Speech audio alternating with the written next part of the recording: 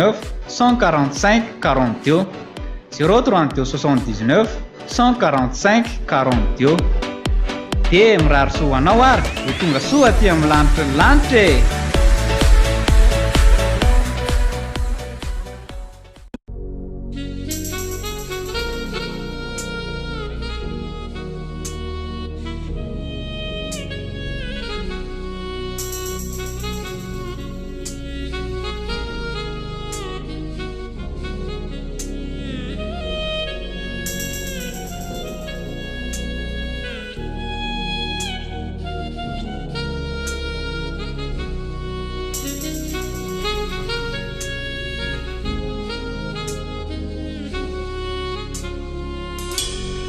Sautanao zairi tu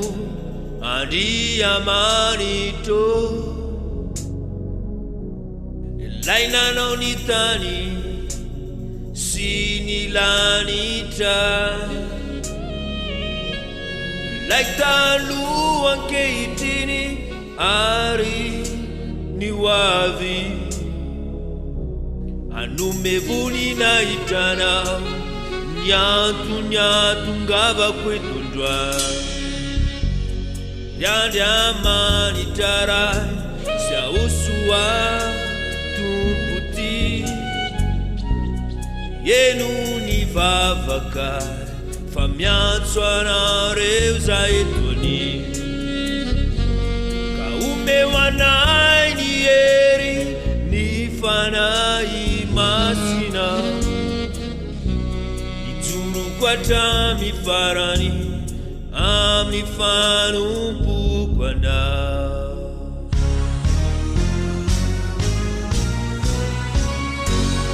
Punina ita siyaja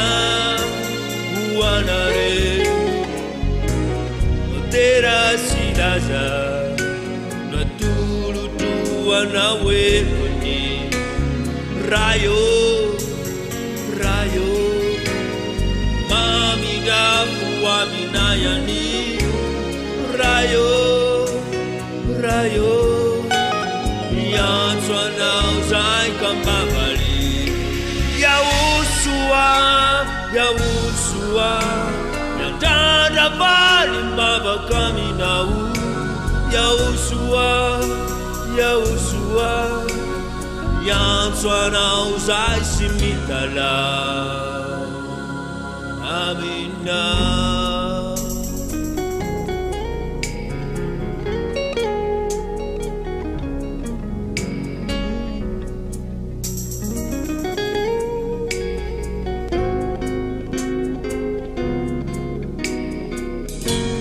Yefato anatina nifanjakana Atawanyeni sitapuna Atumbu kweti ya tanizan Marapatunga kwa nitanita Anupana fonao Anupana watanya tani Kaume wana ieri Avita kuisani retiza Vuni na ita Siyaza Wanare Utera silaza Natulu tuana wekoni Rayo Rayo Tanda vali baba kaminao Rayo Rayo Miyanswa na uzai simitala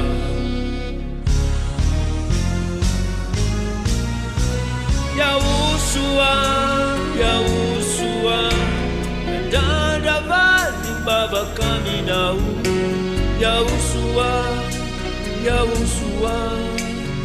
Yanswa na uzai simitala Ya usua Mami dafu wa minayani Ya usua Yanswa na uzai kambabali Ya usua Mami dafu wa minayani Ya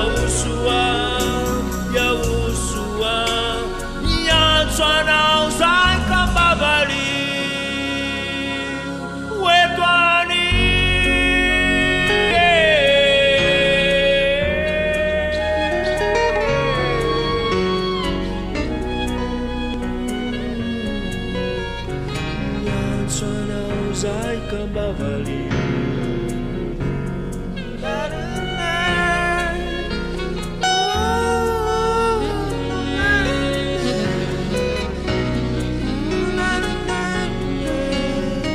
Yang Chuanao Zai Kambavali Wetwali.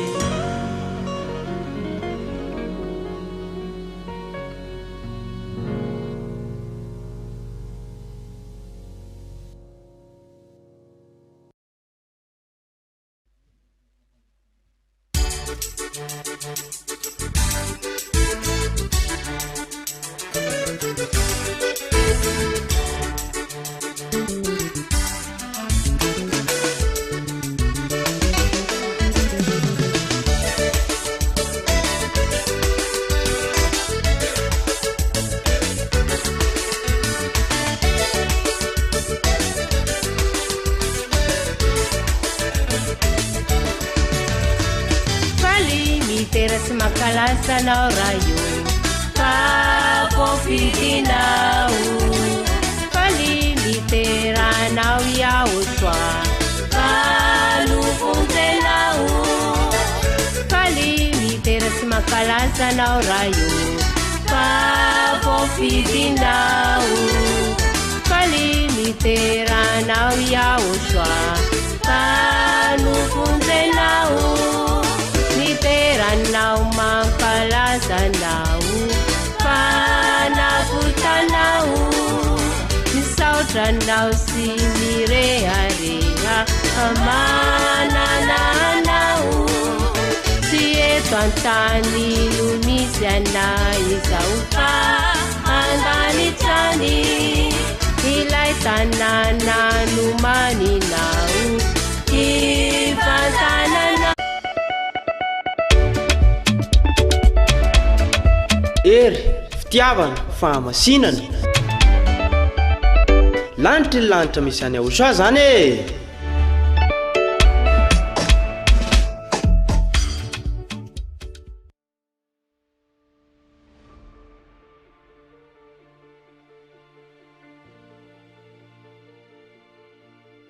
Vous avez un projet de construction ou de rénovation?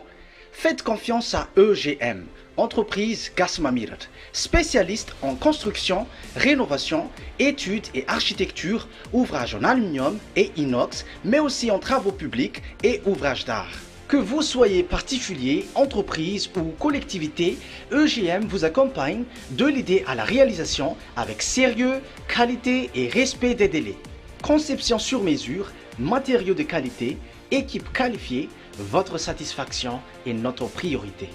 Contactez-nous dès aujourd'hui et construisons ensemble l'avenir.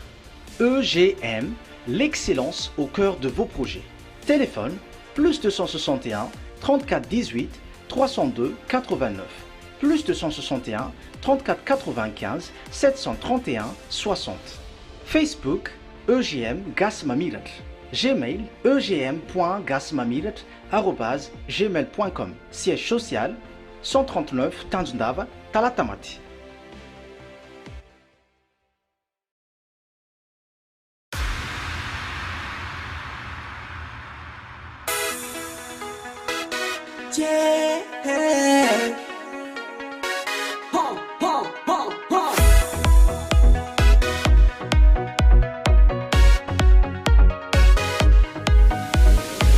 J'ai écouté ton enseignement, Yahushua, prêché par ton nom.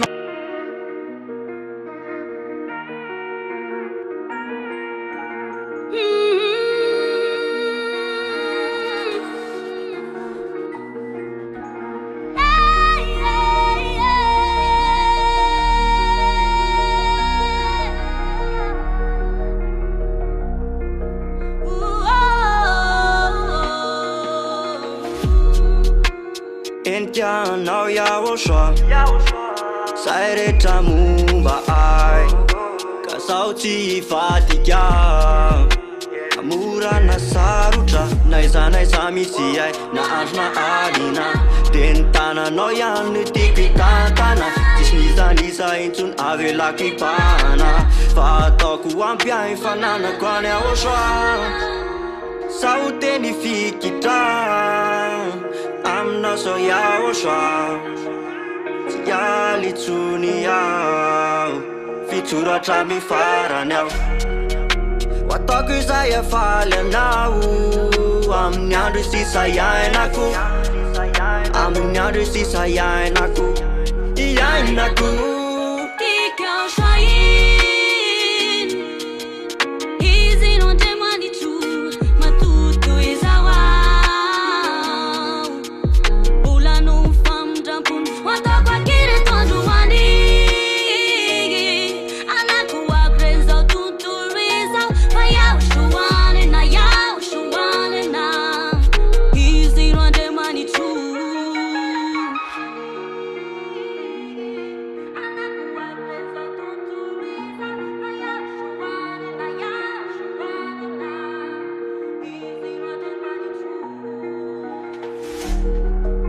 Ianao iaho anao ampoko sanatry raha solo ary lafity okolokolo satria anao tena tsy fo miaramaina avoko zay te hisopatre eny aho soako ine ka tapitroatre misamiso mahery de miakoakeo anatry any aho soa sy mangovitre ni faefany tsare fesina fa mesinesina ambany fiarofany aho ka tsisy arombaka ka sao tsy emotra tsy ferindalana tsy ferindalana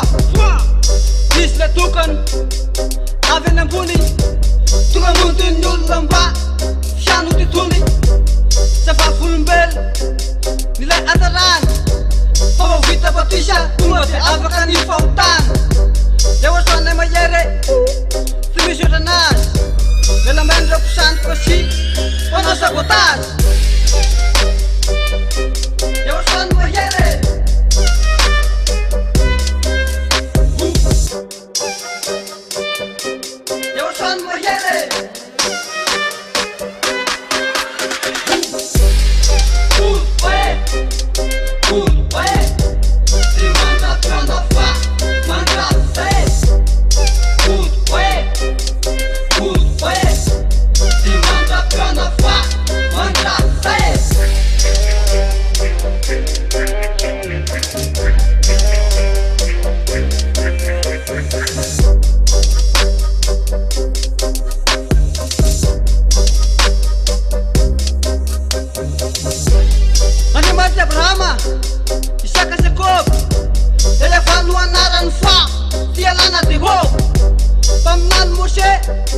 nanamparany zany lenakende tatramo bokony korana misy korana na miseho azo mafy nany atatoerana io nany any andafy fahotana fiavaka akomboniny vava fa lebenareo de anakiray no le bibilao sady elia la iraka farany tonga ty aminosy mitorony anarany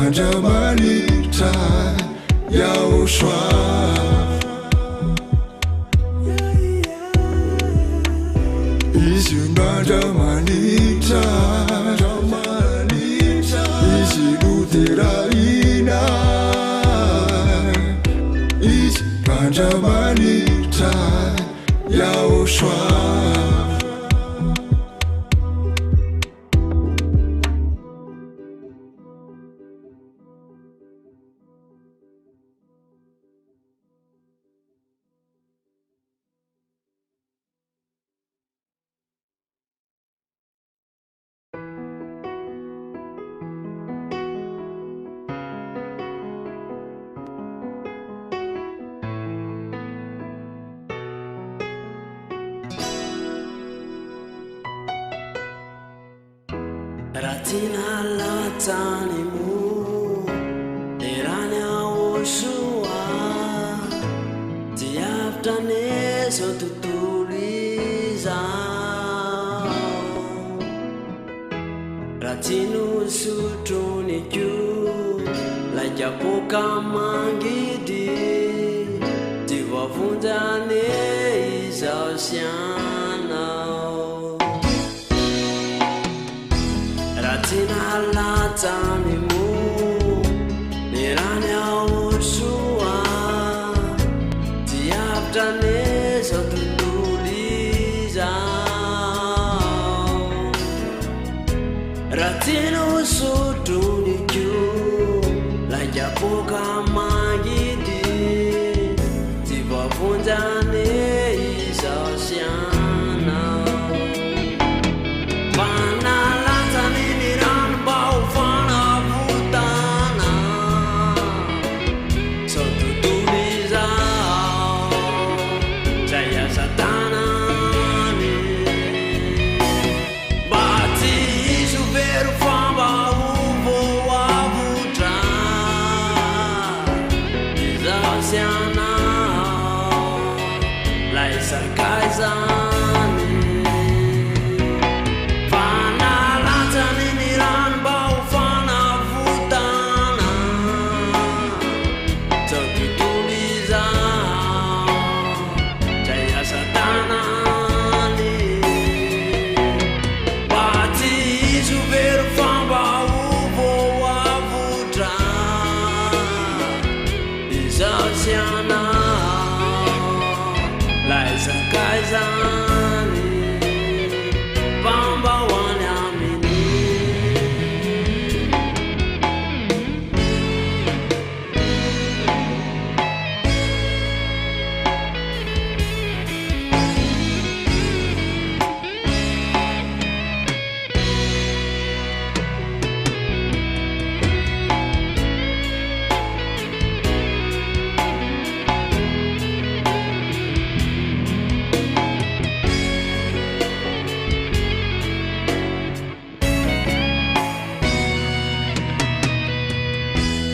tutti vitaku lai dewan kalvari ti vitane lai fanikena vavau ratinyare tanya oswa lai dia kapuka ti sidanane nyare tina ratu vitaku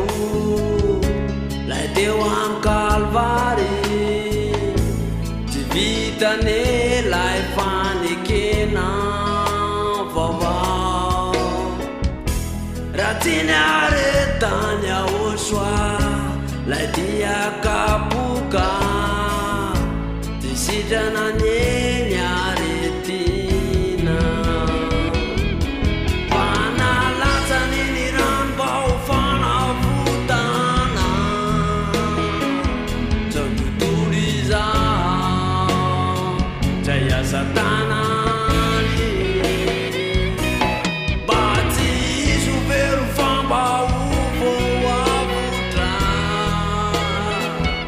izausiana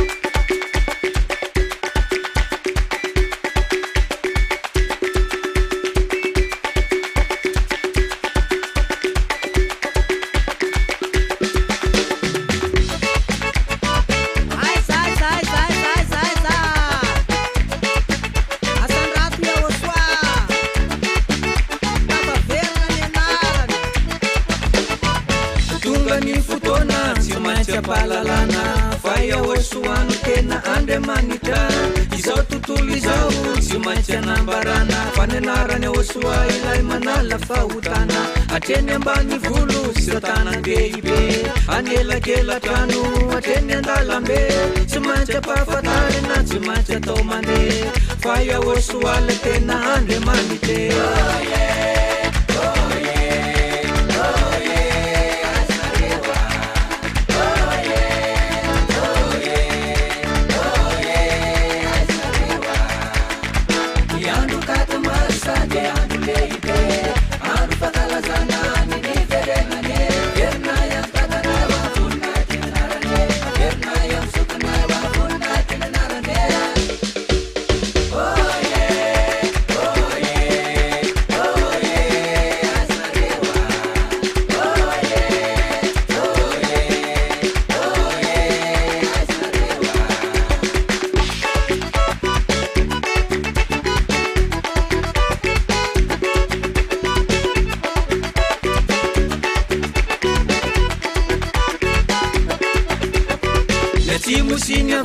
tsy maintsy atao mandeha nandrefa nasatsinanana hampahafantarine nianarany ahosoa ilay mamela eloke nianarany ahosoa ilay manala ny fahotana lay mpanompo voafidy sady Elia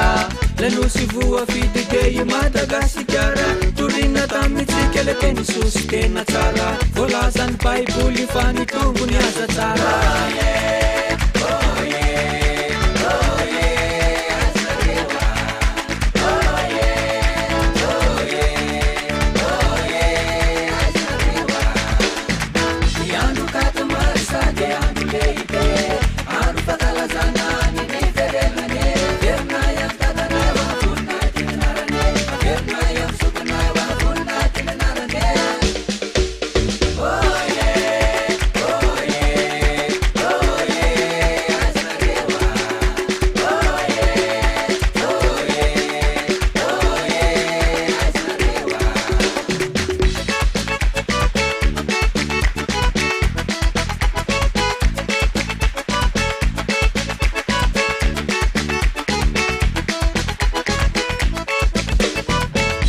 Piaramonina sy ny mpiray tanàna tsy maintsy hitorina tsy maintsy ilazana na ny eto toerana na ny any ampita vomino any osoa ianao tsy maintsy atao batisa hitanao ao atokantrano ianao eny an-dalambe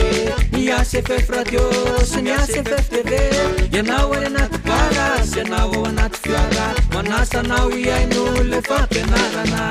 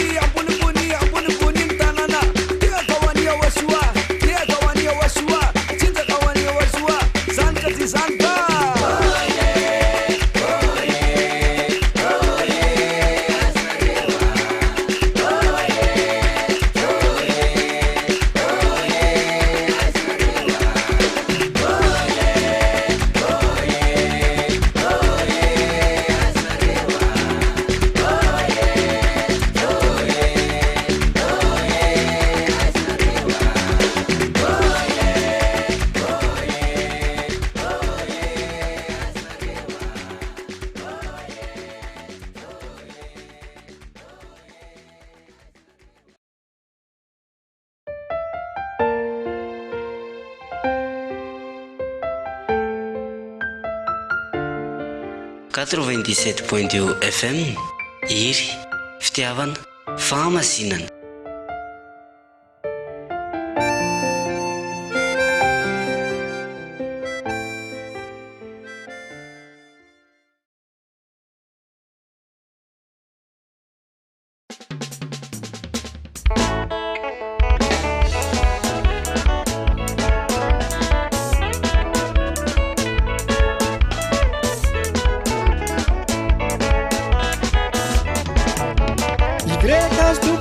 Samiafina Andriamanitra ray pahary masina nanomeny zanan'ilay anarana ho amporofo ny fampianarana hitanay tena marina Yahoshua tsy nampafantarina anarana nafeninatrizay fantatraka ifalianay kato masirana kalazaina voninahitra verizay aina hodidina ny olombelona Yahoshua no tenena verina ny anarana Yahoshua izy ny tena zanganamitra andray hoazy ny efatra marisa ankalazazy ny samparitra Dawa kalazady tika kato marsa fetiny Yahoshua de rao Yahoshua be ny voninahiny zay mihitsy entony havana sy ny namana terisefatra marsa dimamarana andro ifaliana sy iaonantsika zay resy latra tao viny batisa hoanareo te hoany an-danitra atao batisa ao amin'ny Yahoshua tsy toram-pola lananao rahina ialony vagagana famitahana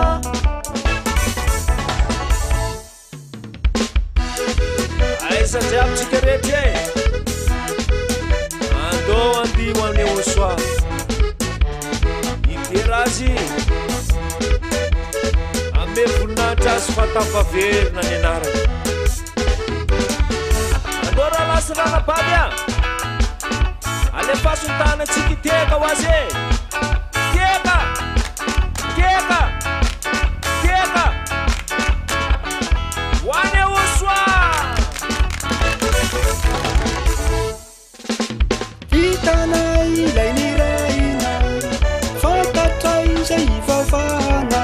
voninainy fomeniny avy tsy baranainy lalana no miatra Andriamanitra tsisy tsy azo hivavahana tsy misy mpanonta miditry ny lanitra mivoatany faza miaritra Yahoshua no tena Andriamanitra kato marsa fetiny Yahoshua zanak'Andriamanitra manome voninahitra fantatsika le teny miafina aza midohy Yahoshua no arahina afaverina ny anarana Yahoshua velona narina anazazy tsy omeny ny hafa ny voninahiny selohy ny mpamina ny rahiny io no ambazadorany Yahoshua izy ilaina mba hafantatra mitondra fanay ho any an-danitra izy atonina de ho afaka ho anareo te ho any an-danitra atao batisa ao amin'ny Yahoshua tsy toram-pola lananao rahina ialony vagagana famitahana tsara loatra Yahoshua tena tsara izy fa izy ny tena Andriamanitra andao tsy kikira azy sahoana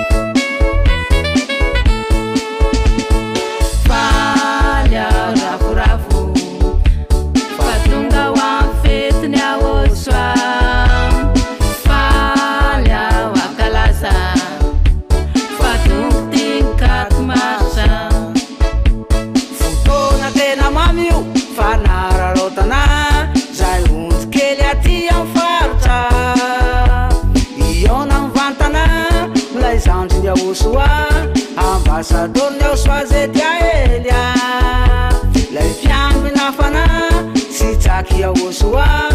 itondranay amin'androlanitra falya ravoravo fatonga ho amin'ny fetiny ahosoa falya wakalaza fatongo tinkato marsa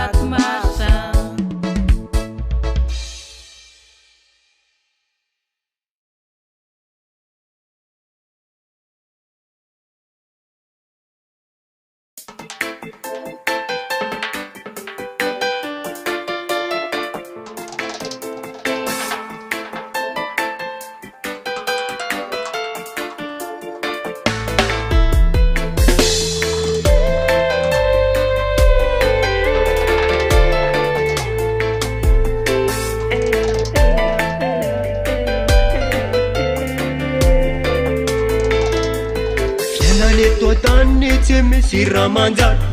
atsy korotana tsy misy fiafarana sofanisy anao yahosoa tena tsara afinato ato aminao ihany no matsara za mila aminao ny fiainako tsy misy mampana eo anilanao yahosoa tena tsara afinato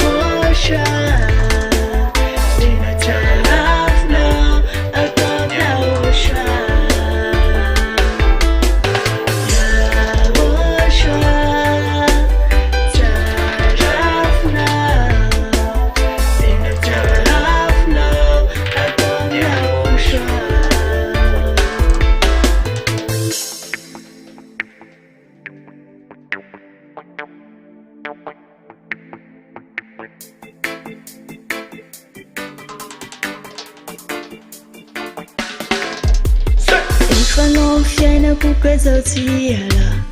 eo anilanao ihany no mahatamana za feno fahasambarana sy feno fifalia satria tsara afinao fa tiako eo anilanao ihany fa tiako eo anilanao atrany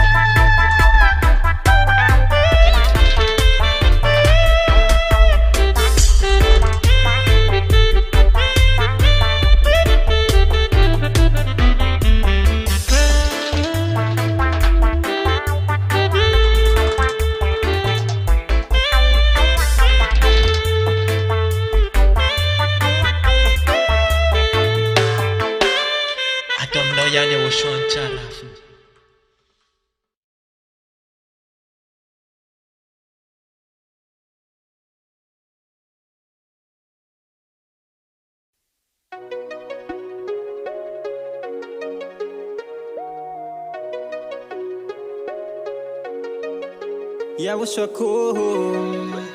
ayaya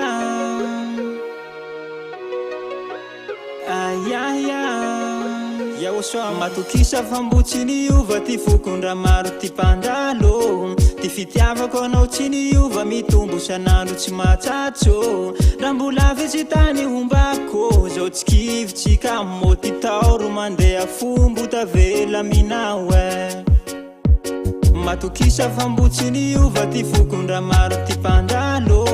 ty fitiavako anao tsy ny ova mitombo sanandro tsy matsatso raha mbola vitsy tany ombako zao tsy kivotsika moty taoro mandeha fombo tavela minao fa lavetsy lalako sady malama fe zao tsy kivy falova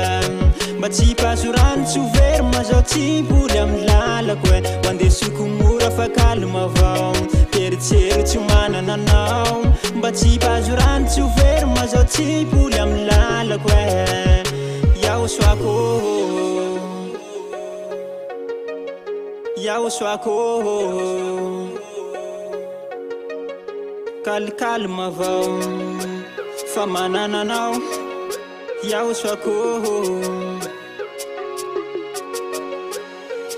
asakasaky tany nombako mampitseky malazo ty fifangatiavatsika madera tsy avela iserandray ela eto antany fakampanay masaro sahira zao baba mandalo ty tany fela andesiny le any tsy midikany ty lifaela ka tsy anao erera latandrena maromaro namako maty jangobo ty fiainany le any ndra mbola vetsy tany ombako zao tsy kivotsika mofa yaho soaleoko mitary ty oave fa lavetsy lalako sady malama fe zao tsy kivy falova fa tsy paso rano tsy overma zao tsy mpoly amy lalako mandesoko mora fa kalma avao teritsery tsy manana anao mba tsy paso rano tsy overma zao tsy mpoly amy lalako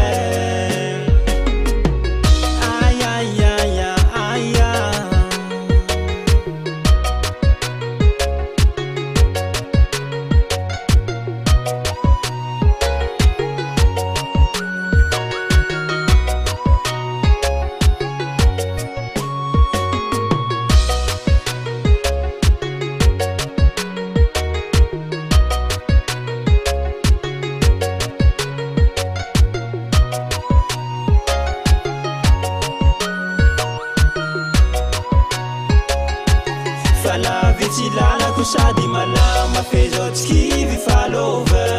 mba tsy paso rano tsy overma zao tsy mpoly amy lalako mandesoko mora fa kalma avao teritsery tsy manana anao mba tsy paso rano tsy overma zao tsy mpoly amy lalako ayayaya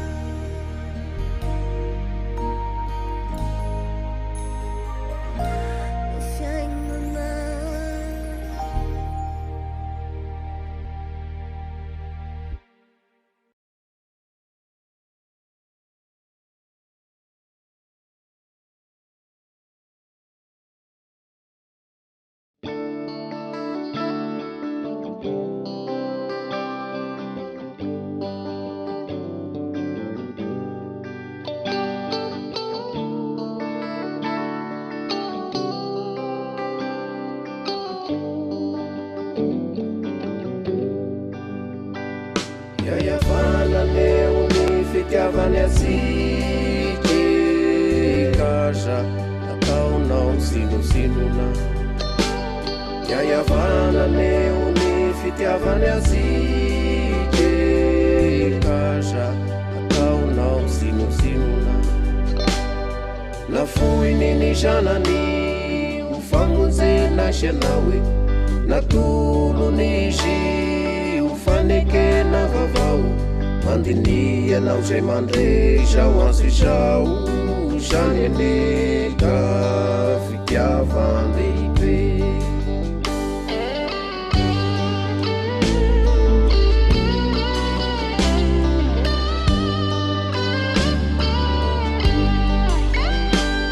iayavana neony fitiavany asike kaza ataonao sinosinona iayavana neony fitiavany asike kaza ataonao sinosinona nafoininy zanany ho famonjenasianao e natolony izy ho fanekena vavao iahosoavononany andray anao ka aza lavina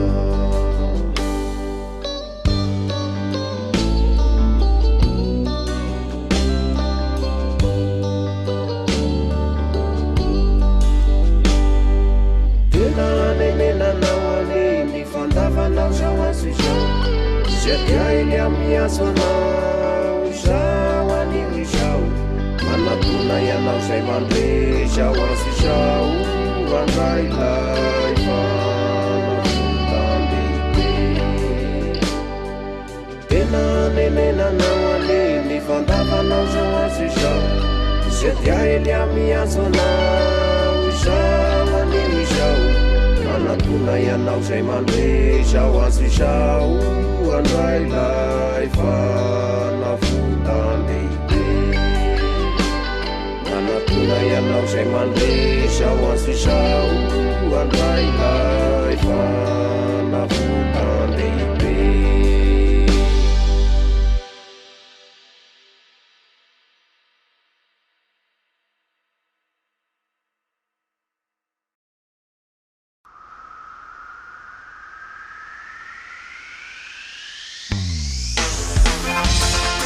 Marsan yawa suatu ya nia biat si haneng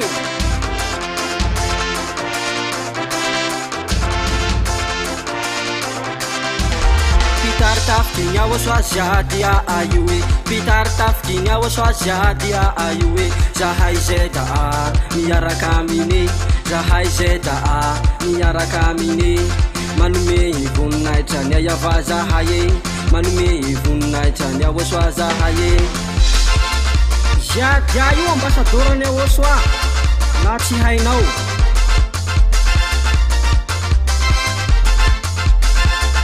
ganjiro moa pitar tafky ny Osoa zadia ayuwe pitar tafky ny Osoa zadia ayuwe zahay zeda miaraka amine zahay zeda miaraka amine manume ivonay tsany yava zahaye manume ivonay tsany Osoa zahaye itarikiny satana itsakitsaho itarikiny rangory potepoteho itarikiny milahy hitsakitsaho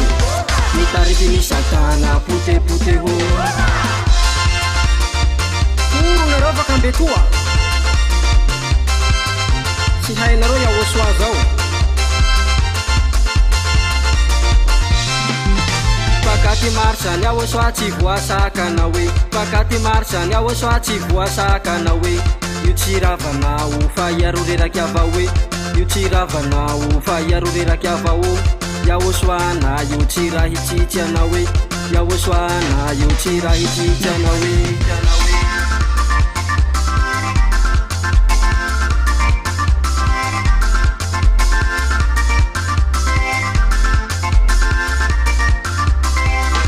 pakati marsany Osoa tsy voasakana hoe pakati marsany Osoa tsy voasakana hoe io tsy ravanao fa iaro reraky ava hoe io tsy ravanao fa iaro reraky ava o ya Osoa na io tsy raha hitsitsana hoe yaoswana io tsy raha hitsitsaiao hoe mitariky ny satana itsakitsaho mitariky ny rangory io potepoteho mitariky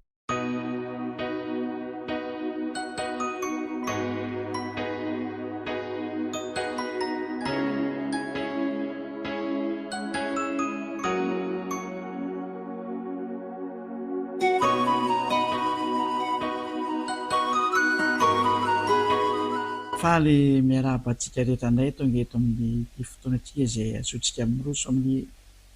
fampianarana teniteny dada Iavasy Osoazana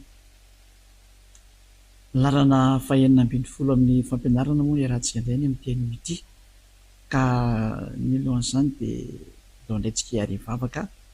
ametraka ny teny rehetra eo am-piatanan'ny dada Iavasy Osoa dia hiarivavaka antsika voninahitra ho anao dada malala Iava ilay Andriamanitra Abrahama ilay avo indrindra ilay mipetraka eo amin'ny fahazavana tsy azo antonona ianao ilay fahazavana lehibe tsara loatra ianao ilay namorona ny zavatra rehetrarehetra nampamisy ny tsy misy ary mampafoana ny efa misy indray tsy misy izay tsy hainao atao tonga indray ny fotoana izay andehana zao fampianarana zao izay avy any aminao mampafantarina amin'ny olona rehetra ny hatsaranao ho ataio ny teny hitondra somina izay rehetra miaina hitondra fahasoavana amin'ny zetra mandre mamalia vavaka mandrakariva ary mamalia ny antsoantsony Elia ny amin'ny hanavotanao ny olona mba hiverenany mba hibebaka zetra mandre ka ho sitrana voninahitra ao anao mandrakizay dada Iava voninahitra anao mandrakariva dia tahio tokoa ny teny ary hitondra soany izay rehetra miaino izao teny izao sotrapetraka dada Iava aho amin'ny anaranao Iaosy no anaovako an'izao teny rehetra izao amen tonga amin'ny fotoana indrantsika izay azontsika miroso amin'ny fampianarana larana fahenina ambin'ny folo ny fampianarantsika indray ny teny ity ary ny lohateny fampianarana dia hoe tsy maintsy ataon'ny Elia Batisa ianao rehefa resy lahatra dia titrako hoe izay anao vaovao vonjy dia izay anao vao lasa tsy manota intsony ka izay mihitsy ilay hoe tsy maintsy atao batisa maninona zany no tsy maintsy atao batisa inona ny anton'izay rehefa resy lahatra tokoa ianao zavadinina aloha dia ny lalàna dia hoe atao mpianatra ny firenena ary rehefa avy eo dia atao batisa izy hoe avaka itsikara zay teny izay aloha hoe atao mpianatra ny firenena dia avy teo izy dia atao batisa araka ny bokiny aiza moa izy iny Marka lasa aloha Matteo 28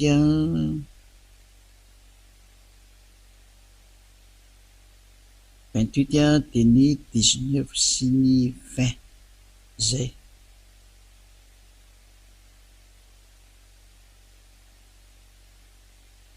Matteo 28 dia ny 19 sy ny 20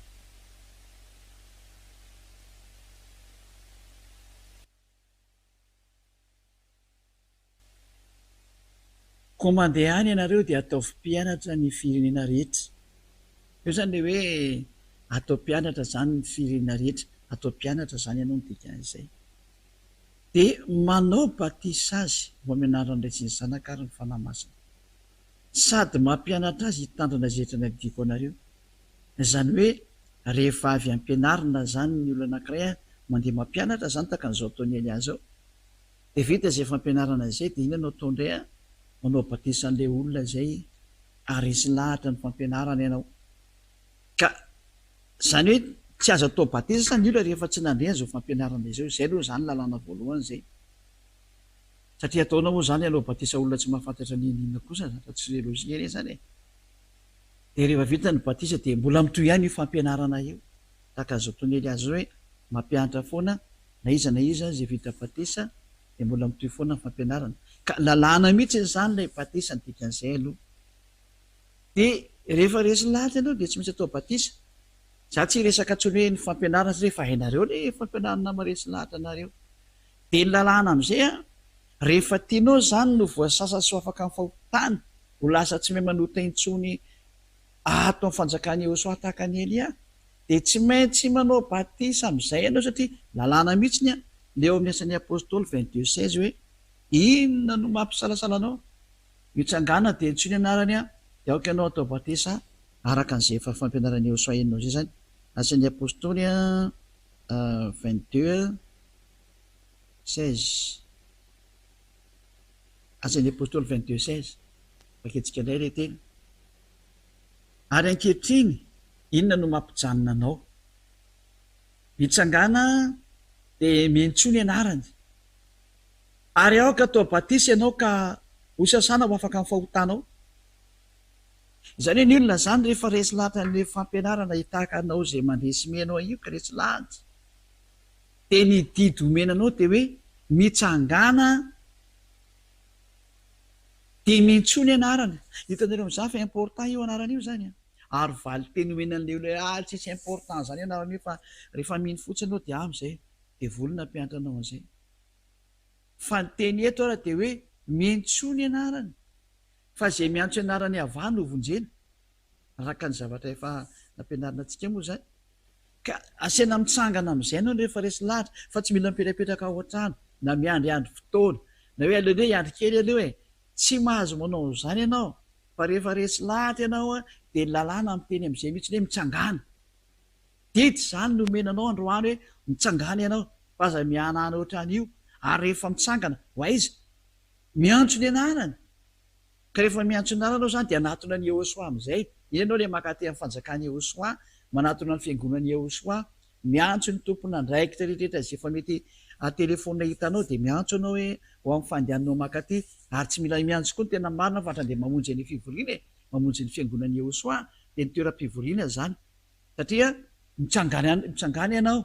de miantso ny anarana ka ty amin'ny fanjakany Iehosoa aty amin'ny fivoriana masina aty amin'ny fiangonany Iehosoa no ahafahana miantso ny anarana ahafahanao miderana azy a de mitsangana ianao fa lalàna zany a fa tsy mipetraka ao an-trano de mandeha direkta makaty ianao am'izay hevitra zay ay zany ny zahatra voalaza lalàna ary aoka atao batisa ianao atao batisa atao amin'ny Iehosoa fa tsy batisa ao am' Jesosy fa zay batisa nataonareo hatramin'izay nateza de tsy tato amin'ny Iehosoa mihitsiny a tsy valabla iny tsisy dikany iny tsy misy heviny mihitsiny iny tahaka ny tsy miexiste iny ary vo miara aloha zay iny batisa nataonao tao am' Jesosy iny a na tamin'ny toerakafa nandehananao any loza satria tafinao mandra-pahafatinao iny satria ny Galatiana 3:27 de miteny mihitsiny hoe na iza natao batisa atao amin'ny zay nanaovananao batisa zany de mitafy an'iny ianao raha ny atao amin'ny Iehosoa zao de mitafy an'ny Iehosoa ny olona de mitafy an'izay nataonao zany ianao a de Iehosoa le ninonao a de mitafy an'i Iehosoa ianao fa ny olona rehetra ao am' Jesosy kosany a de mitafy an'i Jesosy na mitafy an'i Jesoa nefa ny dainao tsara fa nampanotanao ane io e tsy nahafaka anao tamin'ny fahotanana io e Andriamanitra tsy izy nanimpenao any amin'ny elana io ary tsy miexiste akory ane io e fa raha ny existe efa nampianariko tanareo efa nahafaka anareo tamin'ny fahotana fa tsisy afaka ny fahotana zany ny teny izy ka Andriamanitra tsy izy nitafianao ary mpiara-miasa amin'ny devoly iny satria maninona zay rehefa tsy mampanota de avy any amin'ny devoly ny dikan'izay eo fakitsika rano tenin'Andriamanitra iverentsika ty asan'ny apôstôly 22:16 ty fakitsika le hoe Galatiana 3:27 hoe tsy izy ane le batisa nataonao iny zany ianao zany raha mipetraka ao anatin'iny de mipetraka ao anatin'ny hoe fiarahana amin'ny devoly foana hatramin'ny farany Galatiana 3:27 ka zay no maharatsy an'io batisanao hoe fa fahoaingana io fa mitafy devoly anga ianao amin'io nataonao io e mpiara-miasa amin'ny devoly anga io tafianao io e fa satria zay mpanota de avy any amin'ny devoly ka io nampanotanao Andriamanitra nitonanao anota foana hatramin'izay ary nampirisika anao lasa mpanota tsy mendrika avy any amin'izy ny dikan'izay izy mihitsy nge zany mampanota matona le fanatao amin'ny fahotany iana e ary zay mpanota de avy any amin'ny devoly de io nefa nde tafianao zao le Andriamanitra tsy izy sady tsy nyexiste akory sy avy any amin'ny devoly mpiara-miasa amin'ny devoly mihitsiny izy Galatiana 3:27 mbola meko anareo le teny de zay mahatonga na teny mantsiro atao aingana fa tsy mety io toerana misy anao io batisa 8 mars 2026 io ny farany ao Madagasikara tsisy batisa tsony eto. Galatia 3:27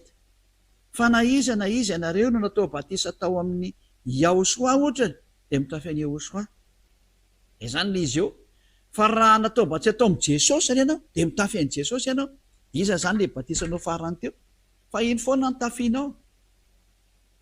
Ary tsy afaka io fitafiana io raha tsy manatona aty amin'ny Yahosoa miaraka amin'ny Elia ianao. Elia ihany vao afaka manongotra an'io batisanao io dia io Jesosy na Jesosy tafianao io. Fa tsy afaka eo zany ianao hatramin'ny farany. Nefa n'ilay Jesosy nao dia mampanota anao dia mpiara-miasa amin'ny devoly io, avy any amin'ny devoly io. Jaona voalohany entako hoe ianao hoe dia mbola vita hipetraka amin'io batisanao ihany. Amin'izao sary mandeha izao. Jaona voalohany toko 7 andininy 9.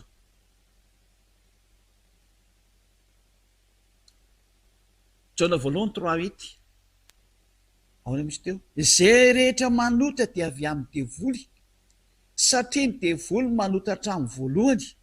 Anao amin'izany. Ka ny tiara moa tena zava-doza fa ilay Andriamanitra anao mihitsy ny mampanota anao. Ary miteny fa tsy maintsy manota ianao. Ka izy mihitsy anie zany ny tena avy eo amin'ny devoly sy tena ratsy anie zany zany.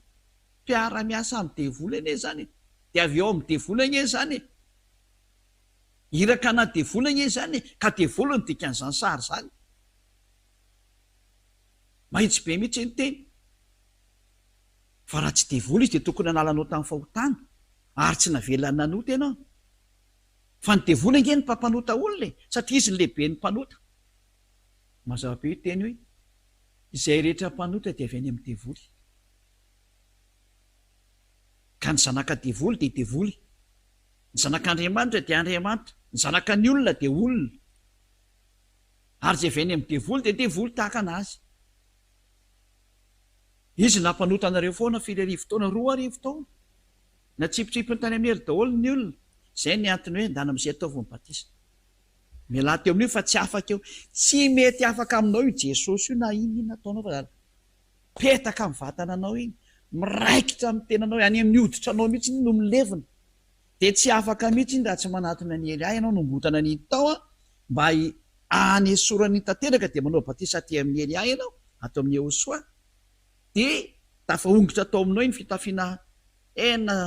ratsy dia ratsy avy any amin'ny devoly iny dia tafianao amin'izay le vaovao sady tsara. Zay vao tena izy Yahosoa.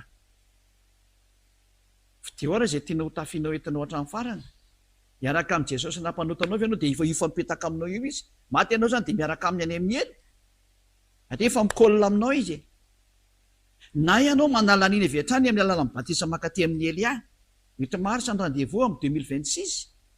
Ataony Elia batisa ianao dia miongotra iny. Satria zatra tsy mekizity fa fampitananao iny. Fampitananao tsy batisa zany fa tena fampidirana devoly eo aminao iny tena izy. Rehefa tianao no afaka aminy manatona ny Eliana manao batisa. Rehefa tao batisa ianao dia mipetraka amin'izay le teny. Nge vakitsika amin'izay ilay asan'ny apôstoly 22:16 teo. Jereo nge ty teny ty amin'izay zany. Asan'ny apôstoly 22 teny misy teo 22:16. Voilà. Ary ankehitriny inona no mampijanona anao? Mitsangany. Anareo zay le baik zay hoe mitsangany ianao aza mipetrapetraka eo tsony ianao dia miantsony ianarana. Any hoe didy zany endana miantsony ianarana ianao. Ary aoka atao batisa ianao ka ho sasana ho afaka amin'ny fahotananao io. Ka le nampanotanao mihitsy nge le Jesosy io mihitsy ny nampanao izy. Ka rehefa tianao ny tsy hanota intsony ongoto tao aloha Jesosy. Ongoto tao Jesosy ny fitafiana azonao tamin'izareo tamin'ny batisa nataonao tao amin'izareo iny. Ongoto iny. Fa raha zany tsy afaka eo zany ianao. Tsy miala aminao zake fitafiana efa niraisinao ka izy atsony ny afaka an'iny. Zay le hoe manatona ny Elia. Fa zay ny solutionao. Fa rehefa manatona ny Elia kosa no tena ho avy mihitsy ny fanafananao ny fahotananao satria io mazava be lalàna ho sasana ho afaka amin'ny fahotana ianao. Ka atao tafaraka amin'ny Elia mihitsy no misy an'izay teo hoe fanafana amin'ny fahotana. Manina ianao zany no afaka amin'ny fahotana. Inona mahatonga anao afaka amin'ny fahotana satria dia hoe efa voasasa aloha zany zay. Tena voasasa aloha ny amin'ilay batisa zany de hoe sasany ianao ka rehefa voasasy ianao a fa inona daholo zany no miseho anatin'io zatriko mahatonga le olo hoe tena hoe tena tsy me manota marina satria zany eto zany anao rehefa natao batsy atao amin'ny Ehosoa de efa mitafy any Ehosoa aloha zany zay ianao vita mariazy amin'ny Ehosoa anao zany zay ary eo amin'io batisa io mihitsiny a eo ianao rehefa vita batisa de eo anao a rehefa avy naranao daholo zany zay lalàna zay lalàna satria tsy maintsy atao batisa ianao fa lalàna zany efa resy lahatra ny teny avy ny hain'ny fampianarana te hiala amin'io Andriamanitra tsy izy nampanota anao ianao atao batisa ianao te hitafy any Ehosoa ianao fa asoanao le Andriamanitra tsy izy nampanota anao iny a de atao batisa amin'ny Ehosoa anao de tafy any Ehosoa am'izay anao rehefa natao batisa anao de voasasy ianao ary tena madio be mihitsy mivoaka original be mihitsy ore olona zay hoe de tsy mberinao tena mivoaka original tena faratampony tsara io masiny io Andriamanitra Abraham io tena madio ele sasanany ianao e manadio hatrany amin'ny fieritreretanao nge le batisa anao e mampadio hatrany ny rany Ehosoa manadio hatrany amin'ny fieritreretanao satria io batisa io nge de marika an'izany fahafatesany Ehosoa zany e ka raha maty Ehosoa nandatsaka ny rany izy ho anao daholo zany rehetrarehetra zany ho fanamafisana an'ilay fiaranao tamin'ny Ehosoa daholo zany zay ry zay satria ny batisa de hoe miara-maty amin'ny Ehosoa tsika ary miara-mitsangana amin'ny Ehosoa zay ny batisan'ny Ehosoa zay niarana levina taminy de niarana tsangana taminy no any fiainana mandrakizay zany daholo ny fiainanao amin'ny Ehosoa zany lay batisa miaraka amin'ny Ehosoa fampisehoana ny hatsarany Ehosoa zany a amintsika tsirairay avy mikasikana am'izany hatsarana zany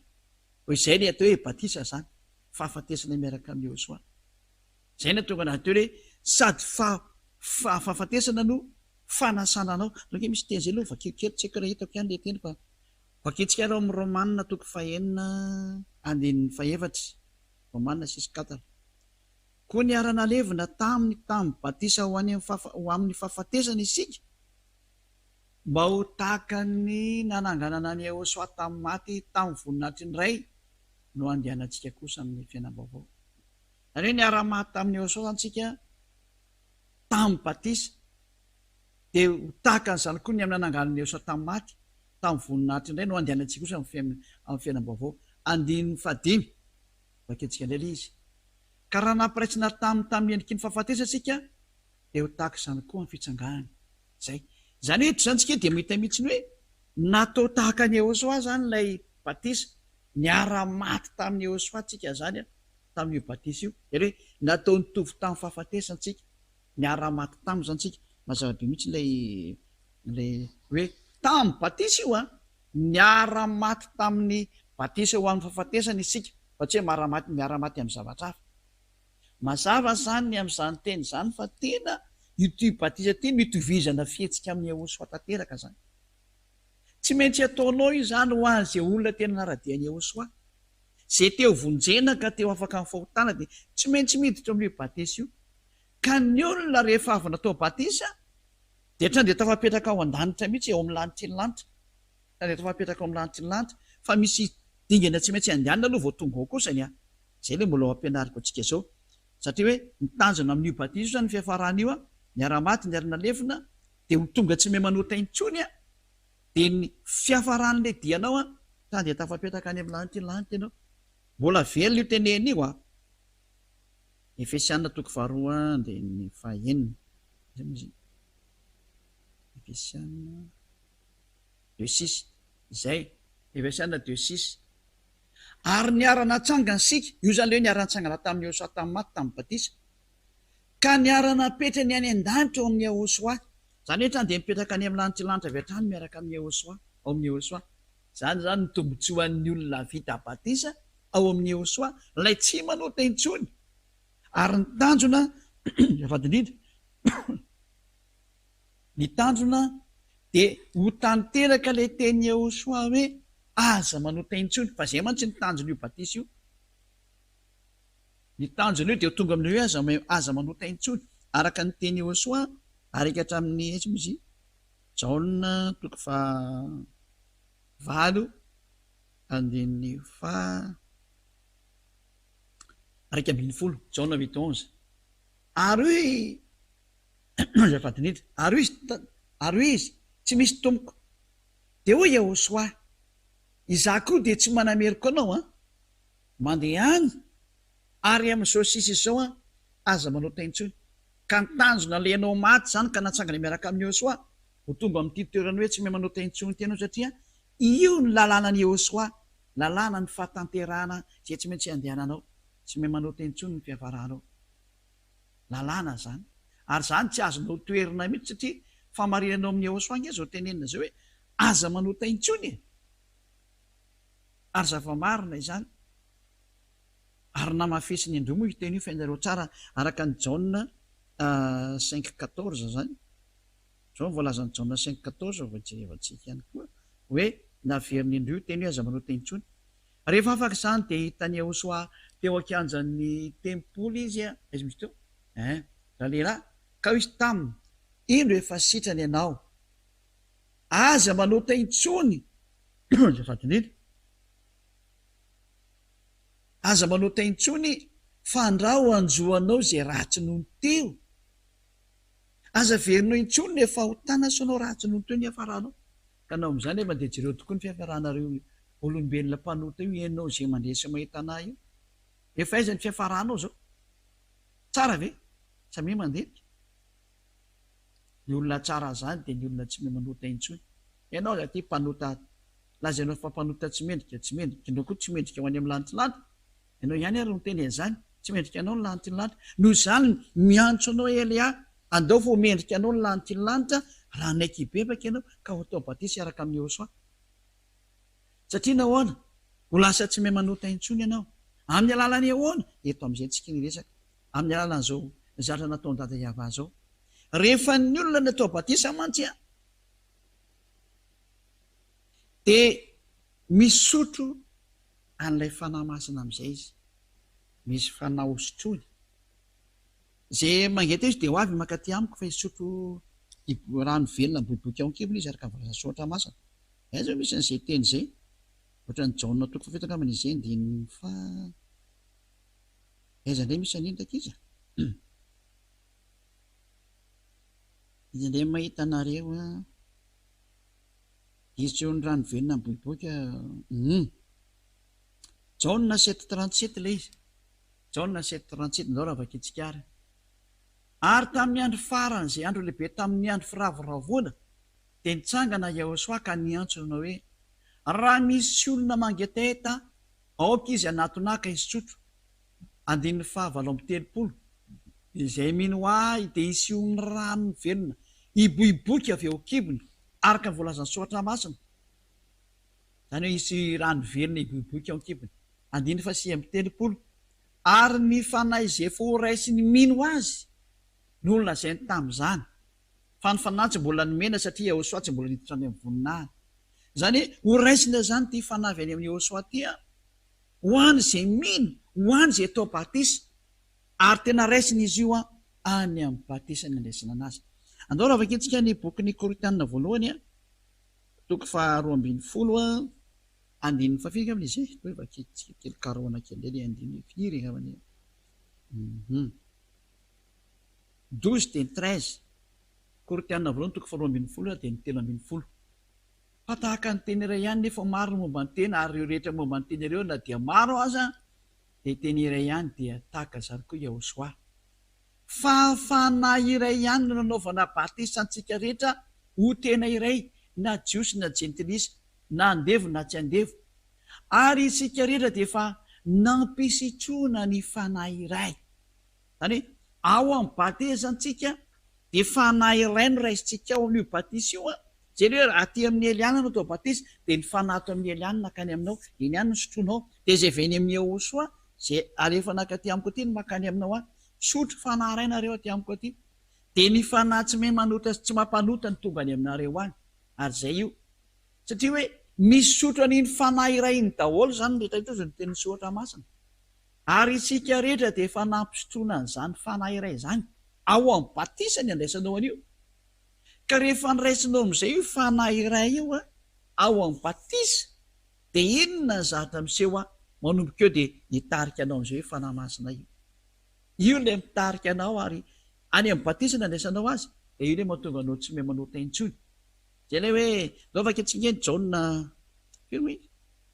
jauna firy angambany izy iny jauna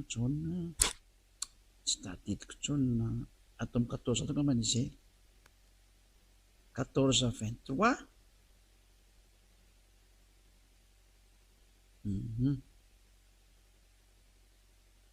izy moa zany izy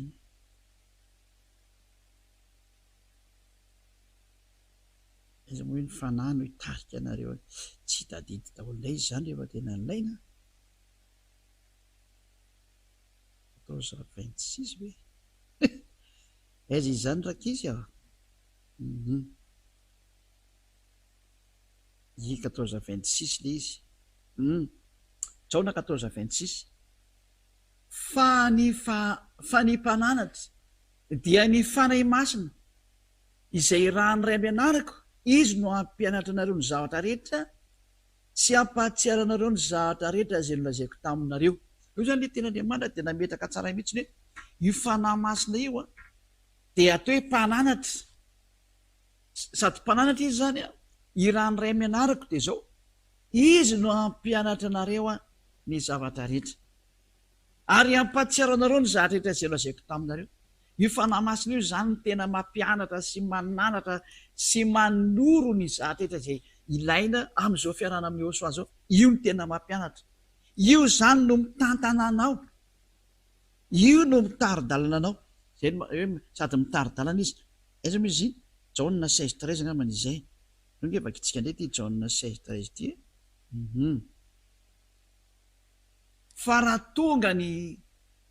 fanahny fahamarinany dia izy no hitari-dalana anareo a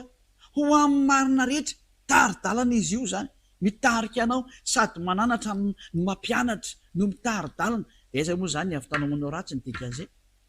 satria mampananatra anazy mikapoka sy mibedy izy ange ozy anao mibedy aizy any amin'ny sainao izy no mibedy anao ary tena mafy zany a nareo any am'teny aleo ny enjehany ovy masika toy izay enjehany eritreritra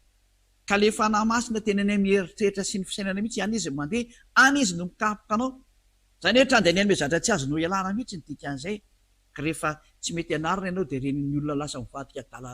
amin'ny fandehananao faratsiny verina ratsy kokoa noho teo izy a fito ratsy noho teo satria tsy mety nanariny fanahy masina izy a dia tafavoaka amin'ny fanjakana masina zay no mahatonga reny olona miala reny satria tsy mety anarina izy tsy mety taritiny Joshua izy tsy mety taritiny fanahy masina avy any amin'ny Joshua zay mampianatra anazy izy dia zay no mahatonga le olona miala amin'ny Joshua satria teanao ratsy foana izy fa rehefa tena ny olona ny tena miaraka amin'ny Joshua tena marina mihitsy ny ao fony tsy mety manao ratsy tsony zany olona zany sady tsy mahay an'izany izy satria taritiny fanahy masina io iziko dia inona ary ny vokatriny fanahy masina inona ny zatra ny vokariny fanahy masina zany amin'ny olona anankiray fa tena mihitsy ny fanahy masina dia ny vokatriny fanahy masina zany zay ataontsika hoe jery ny valin'izay fanahy masina zay vokatry ny fanahy masina ary aiza moa misy anindraka izy tena tsy tadidi kokoa zareo vokaroko indray le izy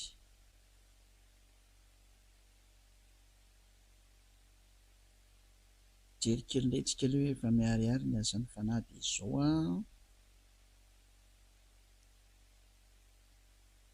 karoko kely indray aloha zay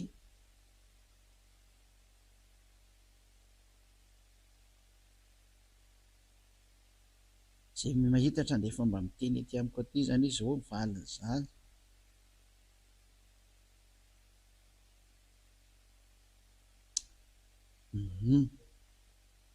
ina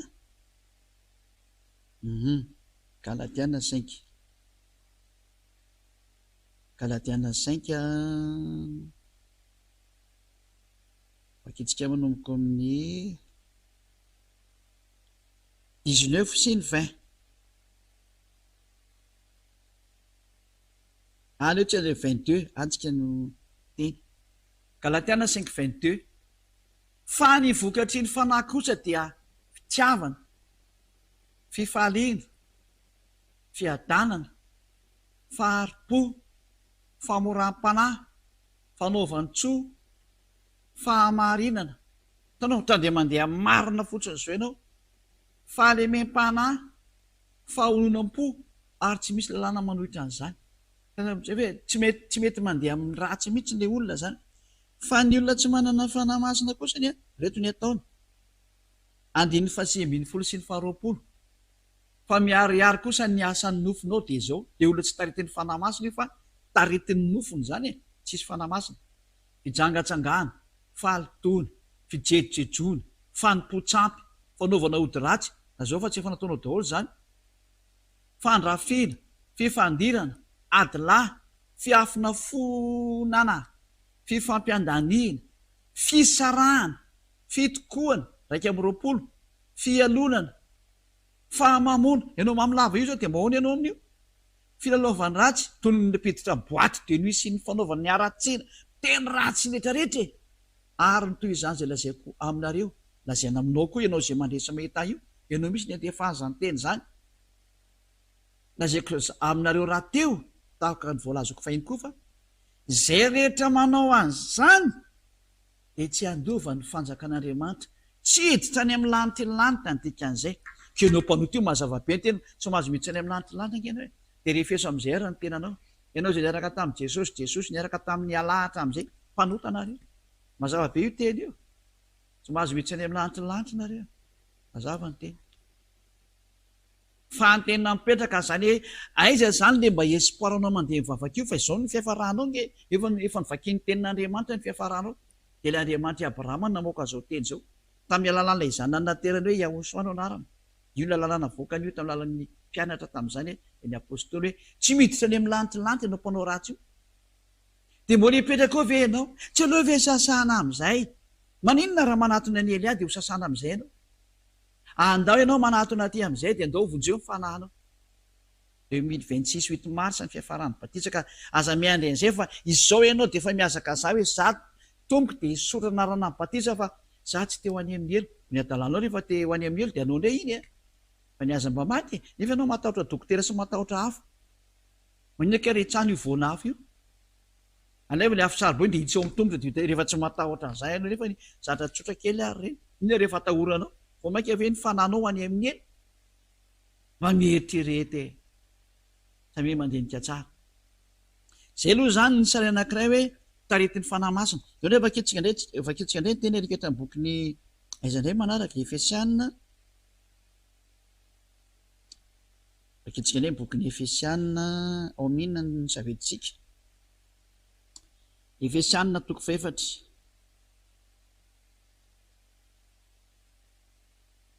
de eo amin'ny andinin'ny fahafiry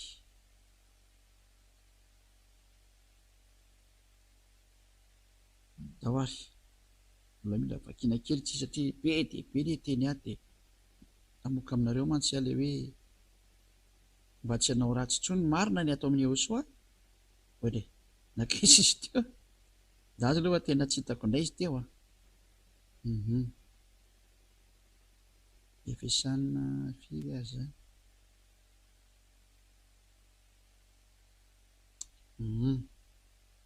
ohatra ny atao mitoko 5 aloha fa aleo jehevantsika aminamina misy satria Galatiana 5:16 ny anambotsika anazy ary eo tsika manomboka Galatiana 5:16 fao izao mandehana ary araka ny fanahy de tsy mahatanteraka ny filany nofon-tsony nareo eto zany le olona teny am'izay mandehana amin'ny fanahy izany hoe andana manao batisa ny dikan'izany satria tsy ho azonao mihitsy io raha tsy ary amin'ny fanahy tonga ary amin'ny batisa ary ianao de tsy azonao io fanahy masina io 7:10 fa ny nofo mantsy manohitra ny fanahy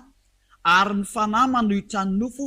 ary mifanohitra izy roa reo mba tsy azonareo manao zay zatra tianareo atao mazava be fa miady foana ny nofo sy ny fanahy rehefa mandeha ny olona anankiray aleo manaraka ny fanahy am'izay mba voavonjy ny fanahy zany ho any amin'ny lanitra ny lanitra fa raha tariany fanan'Andriamanitra reo mantsy de tsy mbambany lalàna de reto am'izay ale teny Efesiana 4:21 akitsika am'izay raha izy tokoa raha noririnareo ka atao aminy no ampianaranareo araka ny fahamarinana zay ao amin'ny Yehosoa mba hialanareo ny toetra nareo taloha araka ny fitondrantenanareo fahiny zay miasimba araka ny filan'ny fitaka fa mba ho avozinareo kosa ara fomba hoavozina kosa ianareo amin'ny fanahy ny sainareo io zany le fanahy zany any amin'ny saina mihitsy ny zany satria le teniko any amin'ny saina io mandeha de amin'ny eritreritranao de ho tafinareo dollara ny toetra vaovao zay ny fironina araka an'Andriamanitra amin'ny alan'iny ity zany le hoe taritina ny fanahinao any amin'ny saina amin'ny fahitsiana sy ny fahamasinana momba ny fahamarinana zany hoe fahefanahy masina io zany de mahatonga anao mandeha mahitsy tsy mivilambilana mihitsy ary mandeha ao amin'ny fahamasinana ary mandeha ao amin'ny fahamarinana tande zay zany ny toetra mipetraka avy hatrany ao amin'ny olona miaraka amin'ny Yehosoa de inona le izy esoriny lainga any hoe esorina ny lainga efa tsy atao mipetraka oatsony le lainga ny tany amin'ny didy folo mantsy zareo de miteny hoe aza mandainga ny lainga eo ihany fa aza manao niny fotsiny aloha fa rehefa tsisy mahita na misy mamaika anao mamporotra anao lainga anao daholo ihany ny olona fa atao amin'ny Yehosoa de lainga mihitsy nefa miala tany de esoriny lainga na ianao koa zany manaisotra an'izany samy milaza ny marina amin'ny namana avy nareo fa samy misy momba ny tena namantsika tsika tezera fa aza manotra zany tanao tsara hafa mihitsy ny atao amin'ny Yehosoa mahazo tezitra ianao fa aza manotra de aoka tsy ho tratra masoandro miletika ny fatezeranareo zany zao lalàna ny Yehosoa am'izay zany mekety hoe le taritiny fanahy masina de tony le ampanaoviny fanahy masina ampanaoviny fanahy masina aza manome fitoerana ho any devony zany hoe aza sina ratsy mihitsy eo amin'ny lalànao taovy madio sy masina sy mazava ary tsara aoka zay nangalatra tsy angalatra intsony tsy mila mangalatra intsony tsy aza mangalatra fa trany de tsy mahay mangalatra intsony aoka ianao tsy angalatra intsony fa ina kosa ny teny navoaka ny dada Yehosoa fa ndany ianao amin'ny kely aina miasa zay tsara amin'ny tananao mba himisy omenao zay tsy manana dana miasa de mba meo le tsy manana aoka tsy aloka ny vavanareo zay teny manoto aza mamoaka teny manoto amin'ny vavanao fa izay tsara ho fampandrosoana araka izay tokony anaovana mba aza olo izay menanao fahasoavana aza manao teny ratsy ianao aza manao teny manoto ianao aza miditra amin'izany ianao ary aza mampalelo ny fanahy masin'Andriamanitra ianao izay nanasiana tombo-kase anao ho amin'ny andro fanavotana aza atao malahelo io fanahy masina io izay tombo-kase anao amin'ny andro fanavotana zany hoe aloha izy hitarika anao foana fa aza ataonao malahelo fa raha zany tsy misy tombo-kase anao zay ny antony hoe rehefa tonga ny andro ny goga ny andro farany amin'ny andro ny fampahoriana de omenanao le fanahy masina raha atao tombo-kase aminao zay ny antony hoe dieny zao de miezaka manao ny mahafinahitra ny Yehosoa tsy mampisy trasy ny lalanao mihitsy ary mamerina ny fony Yehosoa sy ny fitiavany Yehosoa mba ho tonga any amin'ny tsirairay avy de mahazo azany tombo-kase zany ianao lay tombo-kase tsy mety mampanota anao zany resahako zany de inona indray ny toyny ary esory aminao ilaina le fanahy masina tika ary teny ilaina mihitsy fa raha tsy eo tsy afaka miady zany ianao amin'ny andro farany esory aminareo ny folentika de ny folentika rehetrarehetra io zany le mpanao elikapo io le voatezitra de tazomina mandramaty tsy fanao tsony zany ny folentika rehetra sy ny fahavenirana tsy raina tezitra ianao de eo anao de mitazona fahatezerana eo de hoe vinitra de vinitra sy ny fahatezerana imoa mitovitovy ihany sy ny fitabatabana sy ny fitenenany ratsy aza mitabataba ianao ampiakatra ny hatezeranao de tsy mety zany ary ny lolo-po rehetrarehetra ajanony zany tsy mitovy amin'le hoe mibedy olona ty resaka ty kosany fa le olona mitabataba fahatany tsy amin'ny antony tsy te makaiza reny samy hafa zay fa raha mibedy kosany fianao ny zanakanao normalinao tsy maintsy miteny mafy ibedy fianao de ry zanako aza manao an'zao iza koa ny zazakely iananao am'zany ianao raha vao miezana ianao andizany eo an'lohanao eo anao voagaga zay hoe tsy le mibedy ny tiako-tenenina ary esory ny lolom-po rehetrarehetra mihitsy efa nyteneniko teo loatra ihany le izy ary aoka samy ale mifanahy amin'ny namany avy io zany le fanotenan'le mipetraka hoe aiza lalàna ny Yehosoa reo izy ro meko anareo tany saiko satria aty amin'ny fanahy masina le izy no mivoaka de zay mahatonga na mamoaka detail tsy vidivitsy aminareo fa tsy feny io fanahy masina zany tsy voafetra ny lalàna amin'izany satria maninona tsy mety manao ratsy ny tanjona karakaraka ny circonstance io zany amin'ny fotoana zay sehoany de misy lalàna mivoaka amin'iny fotoana iny mahatonga anao tena tsy anao zavatra mampaelo any Yehosoa sy dada Mariava aoka samy ale mifanahy amin'ny namany avy andiny faharoa amby telopolo indray io aoka samy ale mifanahy amin'ny namany avy ianareo zany hoe Efesianina 4:32 zany dika an'izay ka ifampianitra sy ifamela heriko hoe niantrano namanao ary mamela ny heriko ny namanao raha misy sendra problema kely miseo tiako tenena hoe mety nisy ny fanditra kely avilao azy zany zay ka mifamela helika fa tsy haiko ny andana mambola manota indray reo aorinan zany tsy zay teneny io hoe mifamela rehefa samy tonga amin'ny Ehosoa dia tsisy mifampitazona mipotso manomboka eo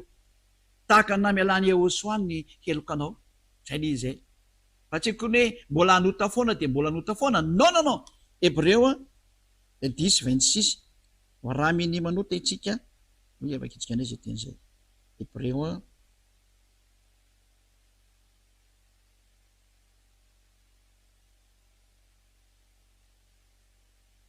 Hébreu 10 zay misy iny an'izay matadidy 26 zay 26 dia ny 27 Hébreu 10:26-27 fa raha miny manota isika rehefa nahazo ny fahalalana tsara ny marina olona vety abatisa zany resana zany lay tena vety abatisa amin'ny Ehosoa efa no amasinina masina dia tsy misy fanatitra noho ny otaintsony fa fiandrasana matahotra amin'ny fitsarana ary fatezerana mirehetra zay handany ny fahavalo rehetra kosa ka ianao zay miteny io zany hoe tsy maintsy manota io ny miandry ianao io miny manota moka ianao nodika zay ka rehefa miny manota ianao zay tena Andriamanitra dia fiandrasana matahotra amin'ny fitsarana sy fahatezerana mirehetra zay handany ny fahavalo ny azo anao zany hoe sady tena andalo ny fahatezerana zany ny andalo ny fitsarana ianao ary am'izay dia mbola hoe fahatezerana mirehetra mihitsy ny azo anao ka mba mieritreritra mihitsy ny zay mandany ny fahavalo tena hopotena mihitsy ianao ny dikan'izany ka fanapotena nge ny miandry anareo zay milaza fa tsy maintsy manota hoe dia mbola sy tonga tsaina amin'izany eny ianao jereo io teny hoe tsy alenao ve makaty amin'ilay Ehosoa atao batisa amin'ny Ehosoa miaraka amin'ny eny dia ho lasa tsy mahay manota intsony anjaranao ny eritreritra fa tena fitanaka ianao hatramin'izay dahoary verentsika amin'izay le teny teo ary eo ka samy 9:30 ary eo ka samy ale mifanahy amin'ny namany avy ka ifampianta sy famela heloka tahaka ny namelany Ehosoa ny heloka anareo e zany ny voalaza zany zay hoe tsy mety manao ratsy mihitsy ny eo amin'ny Ehosoa zay ka andao tsika mbola toetsika indreo amin'ny Efesiana 5 izy io mbola ilaiko ihany izy ho toizana Efesiana 5 mbola toizako mihitsy le satria ilaiko ilay izy ho eninareo Efesiana 5:1 ko aoka amin'izany dia aoka anahaka an'Andriamanitra ianareo tahaka ny zanaka malala dia mandehanina amin'ny fitiavana efa mivokatry ny fanahy efa mivakitsika teo dia fitiavana zany toy ny tiavany Ehosoa anareo ka nanorany tena no fanatitra sy ny fanavotana amin'Andriamanitra ho anitra ny kasitrana hamonjy anareo zay io zany le teny io 9:7 amin'izay eo avakitsika jereo entony lalàna itony fa ny fijangajangana sy ny falitona rehetra na ny fieremana fa nypotsampy ny toe fieremana dia aza velo tononina eo amasonareo kory fa tsy mamendrika ny olona masina mihitsy nyzany resaka zany eto zany dia mazava-be mihitsy ny hoe aza aminao resaka fijangajangana nareo hoe miresadresaka miresaka mbony a fijangajangana tsy azonareo atao zany na resaka falitona hainareo ty hoe resaka maloto hoe ny falitona rehetra mifahavetavetana sy ny falitona manodidina zany aza miresaka an'izany ny fanimpotsampy aza lotona amin'izany ny tenanareo fa esory zany tsy mamendrika ny olona masina zany resaka zany ka aza manao an'izany na ny fahavetavetana aza aminao resaka vetaveta zany nareo hatrany amin'ny resaka tsy mety ataonao amin'izany hafa mihitsy ny amin'ny Ehosoa na resaka fahadalàna ny vosidratsy le hoe mifosafosa olona zany manisisy ratsy olona zany aza manao an'izany mihitsy zay tsy tokony atao fa ale misaotra fa fantatrareo marimarina fa samy tsy manana lova ao mifanjakany Ehosoa sy Andriamanitra na ny mpijangajanga na ny olona vetaveta na ny olona mierina dia manompo samy zany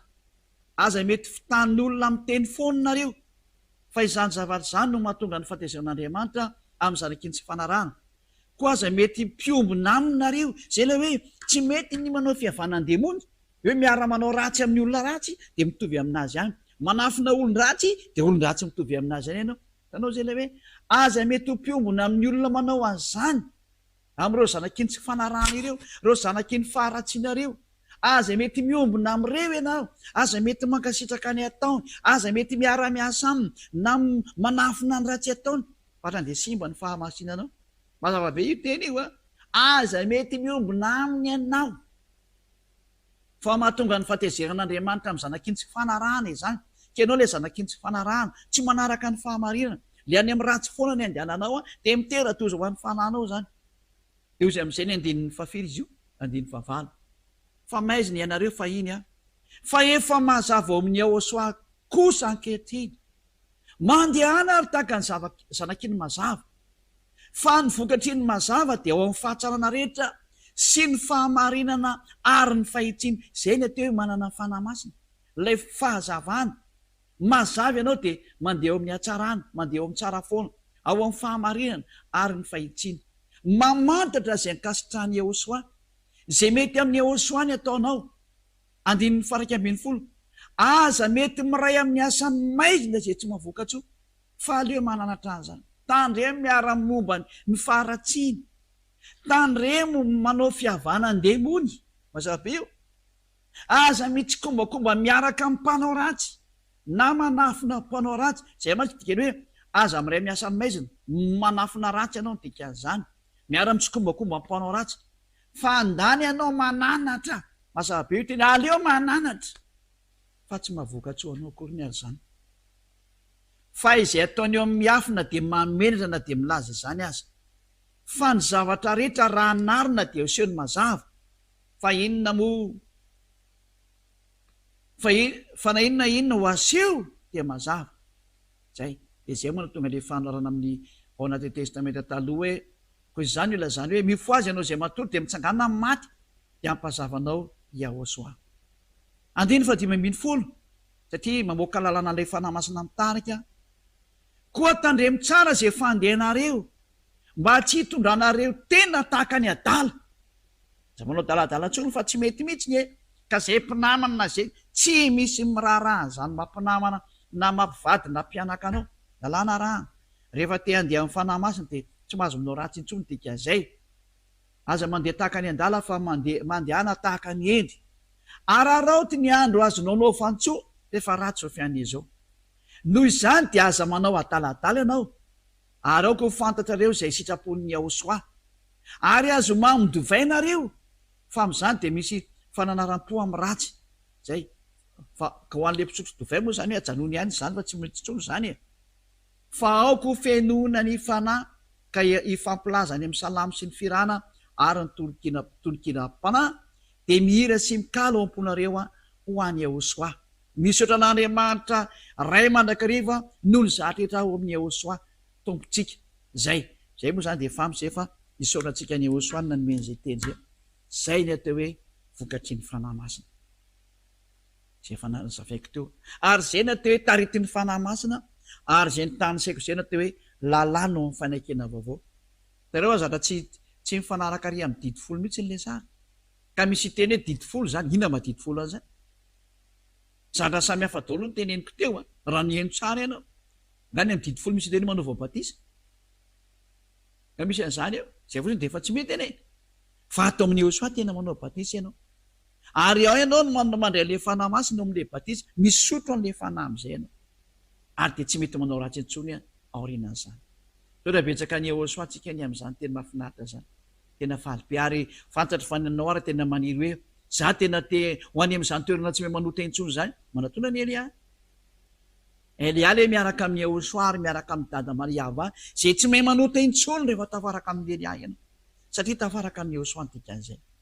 Ato amin'ny fanjakana masina ity rery any, izay misy an'ny ziady Elia ty rery, eto amin'ity planeta Terre nareo ty, no misy an'izany hoe tsy mahay manota zany.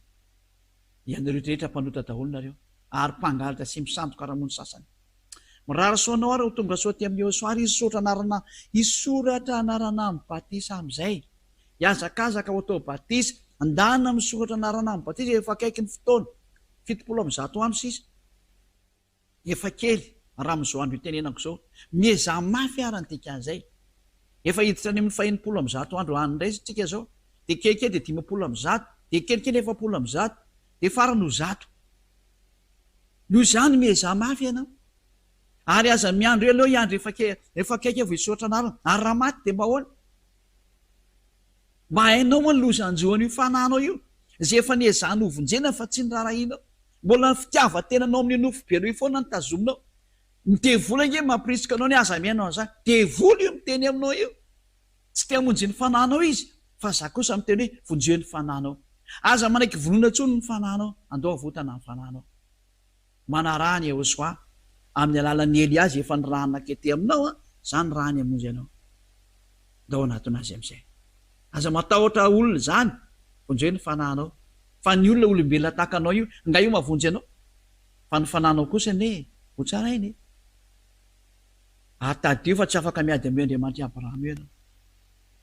miraha soanao voavonjy tsara ny fananao manatona ny Elia ho any amin'ny Joshua tsika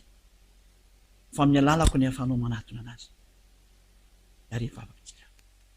sotra petsaka dada malay avao ny am'izany teny rehetrarehetra zany fa tena famonjena sy fanavotana ary tena fiainana mandrakizay atao fantatsy ny olona zao teny marina nomeko azy zao fa tena famonjena sy tena fitiavana zany nomeko zany onjeo ireo dada malay avao ataovy mitodika ny fony sy ny saina mbo fantany fa tena zao ny famarihana tsy izy ny nataony hatramin'izay fa zao fa tena famonjena tena fanavotana dada malala iavao ianao ilay Andriamanitra Abrahama Andriamanitra ny lanitry ny lanitra rehetra koa ianao Andriamanitra ny Joshua ianao Andriamanitra ny Ziadia Elia ianao sokafy ny sain'ny olona mba hainao zao teny famonjena sy fanavotana izao atao miazakazaka ny tsirairay avy hanapa-kevitra amin'ny teny amin'izay fa tsy andry olona hanatona anao dada Maria ava hanatona anao Joshua miohery ny olona tsirairay avy tena hitady anao amin'izay konjeo ny olona dada Maria ava mba ho afaka amin'izao fanapotena ny fanahy sy lalakaleany zao avoty amin'ny lalana zao teny zay nomenao zao de ny tenyny Elia avy any aminao avy any amin'ny dada Maria ava sy avy any aminao Joshua konjeo ny olona ary matoky aho fa tena hamonjy tokoa ianao ary amony varavaranao any aminao ianao hamaraparana an'izao fanavotana izao sotra dada Maria avao voninatonao mandrakizay ho amin'ny malagasy moa zany nangatako zany so an'izao tontolo zao fa ny malagasy mbola manana andro vitsivitsy izy volana vitsivitsy ho anazy fa ny hafa firenena kosa ny misokatra ao anatin'ny fotoana tsy ho lava koa ny anazy fa fotoana efa voateny sy voafetra avy any aminao ihany ataovy miazakazaka ny olona natona anao sotra dada Maria ava amin'ny anaranao Joshua manaovana zany teny rehetrarehetra zany haleluia amen de zay indray ny fiarahantsika tamin'ny teny io tia miraritso anao samotainao soa ho amin'ny fitoizan'ny fampianarantsika manaraka andray veloma tompo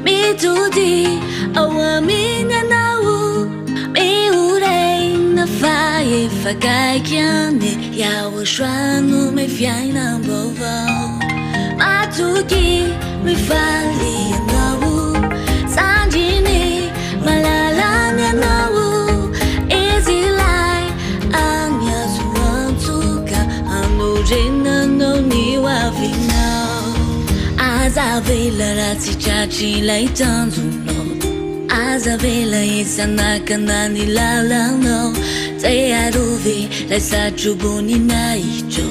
manja piavi ni lani chin ni lani cha manantu na ye yalo mi avi azade zao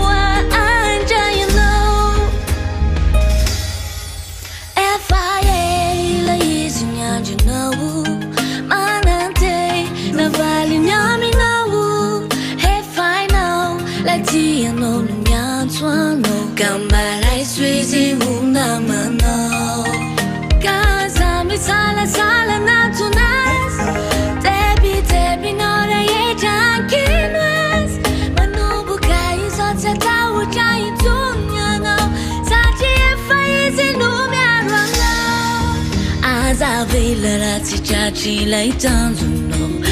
aza vela izanakana ny lalanao zay arovy lay satrobony nahitro mandra-piavy ny lanitry ny lanitra manantona ianao miavy azao de zao mandroso aza manay fa iahosoa andra ianao manantona ianao miavy azao de zao mandroso aza manay fa iahosoa andra ianao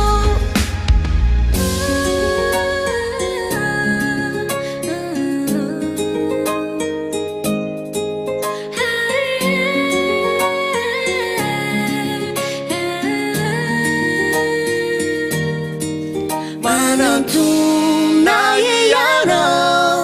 miavy azao de zao mandroso aza manay fa iahosoa andra ianao manantona ianao miavy azao de zao mandroso aza manay fa iahosoa andra ianao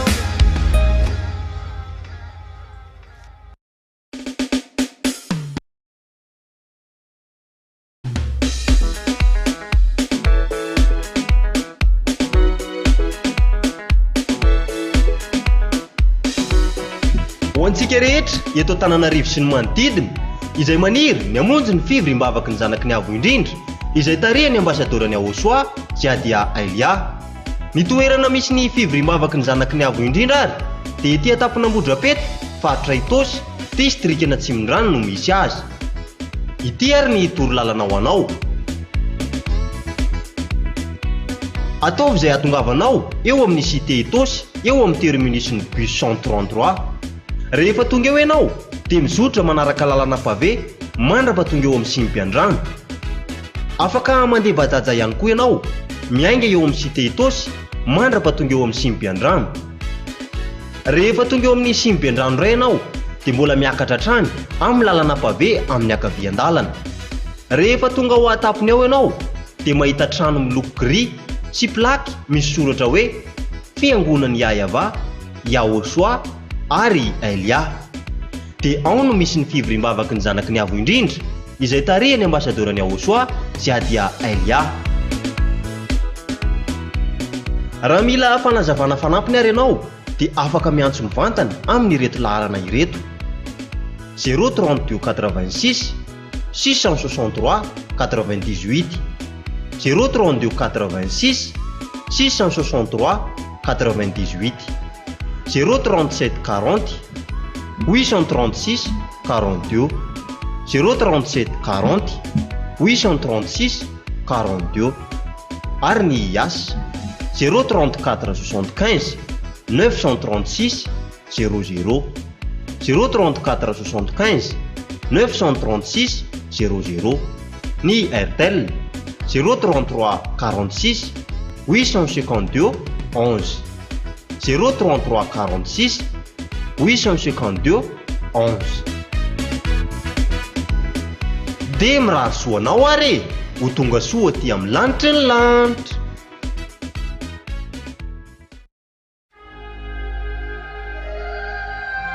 Zahay ary ny anao raha olombelona tonga taminao ny mazava fa naleonao foana ny maisa. Tonga taminao ny ambasadorany Ahosoa Ziadia Ailia fa naleonao ibaly ka miomana.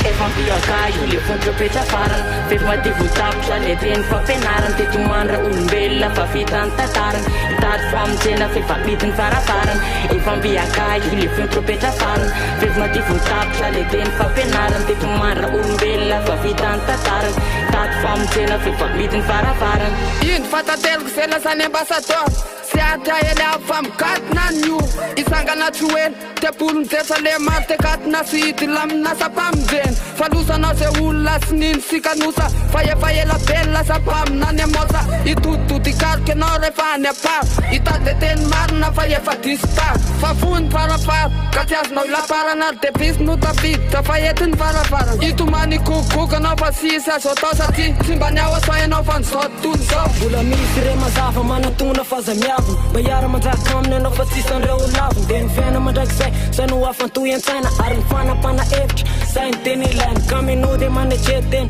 ary mamata ory fa ny zavatra hitranga rena tsy mba moramora ka manatona ny aosa fitsy malaza manatona azy mba aizanao mandotra fa tezerana ho avy fa ho avy tsy ho ely la tena bibity la mpanimba firenena de tsy zafarisi la ianankina sy tarika amin'ny sao tontolo zao mba hiady amin'ny aosa aorina kely ao ary sao tontolo zao efa miomanany andeha amin'ny andro ny ayava andro farany sy lehibe ka zay manatsofina aoka samy andre fao le voniny aosoa sy tsisy tomokase de ny fanahy masina narotsampy dehibe tamin'ireo zay voafity efatry ny elabe andraisany azy ireo amin'ny andro fitsinjana zay ndringanany andro tsy ny ala tamin'ny fatsamba fa tsy famanina tsony eto fefanambarano fa tsy hoela de ho avy le tena fitsarano zay ndevonany aosoa ny bantikyalana iro tevoly ametafety de bolionkanany zavatoza no hitrange ao arina kely fitsanatifitra ny aosoa nareo olombelo olevoniny aosoa menarano zero tanana zao tontolo zao ovitainy tantara fa manentiny lakilosy fanarany ka temeo saintsainy ho azy rehetra manatsainy fa afaka aorina ny tempolony jesalema manjakany bibity la mpanimba firenena ora olombelo eto amboniny tany ka tsy fantatry ao aneny ato ao arina ao fa irongatry de rongatry amin'ny teknôlôjia satria ho avy bibity la mpanjakany risi fa amony olo masiny sira miaramilany poteny ny tanàna ny vehivavy kosafiany ekoka amin'ny ty tontolo satria disy fantatsika disy ambatan'olona sy mipisa elektronika fataon'andriamanitra ritratra amin'ny ony ao firaty de ho avy ao sa aloha sany tsosafaty ka de faty miapatrapatra amin'ireo za afitsarana fa tsy mantsy-poteny reo tarana ka mena rana fa tsy hoandro tsy ho alina na viny la fotoana le ady lehibe fariny ao aramangetona fenitendrombotra olivy ao soano izy eo ary de losa makadiry no tresaka atreo firaraka ny kitanany folanody raha masoandro ao mazinina fa ho avy ao soa amotika sendrava norotoro am tehimby andringana amin'ny aretina ary ny olo vozomby fa extraterrestre ny raraka be ny ambony olevoniny ao soa hopoteny tsisy itsony fa zavana tsazotonina ny amotika azy reny na dragona reptile na gris lehibe na kely fa tsy maintsy oringana satana sy mifirongony hoitsahana ny lohany ary afatotra ny drongony ho tsy beny amin'ny ely lohasany faveresana satana sy ny firongony zay hiarany fatezerana efa mbiagay le fontropetra farany fefmaty votapitra le reny fampianarany tetomandra olombelona fa vitany tantarany hitady famonjena fefamidiny farafarany efa mbiagay le fontropetra farany fefmaty votapitra le reny fampianarany tetomandra olombelona fa vitany tantarany hitady famonjena fefamidiny farafarany itsy famikaty natindriora sy fotoana finiterysalema fafahosy fanjakana rivotoana ka mianty zay katona nitondra fotsy pefelona fa vitany tantara kany aminamba mana ona fa iana tolo vao ity polapolna tany fe fantenyreo mpaminany tafahagolatany vavy ao asoa eny am'ireo lany fanjakana rivotaona le fanjakan'andriamanitra fanjakana tserefesina miandry am'tempi amodika sendrava fa se tsety lisety ka maareta fefakaiky lay fotoana de ho tsampanao fa eliady sy ny teteny foana fa malirandralany isy nalatsaka tamy tany amodika sendrava tsy akitsitsiny amy sany fanjakany ao asoa sy ra olo manaraka azy fanjakana tsy mitsitsy io sy mba fasifasy fanjakana tserefesina fa mamporooro se kasany enohitreo tsisy tafatsoro fanjakana tserefesina fa manorotoro fa ny olo torakovitra ntsepty misangoro fanjakana tena misy io ho avy tsy ho ely miaramila ao anjely tery mikaely fanjakana tena misy io de sainonainon-drasany fitsanganareo matsy namanay tao apasany rehefa vivitany de ho avy le tena fitsarany fa hitina fa nenitany le kazo so matamany jerosalemy vavao an'ireo senely fa tsarany fa ry afa mipanoto sainy fiafarany fa orina ny lanitra rendositra ny tany mpavanatsisy tsony ny alahery sy tomany inova sy adia laza tsaratsara ferenarolombelona fa vitany tantara io avy fa vitany tantara ny ambasadorany ao asafananambary io avy fa vitany tantara tsy moramora neny fitsarana io avy fa vitany tantara efa tonga artisan fandravany io avy fa vitany tantara de ze miaraka mbala miomana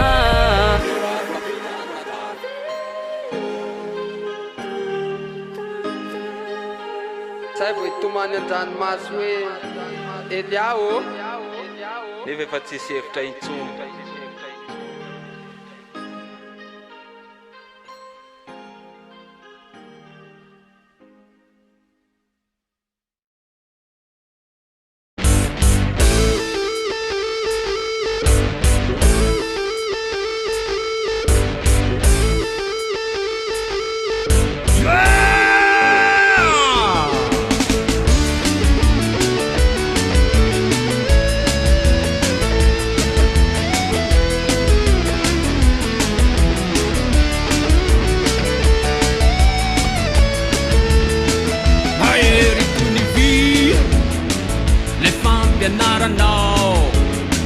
Tsy misy maresy rambola eto an-tany nizaniza no miseho tea no hitra nizanizako miseho hanapotika defa very ka mampalahelo tsisy hevitra mahery toy ny vy le fampianaranao tsy misy maresy rambola eto an-tany nizaniza no miseho tea no hitra nizanizako miseho hanapotika defa very ka mampalahelo tsisy hevitra defa very defa very defa very ka mampalahelo tsisy hevitra defa very defa very defa very ka mampalahelo tsisy hevitra izalay mahe yahoshua ankalazaina ion 4 marsa izalay maher yahoshua ankalazaina ion 4 marsa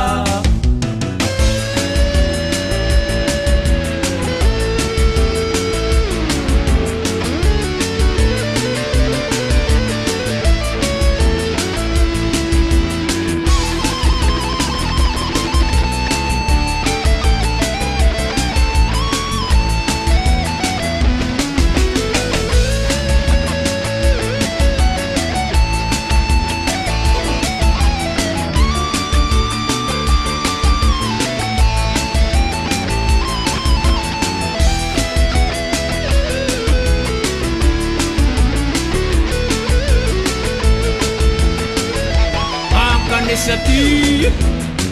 zay resy latra aza miandriandry tapao ny hevitrao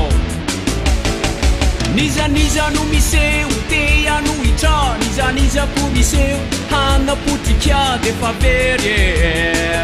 ka mampalahelo tsisy hevitra mankanesati zay resy latra aza miandriandry tapao ny hevitrao nizaniza no miseho tea no hitra nizanizako miseho hanapotika defa very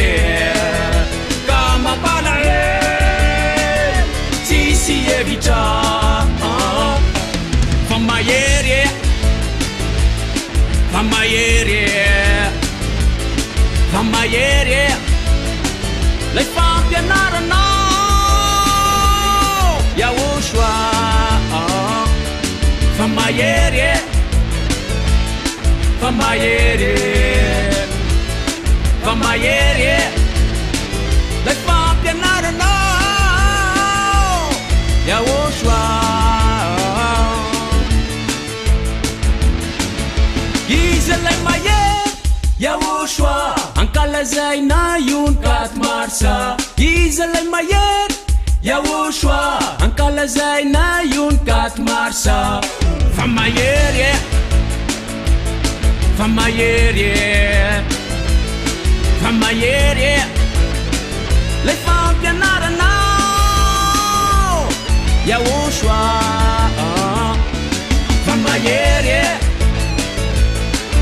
mahery mamahery lay fampianaranao Yahoshua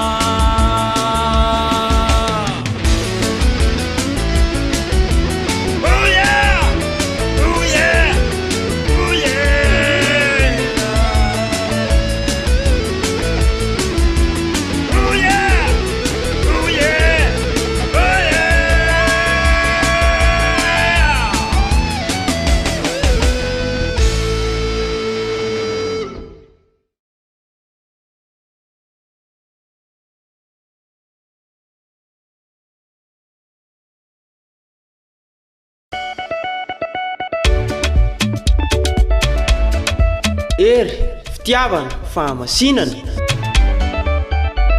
lanitra ny lanitra misy any Ahosoa zany e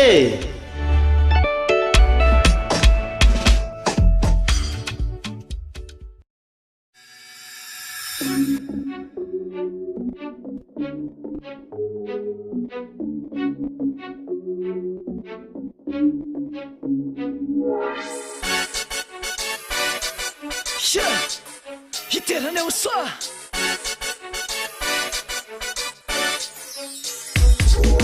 Tata tsarana tsisy fiatran-dao aty Tinenao matona tsonkan-dao avy Anandraty tera tsy te akandy Hoany Ahosoa le tompony atsarana Feno asambarana, feno atsarana Feno fiatanana, feno afaliana Aina mavelona sy masalama Ahosoa no maafa-pahotana Marina tsisy na fenona, marina tsisy mafana Resapanasy mandrak'izay dia milamina tsy misy kianina Afakody tsy mpanota raha tany amin'ny afa-bokatrosy Tsy fombafomba rasana mitoka raha tany amin'ny afa-voavelokanota Feno asambarana, feno atsarana Feno fiatanana, feno afaliana Aina mavelona sy masalama Ahosoa no maafa-pahotana Tsy volona merina le vonona hitra dia mana hoe Tsy volona merina ny vonona hitra Ahosoa dia hoe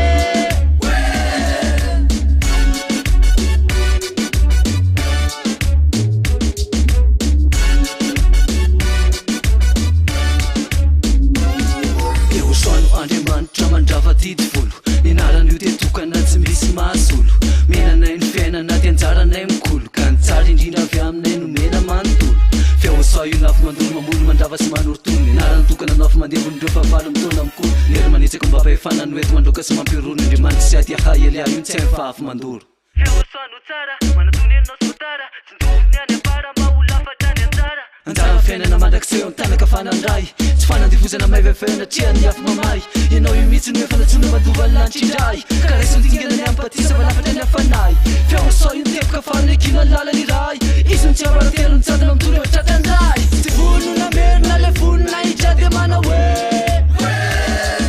Tsy volona merina ny vonona hitra Ahosoa dia hoe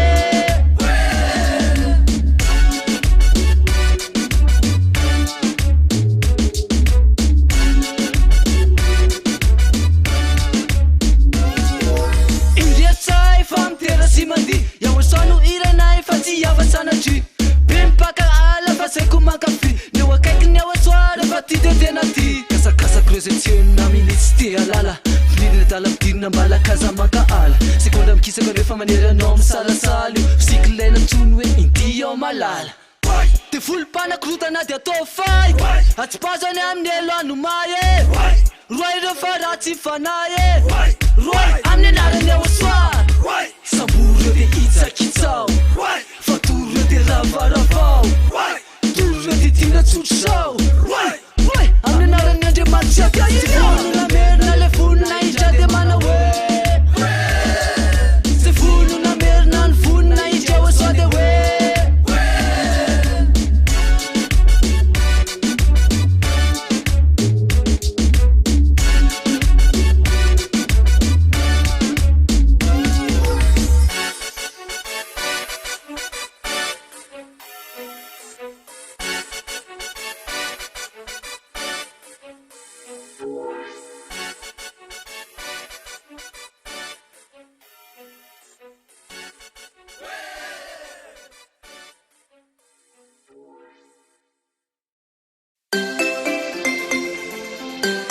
milira tsy ho tara fa mazava ny volana ambasaderany Aosoa Zedia Elia zegny raha nivolagniny tsy misy tsy tanteraky fa ndragnombotsy niavy koa aza tsy maintsy ho avy regny zay lahy tsy tara janogno magnonigako azy elagniny aigna ho teto ambony tany sao tsy nahita olo nagnomandigny raha ho avy zay le porofo fa izy la iraka torany Aosoa panafaky fahota ambasaderany Aosoa Zedia Elia izy atoy magnomande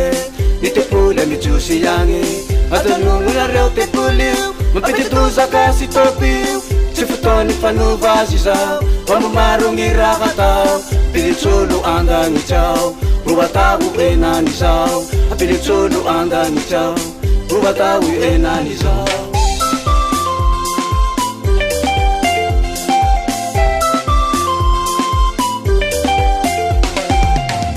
masina yayava umembuni nalisa Aosoa sanalya panafaky fahota ese nangirake ngolombo afidiny ambasaderany Aosoa Zedia Elia vero nagnambara tepoline Jerusalema la ero mitranga tapitseo gny tantara nare olo leto zay eto antany zay nare olo leto zay eto antany zay sika malagasy tantara fa farany voa zao mivavahady tapitsy 2026 vitany tantara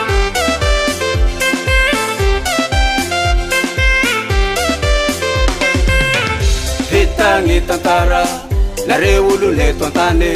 tempoly Jerusalema eo laha eo ramboary naromba mevy malake omivoagny vavahady teniny volagniny io tsy maintsy tanteraky io sao aloany heno e kila raha nambara misy io misy hoe nareo ko mitantara ambasaderany Aosoa Zedia Elia izy nagnazavany io fa nareo ny ankany io henany zaho misy eo mbakay nareo nandahatra mizay henany zaho misy eo mbakay tsy nanetry tena ka lasa fay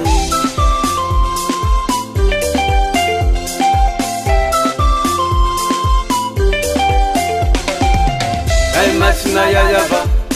umembuni nahitra Aosoa sanalya panafaky fahota eze nagnirake ngolombo afidine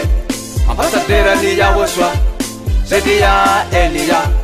iro nagnambara tepoline Jerusalema la ero mitranga tapitseo gny tantara nare olo neto zay eto antany zay nare olo neto zay eto antany zay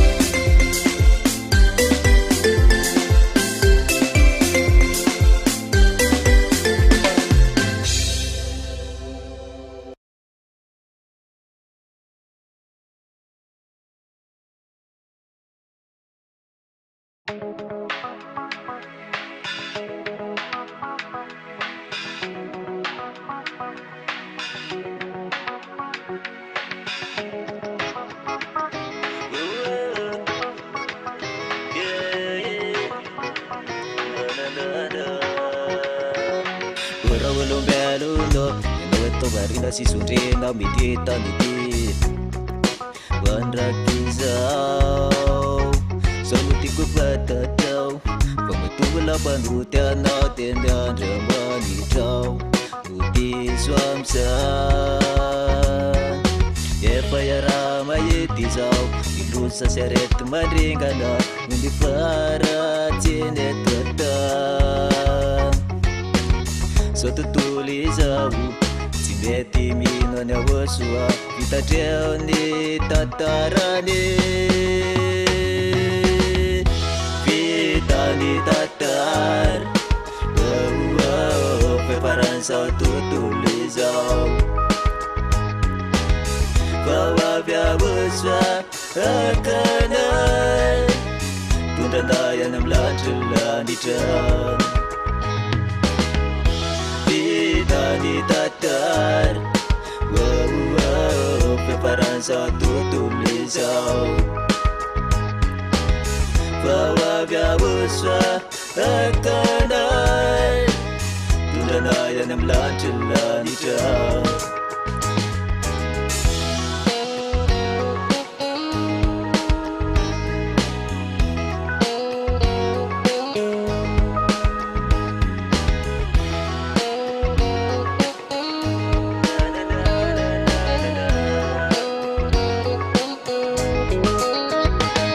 Pata teraka Denili pamidan Fayis Reti mandikanda Kumalake aranda Zumbanda tunanya waswa Fayis Dua ulanda Kini bulan misini mazaba Azam mengatakan rula Fandrau Tertinggal zindah Pandene nane Jawa dua nanda Jawa varanda tanda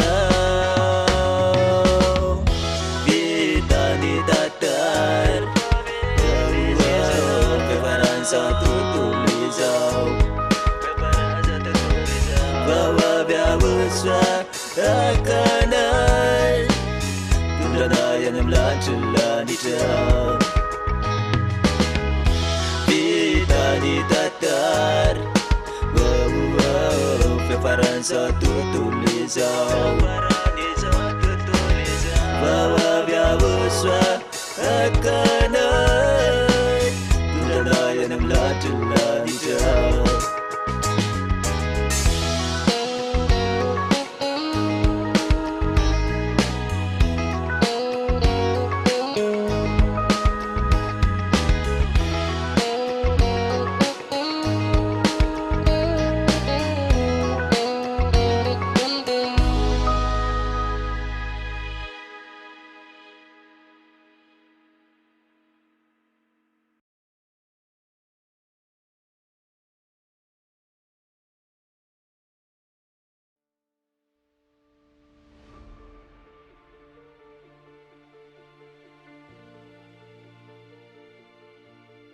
Vous avez un projet de construction ou de rénovation? Faites confiance à EGM, entreprise Gasmamirat, spécialiste en construction, rénovation, études et architecture, ouvrages en aluminium et inox, mais aussi en travaux publics et ouvrages d'art. Que vous soyez particulier, entreprise ou collectivité, EGM vous accompagne de l'idée à la réalisation avec sérieux, qualité et respect des délais. Conception sur mesure, matériaux de qualité, équipe qualifiée, votre satisfaction est notre priorité. Contactez-nous dès aujourd'hui et construisons ensemble l'avenir. EGM, l'excellence au cœur de vos projets. Téléphone plus 261 34 18 302 89 plus 261 34 95 731 60. Facebook EGM Gasmamirat. Gmail egm.gasmamirat@gmail.com. Siège social 139 Tanzundava, Talatamati.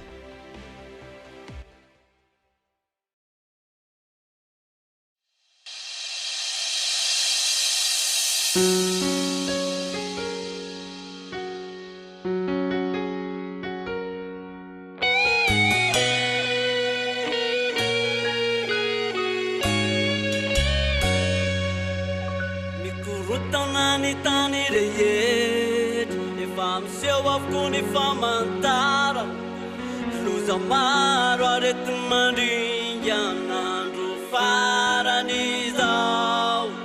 Siverovina fefao anatisija izao Suyane fa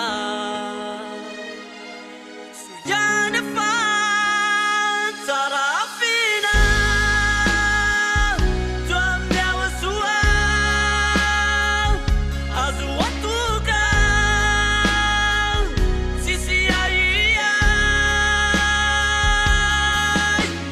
Nino ni tange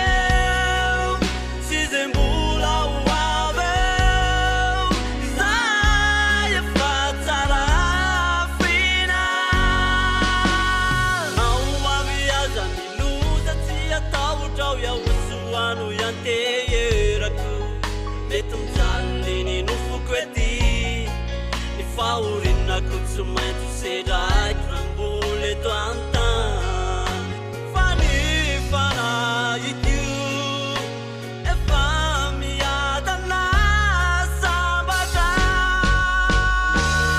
sarafina to amin'ny aosoa azo antoka sisy aia nino ny trangeo tsy zay mbola ho aveo zay efa tsarafina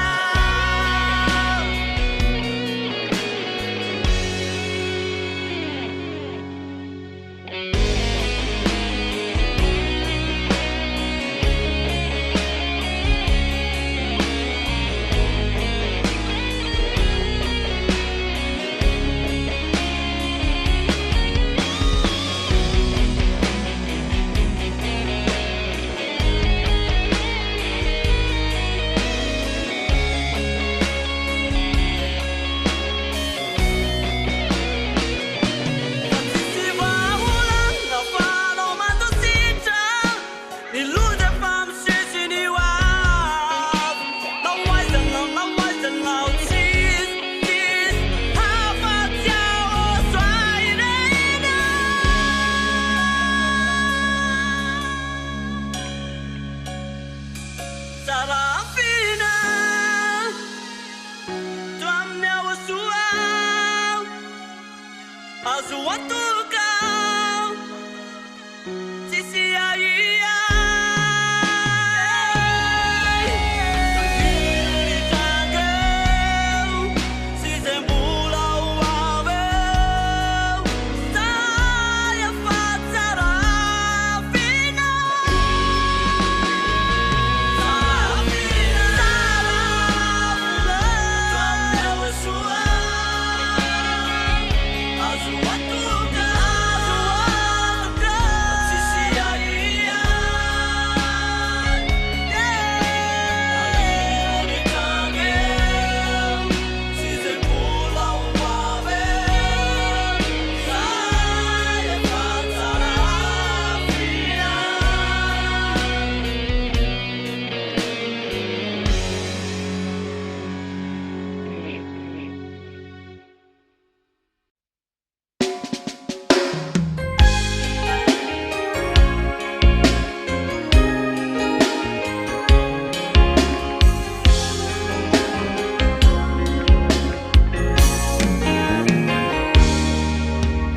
Nalina fitiavanao pelotra ny soavitanao tsy nyemotra mihitsy anao fa notiavinao zahay nomenao chance foana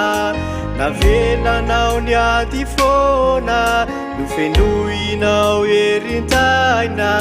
ary teny fony anao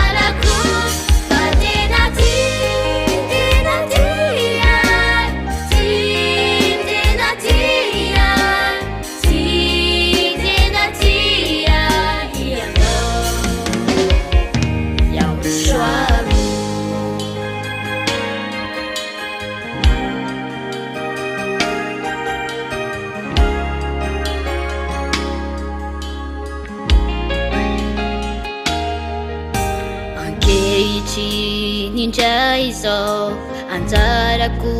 mba hoentiko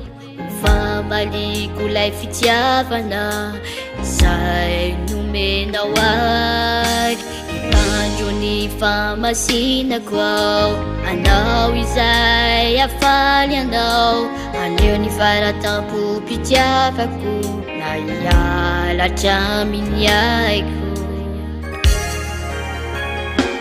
tsy namelirery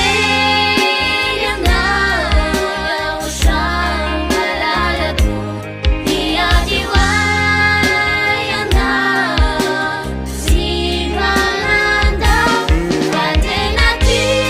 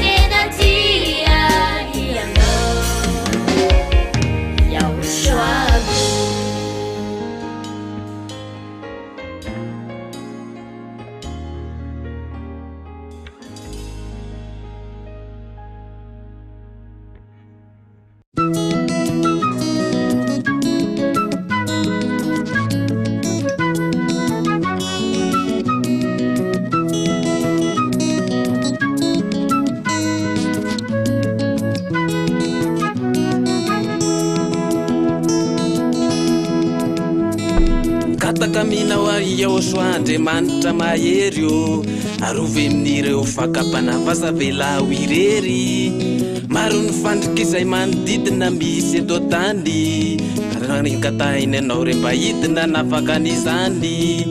ao re olona izay ratsy toetra mitady ampahory ka omeo ahy ny hery rehetra andreseko ny devoly o ataovy atao anatiko ny herinao mba hangotraka mafana andravako ny asandreo fahavalo sy ny asan'ny satana fa raha ny heriko no antenaina de tsy misy tsony kanefa so ihany fa teo iaho soa nandresy ny devoly ianao no isorakory andriamanitra nanao ny tany fa nafohinao iaho soa sanakao andatsaka ny rany ravoravo daholo zay rehetra efa olom-baovao vianao nanafaka nay tsy toetra n'izao tontolo zao nanoreno anao toerana masiny say sady tsara indrindro la Jerusalema vaovavolamena zay tsy mety ho simba ka faly say fa miara-mandova amin'ny Abrahama lay mpaminanina lasa nitondra ny teny fikasana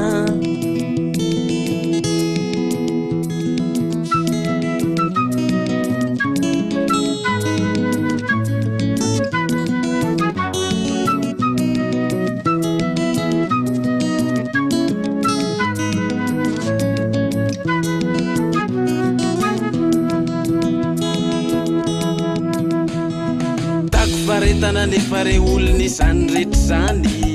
indrindra fisika izay mbola mitolona ny ady eto tany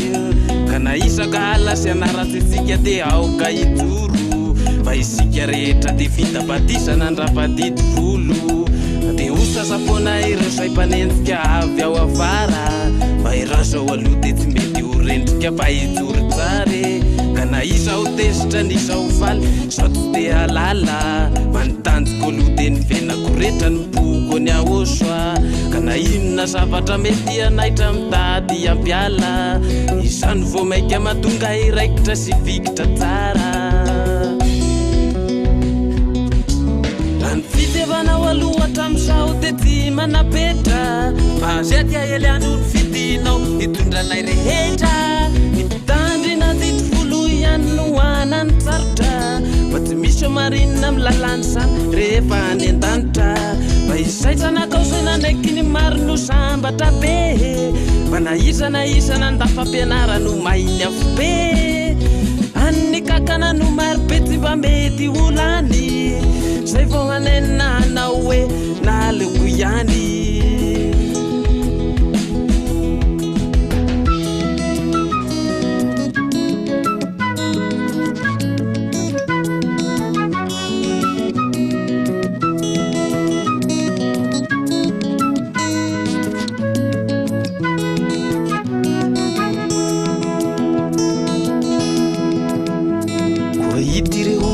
Avatra mambadiako homena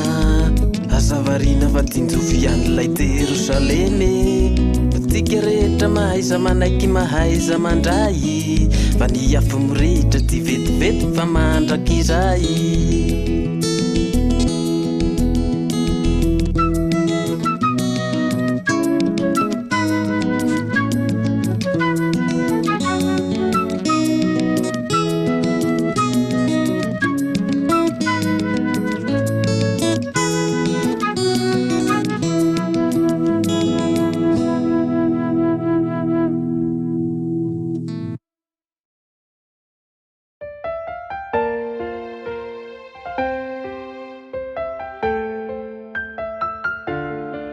97.2 FM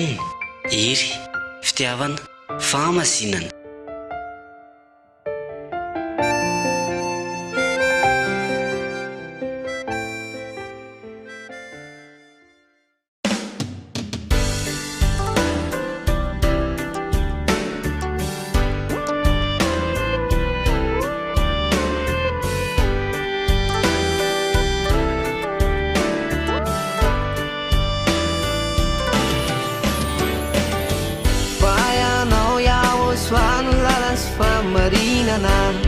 Yanao yawo swam fiainana mandraky izay yanao rery anoady yankinana zay minaonao ty overy mandraky izay fa yanao yawo swam lalasy famarinana yanao yawo swam fiainana mandraky izay yanao rery anoady yankinana Sami now see over Madakizai. You know, Yawaswaku Nanafakaku. You know, Yawaswaku Namudini Fana.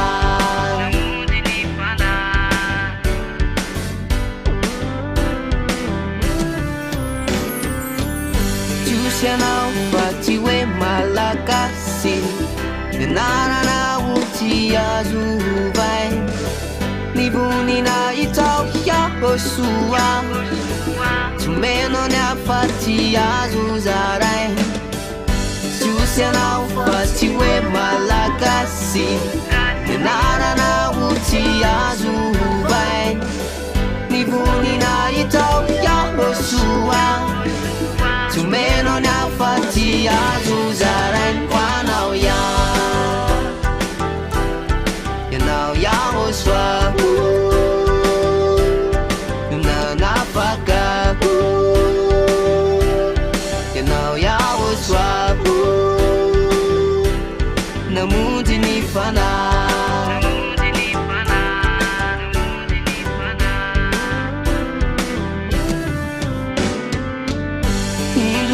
Famundena Wani firene de head Wani firene tu kanati matekena Yao swama mela yel Ta ufane kena Wani lunare head Now Yahushua You know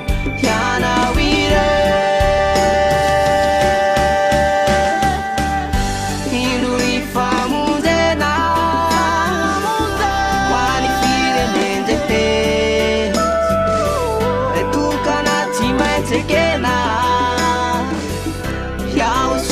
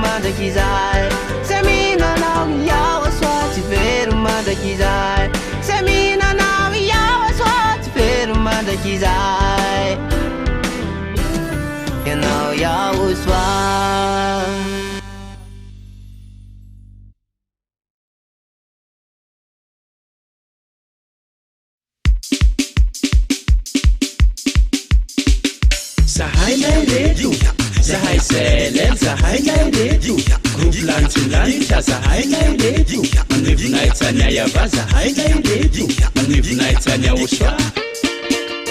ty mirindra atsika iaby sinjaky miarake fanomezam-boninahitsan'Andriamanitra raha io sia aosoa zany miatrika voninahitsan'Andriamanitra roa lehibe reo andao Andriamanitra ny Andriamanitra kara tampony ambony raha iaby namboariny manambarany hatsarany mitoetra ho amin'ny mazava tsy hariny atsia hentea Andriamanitra be voninahitra mipetraka amin'ny lanitry ny lanitra mamirapirate tena mahafinaritsy ery sy fahefany tsy misy maharombake mamirapirate tena mahafinaritsy ery sy fahefany tsy misy maharombake zavaboahary miara-miteranazy ireo anjely miara-miteranazy ny olo masina miara-miteranazy fa Andriamanitra iayavasy ahosa zavaboahary miara-miteranazy ireo anjely miara-miteranazy ny olo masina miara-miteranazy fa Andriamanitra iayavasy ahosa mandraky izay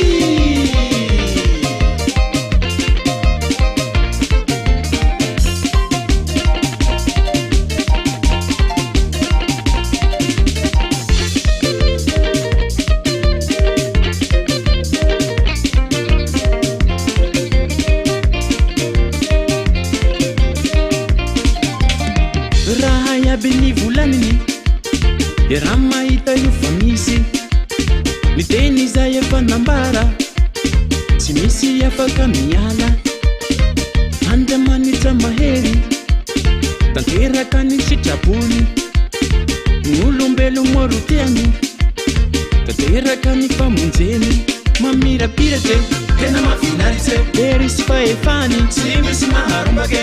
mamirapirate tena mahafinaritsy ery sy fahefany tsy misy maharombake zavaboahary miara-miteranazy ireo anjely miara-miteranazy ny olo masina miara-miteranazy fa Andriamanitra iayavasy ahosoa zavaboahary miara-miteranazy ireo anjely miara-miteranazy ny olo masina miara-miteranazy fa Andriamanitra iayavasy ahosoa mandraky izay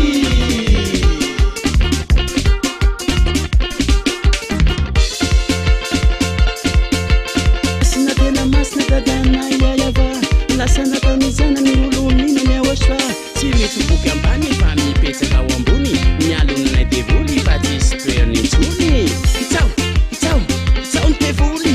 itsao ny satana any amin'ny helo ho an'Andriamanitra marina ihany voninahitra mandrakizay mamirapirate tena mahafinaritsy ery sy fahefany tsy misy maharombake mamirapirate tena mahafinaritsy ery sy fahefany tsy misy maharombake mamirapirate tena mahafinaritsy ery sy fahefany tsy misy maharombake mamirapirate tena mahafinaritsy ery sy fahefany tsy misy maharombake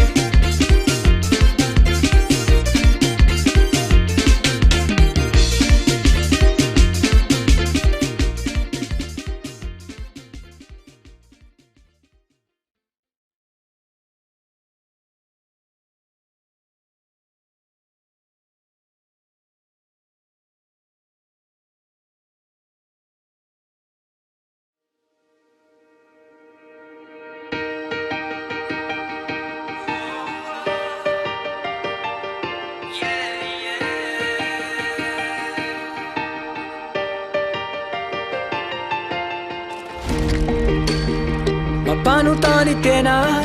fitiavanao ay hoe zino naboao no nitiavinao sy navotanao ravoravo ny fo velona ny fanay tsy misy aiay fa iaho soala tsy miova o malisy anio aro mandrakiza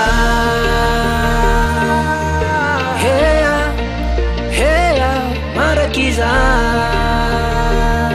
mandrakiza fa izay miantsony anarany teo vonjeny hatramo farany iaosoano tena anarany mandrakizay hea mandrakizay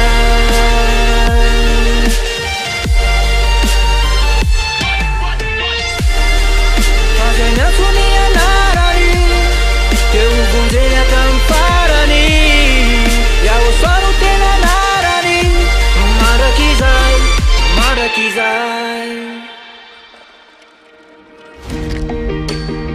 mampanontany tena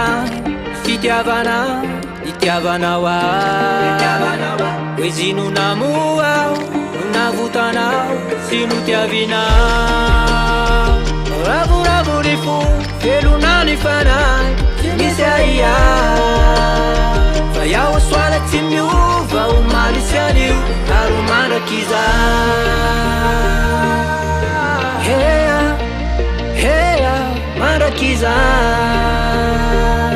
mandrakizay hea fa izay miantsony anarany eo vonjeny hatramo farany iaosoano tena anarany mandrakizay hea mandrakizay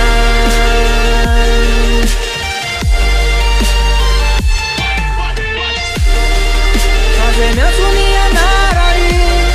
teo vonjeny hatramo farany iaosoano tena anarany mandrakizay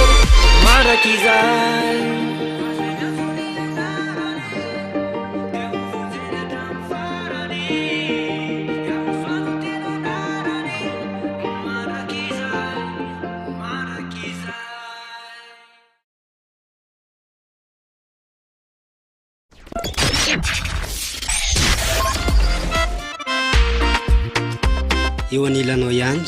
eo anilanao hatrany ny hery fitiavana famasinana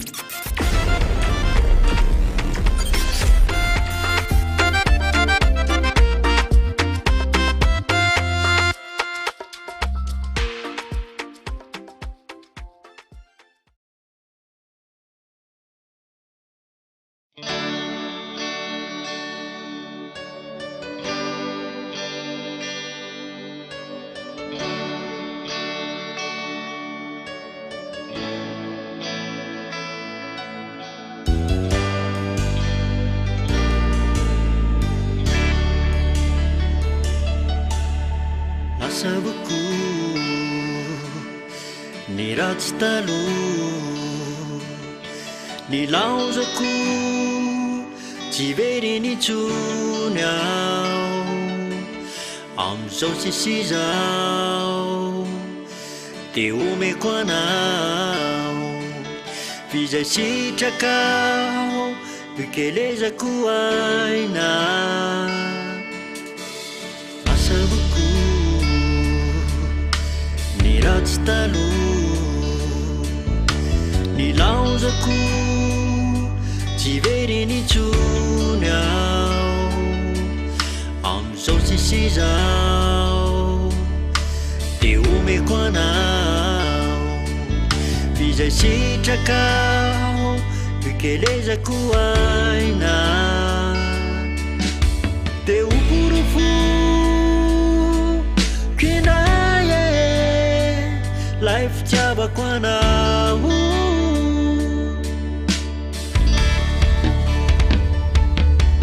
tena fakanu yanao chipanu tichune melu neri ni fanai faulu baba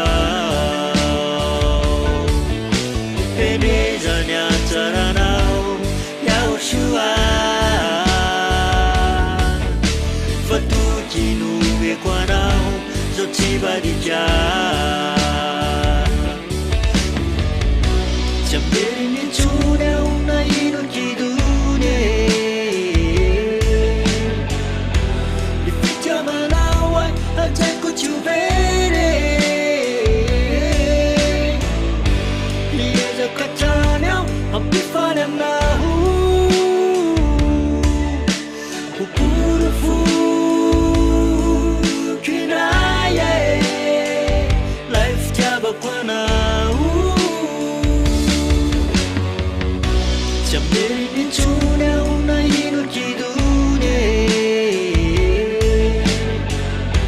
ny fitiavanao ay ajaiko tsy overe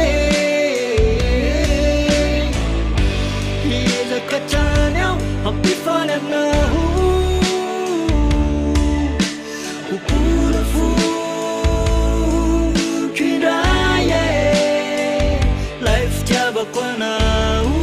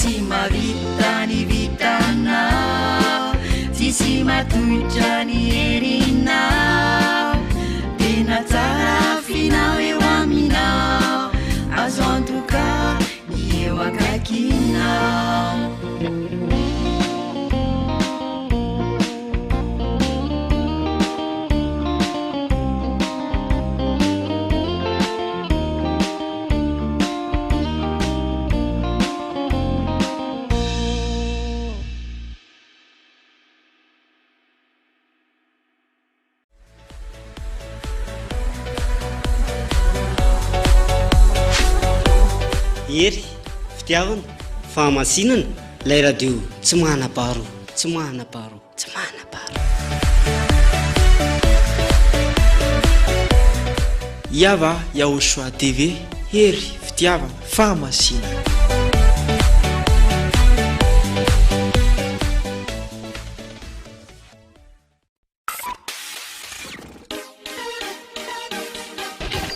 Naiza misy anao na amin'ny fotoana manahoana dia azonao atao ny manaraka amin'ny fampianarana Yahosoa izay toriny ambasador Yahosoa Ziadia Elia amin'ny alalan'ny chaîne YouTube.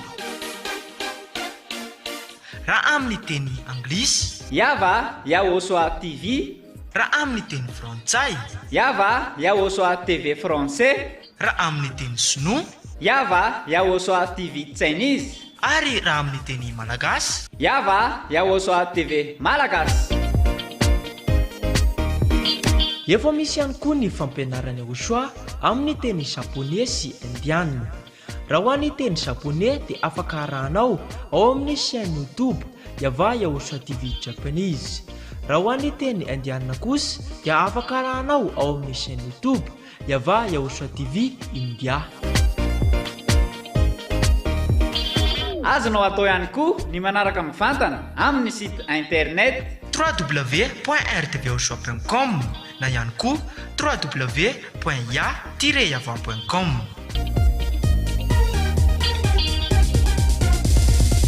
Koa raha ary ny fampianarana Yahosoa izay mahatonga anao ho tsy mpanota intsony sy mitondra anao ho any amin'ny lanitra ny lanitra.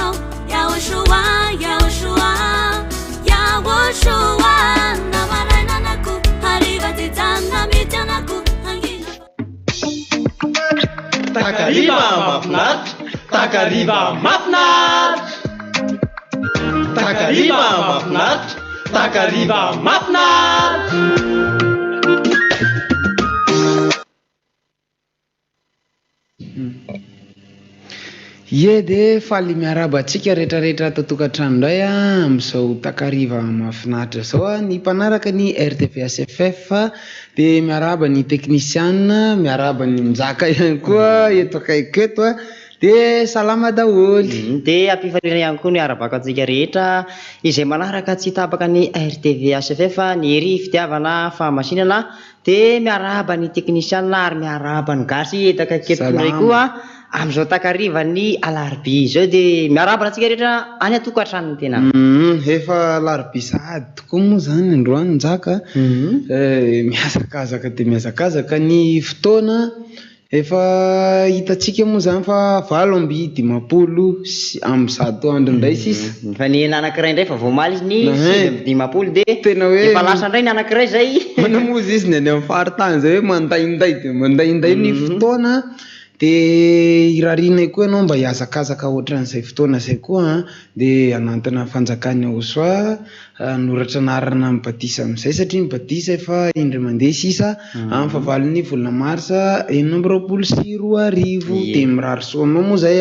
ho tafiditra ao anatin'izay Batisa faran'izay satria ilay famonjena ny fanahy de ny fanafahana ny mifahotana ao amin'ny Batisa no andraisanao an'izay fiainana mandrakizay zay ao no andraisanao ihany koa ny fanahy masina de mirary soa sahady de ampiandohana de efa mirary soa anao. Marina mihitsy zany ry gasy mety gagainy hoe le fahoana ary zany vao miantso de hoe manatona ny aosoa manatona ny aosoa afaka ny fahotana ka tena zay mihitsy ngely aty satria aosoa koa ny le tena fitiavana re olona tsy nisy nanam-pitiavana ohatra ny aosoa zay mahatonga anay hoe tsy mitsahatra miantso anao ihany koa satria ianao a malagasy tahaka anay ihany koa izahay a efa tsy mpanota intsony efa afaka amin'ny fahotana efa tafiaraka n'ilay ambassadeur ny aosoa aosoa miaraka amin'ny ambassadeur ny aosoa dia efa tsy mpanota intsony ary afaka amin'ny fahotana azo antoka le fiainana mandrakizay dia tianay mba ho vovonjy ohatranay ihany koa ianao satria izay no atondihany aosoa tamin'izy nidina ty amonjy an'le fanahy dia zay ihany koa no nanarahany an'le zandry malalany a dia ny ambassadeur ny aosoa amonjy an'le fanahy ka rehefa avitra io fanahy io a dia sambatra be ka tianay mba hiaina amin'le fifaliana sy fahasambarana ihany koa ianao dia zay mahatonga anay hoe tsy manana afa-tsy miantso anao hoe tongava ty amin'ny aosoa zay mihitsy njaka ary tsika amin'ny maha hoe samy malagasy atsika ray tanyrazana eto a dia tsy ahafaly anay mihitsy ny ahitanao very zany fa ny tena tianay zao a dia ianao manantona fanjakan'ny aosoa dia atsika miaraka miaina amin'izay fiainana mandrakizay zay satria ao amin'ny tsy mpanota intsony no ahitana an'izany eto hoe fiainana mandrakizay ny fanafahana ny fahotana tsy iza moa zany fa iaosoa dada iava ihany koa ilay Andriamanitry Abrahama sy Isaka ary Jakoba ho anao zay miteny hoe Andriamanitry Abrahama sy Isaka sy Jakoba ny tena Andriamanitry Abrahama sy Isaka sy Jakoba dia ilaina nafaka amin'ny fahotana ilay zanak'io dada iava io dia efa niteny mihitsy aosoa hoe aza manota intsony ny dikan'izay zany raha vao mbola manota ianao a dia ao amin'ny tafiditra amin'le teny dada iava foana hoe tsy meno mpanota izy satria ianao raha mpanota dia tsy meno anao izy ka zay no antony antsonanao hoe tsy mba tianao ve zany hoe enony dada iava zany amin'izay manomboka zao vitabatisa ianao dia afaka amin'ny fahotana dia meno anao amin'izay izy fa tsy ao anatin'le teny hoe tsy meno ny olombelona izy a noho ny amin'ny fahotana ny hevitra mampisaraka anazy a ka mampiafina ny tavany a fa rehefa tsy mpanota intsony ianao miaraka amin'io zanany malalana io dia iaosoa zany a dia mieno anao amin'izay izy manomboka eo ary zay mihitsy le tena hoe fahasambarany olona tamin'ny aosoa gasy satria rehefa mivavaka amin'ilay Andriamanitra dia tena hoe mifampiresaka mivantana aminazy satria le fahotana efa niala le fahotana nefa rava dia zay no nahatonga le hoe tafaverina indray nge amin'ny fony dada iava ny fony zanaka satria efa tonga nge ny ambassadeur ny aosoa ny asany a ilay mamerina ny fony ray ho amin'ny zanaka mamerina ny fony zanaka ho amin'ny ray efa io izy io tanteraka efa tsy mpanota intsony ny olona lasa tiany dada iava indray satria afaka le fahotana ilay olona koa lasa tiany dada iava satria efa tsy mpanota intsony ihany koa ary tena hoe mifaly dia taafakambana amin'izay ny tisiny manina ozy izy le fomba fiteny miara-mandroso zany ho any amin'ny fahatsarana ka zay le antsona ianao hoe tongava amin'izay anao aty amin'ny aosoa andaotsika hiaraka hiazakazaka amin'izay ho any amin'izany lanitra izany hiaraka hiazakazaka amin'izay andova le fiainana mandrakizay satria ny eto tany ange efa tsisy nahazo atenana intsony satria efa tanteraka daholo ny tady miteny rehetrarehetra faliana ho antsika ihany koa ne zany hoe tsika malagasy tsy nantsona tamin'ny anarany izy mianaka no nahatongavany satria Israely mihitsy aloha no voafidy momba n'izy mianaka ary nany ao anaty baiboly azy misy fampianarana aosoa mihitsy ny teny hoe avy amin'ny jiosy ny famonjena dia ny dikan'izay zany tena hoe Andriamanitry ny jiosy mihitsy no tompon'izay famonjena zay ka tsy iza zany fa dada iava ny anaran'ilay iray a dia iaosoa ny anaran'ny zanany dia io ny iantsonanao amin'izay tsika akory tsy hoe midongo jiosy fa ny Andriamanitry ny jiosy no tena marina Andriamanitry Abrahama Isaka Jakoba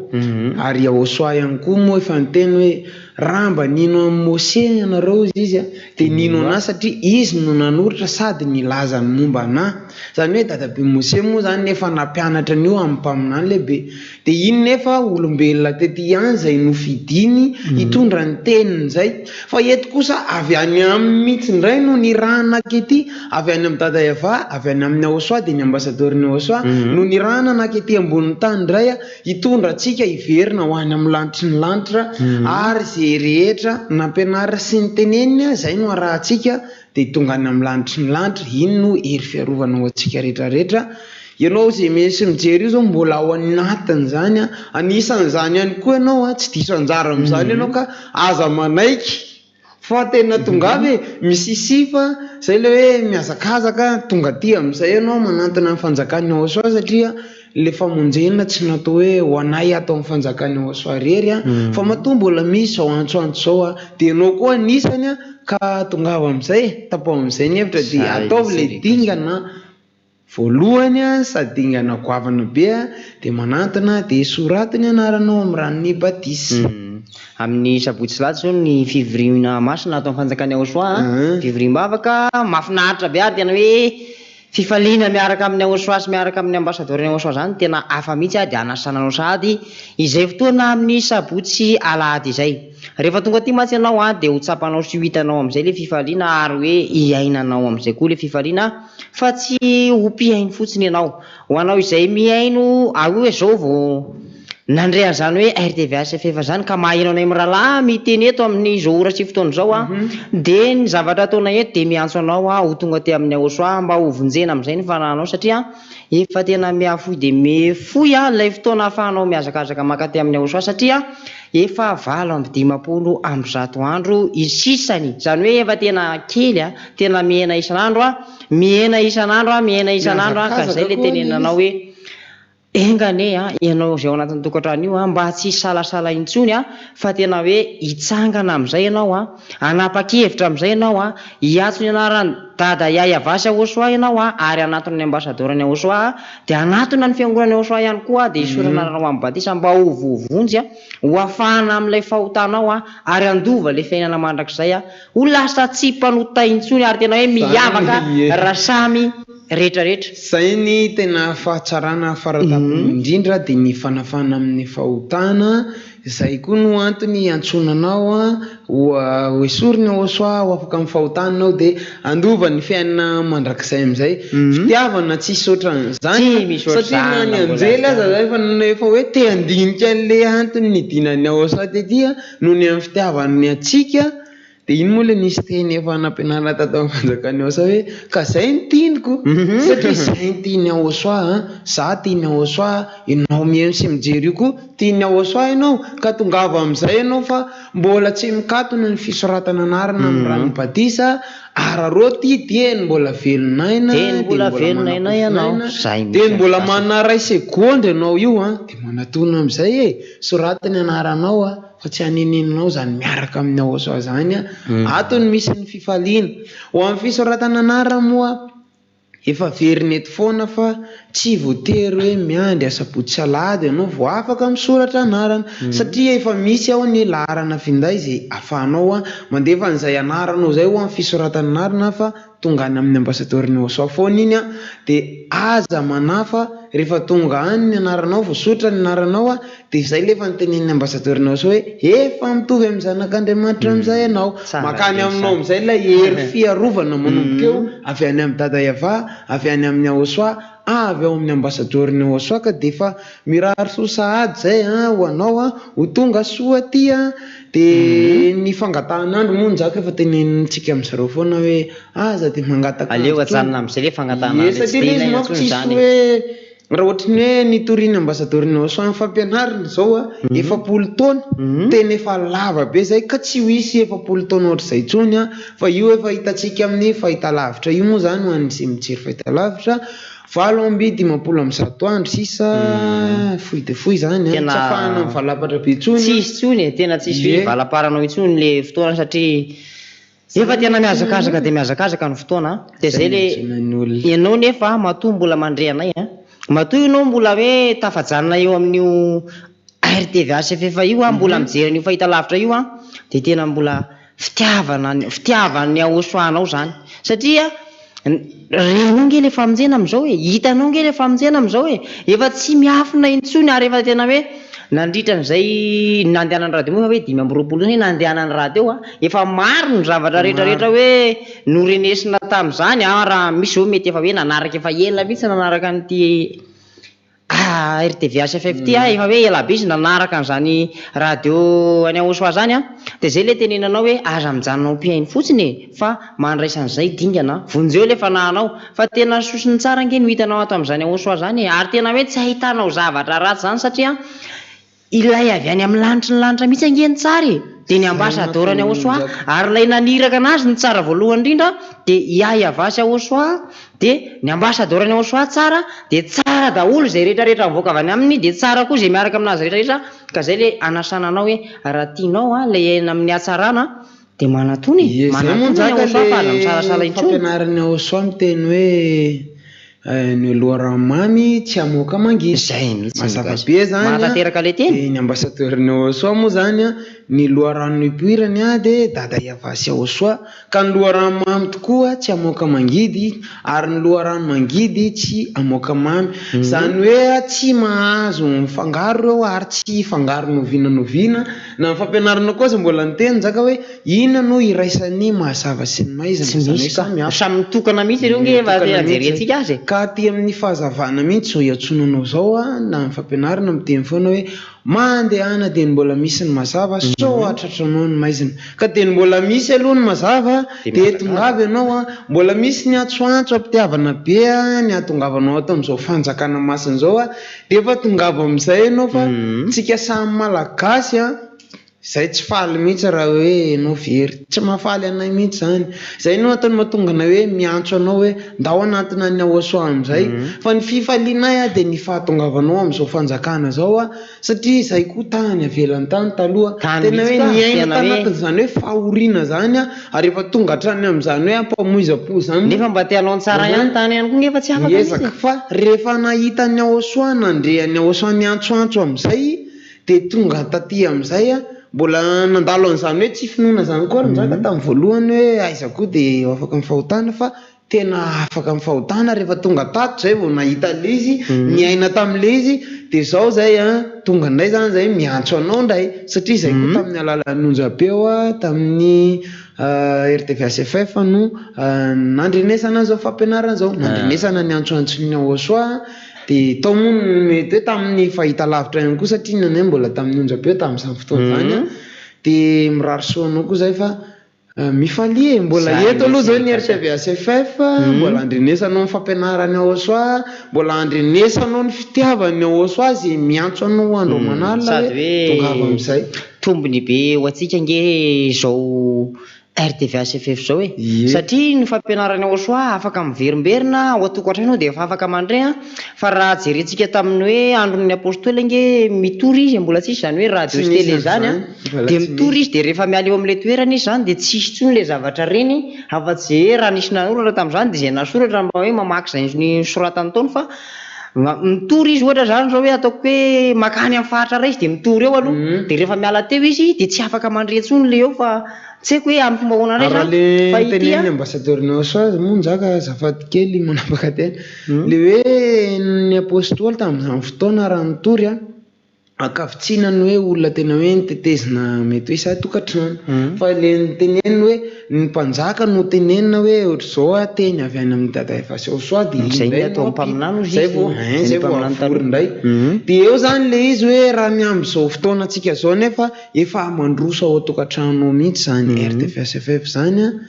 marina be le niteneny nzaka teo raha tamin'izany moa zareo tsy nisy an'izany fahita lavitra zany tsisy ny Onjapeo dia raha ataontsika hoe andeha hitety ary izy tamin'izany fotoana mety vitsy ny toerana tratra tena tiako tenenao anatin'ny tiako tenenao anatin'izay matsary gasy hoe ity zany tombony ho antsika satria afaka miverimberina renesy ny sofintsika foana ilay fampianarana hoentin'ny ambasadorany Aosoa nefa iny fampianarana iny nge le mandrava ny devoly ny tenin'ny ambasadorany Aosoa iny lay tsy zakany devoly fa iny lay mamono azy mandrava le devoly iny ka rehefa meno an'iny ianao dia rava ho azy le devoly ary mandositra izy ka zay le tenenanao hoe tombony ho antsika malagasy manana an'ity RTVSFF ity ary mandreny tenin'ny ambasadorany Aosoa andro manalina satria mandeha andro manalina koa zany fampianarana Aosoa zany mandeha izy rehefa tapitra ny vaovao dia mandeha zao ny fampianarana mandeha amin'ny 5 maraina mandeha amin'ny maraina amin'ny 7 maraina mandeha amin'ny 3:30 koa mbola misy fampianarana mandeha amin'ny 3 tolakandro zany hoe le fotoana sy le zavatra zany efa arindra mba ahafahanao hoe aiza ny tena fotoana ahafahanao meno an'ilay izy fa dia ilay izy mandeha foana tombony be ho antsika afaka miaino an'izany fampianarana zany a, afaka mandre zany fampianarana zany, tsy hoe andeha amonjy ary zany vao maheno amonjy ary fa ao an-trano ianao manana telefona de efa mandeha ana telefona ihany koa ny radio, fito amby sivifolo teboro ana internet de efa mandeha ihany koa le izy,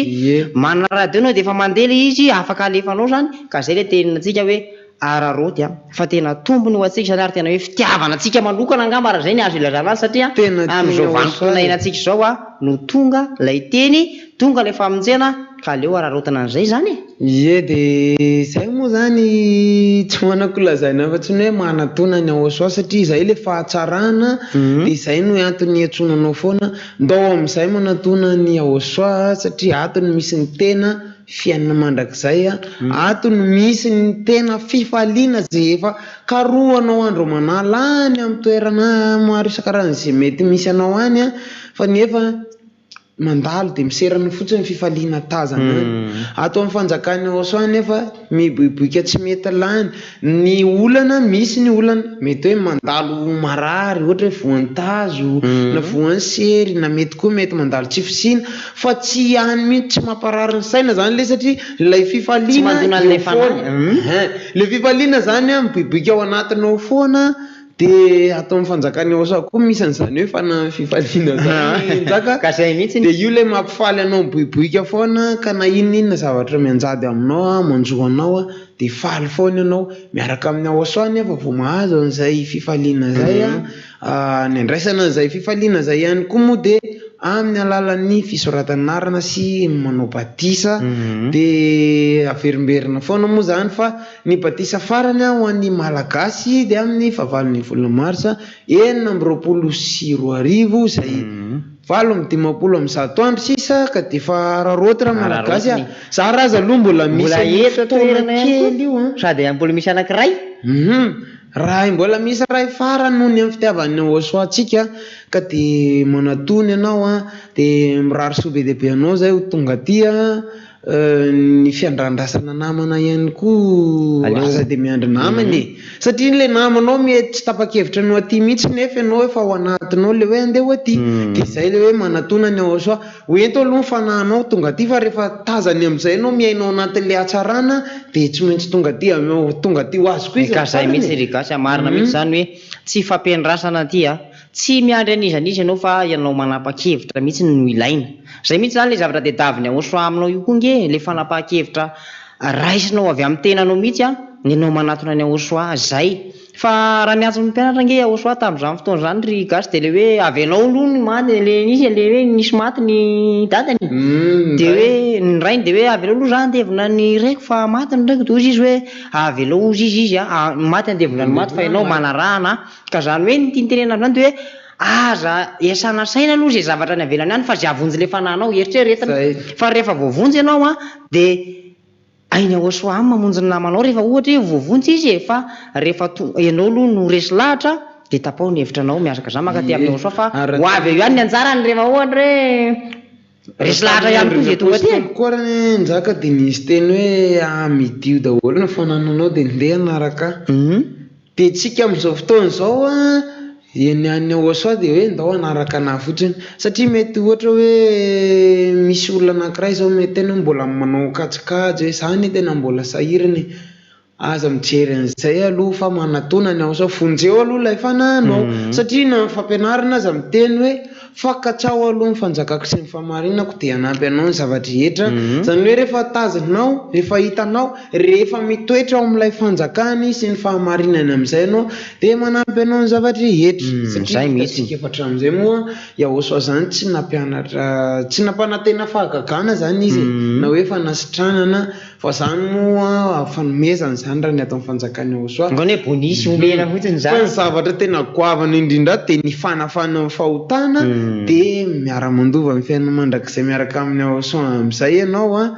de ao amin'ny batisa ihany nefa nondraisanao an'izay ka de tongava amin'izay soratiny anaranao aza misalasala itsony na ny faritany azy ianao efa misy fiangonany ao Soa ihany koa amreny efa misy tompona andraikitra isan'isany napetraky ny ambasadoriny ao Soa miandraikitra sy misahana an'izay de afaka manantona an'ireny ianao de tonga de sorato ihany koa ny anarana ao anatin'izay fa aza mangatakandro hoy ianao ngamba hoe soraty inona foana ary le soratana de zao le soratana ny anaranao mba ho voasoratra any amin'ny lanitra satria rehefa misoratra anarana ao anaty amin'le batisa ngenao de namany hoe voasoratra any amin'ny lanitra ny anaranao de le anaranao soratana io tonga nge de ho soratana any amin'ny lanitra ihany koa satria rehefa voaray ny ambassadeur any Soa io de rehefa voaray any amin'ny lanitra ihany koa tena tombony ho antsika malagasy ange zany le olona hoe tonga teto zany ambassadeur any Soa zany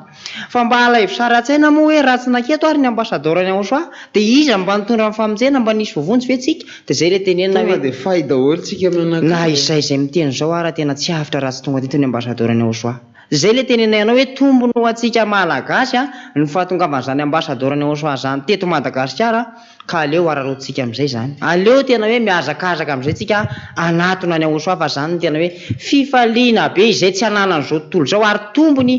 mampiavaka an'ity Madagasikara ity mihitsy zany hoe ilay Andriamanitry Abrahama tamin'izany tsy mba hoe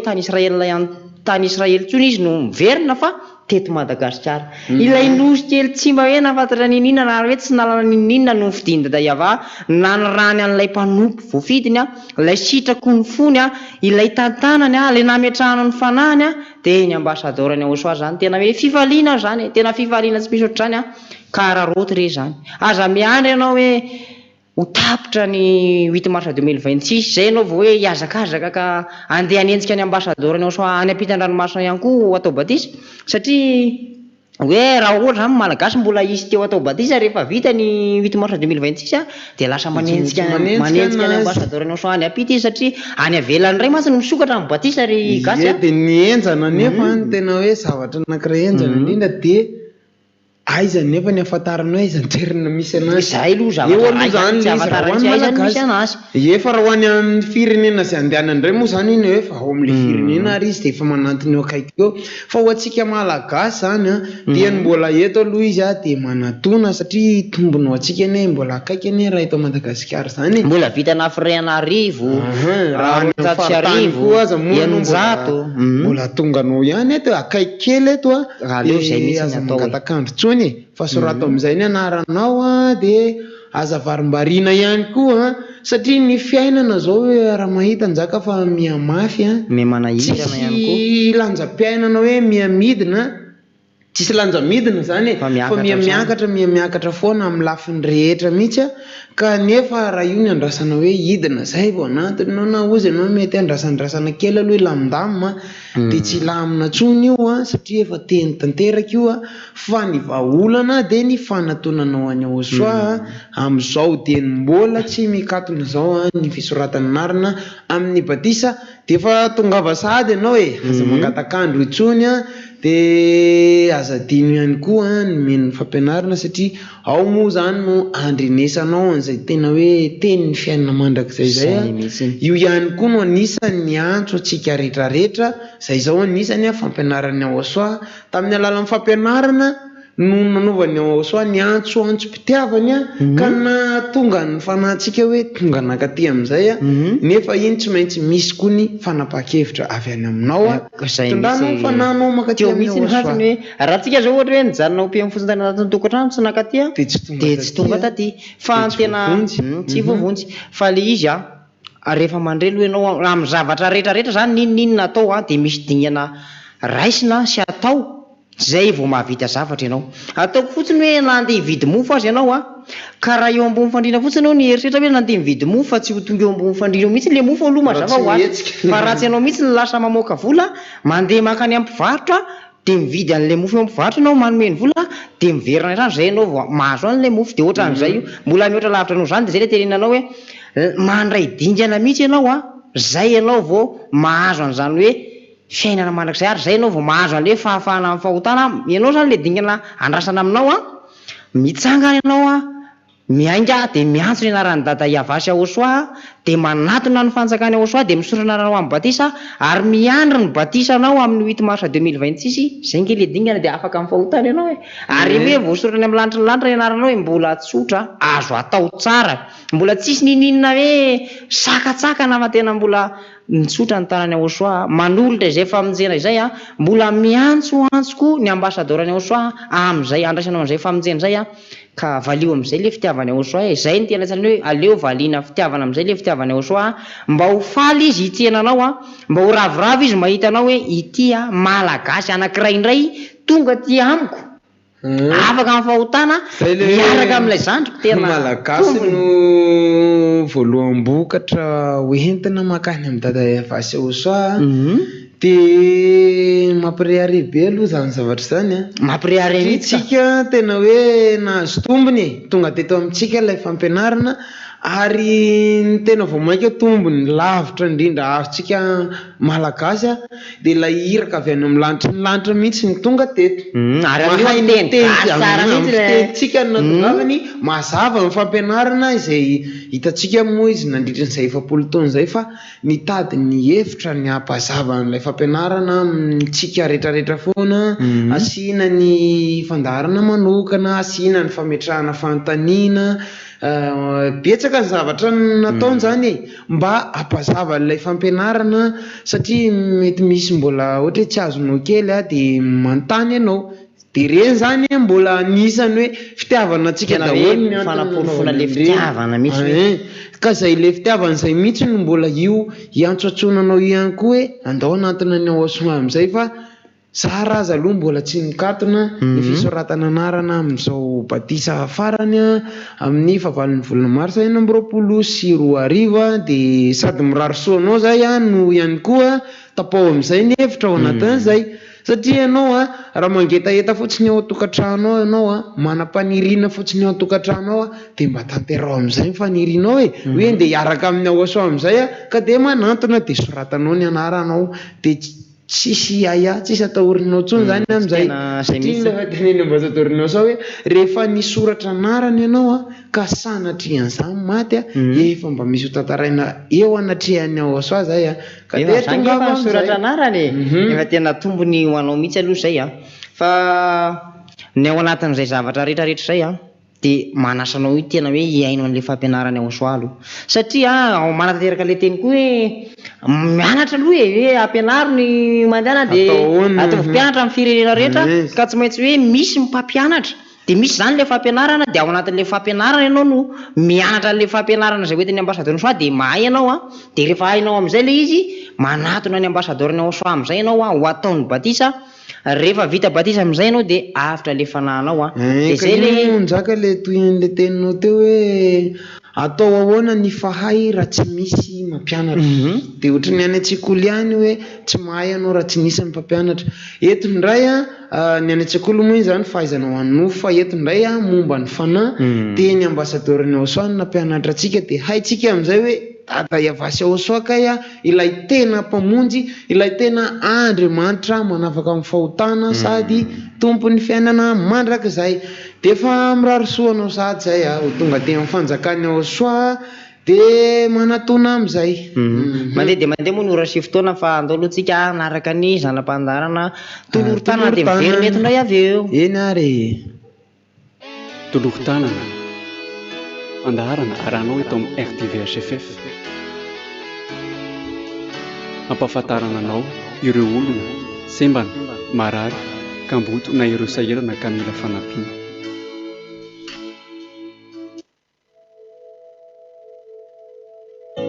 Aty Ambanimaso faritry Fianarantsoa indray no nandiana ny fandarana toloron-tanana amin'ity androany ity. Ato amin'ny tokantrano anankiray izay ahitana tovovavy kely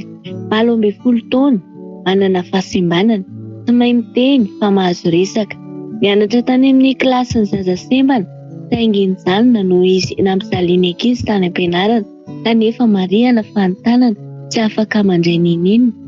ary tsy afaka manohatra ihany koa raha misy mamono azy.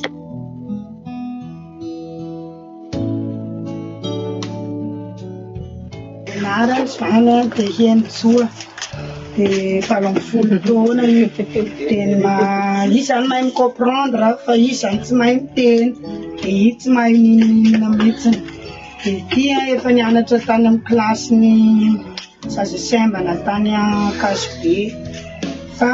nohon izy ataony kolonga satria tsy afaka mamaly ny tanany dia najany izy satria dia vonongonga raparapa foana izy tany an-dakilasy dia najaniko satria aleo manana anazy eo toy izay manana anazy ho faty izay no antony tsy nianarany intsony dia izy tsy mahay manao niny fa i mahay miteny tsy mahay miteny fa mahay micomprendre sy zavatra teneninao dia azo ny fanivavany tsy afaka mamaly ny tanany tsy afaka mandray niny ny tongony koa moa zany anaty kapa satria any manana raitapo mirahavavy i Henitsoa zany hoe telo mirahavavy izy ireo no nateraky ny reniny antsoina hoe Madame Voangy. Marihana fa eritaona lasa izay no nitaoka didy nandao azy reto ny raim-pianakaviany ka i Madame Voangy rery ihany no nitolona sy mitaiza an'ireto zanany. Iaho moa zany manambady raika ihany ny rain'ireo zanako telo ireo fa izy lasa tsy hita tsony hoe andeha hiasa izy dia tsy mipody tsony izy hatramin'izao dia iareriny mamelona an'ireto zanako reto satria izy tsy miverina na dia antso aza tsy nataony anay efa mianaka fa dia selefy na mba manome anay eto ny fianakaviana izay.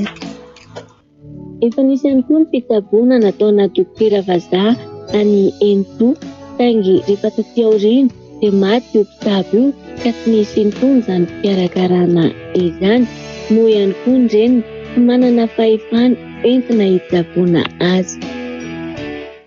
Zany efa nisy fitsaboana natao tamin'ny Masera Barbeau fa Masera Barbeau fa za maty dia tsisy hoety manana tsony hitsabo azy satria amin'ny Masera mba 3,000 isaky ny izay maka fanafody isaky ny alarobia dia rehefa maty Masera dia tsy nanambola hitsaboana anazy tsony dia io izy io mijanona eo io satria anay moa zany karataka ny aina na mivarotra charbon tombriky dia tsy manana hoety manana amin'ny dokotera tsony satria ny olona manao hoe atao scanner nefa vola be ny scanner dia tsy afaka iaho satria miasa misy dia mipetraka amin'izao io tsy hay ataonao fa tsy maintsy manaraka anao foana efa taizana Barbeau hatrambola kely izy io 7 taona io izay vao nandeha satria Barbeau ny manotra azy izay no mampandeha anazy satria izy dia mbola nalemy foana tsy afaka nipetraka tsy afaka nandeha raha tsy Barbeau dia tsy nahay nandeha fa rehefa maty Barbeau dia tsy afaka tsy afaka nitsaboana tsony satria tsisy ny vola. Sariko mivelomanay dimanjato ny tokony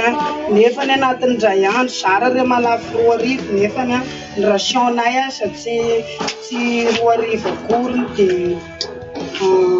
fiainana amin'izao zany ny olona tena tsy mividy zavatra mihitsy nefa mba eo ny amelomako ny zanako telo ireo dia tsy mandeha tsera. Efa voateraka mihitsy no nisy fahasembanana i Henitsoa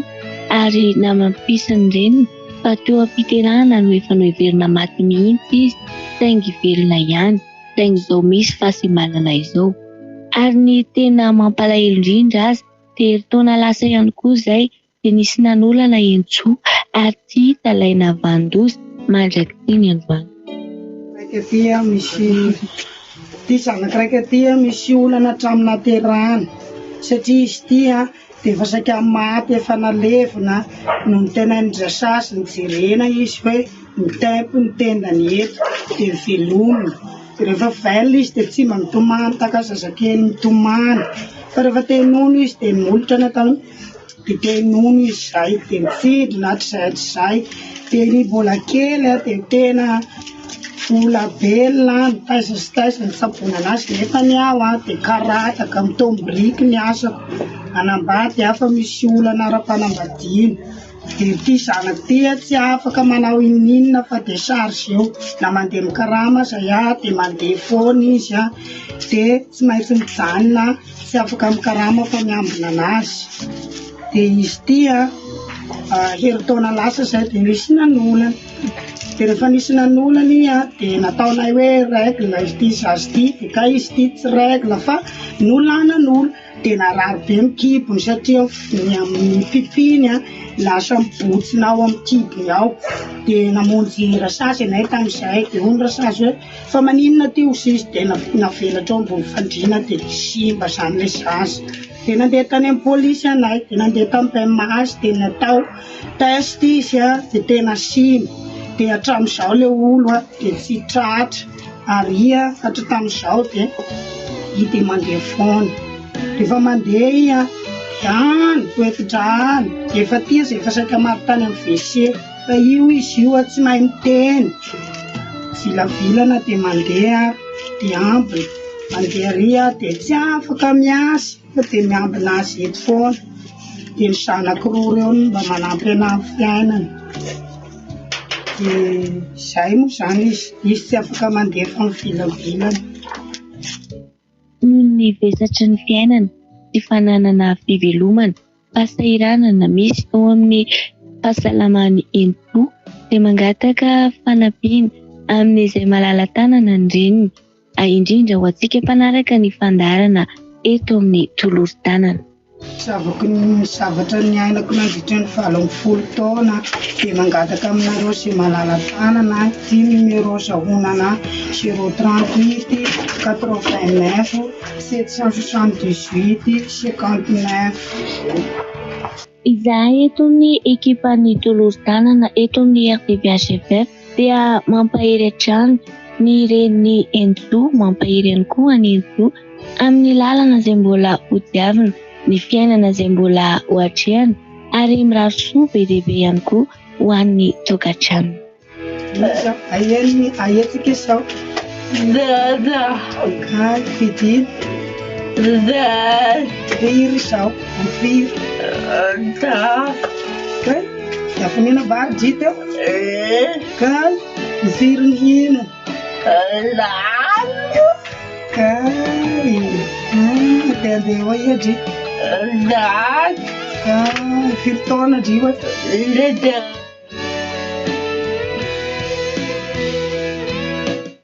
toloron-tanana fandaharana arahanao eto amin'ny RTVHFF ampahafantarana anao ireo olona sembana marary kamboto na ireo sahirana ka mila fanampiana.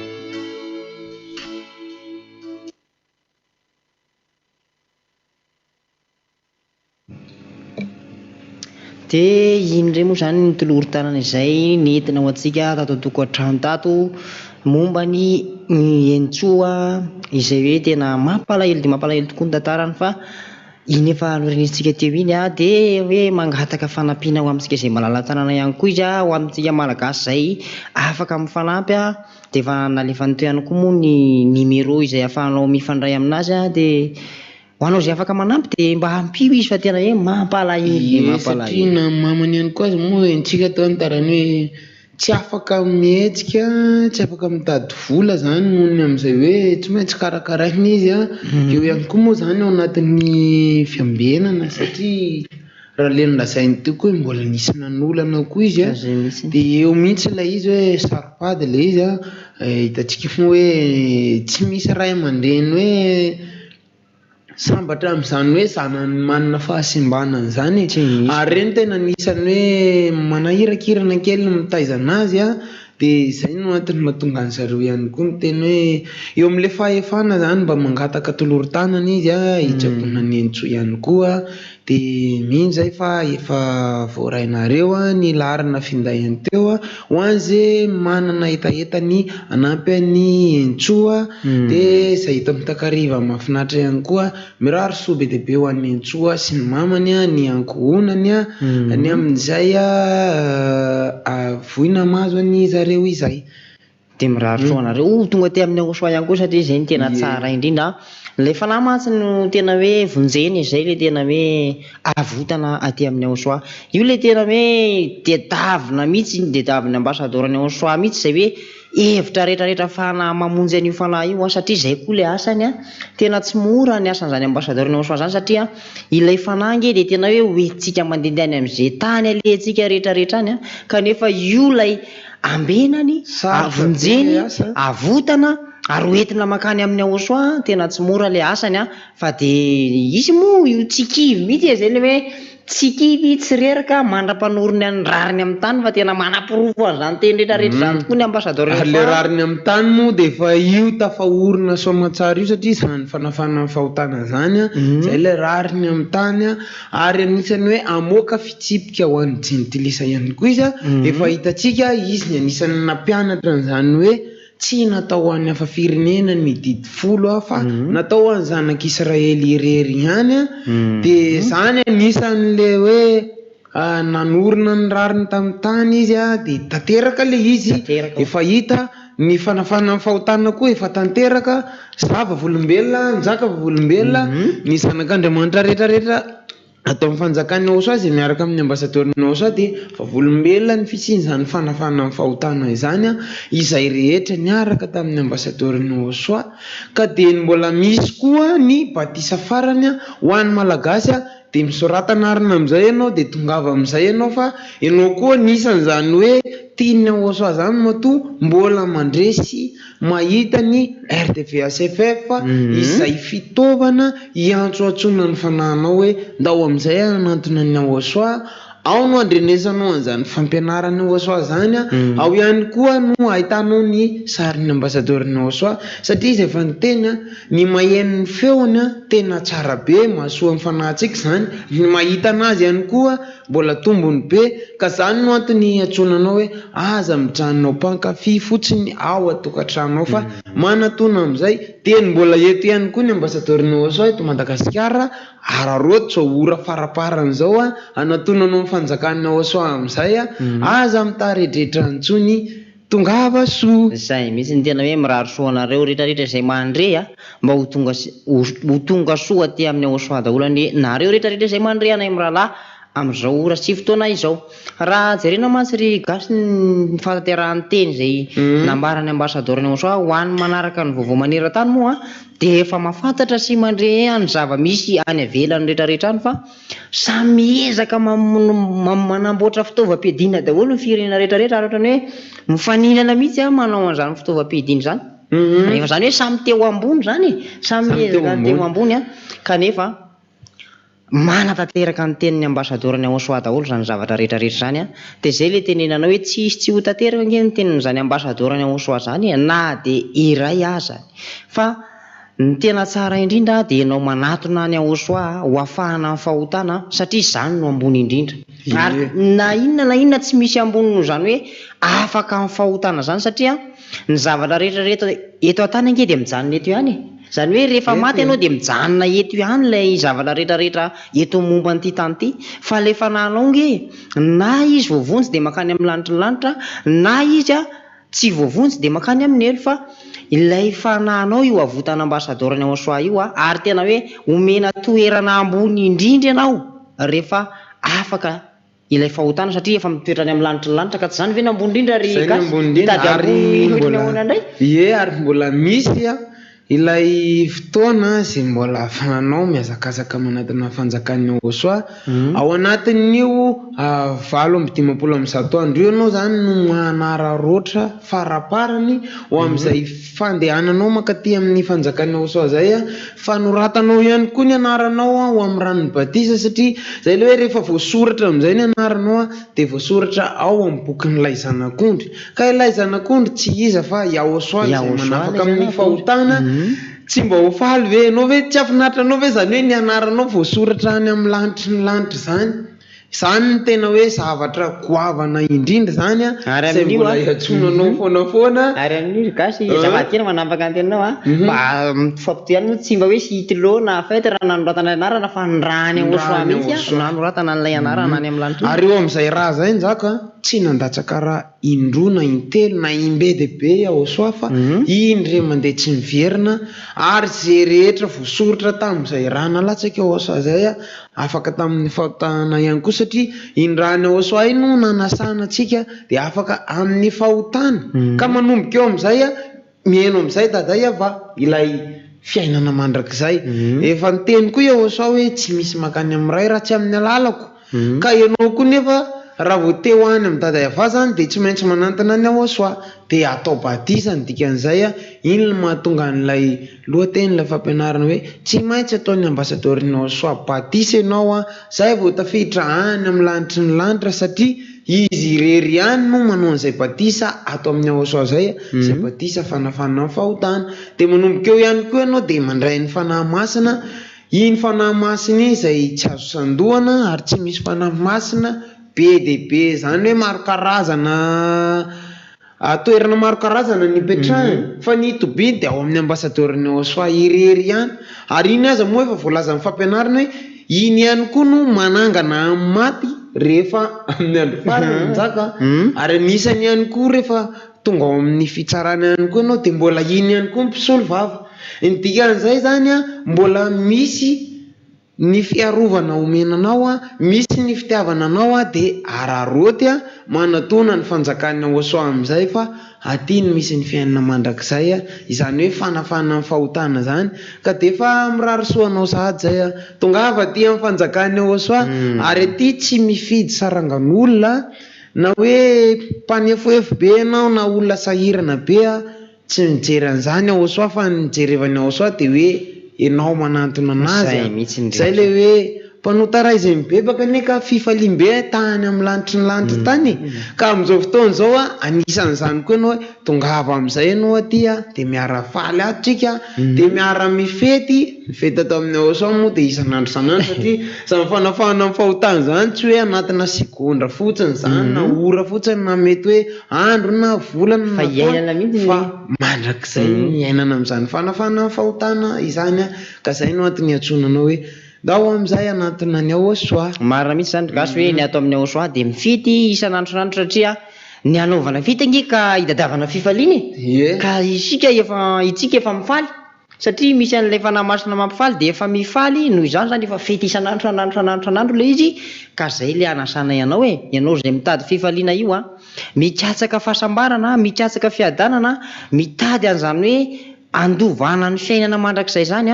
dia ity atoranao ity izy hoe iao soa izay miaraka amin'ny ambassadeur-ny ao soa no manome an'izay zavatra rehetrarehetra no tantarina taminao teo zay dia hoe ny fiadanana ny fifaliana ny fahasambarana ny fiainana mandrakizay satria ny tenin'ny ao soa dia efa nasy fiainana ozy izy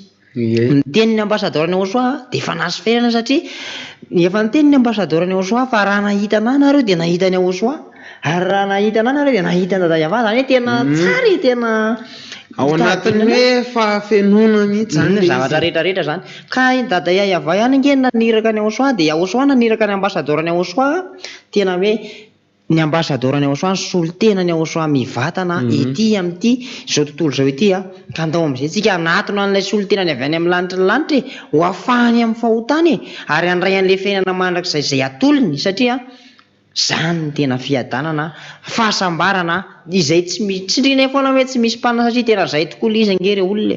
tena tsy misy manana maneran'izao tontolo zao nge zany hoe fanafahana amin'ny fahotana zany ary tena hoe tsisy navita naneran'izao tontolo zao zany fanafahana amin'ny fahotana izany fa ny ambassadeur-ny ao soa irery ihany navitan'izany ary rehefa tonga tety ihany izy nampianatra ny fampianarany ao soa ny torany ao soa afaka amin'ny fahotana ny olona ary izy rery ihany navitan'izay fanafahana amin'ny fahotana izay ka zay la anasana ianao hoe ianao ihany koa tsy te hiaina amin'izany faratsiny zany ntsony dia manatona ny ao soa fa tena ho azonao zany hoe tsy tia ratsy zany ntsony rehefa tonga ary nazay izao koa ny efa nisany niaraka tamin'ireo andriamanitra tsy izy ireo tany avelan'izao fanjakany ao soa zao dia nikofokofoka moa zany nivadibadika tsy misy avaratra nitady hevitra mba ho afaka amin'izany fahotana zany fa tsy nety afaka de nanantona ny aosoa de afaka mifahotana amizay de iainana le izy zao de zay le antony iatsonanao koa hoe ndao amizay anaraka ny aosoa fa aza manaraka Andriamanitra tsy izy tsony satria iny efa tsy nafaka mifahotana efa hatramin'izay fa aosoa kosa rehefa tonga afaka amin'ny fahotana ny olona zay le hoe masina marina tanteraka ary tsy afaka hiditra any amin'ny lanitry ny lanitra koa raha tsy tanteraka tahaka ny dada iay ava izay any amin'ny lanitry ny lanitra izao anefa de efa tombony satria de mbola velona zao tsika de efa ao anatin'izay iny moa le nisy vavaka le nampianariny zanak'Andriamanitra iny zay efa nazavain'ny ambasadoriny Aosoa ihany koa le izy hoe ety atany tahaka ny any an-danitra ozy izy ny olona fa le izy de efa nampianariny ambasadoriny Aosoa hoe ho atao ety an-tany any sitraponao tahaka ny atao ao amin'ny lanitra ny lanitra ao ka ny tiany dada iavasy Aosoa de tsy mpanota intsony masina tanteraka tahaka an'izy mianaka amizay de enao rehefa misoratra anarana de efa mitovy aminay zanak'Andriamanitra amizay de masina marina tanteraka ao amin'ny ranobatisa no anamafisanao lay sony farany amizay ifanekenao fa tena iara-dalana amin'ny Aosoa amizay anao mandrakizay de tsara indrindra Aosoa koa efa nyteny hoe fiadanako no omeko anareo miara-mandova amin'ny Aosoa ihany koa ary rehefa vita batisa ianao de natsangana de niara napetraka ao an-danitra ao amin'ny lanitry ny lanitra miaraka amin'ny Aosoa tsy mafaly anao ve zany hoe miara mipetraka amin'ilay mpamorona anao amizay anao zay le antony iatsonanao malagasy io izay mandre izay mieno izay mijery ihany koa hoe aiza ianao am'izao fotoana zao tongava amizay manatona ny Aosoa rehefa maheno de efa tongava efa elany niantsoatsonanao foana efa tao anatin'ny 7 taona nantsoatsona foana ianao nitadiavina foana ianao mizo efa io mieno ianao ary efa mijery ihany koa ianao am'izao fotoana zao ka de efa tongava amizay manatona fanjakany Aosoa valo amby 500 andro sisa verimberitsika foana moa zay njaka herindray tenaka moa zany gasy aka verimberitsika foana zay njaka hoe tongava amizay nareo malagasy fa zara aza mbola misy zao batisa farany zao zay efa ikatona tsy ho ela koa tsy ho ela tena tsy ho ela eo misy ry gasy hoe mety varina ihany koa ny olona raha hoe misy hoe zao vao nieno hoe 7 taona ahoana de zao no tenenao hoe efa 7 taona ngeny nampianarana zany ambasadorany Aosoa zany fampianarany Aosoa sy nytoriany Aosoa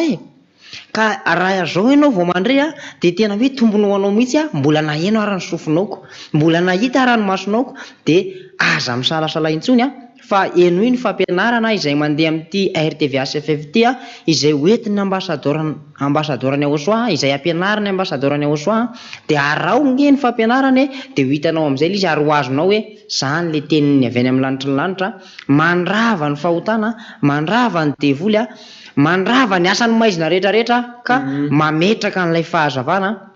mametraka an'ilay hatsarana de lay fahazavana ao amin'ny Aosoa mahatonga ny olona tsy ho tia ratsy intsony de tombony ho anao raha zao ianao vao naheno an'izany hoe RTV HFF izany fa mbola manana 7 amby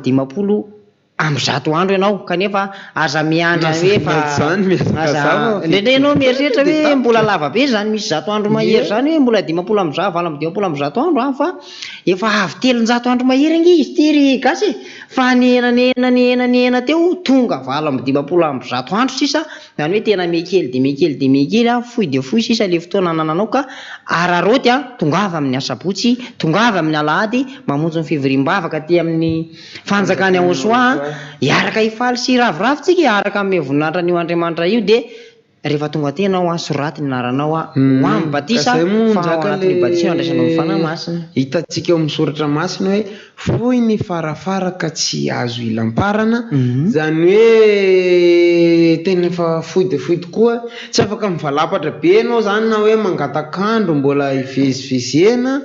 fa ny zavatra tena angatahana aminao zao de hoe manatona amizay ny Aosoa tapao amizay ny hevitra anao de sorato amizay ny anaranao ihany koa de mba mafoiza andro amin'ny na de alahady fotsiny aza de mba tongava amizay mamonjy fivoriam-bavaka satria ianao mety miasa ianao sabotsy dia iny moa zany mba hoe tsy afaka zany ianao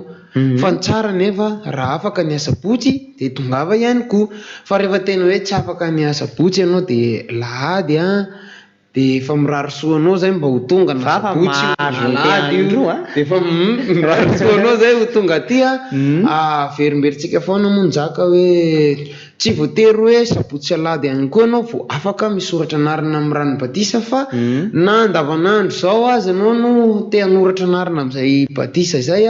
dia efa afaka alefanao satria efa misy laharana finday moa zay efa mandeha ao amin'ny onjam-peo, mandeha ao amin'ny fahitalavitra ihany koa ahafahanao mandefa an'izay anaranao zay, ahafahanao manoratra ny anaranao amin'ny ranobatisa ka dia araroty dia mbola misy ny fotoana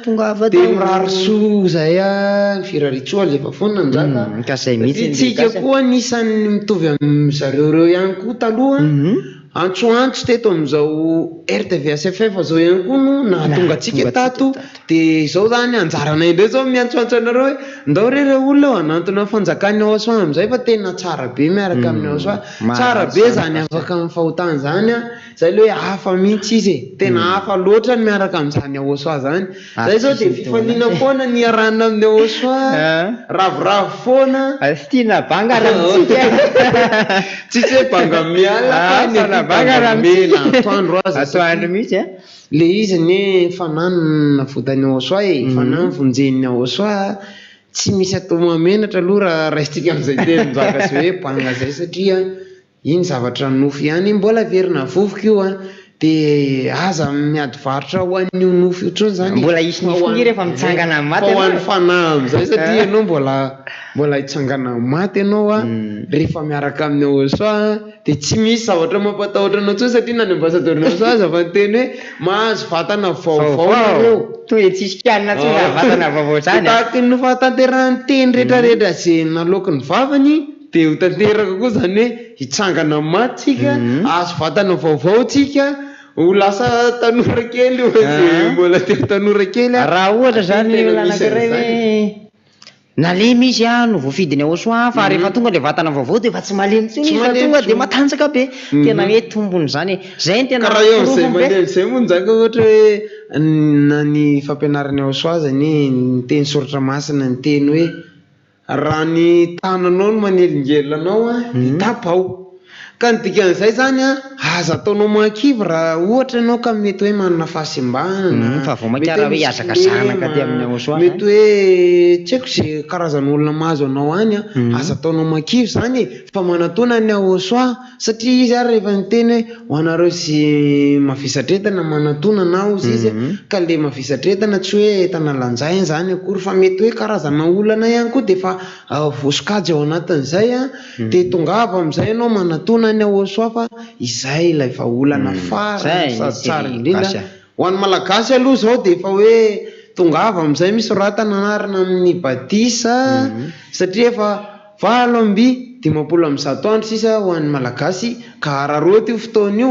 satria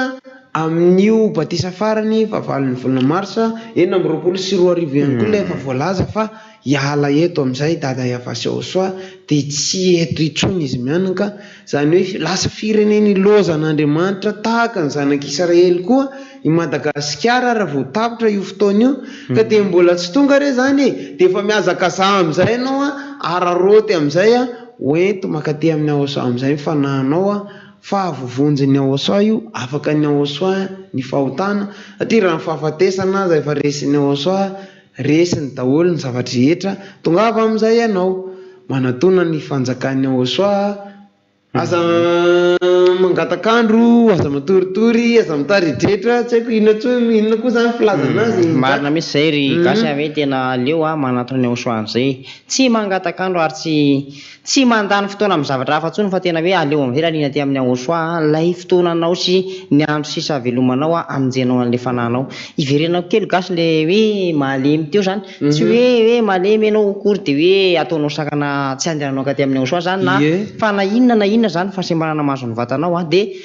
tombony ho anao ny tonga ty amin'ny ao asoa satria rehefa mbola maheno aloha ny sofinao mbola mahay miteny vavanao mbola mahay mahita ny masonao dia ataovy izay atongavana ty amin'ny aosoa fa omeny aosoa vatana vaovao ianao rehefa miala eto ary tena hoe iova farany tsara ianao rehefa miala eto tena zay le mampiavaka ny aosoa manomana zavatra tsara ho an'izay tiana azy izy. Ary zavatra anankiray koa nzaka tsy hamonjy nofo no natony natongavany aosoa ka izay mihitsy le teny nzaka teo hoe aza ataonao sakan'iny. Dia manatona ny fanjakan'ny aosoa amin'izay dia ndao alohantsika anaraka télésopine indray nzaka dia rehefa avy eo miverina eto indray.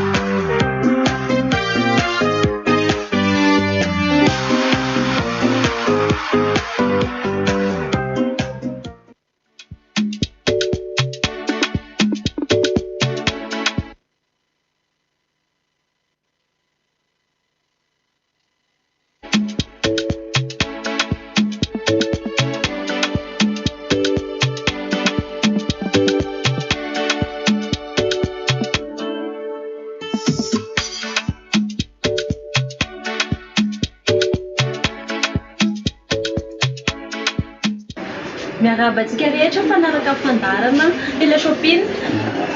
tonga soeto amin'ny tranombarotra misy anay Nova Informatique izay dia mivarotra ny accessoires informatique,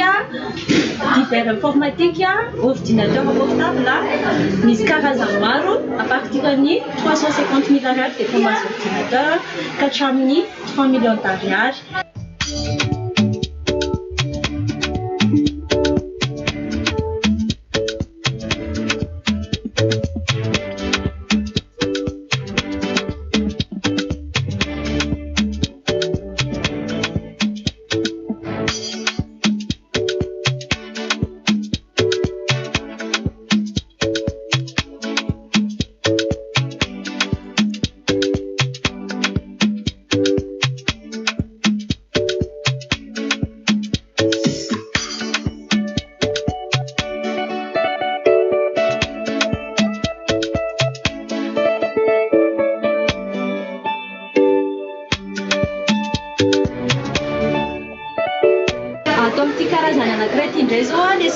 Camine misy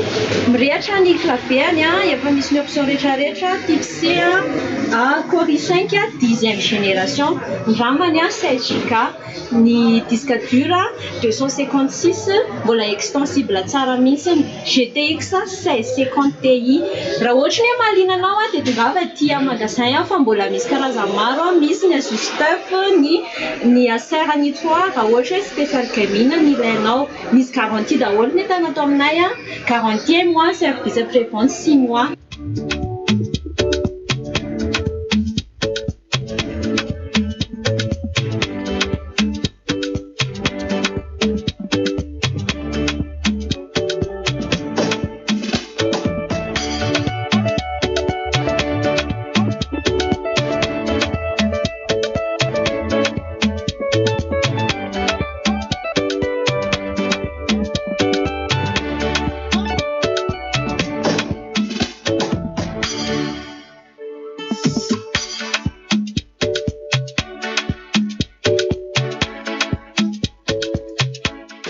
Misy ihany koa ny double graphique Core i5 5e génération, ny prix 750 000 ariary. Double graphique izy marque Asus,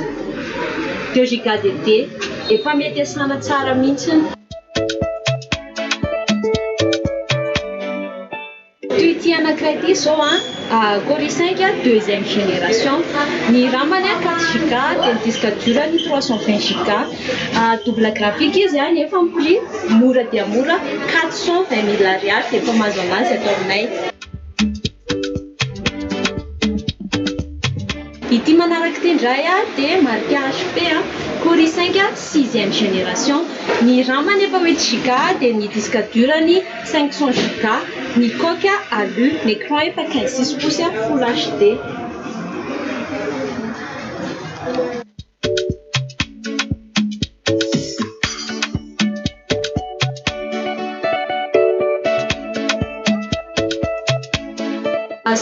amin'ny ordinateur ihany reny asehoanay anao reny fa tonga dia tia magazay misy karazany maro be hitanao hoe tia misy karazana accessoire raha ohatra hoe accessoire momba ny ordinateur portable tonga tia ianao mijery anazy tsara misafidy izay mety ilainao magasitraka ny toerana misy anay dia ety amin'ny bâtiment 5 Soarano box R07 ampitany Karana Soarano tonga eo amin'ny gare ianao dia ampita eo misy bâtiment ngeda be bâtiment 5 anarany ato no misy anay tongava mitsidika magasin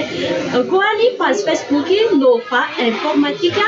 na ny telefona 034 08 157 98 afaka miantso ianao fa mandray anao zahay magasitraka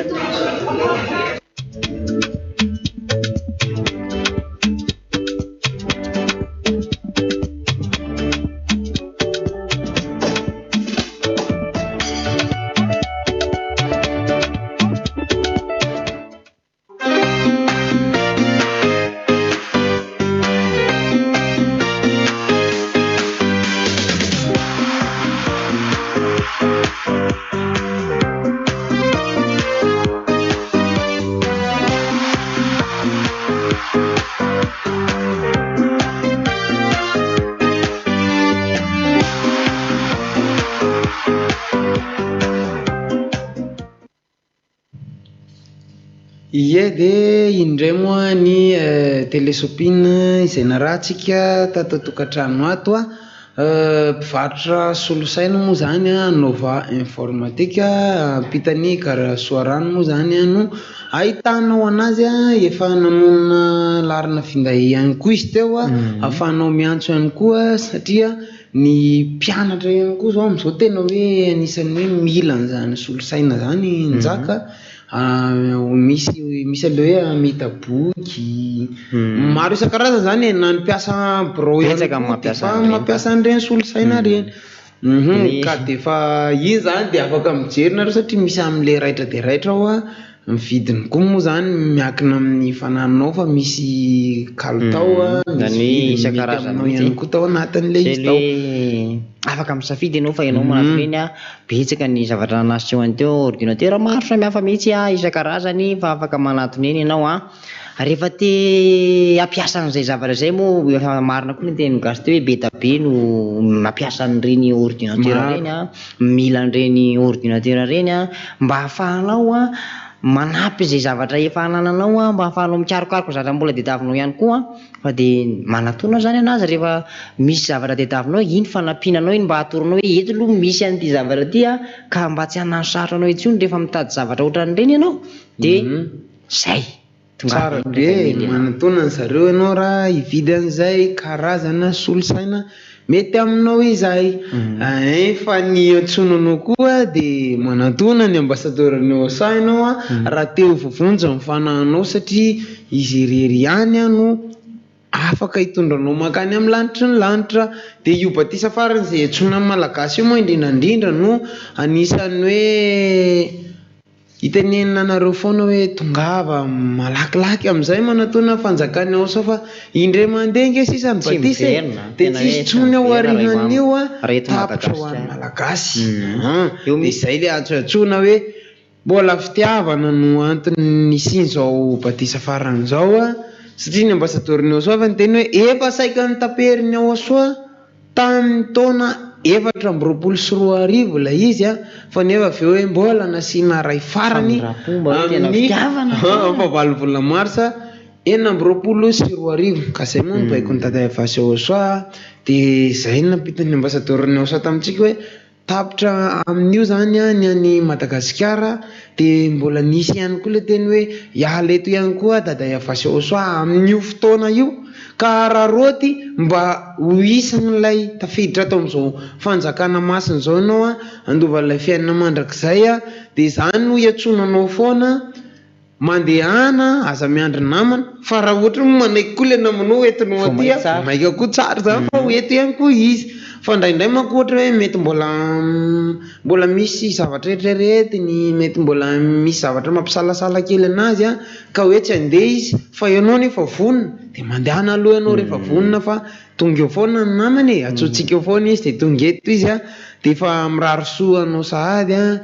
mirary soa ho an'ny namanao a, mirary soa ho an'ny fianakavianao a, mirary soa ho an'ny namana rehetrarehetra, ny malagasy rehetrarehetra tonga ty amin'ny fanjakany ao soa satria tianay be koa nareo mba ho vovonjo ohatranay ho afaka amin'ny fahotana satria izao fiainana zao ane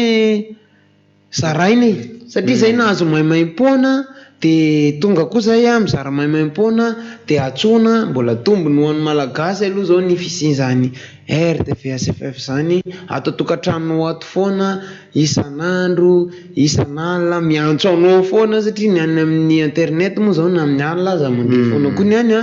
de aza tara intsony aza variana ihany koa fa sorato amin'izay ny anaranao eo amin'ilay hoe tsy afaka iverenao kely tsy afaka ivalaparana intsony manahoana tokoa moa zany ny mpandrafitra raha ohatra hoe mandrafitra hazo anankiray efa fohy le hazo a ny zavatra atao nefa efa tena hoe raha ohatra hoe diso fanapaka de tsy natakatra an'le zavatra lasa hoe tsy ampirefy zany ny fitenena zany hoe raha ohatra hoe zavatra fohy a tsy afaka anaovana zavatra maro isan-karazany intsony sy hoe zavatra tsy afaka anaranam-po zany ny fitenena tsy afaka anaranam-po satria ny hazo tsy mba misy hoe afaka atao sodirana mba hoe toizana fa rehefa tapaka iny de tapaka fa itingery olona ka tena hoe mihoatra lavitra noho zany tena hoe tsy misy fiverenany fanoroany intsony ty batisa eto Madagasikara ity a fa ny ray mandeha tsy miverina io sisa hoe tena hoe io ny ray mandeha 8 mars 2026 io a ka zay le tena etsonay ampitiavana be anao malagasy namanay izay mandresy mihaino anay amin'izao ora sy fotoana zao a ary ho anao izay tsy mahafoy a ny SFF RTV de tongava revonjio ny fananao manatona an'izay ianao any Aosoa fa tena tsy misy ohatran'izany Aosoa zany ange ho any tena manafaka amin'ny fahotana ary tena hoe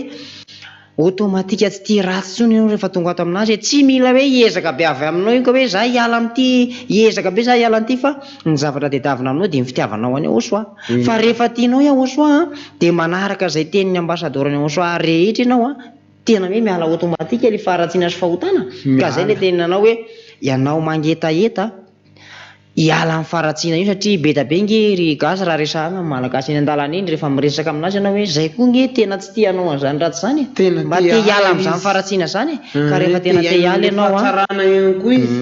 rehefa tena tianao le hiala amin'ny faratsiana de manatona ny Aosoa manatona ny ambassadeur ny Aosoa ianao a misy soratra raha ho amin'ny batisa ianao a de afaka automatika ilay fahotana sy ilay faratsiana manomboka eo amin'izay ianao a hiaina amin'le fiadanana sy fifaliana hiaina amin'le hatsarany Aosoa tena hoe tsy lanilaniana ary tsy manapataperana fa ety dia efa satarina le fiainana mandrakizay ry gasy ary na Aosoa zany teny hoe ianareo fahazavany zao tontolo zao a ny ambassadeur ny Aosoa na ianao koa anisan'ny tsinjaka koa ianao zany ao anatin'le fahazavany zao tontolo zao koa ianao a ka de efa tongava satria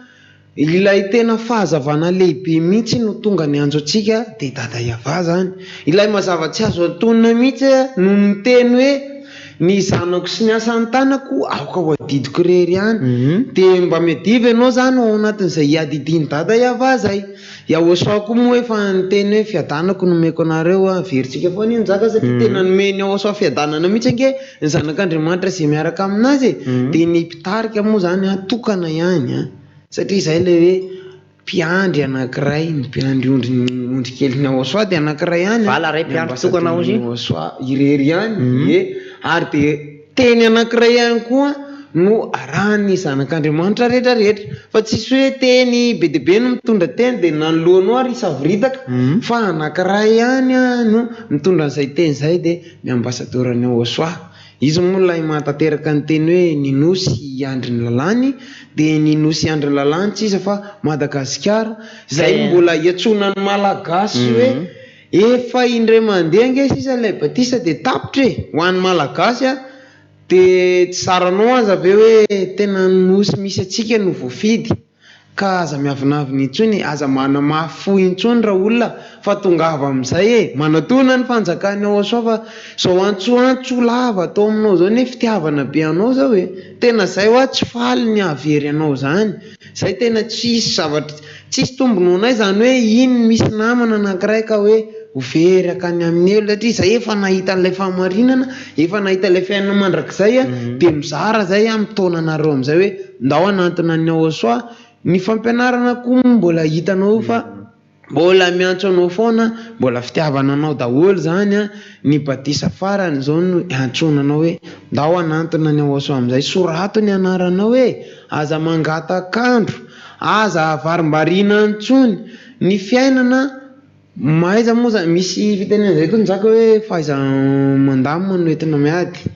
Ianao moa zany zay tsy teny hoe de ilozo aza atao tsony ny fivelomanao na hoe lozy ny asanao fa mba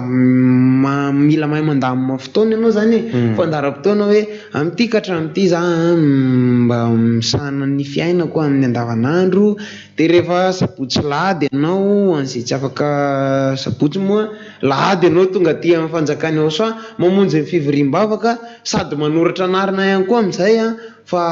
aza mangatakandro koa amin'izay fisoratana anarana zay. Satria efa hitantsika zao hoe reny vaovao maneran-tany reny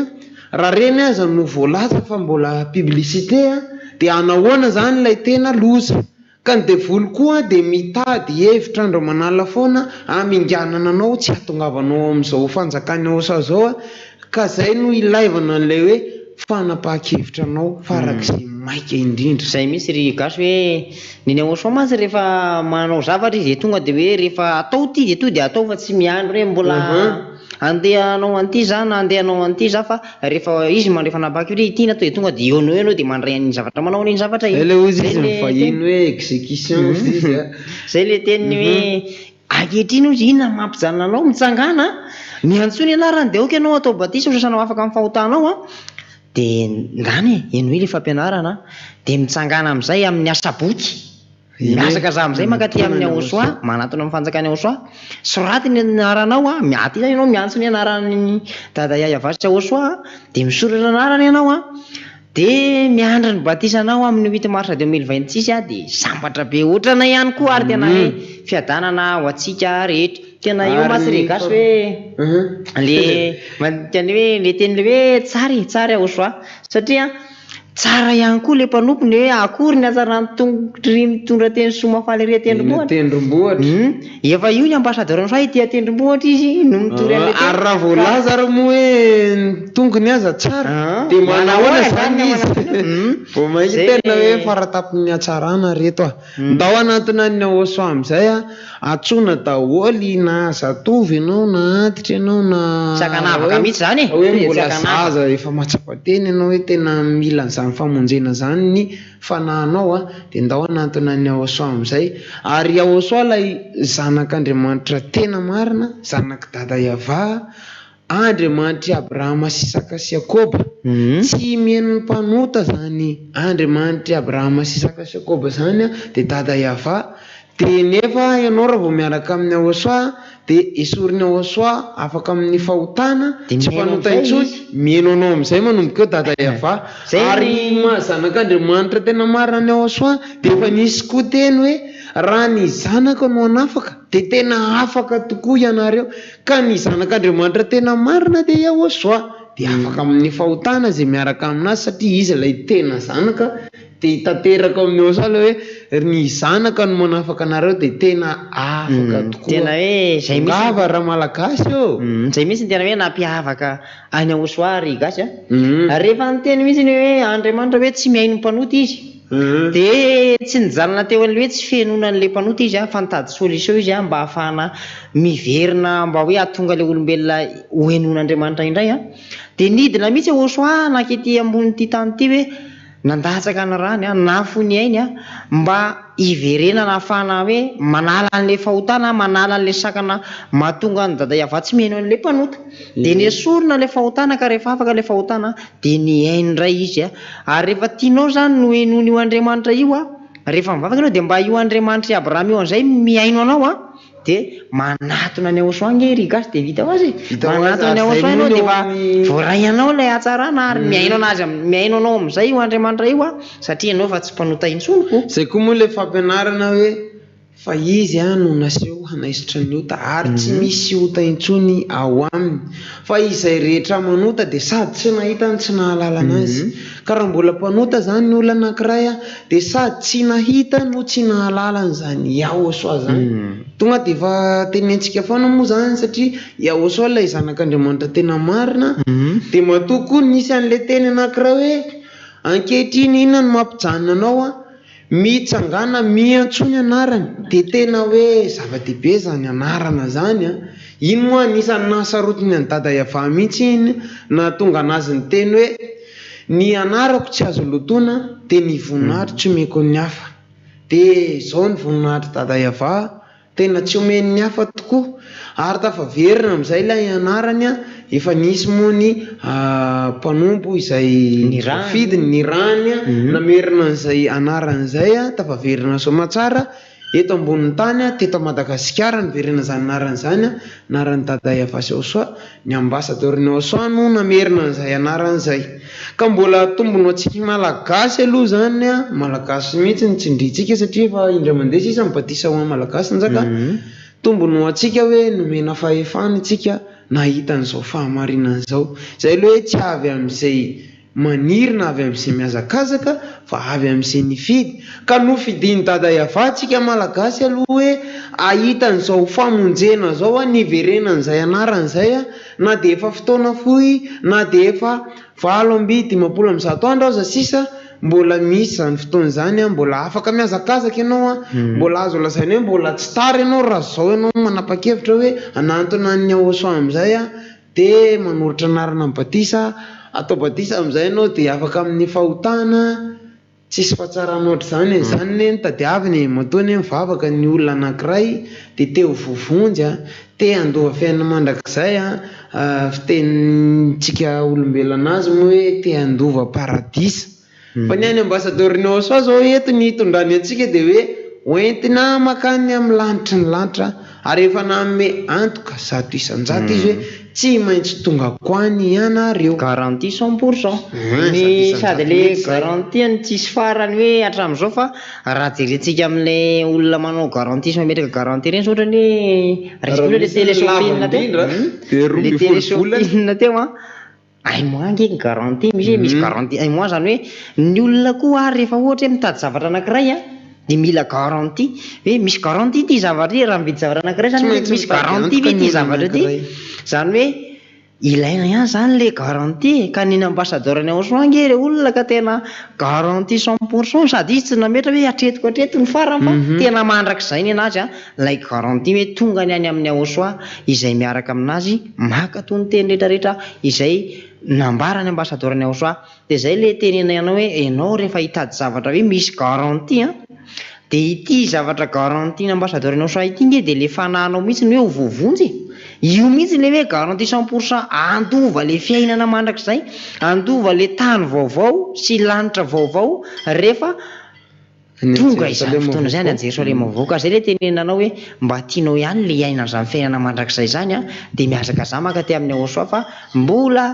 eto ny ambassadeur-ny Yahosoa manome izay fiainana mandrakizay ho anao izay a mbola miantso izy a ao anatin'ny fampianarana hoe manatona ny Yahosoa mbola atao daholo ny zavatra rehetrarehetra ahafahana mamonjy anao ka meteza am'izay hovonjena ary malagasy namanay a mba ho avitra ny isika malagasy mba zany hoe tonga teto Madagasikara marina moa ry gasy ny famonjena Madagasikara ny voafity ka tsy normal ve raha malagasy mibetsaka indrindra no avitra zay nge ny rariny zay mahatonga anay miantsoantso anao hoe mba ho isan'izay ho tonga ty amin'ny Yahosoa ianao mba ho isan'ilay hoe mba malagasy mibetsaka indrindra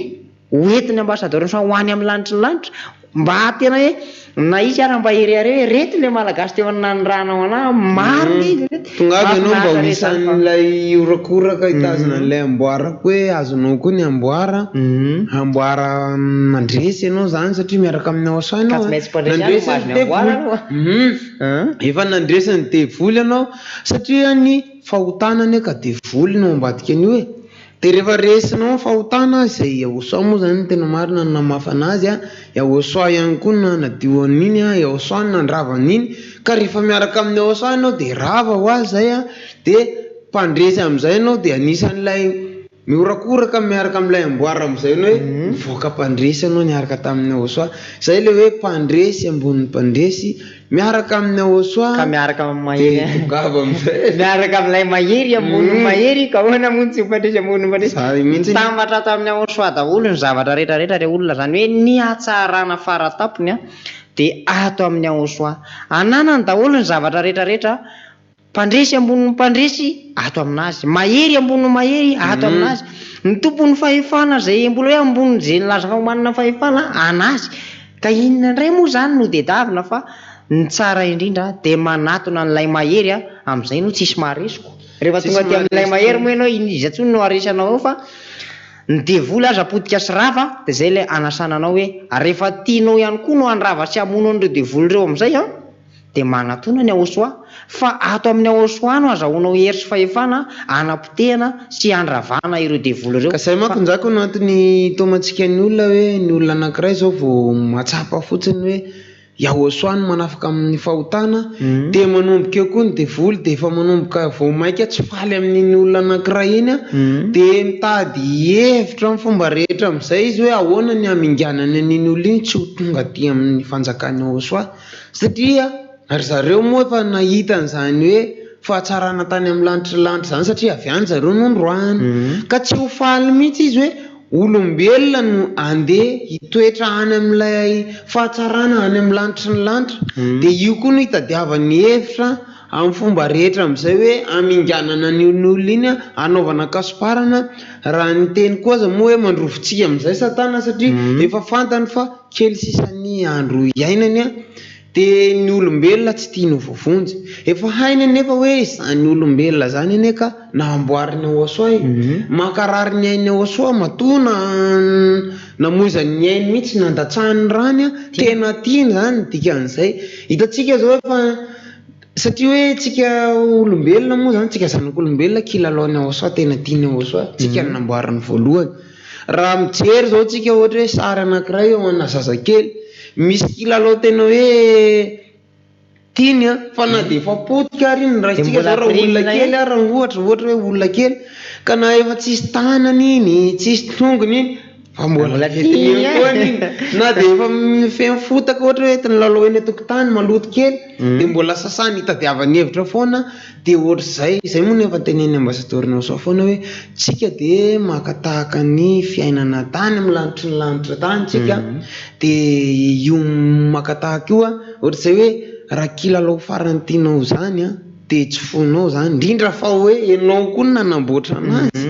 mahasarotiny ianao ohatra zay koa ny any yaosoa hoe tena sarotiny izy azony yaosoa natao tokoa ny njakany hoe namorona vaovao mampamorona anazy saingy hoe iny no namboarina voalohany ka tena tiany de nitalao tany amin'ny dada ava am'izay izy hoe tena tiako reo dada fa reo no namboariko a ary natao ny mitovy taminy sy tamin'ny ambasadoriny yaosoa satria izy am'rahalahy moa le mifampiresaka hoe ndao tsika hanamboatra olona ataotsika mitovy endrika amitsika tahaka tsika de zavatra mbola tafina koa betsaka ny olona mahatsapa an'izany hoe tsy te hanao ratsy zany fa lay hery sy fahefana tsy ao anatin'le olona fa rehefa manatona ny yaosoa am'izay ianao de omeny yaosoa an'izay hery sy fahefana zay ianao ka tonga zanak'Andriamanitra mandresy ny devoly am'izay ianao manomboka ianao tena hoe mandeha amin'ny fahatsarana amin'ny fahatanterana amin'ny fahamasinana indrindra fa amin'ny fitiavana ka de tongava raha malagasy mirary soanareo zay a ho tonga am'izay a am'izao fanjakana masina zao a androany moa efa larobia androany tsisa de tonga ny sabotsy sy mialahady mirary soanao zay a ho tonga aty a de miazakazaha am'izay maka ty amin'ny yaosoa zay misy any tena tomony hoe miazakazaha am'izay no maka ty amin'ny yaosoa tongava amin'ny asabotsy alahady ho avy zao de satry mo ry zareo tatokantrano hitafatafy eto foana atsika fa manapetra moa ny fotoana am'izao takariva mahafinaritra zao a saingy zay mirahalahy moa zany no andao anareo a ho amin'ny fotoana manaraka indray fa ny RTV SFF de eto foana miaraka aminareo ka de arao tsy tapaka dia mametraka ny velo mamandra-peona daholo indray io. Eny ary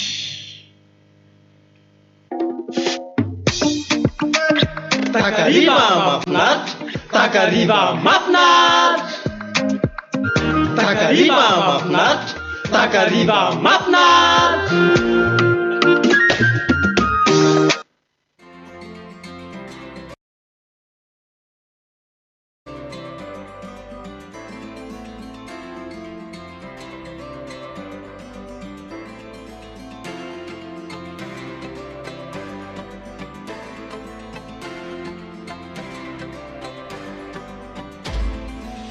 Avy malaky yaosa malala eto tany tio samatamagna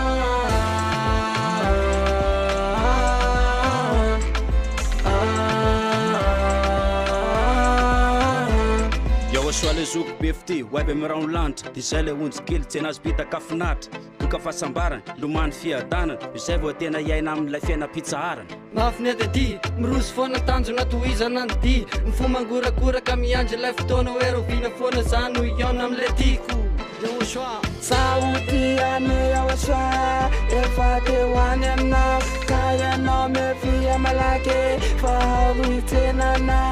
miatsika tiane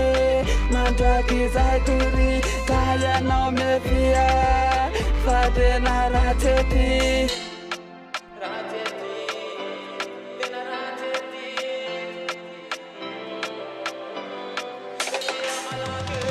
avya malaky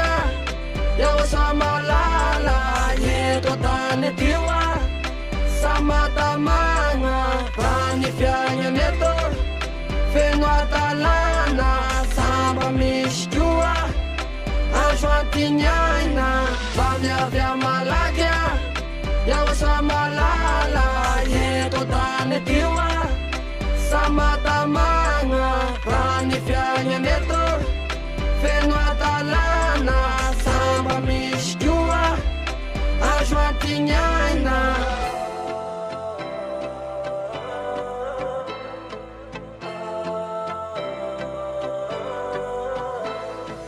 efa elanay no ny andrianao efa te ody ny antratranao itsenanao eny amin'ny abakabaka miaraka amin'ny fiady aely azy andrinao yaosa na teo sarotrany lalako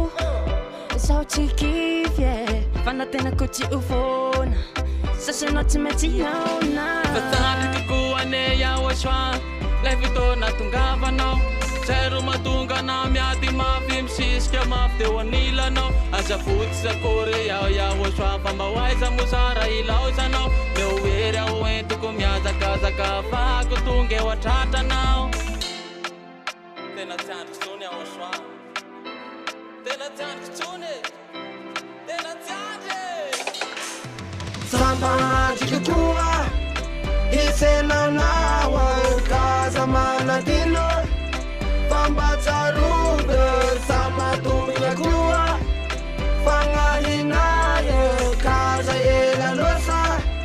fasasa miandya samba andriko koa isenanao kaza manadino fambatsarude samatumia koa fangahinaye kaza elalosa fasasa miandya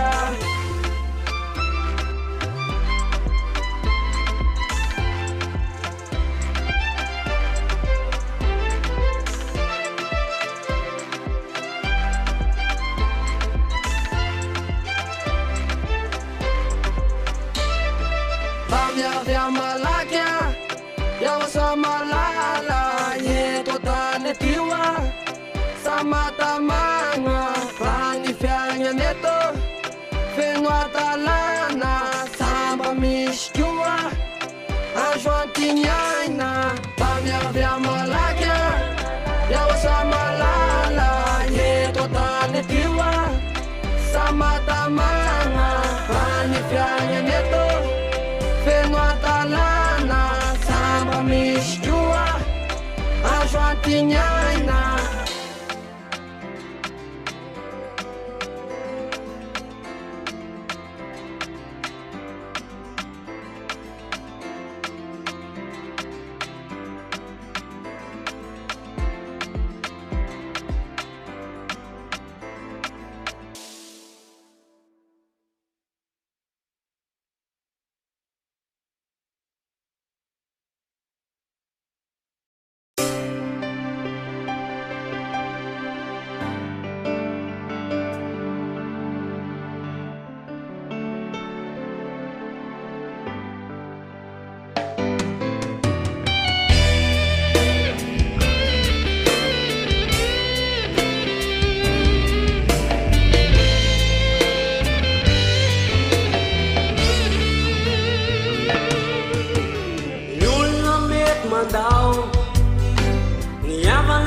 Jazan Teheran ni nama namurami badija Cima bunzi ni eri nao Ni sandi champion nafaka Nyare nanti atu kisana Nyula met mandao Ni yavana Jazan Teheran ni nama namurami badija Cima bunzi ni eri nao Ni sandi champion nafaka Nyare nanti atu kisana Chupatir ya osua Namun di sini nafaka Laisa kaisa tina tituku Lai cima nafaka baka Chupatir ya osua Namun di sini nafaka Laisa kaisa tina tituku Lai cima nafaka baka Niyudini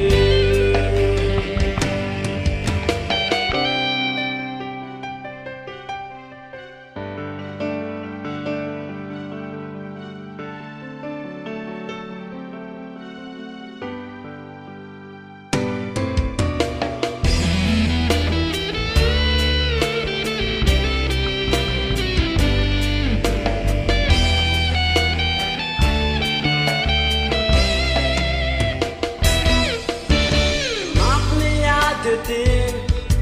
Virus fona vacinem tanti Ya osuanya lualalana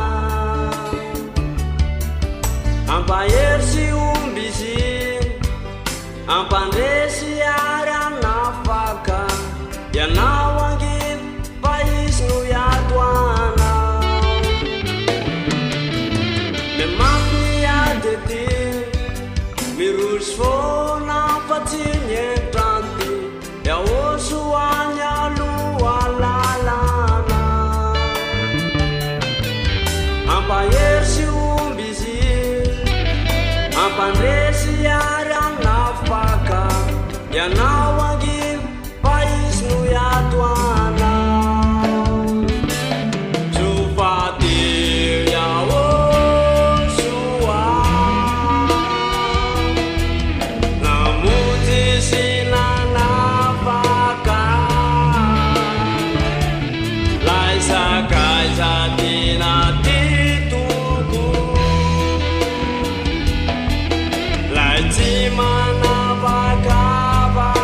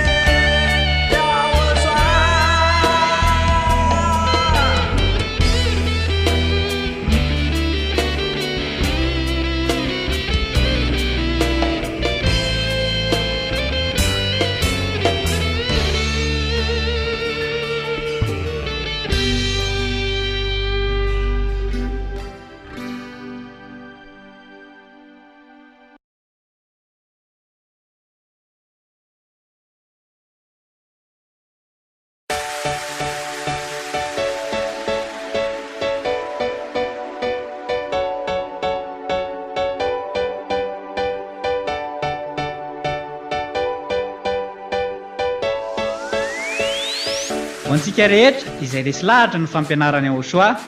dia ireto ary ny laharan'ny telefônina izay ahafahanao mifandray amin'ny ambassadorany Aosoa Ziadia Elia. Numéro WhatsApp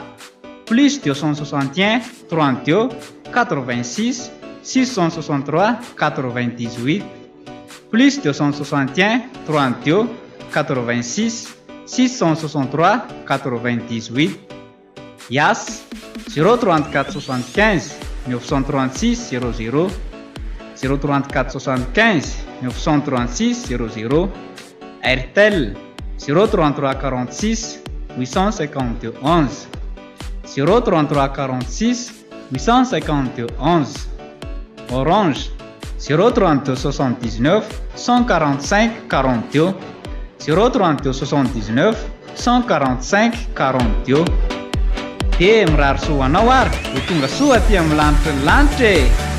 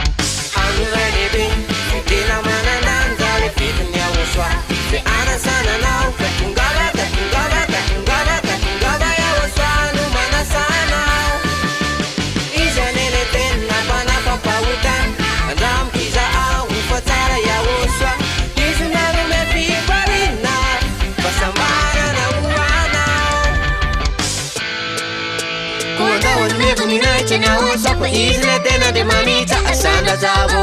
any amin'ny abodiabo koandaholy mefninaitra ny ahoso fa izy le tena de manitra asandrajavo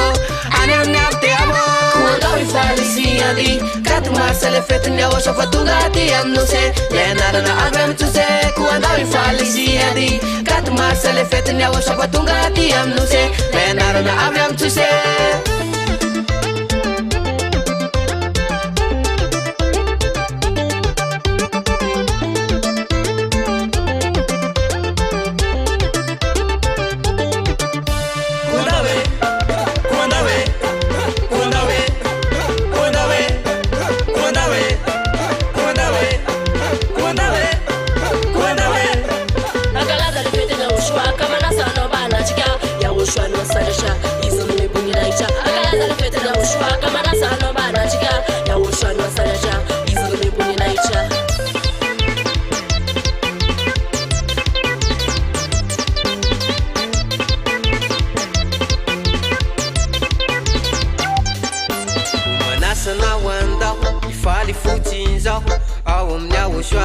le tena fifalina mitongava iary fety amin'ny ahosoa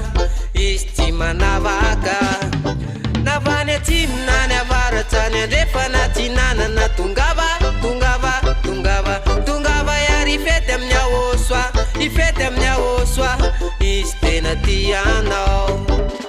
manasanao andao ifaly fotsiny zao ao amin'ny ahosoa le tena fifalina mitongava iary fety amin'ny ahosoa izy tsy manavaka navany atsimina ny avaratrany andrefa natsinanana tongava iary fety amin'ny ahosoa ifety amin'ny ahosoa izy tena tianao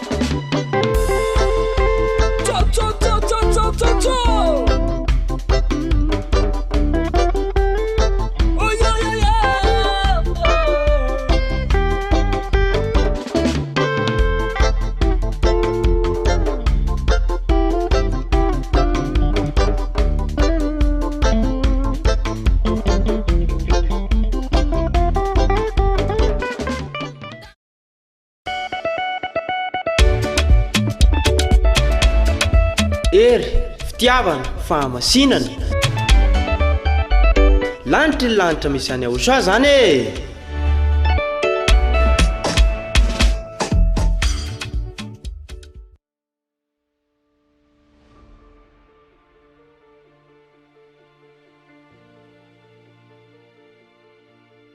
Vous avez un projet de construction ou de rénovation?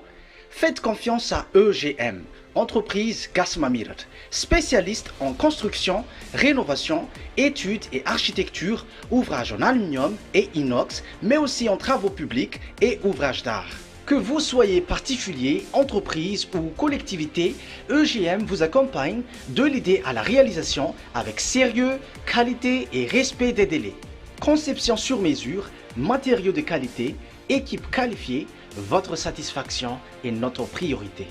Contactez-nous dès aujourd'hui et construisons ensemble l'avenir. EGM, l'excellence au cœur de vos projets. Téléphone plus 261 34 18 302 89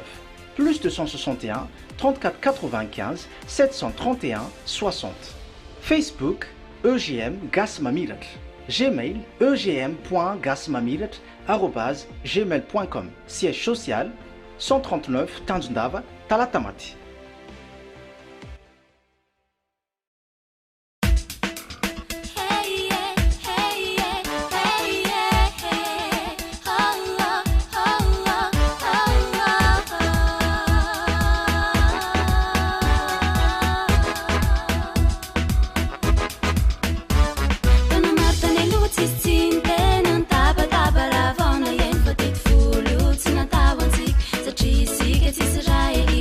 My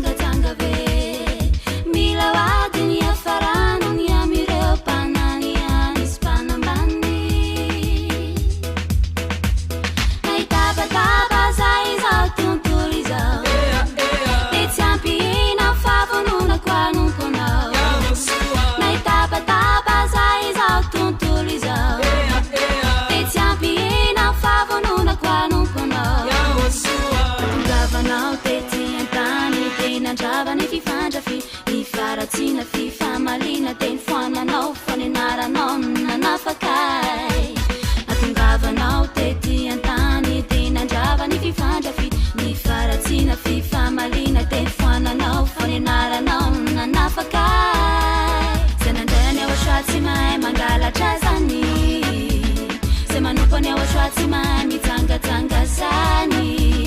zay nandrany awashwatsy mahay mangalatra zany zay manompany awashwatsy mahay mitsangatsanga zany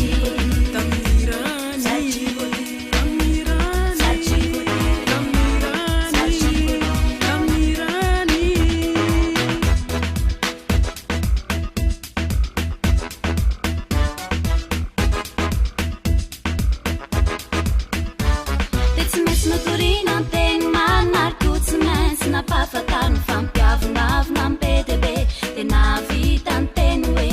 ianareo zay vitsikely ve noho izy teo hitondrany teny teo nisorena tony mamy vembena nitoy atrana ny fanenjeno ny amireo mpamalivaly be fatany na iroborobo tonino nazy ireo mpiavona izy rehetra reny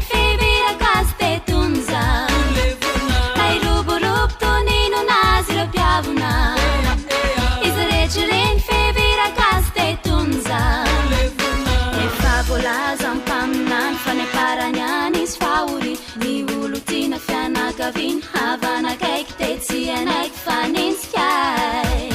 efa voalaza mpaminany faneparany any izy fahory ny olo tiana fianakaviny havanakaiky te tsy anaiky fanensikay avelao reo any fa efa fombanzany nandimby ny asandraza amleny talotany avelao reo any fa efa fombanzany nandimby ny asandraza amleny talotany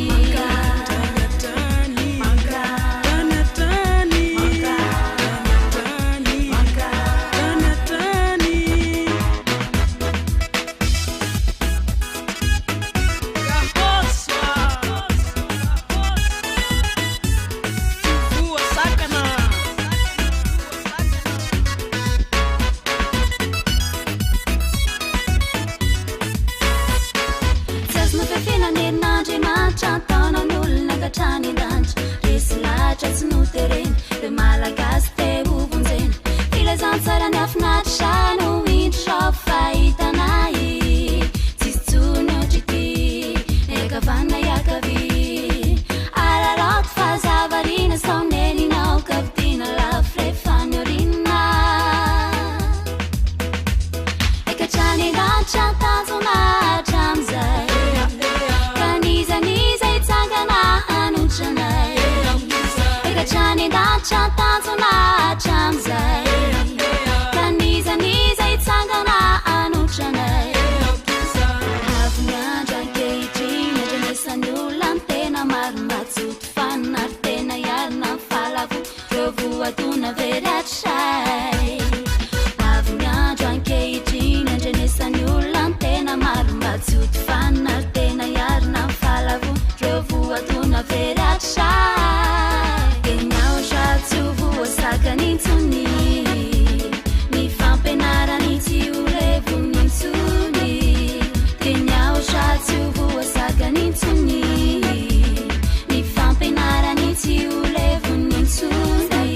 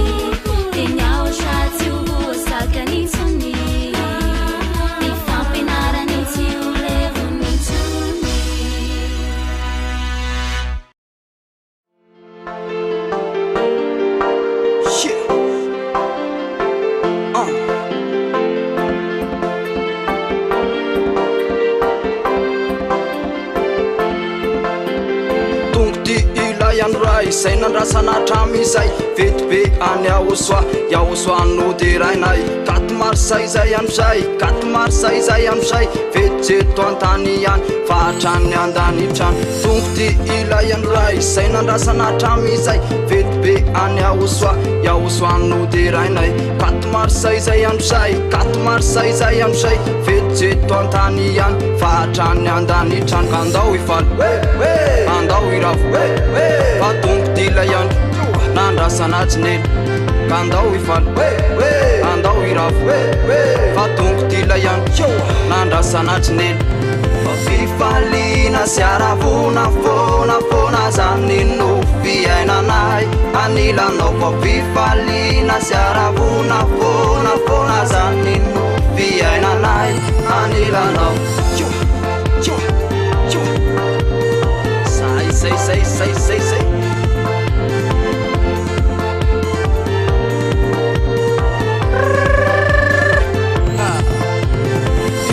izy natao airery fa natao atsika jiavaka nizaniza izay mahendy atsona sy asaina amizany vetibety tsisy otran'izany raha mbola eto amboniny tany iaosoa ilay mahery no de raina sy atsona amizany izy ty tsy natao airery fa natao atsika jiavaka nizaniza izay mahendy atsona sy asaina amizany vetibety tsisy otran'izany raha mbola eto amboniny tany iaosoa ilay mahery no de raina sy atsona amizany katomarsa vetibe katomarsa vetibe katomarsa vetibe vety iaosoa katomarsa vetibe katomarsa vetibe katomarsa vetibe vety iaosoa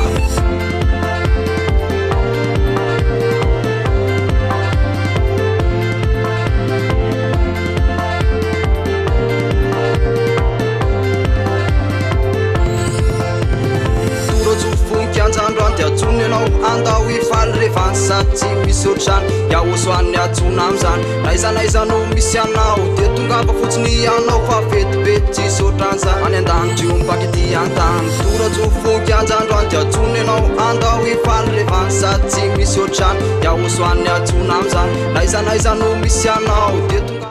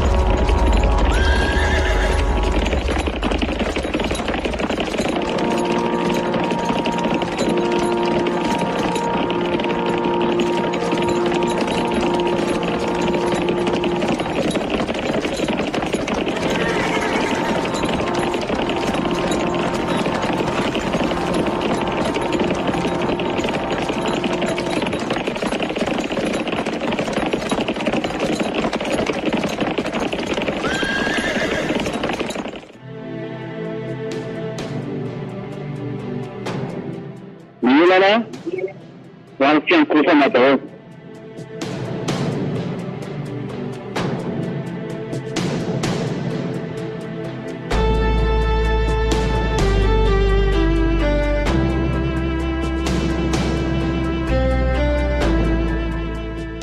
miomana ho amin'ny fiankrofana daholo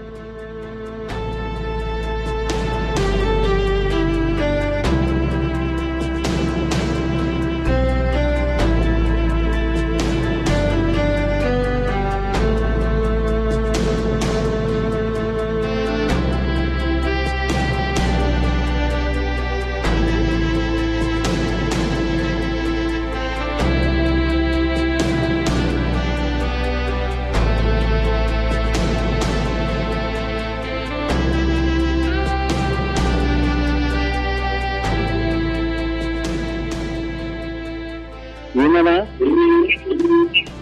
Wanita kita bangsa kata tahun.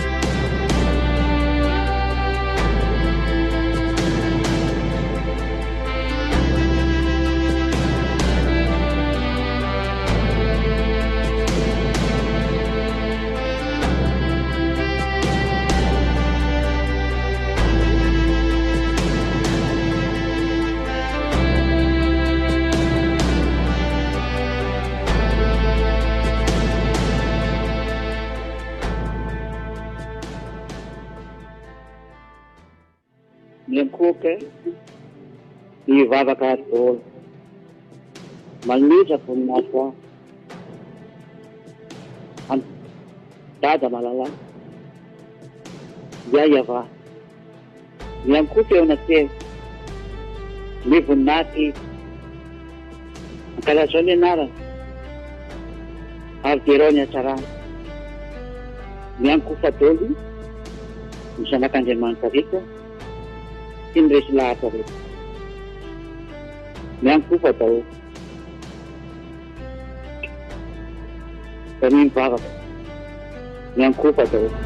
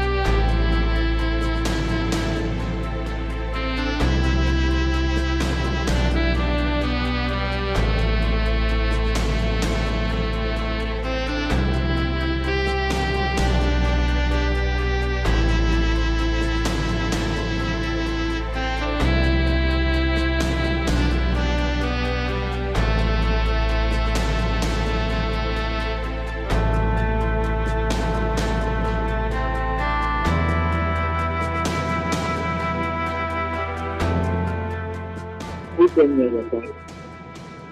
ambil sepenuhnya kebenaran mas,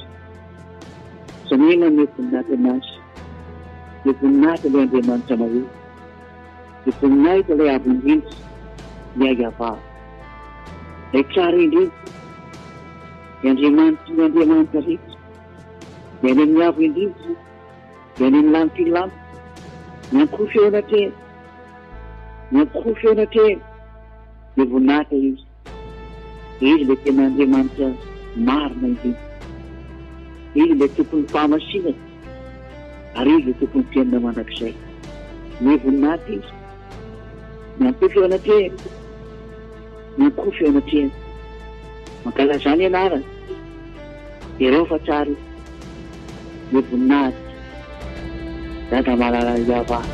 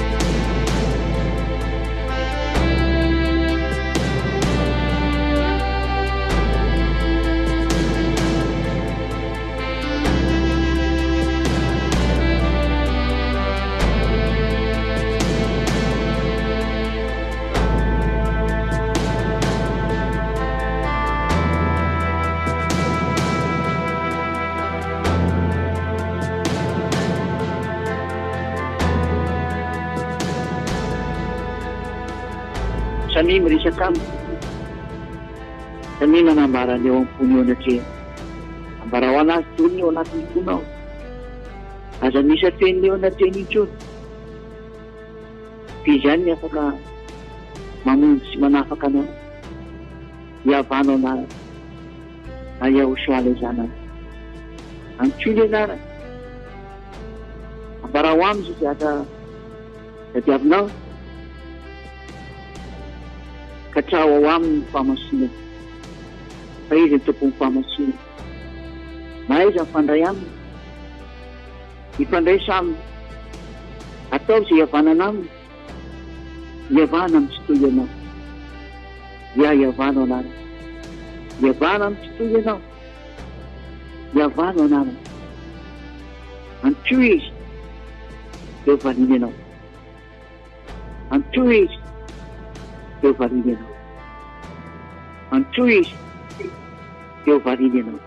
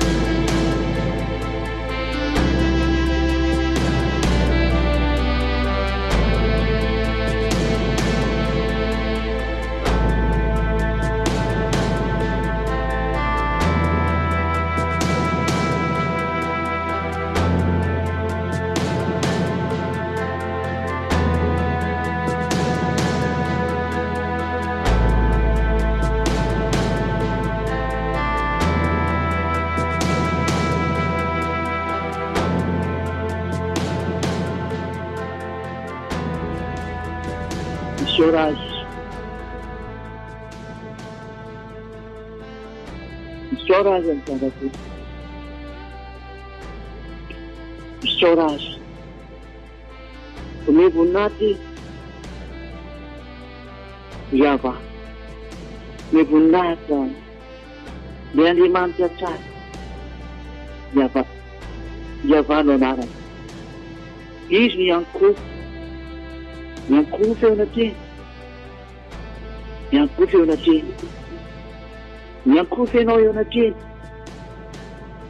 Yang ku fatonya ko tukatan. Yang ku fatul na isa mandri. Na isa mair. Yang ku fataul. Yang ku feo na tin do tupun panay now. Yang ku feo na tin lay na pisay na now. Yang ku feo na tin lay na pamisin tanas tungto na. Yang ku feo na tin lay na pamisin pata na now. Yang ku feo na tin lay na pisi ainan tin na now. Yang ku feo na tin payis lay mafat. Harijan kulay manil. Ijaf ko may manawasan. Yang kufyo na tiyan. Yang kufyo na tiyan yun ako. Levon natis. Yang kufyo na tiyan yun ako. Ang chuya nara. Yang palo nara. Islen liman sama. Islen liman tatsari din. Yang palo nara. Yang kufyo na tiyan.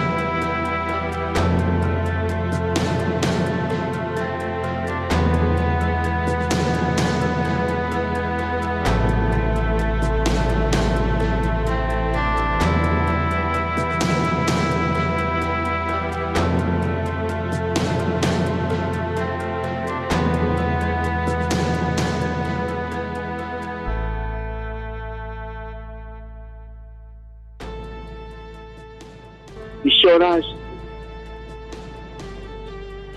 samia misaotra azy. Aoko fantatrao fa tsara izy. Aoko fantatrao fa izy ny famaly vavaka. Aoko fantatrao fa izy ilay tena maro. Izy ilay Andriamanitra tia fahotana, mankahala ny fahotana ary tena hala ny zatra. Andriamanitra tsara izy. Tsy misy tsara ohatra anazy. Tadikio fa izy iry ihany no mahay mamonjy anao. Izy iry ihany no mahay manafaka anao. Manafaka anao. Izy iry ihany no mahay manafitra anao. Tadikio fa izy ilay tsara indrindra. No voninahitra izy. Asan-drato ny anarany. Ankalaza eo mivavanao izy. Dia raha ho any amin'ny lalana rehetra izay ilaina ho any izy. Ataovy ao am-ponao ny anarany. Masato mpamonjy izy ny fanahy. Ataovy anatin'ny sainao ny anarany. Fa izy ny tompon'ny fahefana lehibe. Izy ny mahay manafoana ny efa misy. Ary izy ny mahay manafoana zavatra miseho mahery. Ka mihevitra ny hoe tsisy maharava. Izy mahay manafoana an'ireny. Ary izy kosa mahay mampamisy izay rehetra mbola tsy misy. Ary ny zavatra eritreretinao tsy ho itsy azy, hainy mampamisy azy. Ary ny zavatra eritreretiny sainao hoe ahoana ny tanteraka an'izany, izy ny mahay manao an'izany. Izy ny mahay mampamisy an'izany. Ary izy ny mahay mantanteraka an'izany. Ny anarany Iavà no anarany. Iavà. Ny voninahitra izy. Kalazao ny anarany. Jehova tsara izy. Ny voninahitra izy fa tsara. Tsy misy tsara ohatra anazy. Antsoa izy dia ho tonga eo akaikinao. Antsoa izy dia ho tonga eo anilanao. Tsy misy tsara fa tsy avana. Izy ny Andriamanitra tsara indrindra. Izy irery ny Andriamanitra sy sandoka daholo ny ankoatra anazy. Ary tena mpametaka sy mpamono ny ankoatra anazy. Fa izy ilay tsara indrindra. Iavà ô, mienoa izay rehetra miantso anao. Jereo izay rehetra mitady anao. Enoa izay rehetra miorakoraka mitady anao. Jereo izy dado. Ampizy rehetra dado. Enoa izay rehetra antsoantso ny mitady anao. Valo ivavaka izay rehetra miantso anao. Aza atao lavitra intsony ianao. Eo akaiky izay miantso anao. Eo anilany izay rehetra mikatsaka anao. Eo akaiky izay rehetra maniry ny toetra eo akaikinao. Iavà ô, dada malalako. Eno ny fangatahany tsirairay avy. Indrindra fa ny fitiavana iaraka aminao. Ny fitiavana tena eo akaikinao. Tsy ataonao tsinotsinona intsony hoe. Dado, dado, dada malalako Iavà. Mienoa mandrakamy. Hotahinao ny izy rehetra miantso ny anaranao. Hotahinao ny izy rehetra mitady anao. Ary valo izy rehetra fangatanana nalefa taminao. Fangatana natao teo anatrianao. Dado, voninahitra anao mandrakizay. Tsotra dada malala. Tsotra dada malala. Tsotra dada to. Iavà.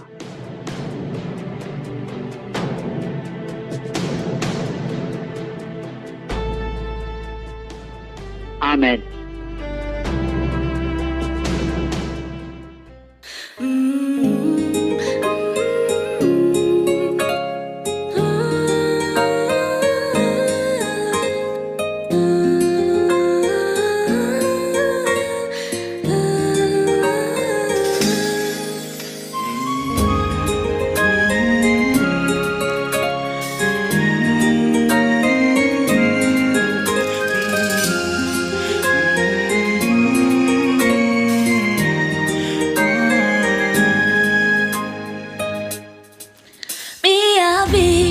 nafanya ninawu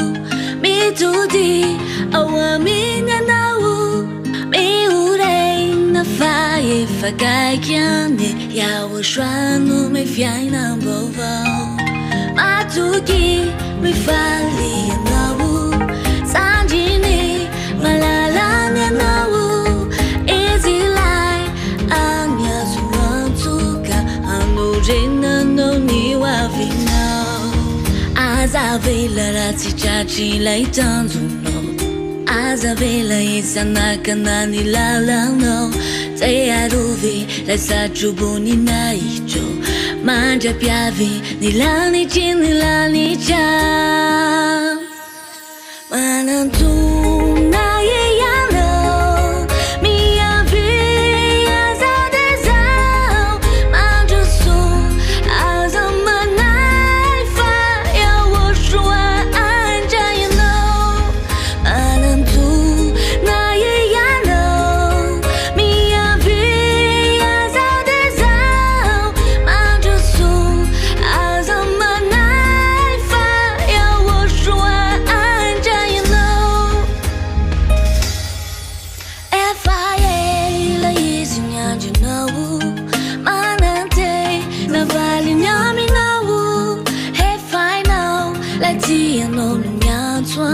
Kambarai suizi unamano Kazami sala sala natunas Tepi tepi nora ye jankinas Manubu kai zote tawu jai tunyano Sachi efaizi numiarano Azavela rati chachi lai tanzuno Azavela isanaka nani lalano Tayaruvi la sajubuni naicho Manja piavi nilani chin nilani cha Manantu na yeyano Mia via zadezao Manja su azamanai fa Ya woshua anja you know Manantu na yeyano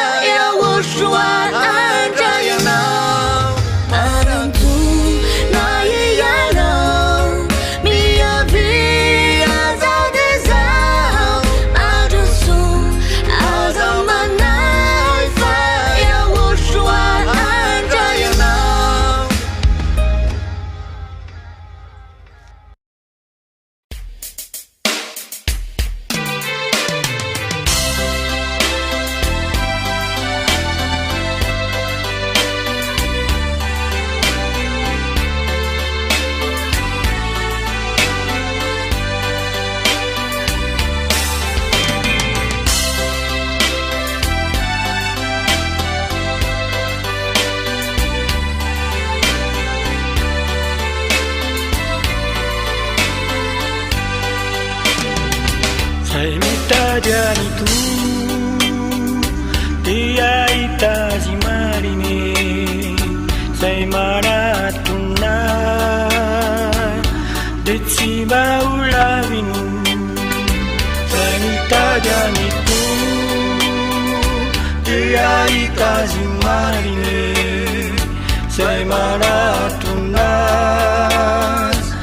detsi baulavinu Para Vinuyana Fampamu Yaushua Dewu Afakana Yana Kamini Mogelani Yeluka Amari Nyana Amasi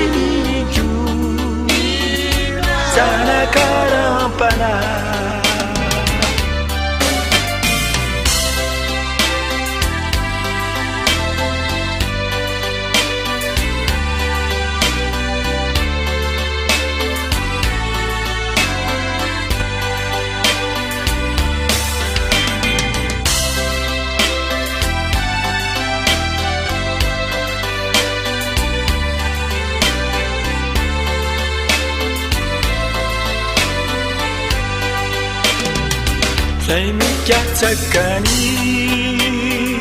fanjakany Kristy dia hanampy azy koa ny fahasoavany zay mikatsakany fanjakany Kristy dia hanampy azy koa ny fahasoavany Paraminuyana Pampamuja ushwa Deu afakiana Yana kami Mogelani yeluka Pamariniana Amasini ju Sana karampana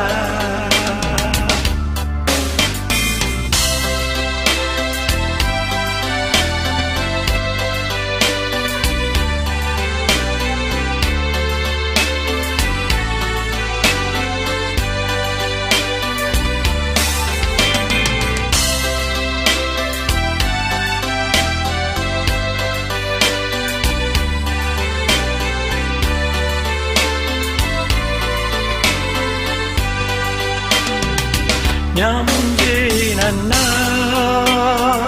fanikina bauba lailala natalu murabana buku Nyamjinana fanikina bauba lailala natalu murabana buku Paraminuyana Pampamuja ushwa Deu afakiana Yana kami Mogelani yeluka Pamariniana Amasini ju Sana karampana Paraminuyana Pampamuja ushwa Deu afakiana Yana kami Mogelani yeluka Pamariniana Amasini ju Sana karampana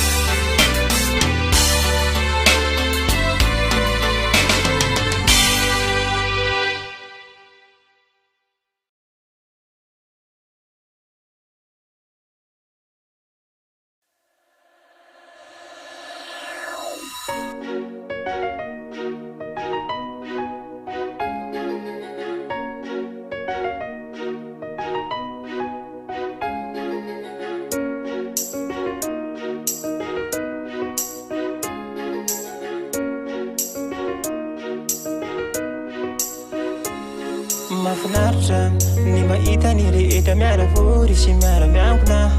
Nasa misy aparitany tsy hita masoko avy kanefa iray fanaisy fo Mba faniriko anera tsisy memte Tsika rehetra nefa tsisy rendrike Fa na izaona ianao tsika tsy fandao Fa iara hiditra ao an-danitra Mba faniriko anera tsisy memte Tsika rehetra nefa tsisy rendrike Fa na izaona ianao tsika tsy fandao Fa iara hiditra ao an-danitra Oh yeah Ho amin'ny lanitra ny lanitra Iaraka amin'ny ahosoa yeah Ho amin'ny lanitra ny lanitra Iaraka amin'ny ahosoa Hey Ho amin'ny lanitra ny lanitra Iaraka amin'ny ahosoa yeah Ho amin'ny lanitra ny lanitra Iaraka amin'ny ahosoa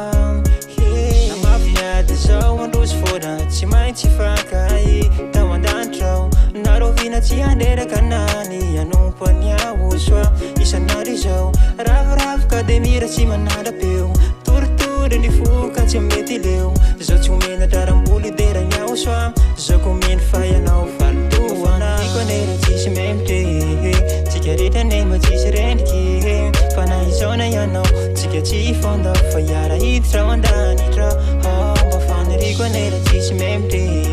tsika rehetra nema tsisy rendriky fa na izao na ianao tsika tsy fonda fa iara hiditra ao andanitra ho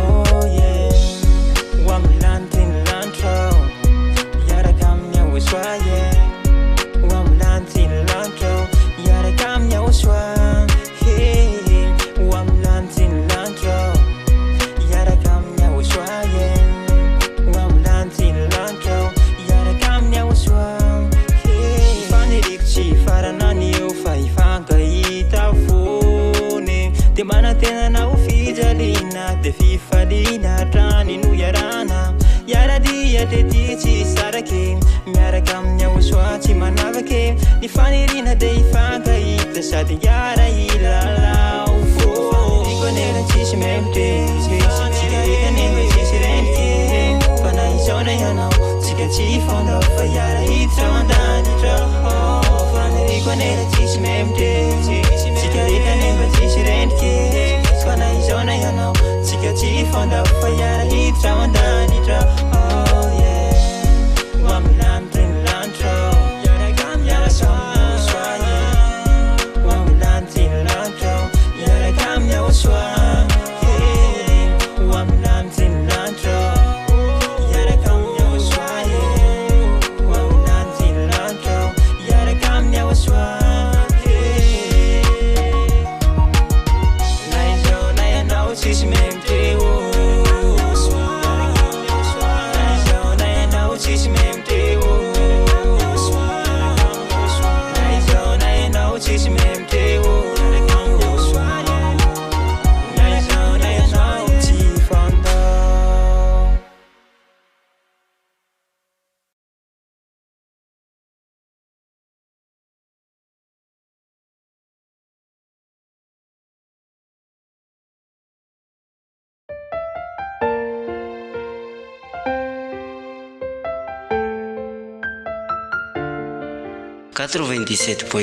FM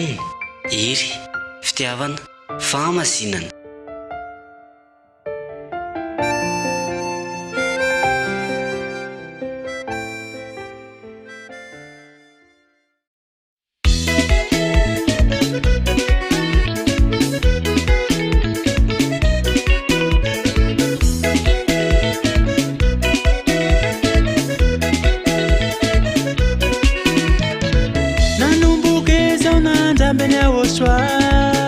Maro ireo nanenjeke nalainy ay ny vola iabirozy fa zaho adaladala satria tsy manao ze tiako fa tiany ahosoa fa marina moro no salorako fena mandraiky zay ro ipetrahako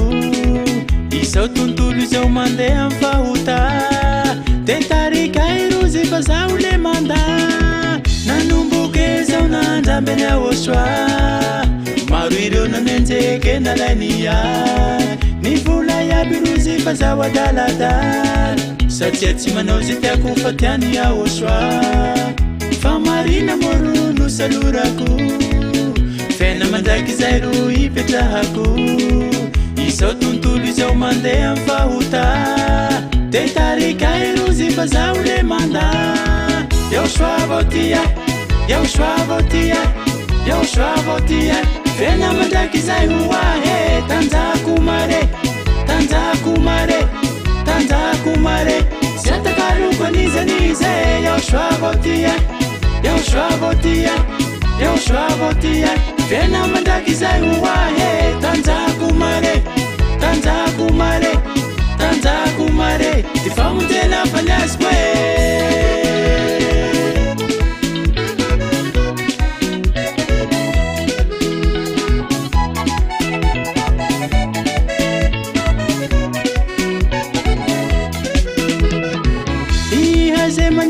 teo andanitrany fatahoranao ndaty tsy mahaviany tsy misy olo afatovy volombelo tandanao tsitsipy hoany amin'ny helo yaho soava ro teako mare satria zaolay fato andanitre fampianarany araiko sasiako apitotse fitafiany meny ahitsy olo toiko e ihaze maniry fa teo andanitrany fatahoranao ndaty tsy mahaviany tsy misy olo afatovy volombelo tandanao tsitsipy hoany amihelo yaho soava ro teako mare satria zaolay fato andanitre fampianarany araiko sasiako apitotse fitafiany meny ahitsy olo toiko e yaho soava tia yaho soava tia yaho soava tia fena mandraky zay hoahe tanjako mare tanjako mare tanjako mare sy atakaroko anizanize yaho soava tia yaho soava tia yaho soava tia fena mandraky zay hoahe tanjako mare tanjako mare tanjako mare ty famotena fanaziko e zay tsy misy miala amin'ny ao soatsika fiainana mandraky zay ny miaraka aminy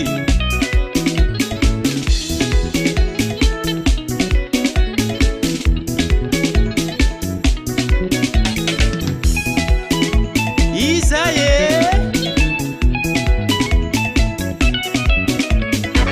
yaho soava tia yaho soava tia yaho soava tia fena mandraky zay hoahe tanjako mare tanjako mare tanjako mare zatakaroko anizanize yaho soava tia yaho soava tia yaho soava tia fena mandraky zay hoahe tanjako mare tanjako mare tanjako mare ty famotena fanaziko e yaho soava tia yaho soava tia yaho soava tia fena mandraky zay hoahe tanjako mare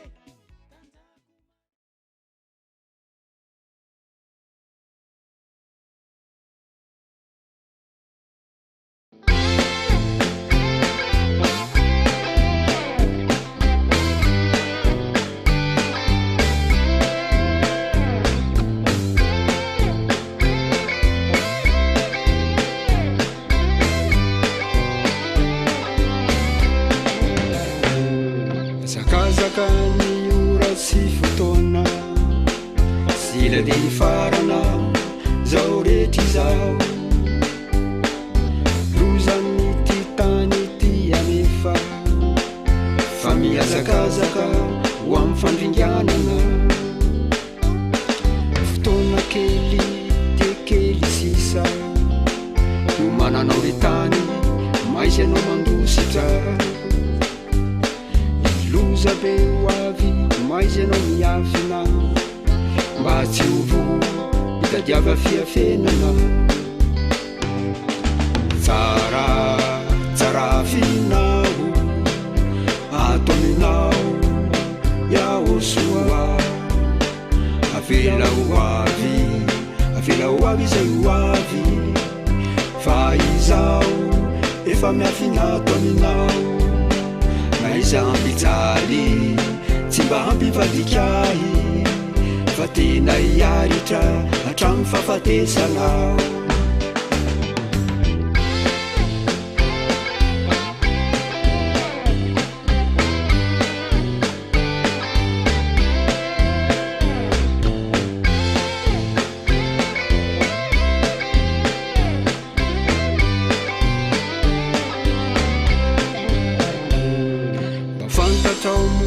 fa misy fiafenana tena tsara indrindra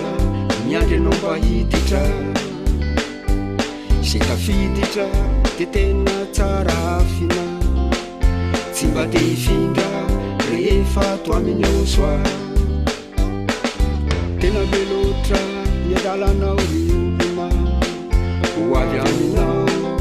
ny fandringanana mitaraina ny tany ka de efa miafeno tena efa feno ny kapoky ny fatezerana tsara finao atominao yaosoa avela hoavy zay hoavy fa izao efa miafinato aminao na iza ampijaly tsy mba ampivadikahy fa tena hiaritra hatramy fahafatesanao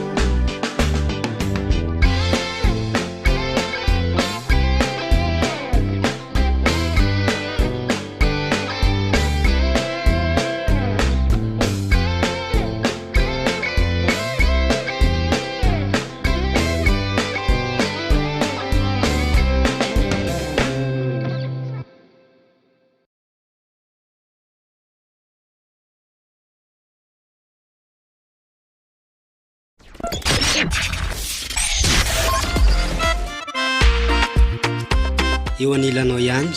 eo anilanao hatrany ny hery fitiavana famasinana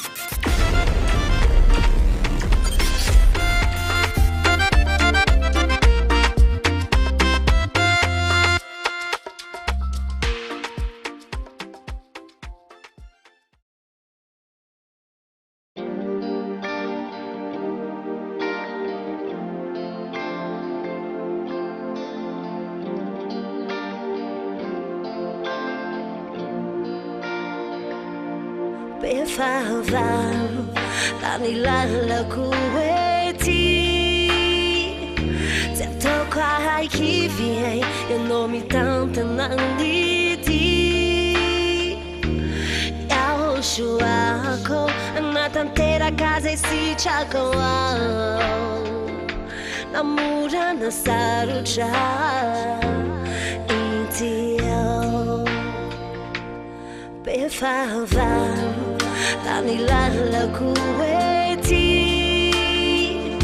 tsy ataoko ahaiky ay ianao mitantana an'ity iaho soako natanteraka zay sitrako ao namorana sarotra ity ao ianao iaho soa efa nanomana fitoerana Jerusalema vaovao zay tanteraky any no tafiditra ianao iaho soa efa mialoma lalanay amamboatra fitoerana Jerusalema vaovao yandriay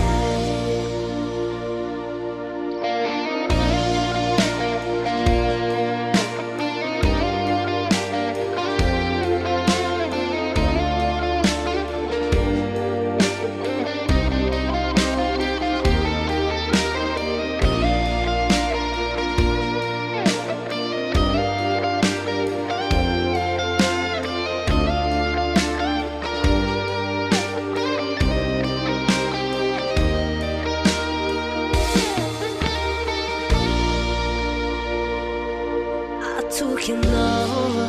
amilalako ety tiamary tukiao ianao mitantana an'ity iaho soako natanteraka zay sitrako ao namorana sarotra ity ao ianao iaho soa efa nanomana fitoerana Jerusalema vaovao zay tanteraky any no tafiditra ianao iaho soa efa mialoma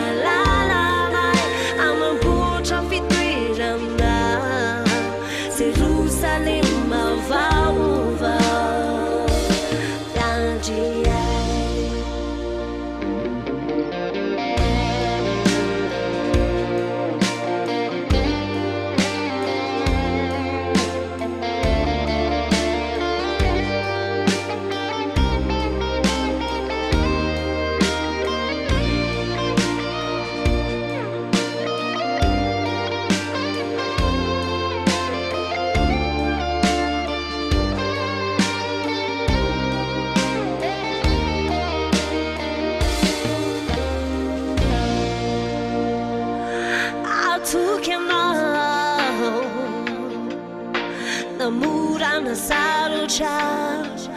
sarobidy loatra ay le famonjena vitanao miasina.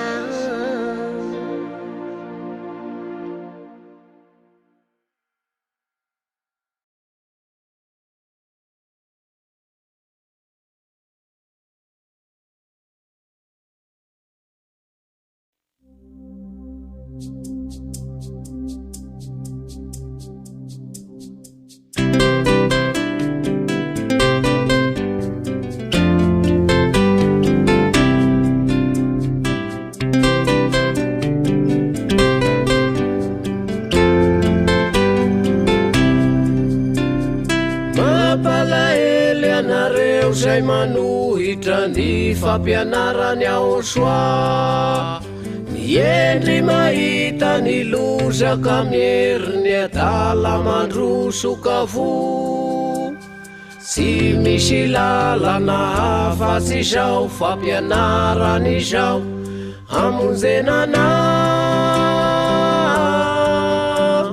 Mampalahelo ianareo zay manohitra ny fampianarany ao soa,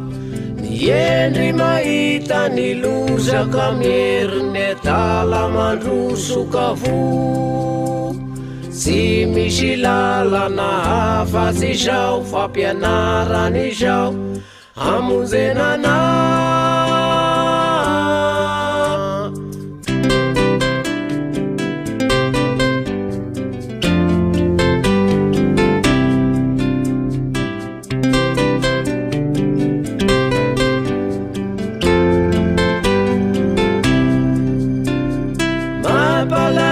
Ianareo zay mitady ho amarinina amin'ny lalàna, dia tafasaraka amin'ny ao soa, lavony ala tamin'ny fahasoavana,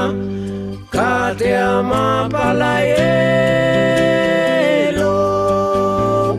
Mampalahelo ianareo zay manohitra ny fampianarany ao soa, miendry mahita ny lozaka mieriny adala mandrosoka vo.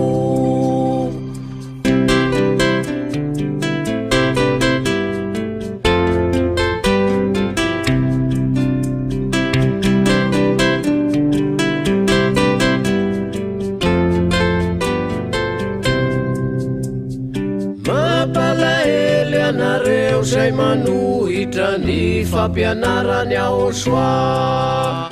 miendry mahita ny lozaka mieriny adala mandrosoka vo, tsy misy lalana hafa tsy izao fampianarany izao amonjenana. Mampalahelo ianareo zay mandany anarany ao soa, io no nomena azahoana famonjena, sisy anarana fa nomenanao, nefa raha io no mbola lafinao, tena mampalahelo. Mampalahelo ianareo zay manohitra ny fampianarany ao soa, miendry mahita ny lozaka mieriny adala mandrosoka vo, tsy misy lalana hafa tsy izao fampianarany izao amonjenana. Mampalahelo ianareo zay manohitra ny fampianarany ao soa, miendry mahita ny lozaka mieriny adala mandrosoka vo.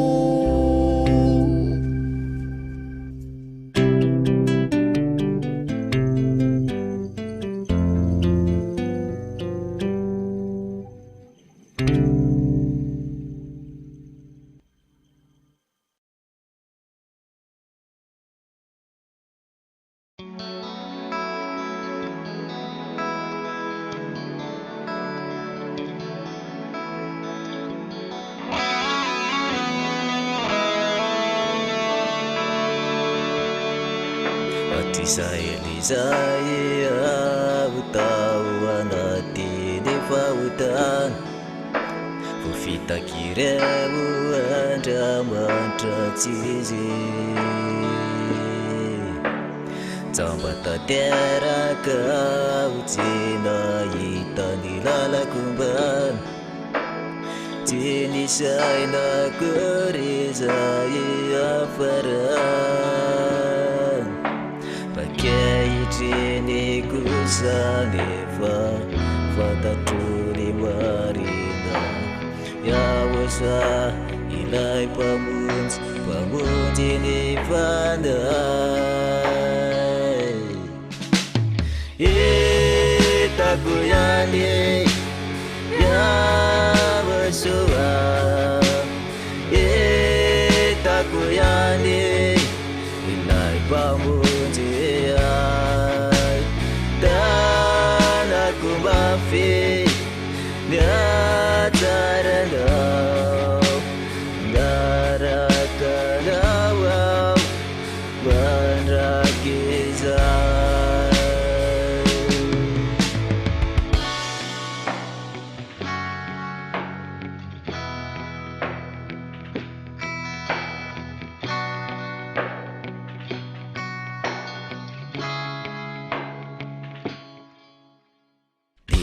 sakana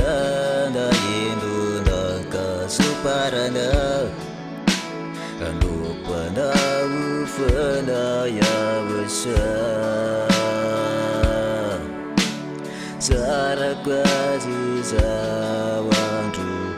yanakuizau na fierina windai nifamunjina takuyani yahosoa takuyani ilay mpamonjy ay tanako mafy niatsaranao ngarakanao ao mandrakizay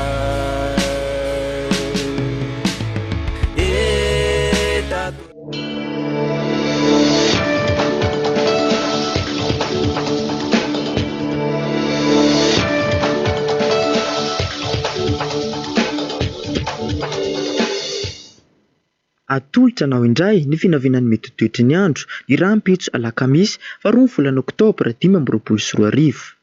Amin'ny ankapobeny ny tapa-maraina dia andraona ny amin'ny faritra maro eto amin'osy. Ny tapany hariva kosa indray dia fandebiasan'ny raona Atsimo-masoandro saingy isy ireo oram-baratra amin'ny ilany atsimo atsinanana iny. Andeha raharantsika ny antsipirian'izay. Ny tapa-maraina dia andraona ny amin'ny ilany avaratry ny nosy iny, ny avoatany ny faritra loatra mangoro, ny faritra atsinanana ary ny faritra anosy.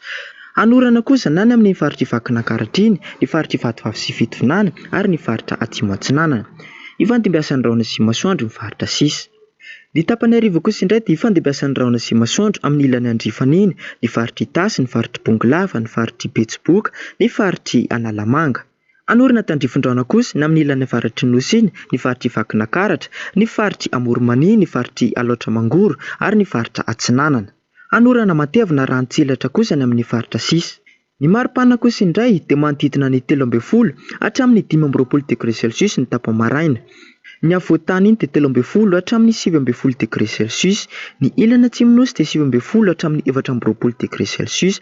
Ny ilana atsinanana kosa indray dia 12 hatramin'ny 12 degré celsius. Ny tapany avaratry ny nosy dia 12 hatramin'ny 12 degré celsius ihany koa. Ary ny ilana atsinanana dia 12 hatramin'ny 12 degré celsius. Ny tapany hariva kosa indray dia ny maripana ambondrindra dia 13 degré celsius izay hitantsika any amin'ny faritra Iboeny iny. Ny avoatany dia 14 hatramin'ny 17 degré celsius, 13 degré celsius ny any amin'ny faritra Betsiboka iny. Ny any amin'ny ilana atsimo-nosy iny dia 13 hatramin'ny 13 degré celsius. Ny ilana andrefana dia 17 hatramin'ny 14 degré celsius. Ny ilana avaratra kosa indray dia 12 hatramin'ny 13 degré celsius ary ny ilana atsinanana dia 12 hatramin'ny 17 degré celsius. Dia izay indray ny finafinan'ny mety toetry ny andro rahampitso na rahanao teto amin'ny radio televizionna HFF manome fotoananao ho amin'ny manaraka indray. RTV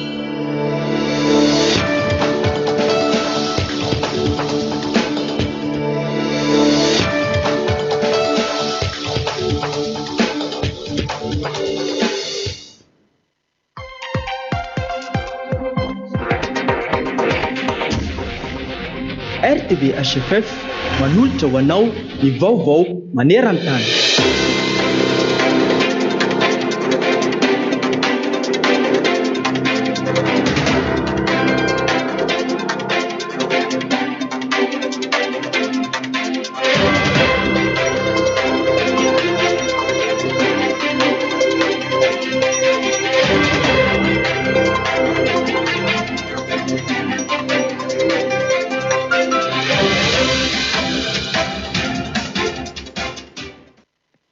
Tamin'ny alahady teo ny ambasadorana Aozoa Dia Elia nandritra ny fivoriana masina tao amin'ny fanjakany Aozoa tao amin'ny Fobe teny Ambohidrabeto izay narahany izao tontolo izao tamin'ny sitany rtv.aozoa.com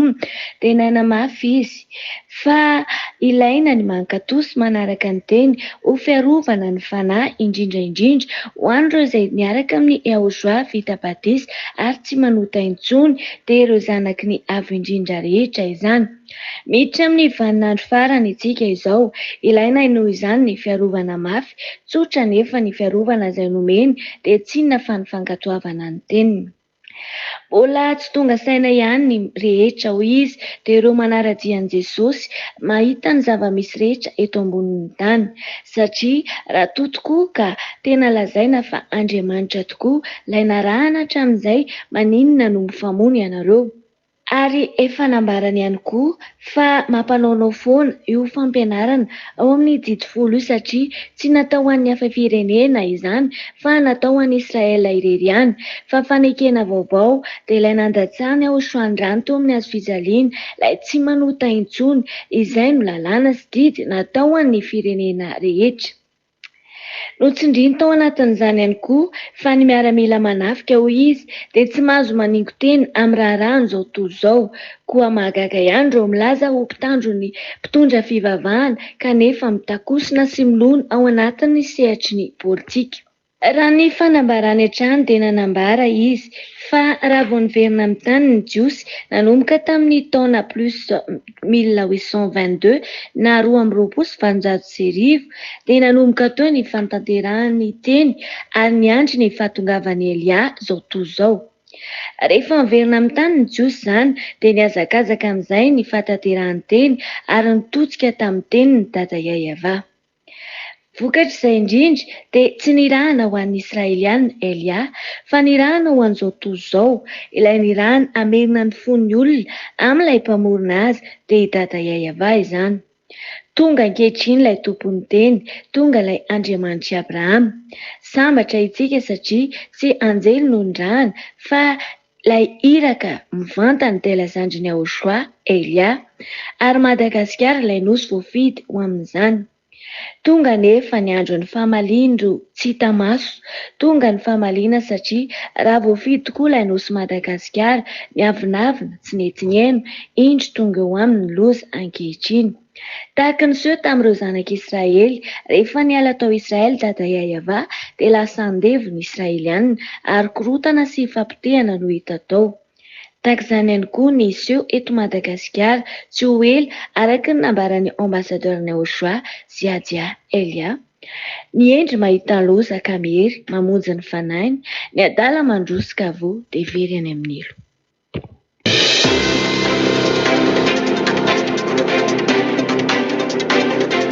Mahakasika ny raharaha mafana eto Madagasikara tamin'ity androany ity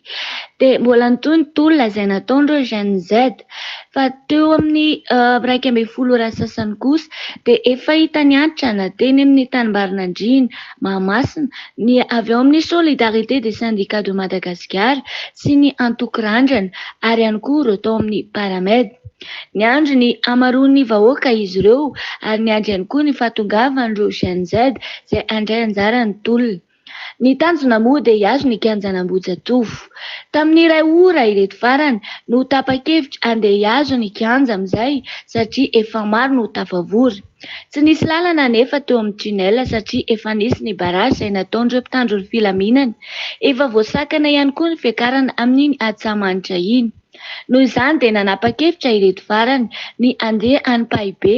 ary azo any Ambatonakanga izay vao andeha ho hiditra Analakely ka hamonjy ny kianjan'Ambohijatovo. Tonga teo Ambatonakanga nefa dia voasakany ny gendarme indray ary nasehin'ireo gendarme niverina ka niverina tany Tanimbarinan-drina ireto mpitolona. Rehefa tonga tany Tanimbarinan-drina kosa nefa izy ireo dia tonga tampoka avy any ireto gendarme ka nandefa lacrymogène teo Tanimbarinan-drina nanaparitaka ireto tonga ny tolona dia niparitaka ny olona ary rava ny tolona. Fa tamin'ny 2 ora tolakandro dia nigadona teny ny mpianatra vontovorona ary niverina tonga daholo indray ireo vahoaka izay efa niparitaka ka nanaraka an'ireto mpianatra vontovorona saingy mbola nanapoaka lacrymogène ihany ireto mpitandro ny filaminana. Marihana fa tsy ny mpianatra irery intsony no teo fa efa niampy vahoaka maro ary dia mbola nitoraka ihany ny mpitandro ny filaminana. Anisan'ny tsikaritra hita teny an-toerana ihany koa Andriamatoa Roland Ratsiraka. Tao anatin'ny fifandomana izay nisy teo amin'ireo vahoaka sy ny mpitandro ny filaminana dia nisy naratra, nisy ihany koa sepitra tao anatin'ny fitofiran'ireto milaza fa mpitandro ny filaminana ireto.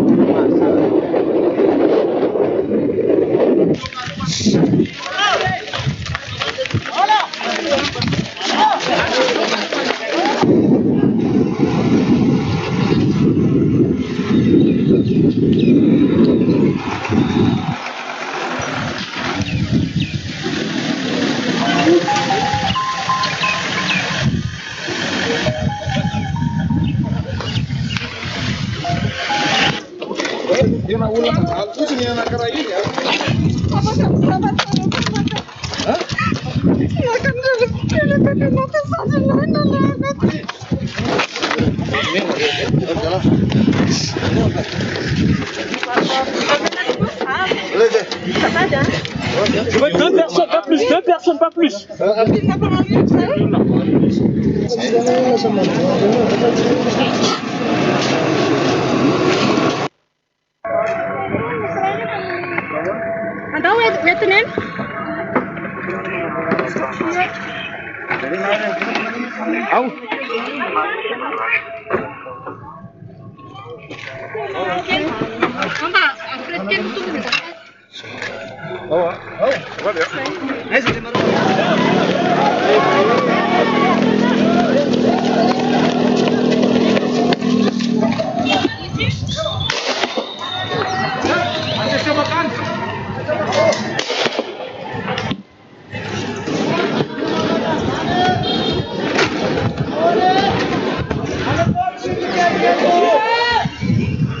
Armar bala.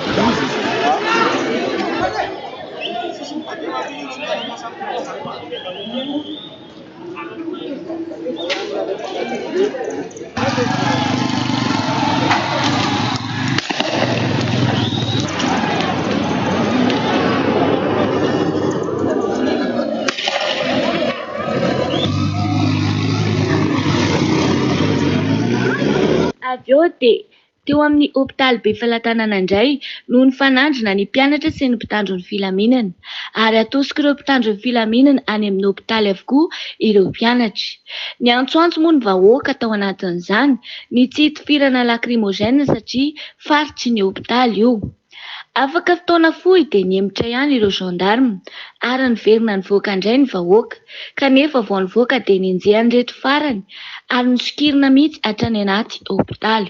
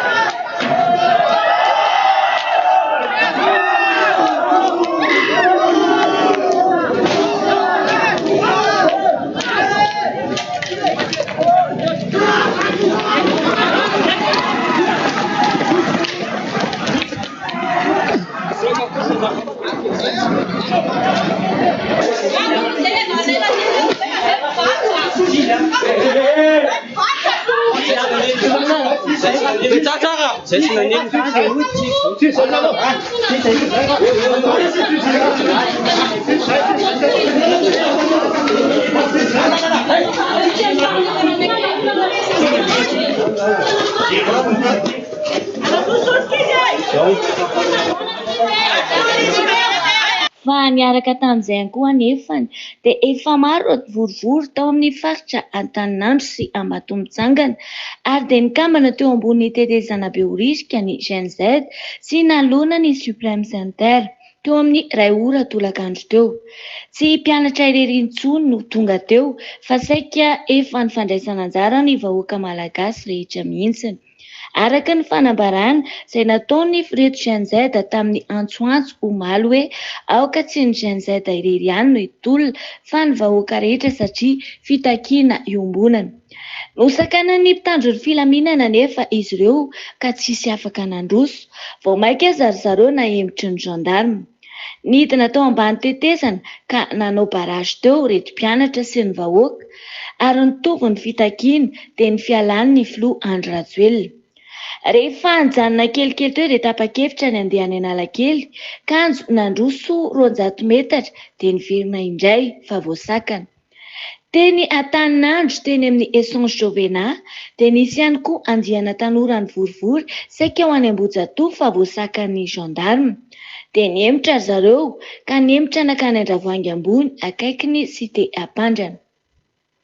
Nisy ny fifampiresahana nataon'ireto tanora reto tamin'ny gendarme fa tsy nanaiky mihitsy ireo mpitandro ny filaminana fa nilaza indray fa tokony any amin'ny Malakamba ireto mpanao fihetsiketsehana no mandeha saingy tsy nanaiky ihany koa ny vahoaka. Tokony ho tamin'ny 2:12 minitra tolakandro no tonga nanatevina ny tolona teny an-toerana ny filohan'ny antoko humaniste écologiste de Madagascar sady mpandinika ny fiarahamonina Andriamatoa Toavina Rarilambo Mahay. Niaraka tamin'ny Bodim-panakanto. Nandroso niakatra hiazo an'Ambohijatovo moa izy ireo ka anjo teo Andravoahangy ambony dia naparitaka ny gendarme tamin'ny lacrymogène indray dia niemitra nakeny Ampandrana, sasany nakany Besarety teo amin'ny sekoly Salama ary tany Andravoahangy ireo mpitolona. Nanao barage teo amin'ny Rasalama teo amin'ny tamin'ny 3 ora tolakandro teo sady namaly tamin'ny Torabato nanohitra ny mpitandro ny filaminana izay tsy nitsahatra nandefa ny lacrymogène. Tamin'ny fotoana io ihany koa dia efa nametraka barage ihany koa ny mpitolona tao Ankadifotsy.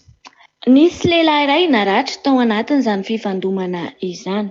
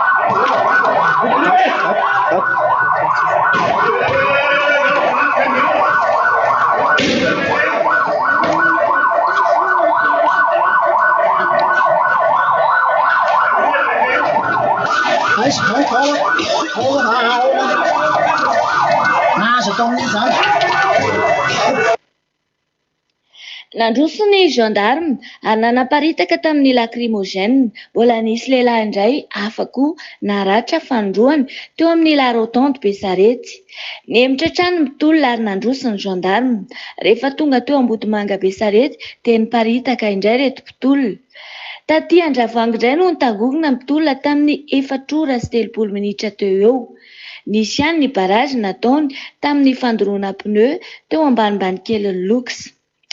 Niditra nitsehatra indray reto Jesisy ka nanenjika azy eo hatrany amin'ny rond-point Andravoahangy avy eo niazo any rotonde Besarety. Tsy natohitra ny herin'i Jesisy ny mpitolona ka dia niparitaka.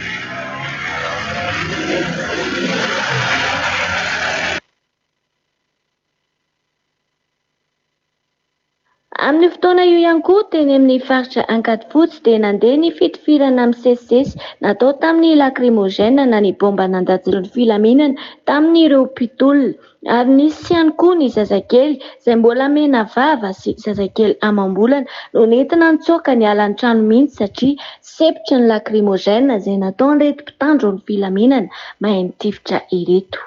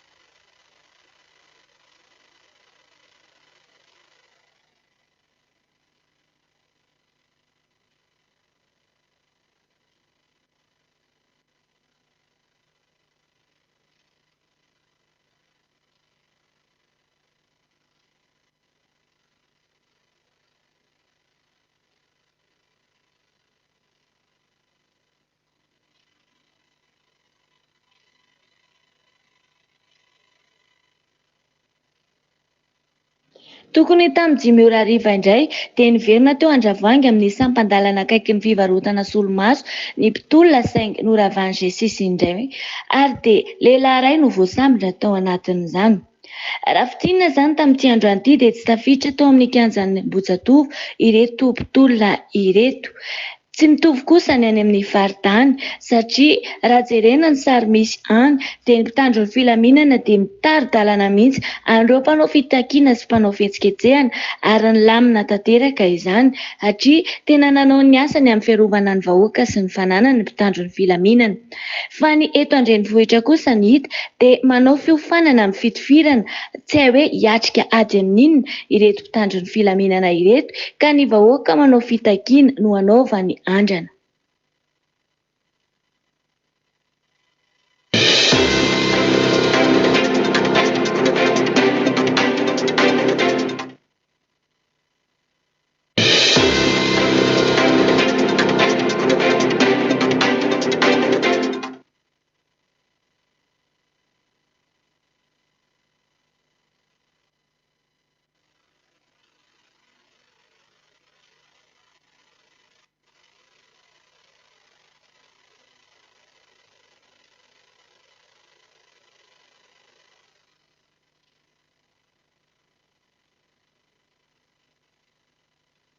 Tafavoaka amin'ny lalana Isada kosa ireo mpianatra any fianarana.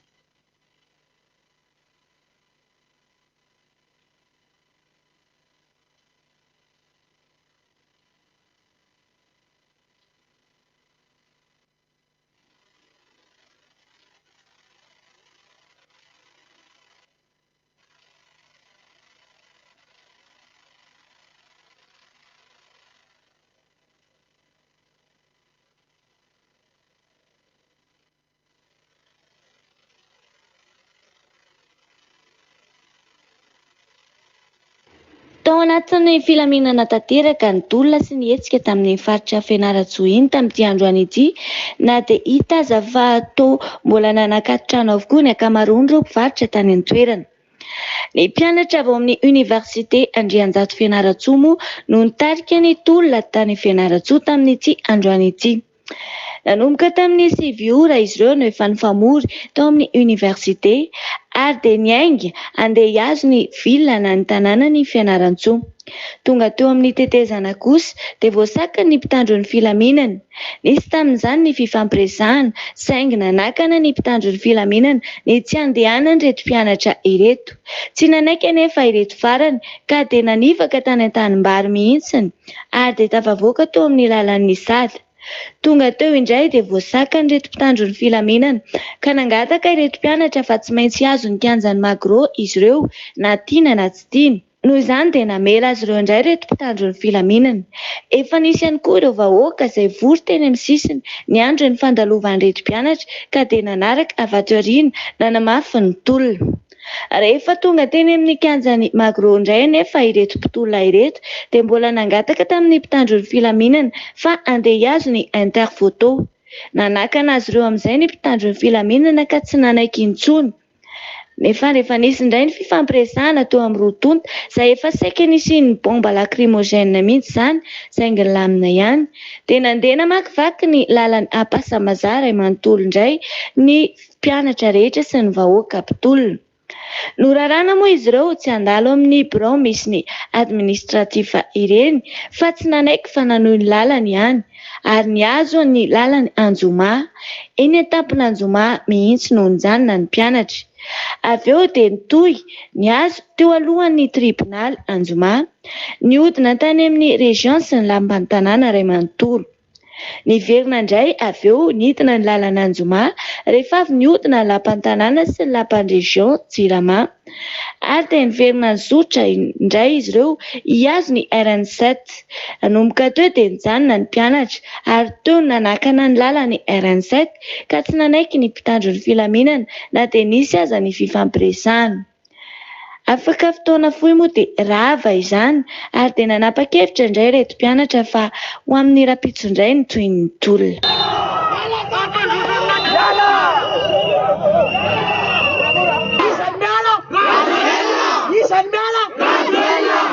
miala sao te izao ianao tsy mila protocole ary io tolona io a vomay io hiamafy satria ny antony de zao raha vo tsy miala ianao a hitaneo any toy any fa na ny vahoaka rehetrarehetra tafianaratsoa raha mety tonga te hiaraky aminay. Anisany mbola tena mafana fo amin'ny fiatrehana ny tolona ihany koa ireo mpianatry ny université Barika Dimy any Tamatavy. Mbola nanoho izany izy ireo tamin'ity androany ity. Tanora maro ihany koa no tonga nanampy an'ireto mpianatra ireto ka nanamafy ny fitokonana sy ny fitakiana izay nataon'izy ireo. Nanao ny diabe namakivaky ny tanàna ny Tamatavy ray manontolo moa ireto mpianatra sy tanora ireto. Teo amin'ny lapan'ny tanàna na ny Hôtel de Ville no toerana nosafidian'izy ireo indray androany ifamoriana ary teo no nandray fitenenana ny antso ny vahoaka ny Tamatavy tsy akanavaka rehetra sy ny mpiasam-panjakana ary ny olom-boafidy mba anatevin-daharana azy ireo satria notsindrian'izy ireo fa tolona ho an'ny malagasy rehetra sy fitakiana ho fandovana Madagasikara izao fitakiana izao. Noho izany hoy izy ireo dia mila mandray anjara avokoa ny malagasy rehetra fa tsy natao ireny intsony ho an'ny mpianatra sy ny Gen Z ny fitakiana. Ary nilaza moa ireo solotenan'ny mpianatra izay nandray fitenenana fa tsy hijanona intsony ny tolona raha tsy miala amin'ny toerana mahafiloha azy Andriamatoa Andry Nirina Rajoelina ary mbola mitohy ny tolona rapitso ary tsy hijanona mihitsy hoy izy ireo nanamafy. Mila fanivana tsika, mila miova ny rafitra, miala i Rajoelina.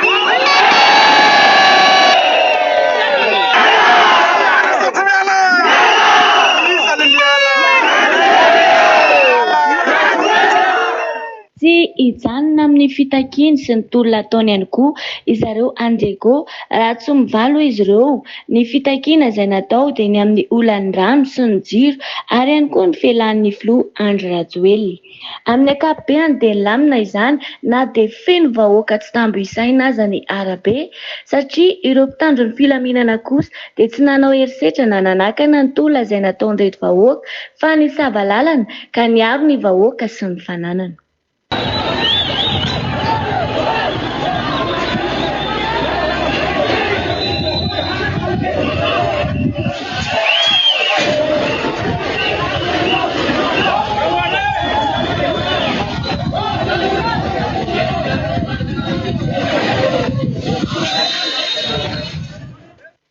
Any faritra Mahajanga kosa indray amin'ny ankapobeny dia nilamina ny tanàna, niverina milony ny fifamoivoizana, niverina an-dakilasy ihany koa ny mpianatra. Ao ny mpiasa no efa niverina niasa, misy kosa no mbola tsy niasa. Raha ny magazay lehibe ihany koa dia mbola tsy hita ny sokatra tamin'ity androany ity fa mbola hita ho matahotra izy ireo. Ao ihany koa moa mbola le avooroba ka tsy mbola afaka misokatra mihitsy. Na izany aza nefa dia ny mpitandro ny filaminana hita manodidina ny tanàna indrindra fa teny amin'ny zaridaina. Nilaza ny mpianatra fa androany no tsy misy ny fihetsiketsehana fa rapitso kosa dia mitohy indray ny tolona izay ataon'ireto mpianatra avy ao amin'ny université ireto na ny Gen Z ihany koa izany. Ary nanamafy izy ireo fa vao maika ho mafy lavitra aza ny tolona sy ny fitakiana mihoatra ny natao farany teo. Mandra-pivaly ny fitakiana izy ireo dia ny amin'ny fialan'ny filoha Andry Rajoelina.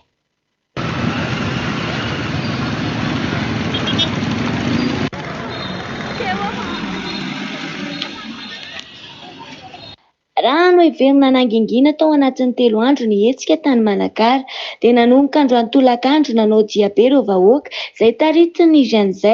ny aingy avy eo amin'ny lapan'ny tanàna eo amin'ny Hôtel de Ville Manakara.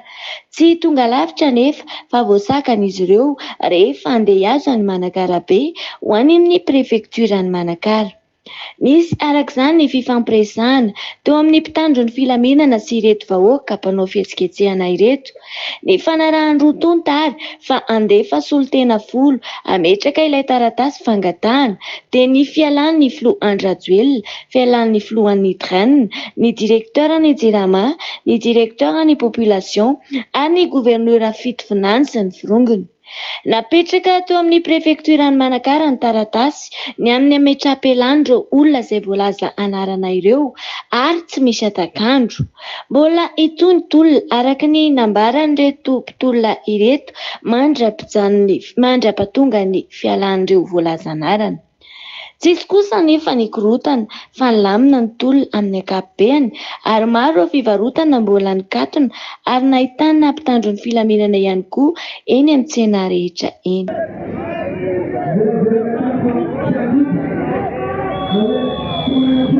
Raha ny tianay Zokobe mon colonel raha ny tianay dia mametrapelany gobernora amin'izay sy misy ny zavatra ohatran'izao. Izy koa efa mba elaela izy eo mangataka aminareo zahay ampio koa izahay vahoaka esoro ny fototra izay fototra sy mampandroso an'ity faritra misy antsika ty esory fa ny tena zavatra misy mangataka iay esory ilay nomenay ultime atao maray satria tena fototra sy mampandroso an'ity faritra misy antsika ty.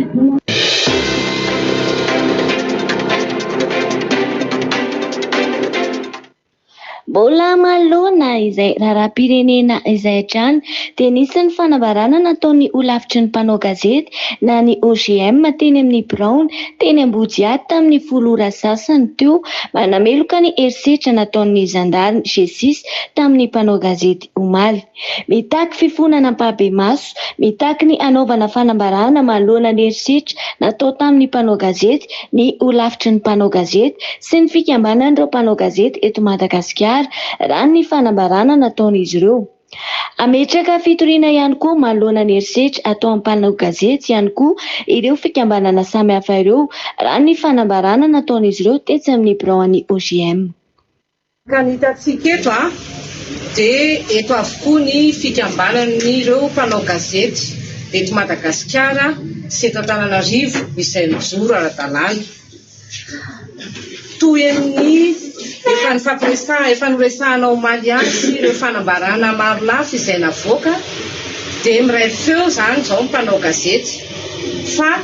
tsy manaiky ny herisetra izay nisesisesy tato ato miatra amin'ny mpanao gazety manatanteraka ny asany amin'ny fanangonam-baovao mahakasika ity fetsiketsehana ity ataony avy amin'ny G6 amin'ny zandarmarim-pirenena. Efa nambara ombielombeny fa manameloka ny herisetra atao amin'ny mpanao gazety, isika mpanao gazety tsy manaiky ary izany dia voararan'ny lalàna ny fanaovana herisetra, manana zo ny mpanao gazety ho arovana ao anatin'ny fanatanterahana ny asany.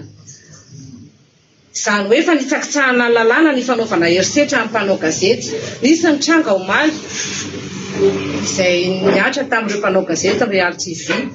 Nisy ny fikasihan-tana natao anatin'izany, nisy ny fanapoahana bomba lacrymogène natao fanahiniana, nisy ny fanapitehana ny fitaovana mpanao gazety. Ary tsy omaly ihany fa naraisana taritra ihany koa nanomboka tamin'ny alakamisy 9 septambra efatranga efatra izany izao ny tonga taty anivon'ny OGM, taty anivon'ny fikambanan'ireo mpanao gazety. Tsy ekeny izany ka ny fepetra ho raisina manomboka eto dia izao hoe mitaky avy amin'ny mpitandro filaminana, avy amin'ny tompon'andraikitra avy ao amin'ny zandarmarim-pirenena, mitaky ny fanaovana fifonana fialatsiana ampahibe-maso momba ireny trangana herisetra tamin'ny mpanao gazety ireny. Mitaky ihany koa fanambarana avy amin'izy ireo ny amin'ny hoe hanaja ny fahalalahana ny asa fanaovana gazety izy ary tsy hampiatra herisetra amin'ny mpanao gazety. Ankoatr'izay ametraka fitoriana isika ny OGM ny fikambanan'ny mpanao gazety izay miaraka eto hitory ireo tompon'andraikitra na vandrosa nanao herisetra tamin'ny mpanao gazety, mitaky ny anokafana fanady adiny hoe iza le nanao an'izay dia ampiarina aminy ny fepetra atao mangarahara hoe inona le fepetra noraisina taminy fa tsy ekena ny fanaovana herisetra amin'ny mpanao gazety amin'ny fanatanterahana ny asany. Dia mampatsiahy ihany koa moa izany teo ny avy amin'ny krimady hoe manaja isika ny lamina apetraka amin'ny mpanao gazety mahatsiarina antsika dia manaja foana ny fandaminana ny amin'ny fiarovana ny aina. Dia mankahery ny mpanao gazety izao fanambarana sy izao asa ho atao izao dia rahana amin'ny mpanao gazety rehetra manerana ny Madagasikara amin'ny alalan'ireo filoha-hevitra sy mpanolosaina ireo birao any OGM manerana ny faritra 3-4 eto Madagasikara. Ankoatr'izay ihany koa dia nisy ny fanambarana nataon'ny vovonana firaisan-kina ahitana ny Marc Ravalomanana, Rivo Rakotovao, sy teny Andrena Soroniaiko ary Paraina Auguste. Mitaky izy ireo ny fialan'ny filoha Andry Nirina Rajoelina ary ihany koa misy ihany koa ny fitakiana ny fampitsarana ny fisamborana sy fampitsorana ireo samborana, ny faneho-kevitra ankalalana ho an'ny Malagasy ary manamafy fa manohana ny tolom-bahoaka ary manameloka ny herisetra sy ny famoretana ataon'ny mpitandro ny filaminana ary tsy handray anjara amin'ny gouvernemanta vaovao izay ajoiny Andry Rajoelina satria famadihana ny tanindrazana izany hoy izy reto. Ho tombotsoa ambonin'ny firenena hivondrona ny politika firaisan-kina dia mitaky ireto manaraka ireto: ny fialany Andriamatoa Andry Rajoelina, hifampitsarana ny fisamborana sy famitsorana izay voasambotra ny didimihetsika ary ny famelana ny vahoaka malagasy hivory sy haneho hevitra malalaka izay zofototra. Ampek'izay manao sonia ny filoham-panorona ny firaisan-kina président Marc Ravalomanana, président Siteny, président Rakotovao Rivo, président Paraina mpitondra teny ary Baba Harmonize Tsikasy.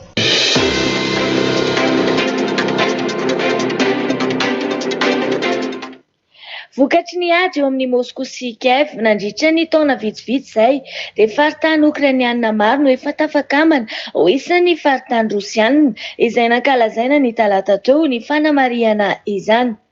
Nandritra ny fankalazana, ny filoha Vladimir Poutine dia nanao lahateny manokana mahakasika ny fahazahoana ny faritany Donetsk sy Luhansk ary koa ny faritra Zaporizhia sy Kherson izay miaraka amin'ny Rosia. Tao anatin'ny lahateny, ny filoha Poutine dia niarahaba ireo olom-pirenena rehetra noho ny fandreseny izy ireo nampandany eny.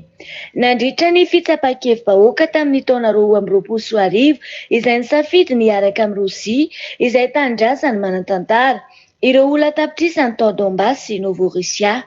Ankoatr'izay dia nanome voninahitra ireo miaramila sy manam-boninahitra izy ary miantso azy ireo ho tena mahery fo amin'izao androntsika izao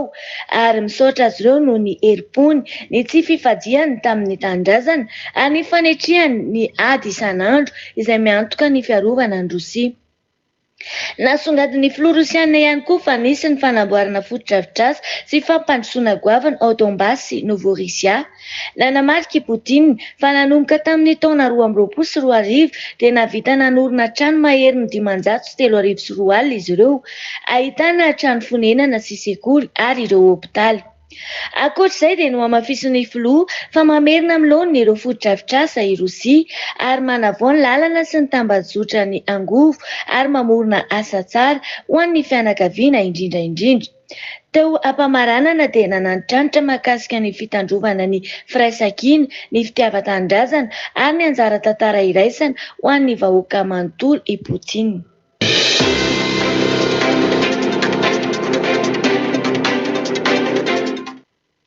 Ho fitadiavam-baolana amin'ny fampitsaharana ny ady ao Gaza sy ho fampitsorana ireo takalonainy, ireo firenena Arabo dia manaiky ny hampiatra tsakany sy andavany ireo tolo-kevitra avy amin'ny filoha Donald Trump.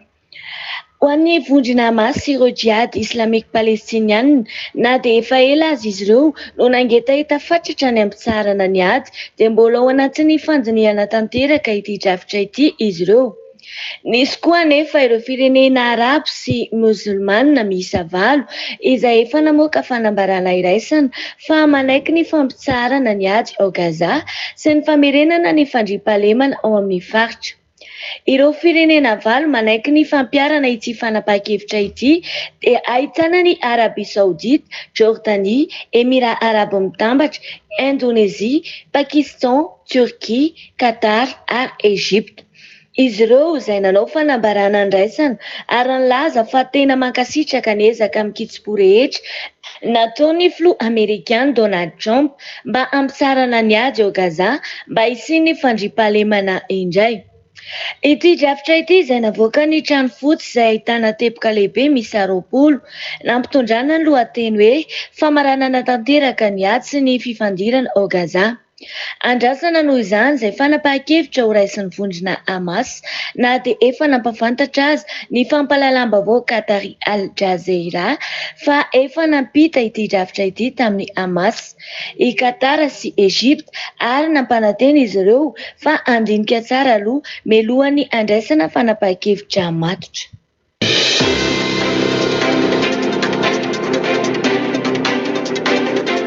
Mahakasika ny fampiarana ny drafitra fandriampahalemana ho an'ny Gaza, ny filoha Amerikana Donald Trump izay tohanan'ny Praiminisitra Israeliana dia nanome fe-potoana farany na ultimatum tsy mihoatra ny 4 andro ho an'ny vondrona Hamas izay ahafahan'izy ireo manome valiteny momba ny fanekena na tsy ny fampiarana ny drafitra. Raha mandahy izy ireo dia tena zava-doza no hiafarany. Na izany aza i Donald Trump dia mandrisika ny Hamas ihany mba hanaiky ny fampiarana izany. Tsara ho marihana fa ny ady ao Gaza dia efa manodidina ny 2 taona vokatry ny fanafiana nataon'ny Hamas tamin'ny Israel ny 7 volana Oktobra taona 2023. Koa ho fampitsarana izany dia namoaka izao drafitra izao ny fitondrana Amerikana mba hamaranana ny fifandonana eo amin'ny mpifanandrina. Lohamafisiny Donald Trump fa efa manaiky ity drafitra ity ireo firenena arabo sy musulmana maro. Manaiky toy izany koa Israel. Noho izany dia miandry ny Hamas haneho ny fankatoavana izany koa ao anatin'ny 4 andro ny rehetra.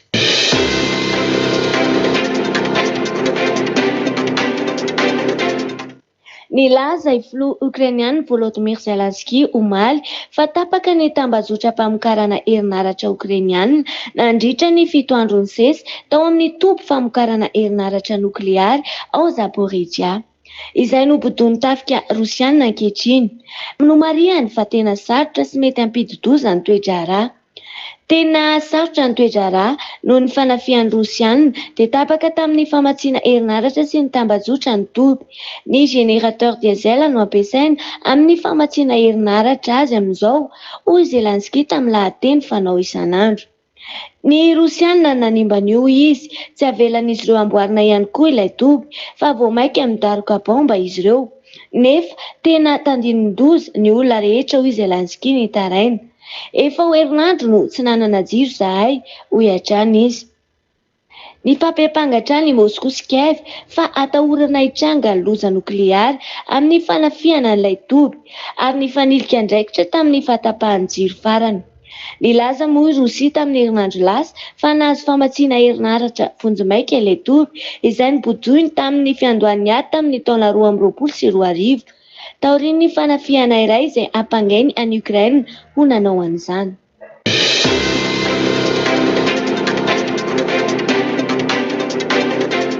Mahakasika ny ady ao Ukraine, ny fitondrana ao Kiev dia niampangany Moscou noho ny fahatapahan'ny famatsiana herinaratra avy ao amin'ny toby nukleary Zaporizhia tato anatin'ny 4 andro izay.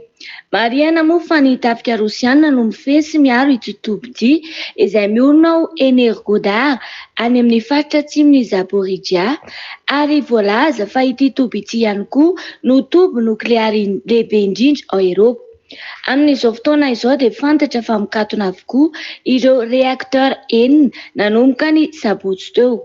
Noho izany dia nanamafy ny tompon'andraikitra eo anivon'ny orinasa izay fehezin'ny vondrona Rosiana fa tsy misy intsony ny herinaratra avy any ivelan'ny toby izay manampy amin'ny fampangatsiahana ireo reakteur.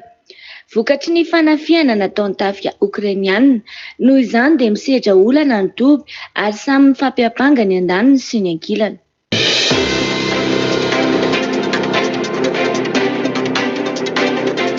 Vokatry ny ady eo amin'ny Kiev sy Moscou, ny filoha Ukrainiana Zelensky dia mitaky amin'ireo firenena Balta mba hanakatona ny ranomasina Baltika amin'ny Rosia. Manoloana izany dia niseho indray ny tsy fitovian-kevitra satria dia nandahy izany hatramin'ny farany ny manam-pahefana Polonais. Tsy afaka manakatona ny ranomasina Baltika amin'ireo samby Rosiana i Poloniana. Na dia mifototra amin'izay aza ny fikatakiana amin'ny filoha Ukrainiana. Ny fanapahan-kevitra toy izany dia mety hiteraka voka-dratsy ara-tsosialy sy ara-toekarena ary indrindra ara-tafika. Noho izany dia mandahatra amin'ny farany ny fangatahan'i Kiev ny filoha Polonais. Taorian'ny zava-nitranga tamin'ny raharaha drone tany Polonina, i Zelenski dia nanao fanambarana maromaro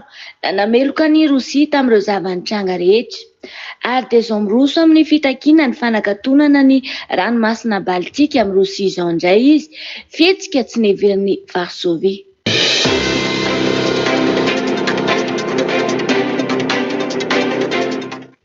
Ho fanatsarana ny lafin'ny fiarovana, ny vondrona Europeana dia nanokana teti-bola manokana mitetina 2 miliara euro ho an'ny tetikasa fanamboarana drone.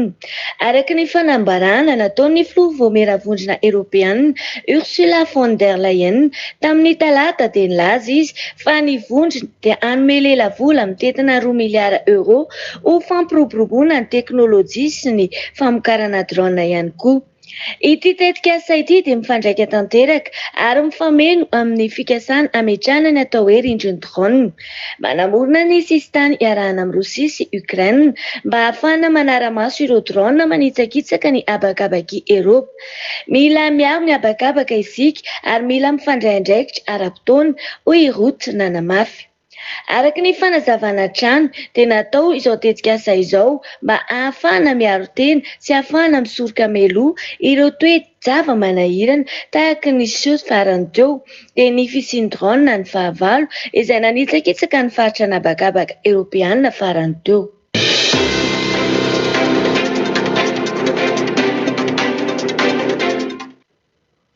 Manoloana ny hazakazaka amin'ny fanamboarana fitaovam-piadiana mahery vaika dia fantatra izao fa efa miroso amin'ny famokarana ireo balafomanga oreshnika ihany koa ny Federasiona Rosiana. Araka ny fanambarana izay nataon'ny filoha Vladimir Poutine dia efa mandeha ny famokarana faobe ny balafomanga oreshnika ary nananti-tranitra izy fa asa maika ny fanamafisana ny fahaiza-miady amin'ny alalan'ny fampiasana ny fifehezana ity rafitra balafomanga mahery vaika ity. Ny fampidirana ny balafomanga oreshnika dia manamarika kion-dalana iray amin'ny fahaiza-manao herin'ny balafomanga balistika ao Rosia. Izay teo aloha dia tsy nisy afa-tsy rafitra Iskander M sy rafitra intercontinental toy ny Sarmat. Izy ity izay nampiasaina voalohany tamin'ny 20 ny volana Novambra taona 2024 ny kendry toby miaramila tany Dnipro any Ukraine.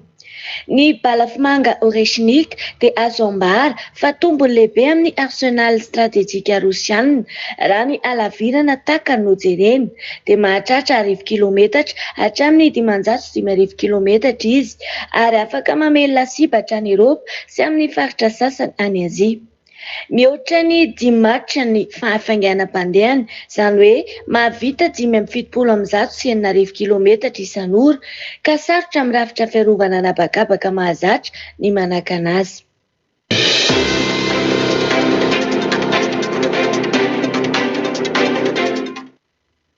Mahakasika ny fifandraisana eo amin'ny Rosia sy Etazonia kosa indray. Na dia misy aza ny fianjanana ara-jeopolitika eo amin'ny firenena roa tonta dia mitohy ihany kosa anefa ny fifanankalozana ara-barotra, indrindra mahakasika ny filana strategjika amin'ireo akora fampiasa eo amin'ny sehatry ny angovo nokleary. Fantatra mantsy izao fa i Rosia no firenena voalohany mpamatsy uranium no hatsaraina ho an'ny Etazonia araka ny tatitra navoakan'ny departementan'ny angovo Amerikanina momba ny fanafarana uranium no hatsaraina ho an'ny indostria nokleary Amerikanina. Ity tatitra ity dia manamafy fa Etazonia dia tsy mahavita tena fa miankin-doha ary mividy ireo uranium no hatsaraina betsaka indrindra avy any Rosia ho fampivoarana ny sehatry ny angovo nokleary Amerikanina. Noho izany dia mipetraka ny fanontaniana manao hoe noho io antony io ary ve no mahatonga ny filoha Amerikanina tsy nampiditra ny Rosia tao anatin'ny lisitra ireo firenena maro maneran-tany niara-ny fampiakarana aba ambony dia ambony mahakasika ny fifankalozana ara-barotra amin'ny Amerika. Mino ireo zava-misy ireo ny mpandalina jeopolitika fa raha tsy io ny antsony dia efa nanome sazy enjana sy tsindry ara-toekarena sy ara-politika lehibe ho an'i Rosia i Donald Trump. Etsy andaniny mipetraka ihany koa ny fanontaniana manao hoe tombontsoa stratejika ho an'i Rosia ihany koa ve ny famatsiana vokatra toy ny izany eo anivon'ny tsena Amerikanina. Ary raha mandatsy hamatso uranium no hatsaraina ho an'ny Etazonia intsony i Rosia, inona no mety hitranga? Ola ho voatazona ve ny fifandanjahan-tanjaka ara-teknôlôjia sy ara-tafika eo amin'ny firenena roa-tonta?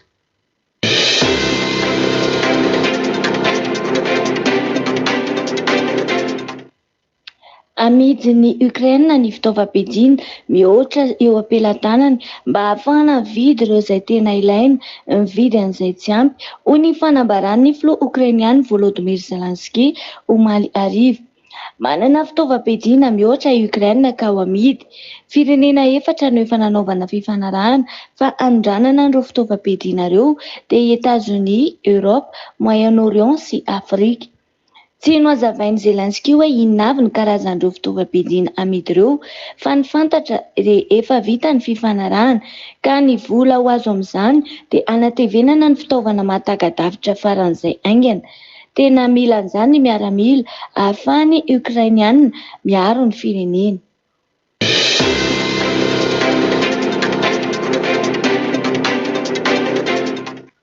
Manomboka androany voalohan'ny volana Oktobra hatramin'ny 1 ny volana Desambra no andraisana ny miaramila zazavao any Rosia. Tamin'ity taona ity dia vatan-dehilahy 503 no niraisiny Vladimir Poutine ho fanina ho miaramila mandritra ny herintaona. 17 taona hatramin'ny 30 taona ireo vatan-dehilahy ireo ka tsy maintsy manao fanipoam-pirenena eo ambany faneva any amin'ny toby miaramila. Ny tarehimarika tamin'ity taona ity no betsaka indrindra tamin'ny fandraisana tovolahy ho fanina ho miaramila tao Rosia hatramin'ny taona 1992. Araka ny fantatra dia ho fanina mandritra ny herintaona aloha izy ireo fa tsy mbola alefa miady any Ukraine. Rehefa vita ny fiofanana vao ho fantatra ny toy ny asam-panaovina azy ao anatin'ny tafika Rosianina. Indroa mandray mpiofana ho miaramila i Rosia ao anatin'ny taona iray ka ny andiany voalohany dia efa tamin'ny volana Avril nandraisana vatan-dehilahy 9 ary ny andiany faharoa tamin'ity volana Oktobra ity andraisana olona 503 Volavolain'ny Rosia ho amin'ny adiny vatan-dehilahy ao aminy hiatrehana ny fahavononana amin'ny ady. Ho an'ny taona 2022 izany dia efa mampiofana miaramila 7.3 i Rosia.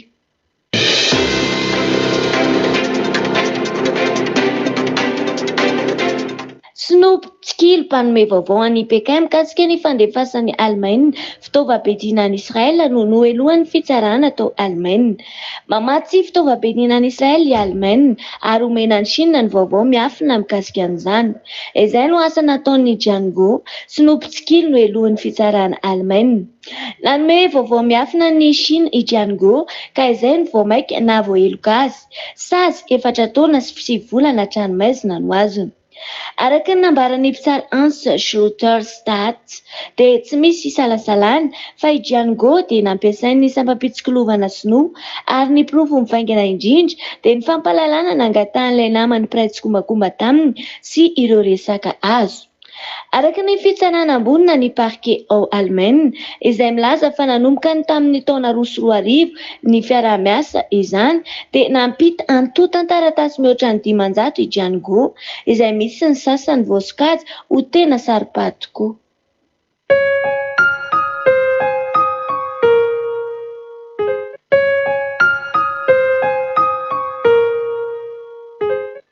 Mamono ny valanarentina kitrotro mamely ao Israel ankehitriny. Araka ny tatitra navoaka ny voamera misahana ny fahasalamana ao amin'ny Knesset natao omaly dia fantatra fa marary 700 no nanaovana fitiliana tao anatiny 9 bolana farany. 737 ny tropitaly, 730 no arahi-maso akaiky hatramin'ny antombohan'ny valanarentina. Tao anatin'ny tapa-bolana farany dia ankizy 9 no maty izay samy latsaka ny 2 taona avokoa hoy Dr Sharon Elroy Price, lehibe ny sampan-draharaha ao amin'ny ministeran'ny fahasalamana israeliana. Ny tombo avy roa eny isan'ny ankizy tsy vita vaksiny any amin'ny faritra misy ny Djouziaredi, toa ny Beit Shemesh, Jerusalem, Bnei Brak, Arish sy ny tanàna maro raha oharina tamin'ny valanaretina kitrotro tamin'ny taona 2024.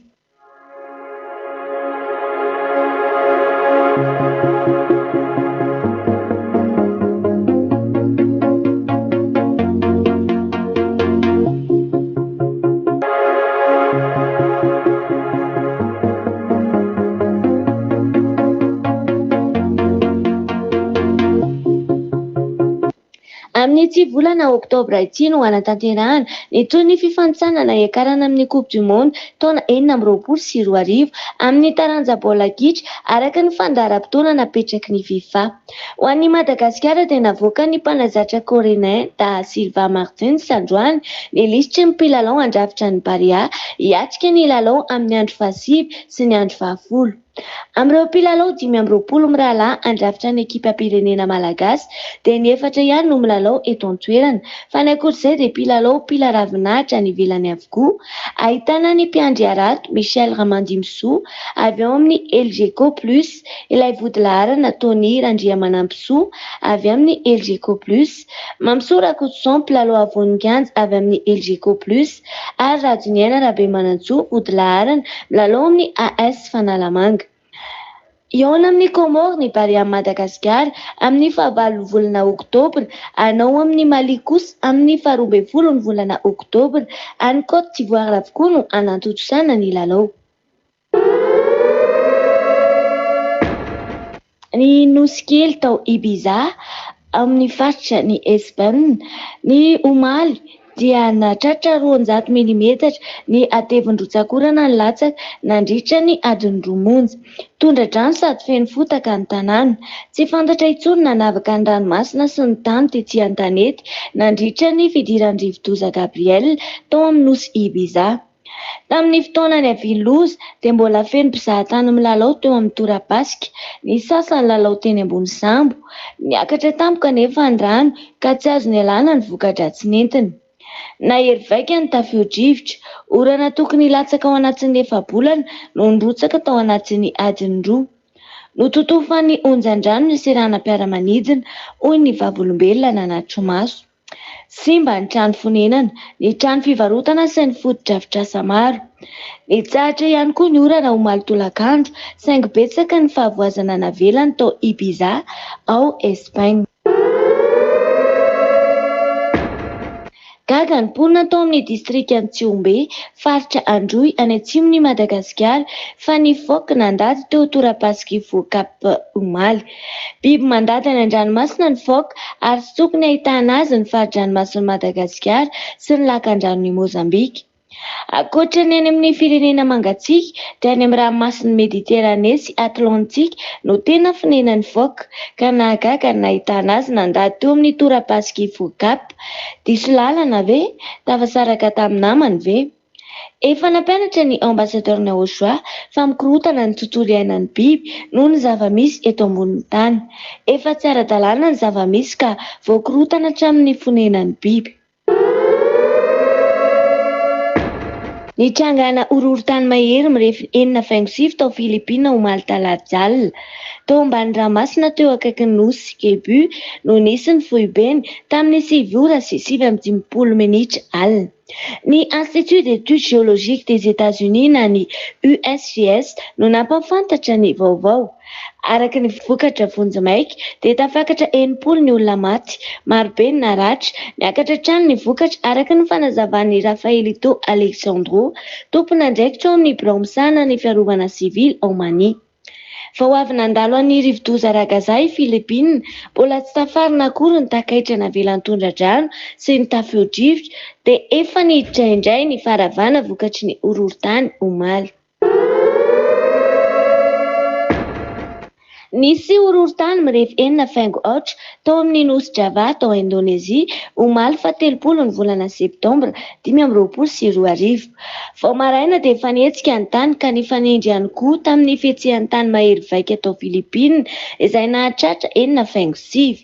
Na eo ny fiovitrovitry ny tany ny tanàna manodidina satria horohorontany roa no indray niseho.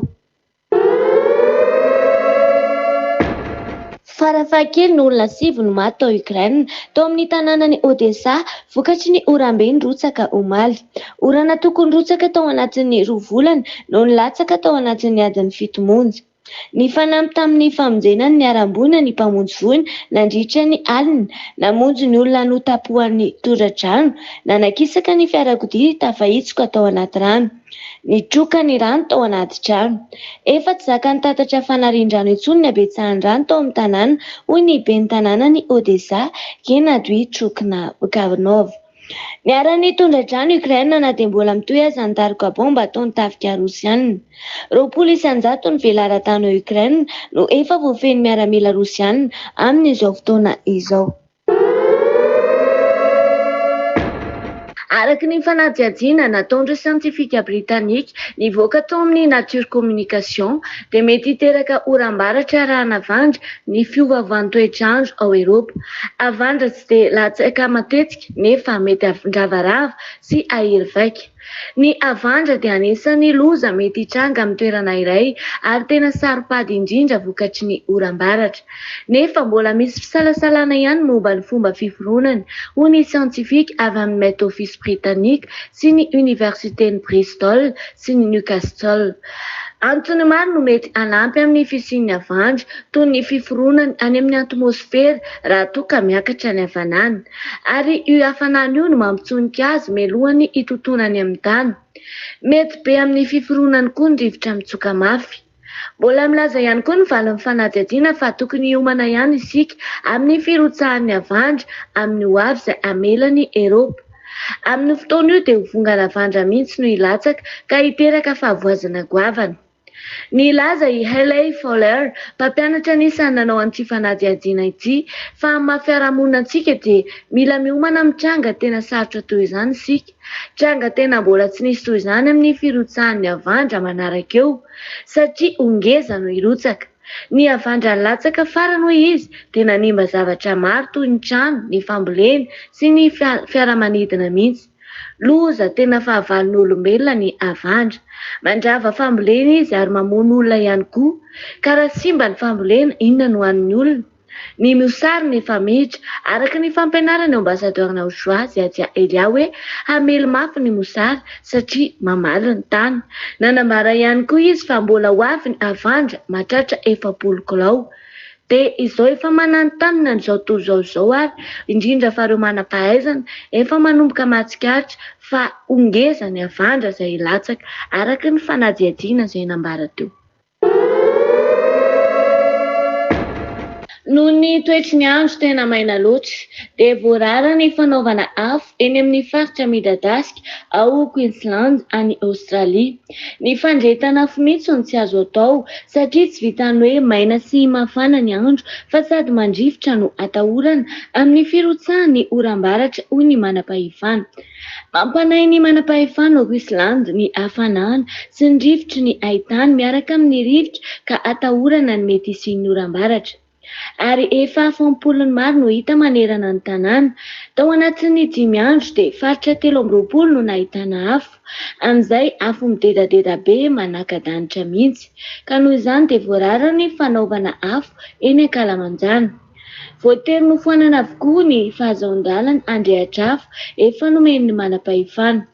Manan-kery avy hatrany izany fanapa-kevitra izany, ny tena atahorana dia raha vao mirehatra ny afo dia miakatra ny hafanana dia atahorana ny hisian'ny oram-baratra hirotsaka.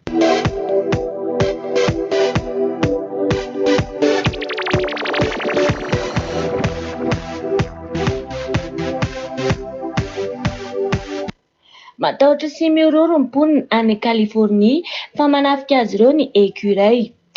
Tao avaratry San Francisco dia nisy écureuil anankiray tena naherisetra be ary nanafika mponina maro ka ny anankiroa ny tropitaly. Vokatry izany dia nampitandrina ny mponina mba ho mailo hatrany ny manam-pahefana ao an-toerana.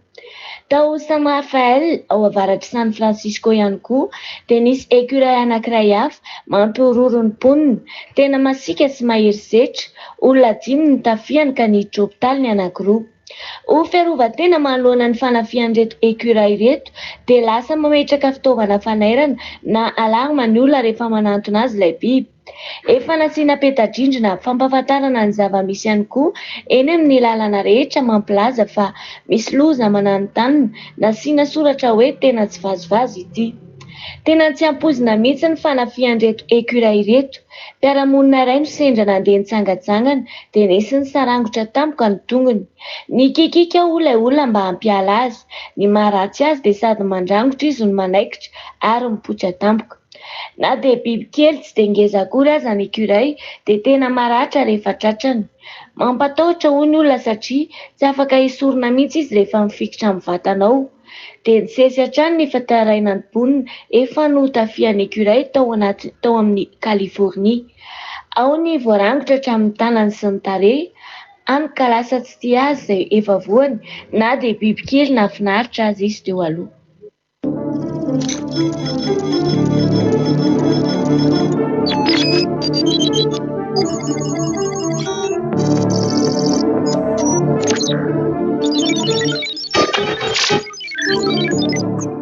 Mahavita ny zavatra vitan'ny olombelona ny robot izay noforoan'ny IA. Robot mitovy amin'ny fijoron'ny olombelona na humanoïde. Efa tena mahavita zavatra rehetra vitan'ny olombelona ny humanoïde, novolavolain'ny farany tanjaina artificiel na ny IA.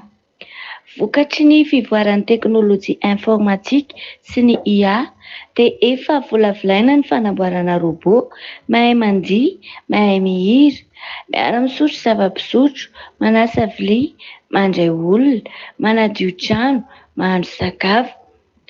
Asa rehetra ao an-dakozia sy ny fifaneraserana amin'ny olombelona dia vitan'ireto robot reto avokoa. Vitany ihany koa ny mandray mpanjifa eny amin'ny tranom-barotra, ny manao filatroana amin'ny resaka hatsaran-tarehy, ny mitendry mozika. Amin'ity fanadihadiana ity dia mbola hita ny firafitra maha-robot azy ireo, fa rehefa tena ampiakanjoana tsara zareo, sarotra ny hanavahana azy amin'ny tena olombelona. Hita mihitsy aza hoe ao ireo lehilahy no mifaraiki-pity sahady amin'ireo robot manana endrika vehivavy. Toy ny manana fihetseham-po sy mahay mandray resaka ireto humanoïde ireto, mahay miaraka amin'olona maro, mahay mifampizara fomba firesahana. Mbola tsy miditra amin'ny fiainana tena izy reto robot reto amin'izao, fa efa kasaina hiara-monina amin'ny fiainana andavanandro atsoatsy. Tsara ny mampatsiahy fa anisany mbola defi sy fifanandrinana izay asehon'ireo devoly eo anatrihan'ny Dada Yayava izao sary misy izao, satria te ampiseho izy ireo fa mahay mamboatra tahaka ny olona, fa ny tsy hainy anefany dia ny mamorona ny aina sy ny fanahy. Izay mampiavaka an'ilay mpamorona dia Dada Yayava sy Yaoshoa. Marihana ihany koa fa efa nanambarany eo ambasadorany Yaoshoa fa any amparany any dia na ny olona aza dia hivadika robot ary hiara hiaina amin'ny robot tokoa isika. Dia izao efa manomboka izao sahady ny sary ary araka ny fanadihadiana dia ho hita tsy ho ela hiara-honina amin'ny olombelona ireto robot ireto. Tanteraka hatrany ny teny, voninahitra ho an'ny Yaoshoa.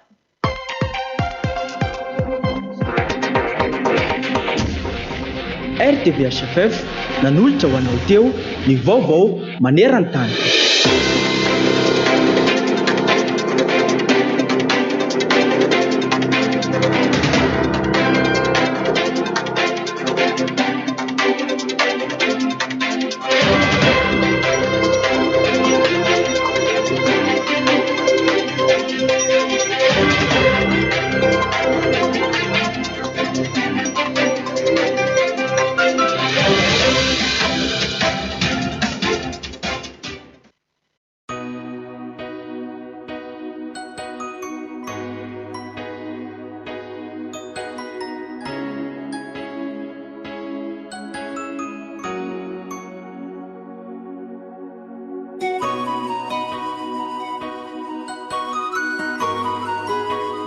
Faly miarabantsika rehetra indray tonga eto amin'ny fotoanatsika izay azotsika miroso amin'ny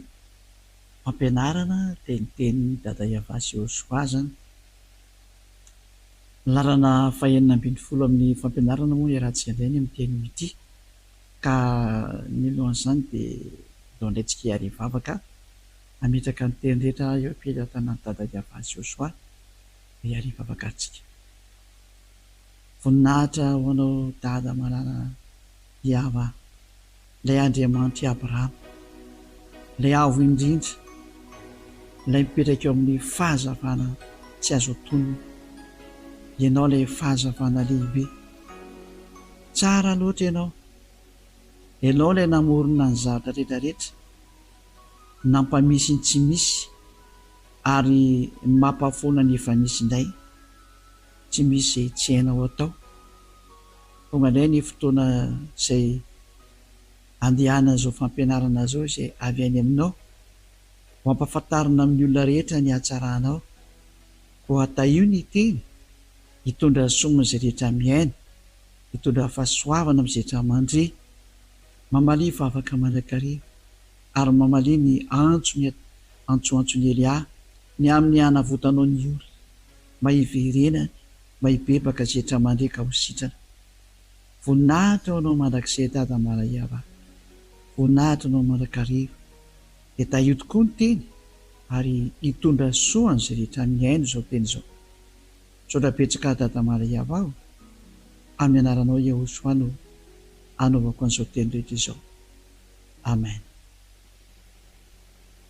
Tonga amin'ny fotoana indray izay azotsika miroso amin'ny fampianarana larana fahenina ambin'ny folo ny fampianarantsika ny any amin'ny teny ity, ary ny lohateny fampianarana dia hoe tsy maintsy ataon'ny Elia Batisa ianao rehefa resy lahatra, dia tijako hoe izay anao voavovonjy, dia izay anao vao lasa tsy manota intsony, ka izay mihitsy ilay hoe tsy maintsy atao batisa. Maninona zany no tsy maintsy atao batisa? Inona ny anton'izay? Rehefa resy lahatra tokoa ianao zavadin'iny aloha, dia ny lalàna dia hoe atao mpianatra ny firenena, ary rehefa avy eo dia atao batisa izy. Evaka itsikara zay teny izay aloha hoe atao mpianatra ny firenena, dia avy teo izy dia atao batisa araka ny bokin'ny aiza moa izy iny, Marka sasa aloha Matteo 28 dia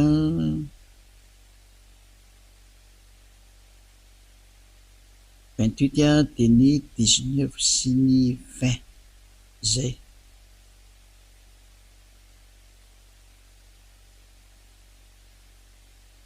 Matteo 28 dia ny 19 sy ny 20.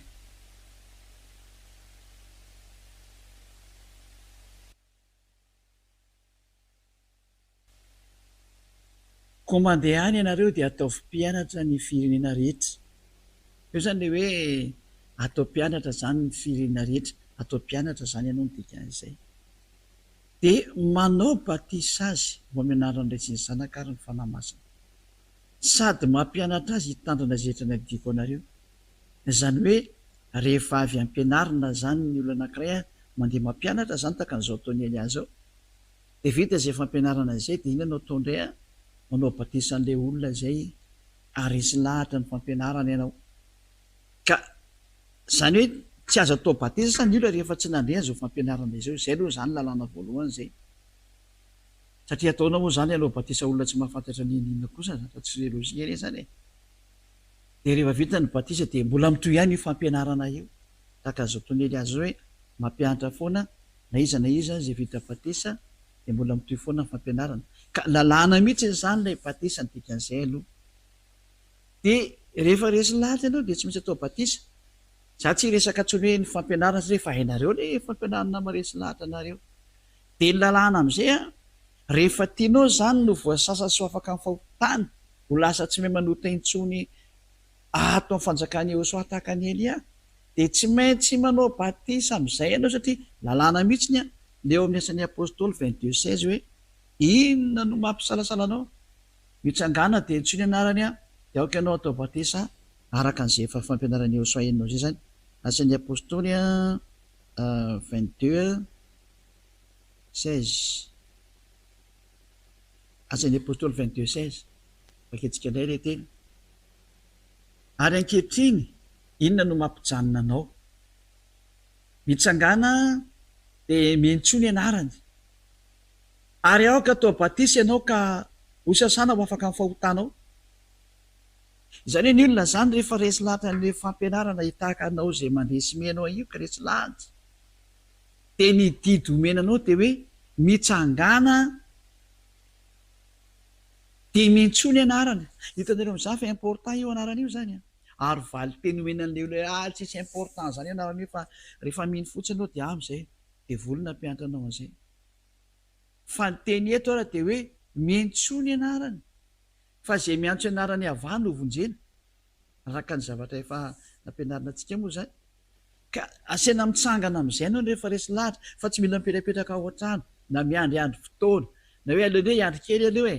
tsy mahazo manao zany ianao fa rehefa resy lahatra ianao a dia lalàna miteny amin'izay mihitsy hoe mitsangana didy zany nomenanao androany hoe mitsangana ianao fa aza mianana ohatrany io ary rehefa mitsangana ho aiza miantso ny anarany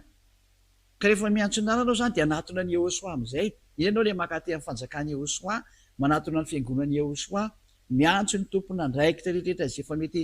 atelefona hitanao dia miantso anao hoe ho amin'ny fandehananao makaty ary tsy mila miantso koa ny tena marina fa hatrandia mamonjy ny fivoriana mamonjy ny fiangonany Yehosoa dia ny toeram-pivoriana zany satria mitsangana ianao dia miantso ny anarana ka aty amin'ny fanjakany Yehosoa aty amin'ny fivoriana masina aty amin'ny fiangonany Yehosoa no ahafahana miantso ny anarana ahafahanao miderana azy a dia mitsangana ianao fa lalàna zany a fa tsy mipetraka ao an-trano dia mandeha direkta makaty ianao amin'izay hevitra zay e zany ny zahatra voalaza lalàna ary aoka atao batisy ianao atao batisy atao amin'ny Yehosoa fa tsy batisy ao amin'i Jesosy fa zay batisy nataonareo hatramin'izay natezana dia tsy tato amin'ny Yehosoa mihitsiny a tsy valabla iny tsisy dikany iny tsy misy heviny mihitsiny iny tahaka ny tsy miexiste iny ary vao miara loza iny batisa nataonao tao amin'i Jesosy iny na tamin'ny toeran-kafa nandehananao any loza satria tafianao mandra-pahafatinao iny satria ny Galatiana 3:27 dia miteny mihitsiny hoe na iza natao batisa tao amin'ny zay nanaovananao batisa zany dia mitafy an'iny ianao raha ny atao amin'ny Yehosoa zao dia mitafy an'i Yehosoa ny olona dia mitafy an'izay nataonao zany ianao a dia Yehosoa ilay ninonao a dia mitafy an'i Yehosoa ianao fa ny olona rehetra ao amin'i Jesosy kosany a dia mitafy an'i Jesosy na mitafy an'i Jesoa nefa ny dainao tsara fa nampanotanao ane io e tsy nahafaka anao tamin'ny fahotanana io e Andriamanitra tsy izy nanimpenao any amin'ny elana io ary tsy miexiste akory ane io e fa raha ny existe efa nampianariko tanareo efa nahafaka anareo tamin'ny fahotana fa tsisy afaka amin'ny fahotana zany ny teny izy ka Andriamanitra tsy izy no tafianao ary mpiara-miasa amin'ny devoly iny satria maninona zay rehefa mampanotra dia avy any amin'ny devoly ny dikan'izay eo vakitsika ara no tenin'Andriamanitra iverentsika ty asan'ny apôtoly 28:16 ty vakitsika le hoe Galatiana 3:27 hoe tsy izy anie le batisa nataonao iny zany hoe ianao zany raha mipetraka ao anatin'iny dia mipetraka ao anatin'ny hoe fiarahana amin'ny devoly foana hatramin'ny farany Galatiana 3:27 ka zay no maharatsy an'io batisanao hoe fa fahoainga an'io fa mitafy devoly ange ianao amin'io nataonao io e mpiara-miasa amin'ny devoly ange io tafianao io e fa satria zay mpanotra dia avy any amin'ny devoly ka io nampanota anao Andriamanitra nitonanao anota foana hatramin'izay ary nampirisika anao lasa mpanota tsy mendrika avy any amin'izy ny dikan'izay izy mihitsy ange zany mampanota matona le fanatao amin'ny fahotany ianao e ary zay mpanota dia avy any amin'ny devoly dia io nefa nde tafianao zao le Andriamanitra tsy izy sady tsy nyexiste akory sy avy any amin'ny devoly mpiara-miasa amin'ny devoly mihitsy ny izy Galatiana 3:27 mbola meko anareo le teny dia zay mahatonga na teny mandosira atao aingana fa tsy mety io toerana misy anao io batisa 8 mars 2026 io ny farany ho Madagasikara tsisy batisa tsony eto Galatiana 3:27 fa na iza ianareo no natao batisa tao amin'ny Yehosoa ohatrany dia mitafy an'i Yehosoa dia zany le izy eo fa raha natao batisa tao amin'i Jesosy any ianao dia mitafy an'i Jesosy ianao iza zany le batisanao farany teo fa iny foana ny tafianao ary tsy afaka io fitafiana io raha tsy manatona ty amin'ny Yehosoa miaraka amin'ny Elia ianao Elia no vao afaka manongotra an'io batisanao io a dia io Jesosy na Jesosy tafianao io fa tsy afaka eo zany ianao hatramin'ny farany e nefa n'ilay Jesosy nao dia mampanota anao a dia mpiara-miasa amin'ny devoly ary avy any amin'ny devoly io jaona voalohany a entako hoe ianao hoe dia mbola vity hipetraka amin'ny batisanao ihany amin'izao sary mandeha zao. Jaona voalohany toko fahatelo andin'ny fahavalo.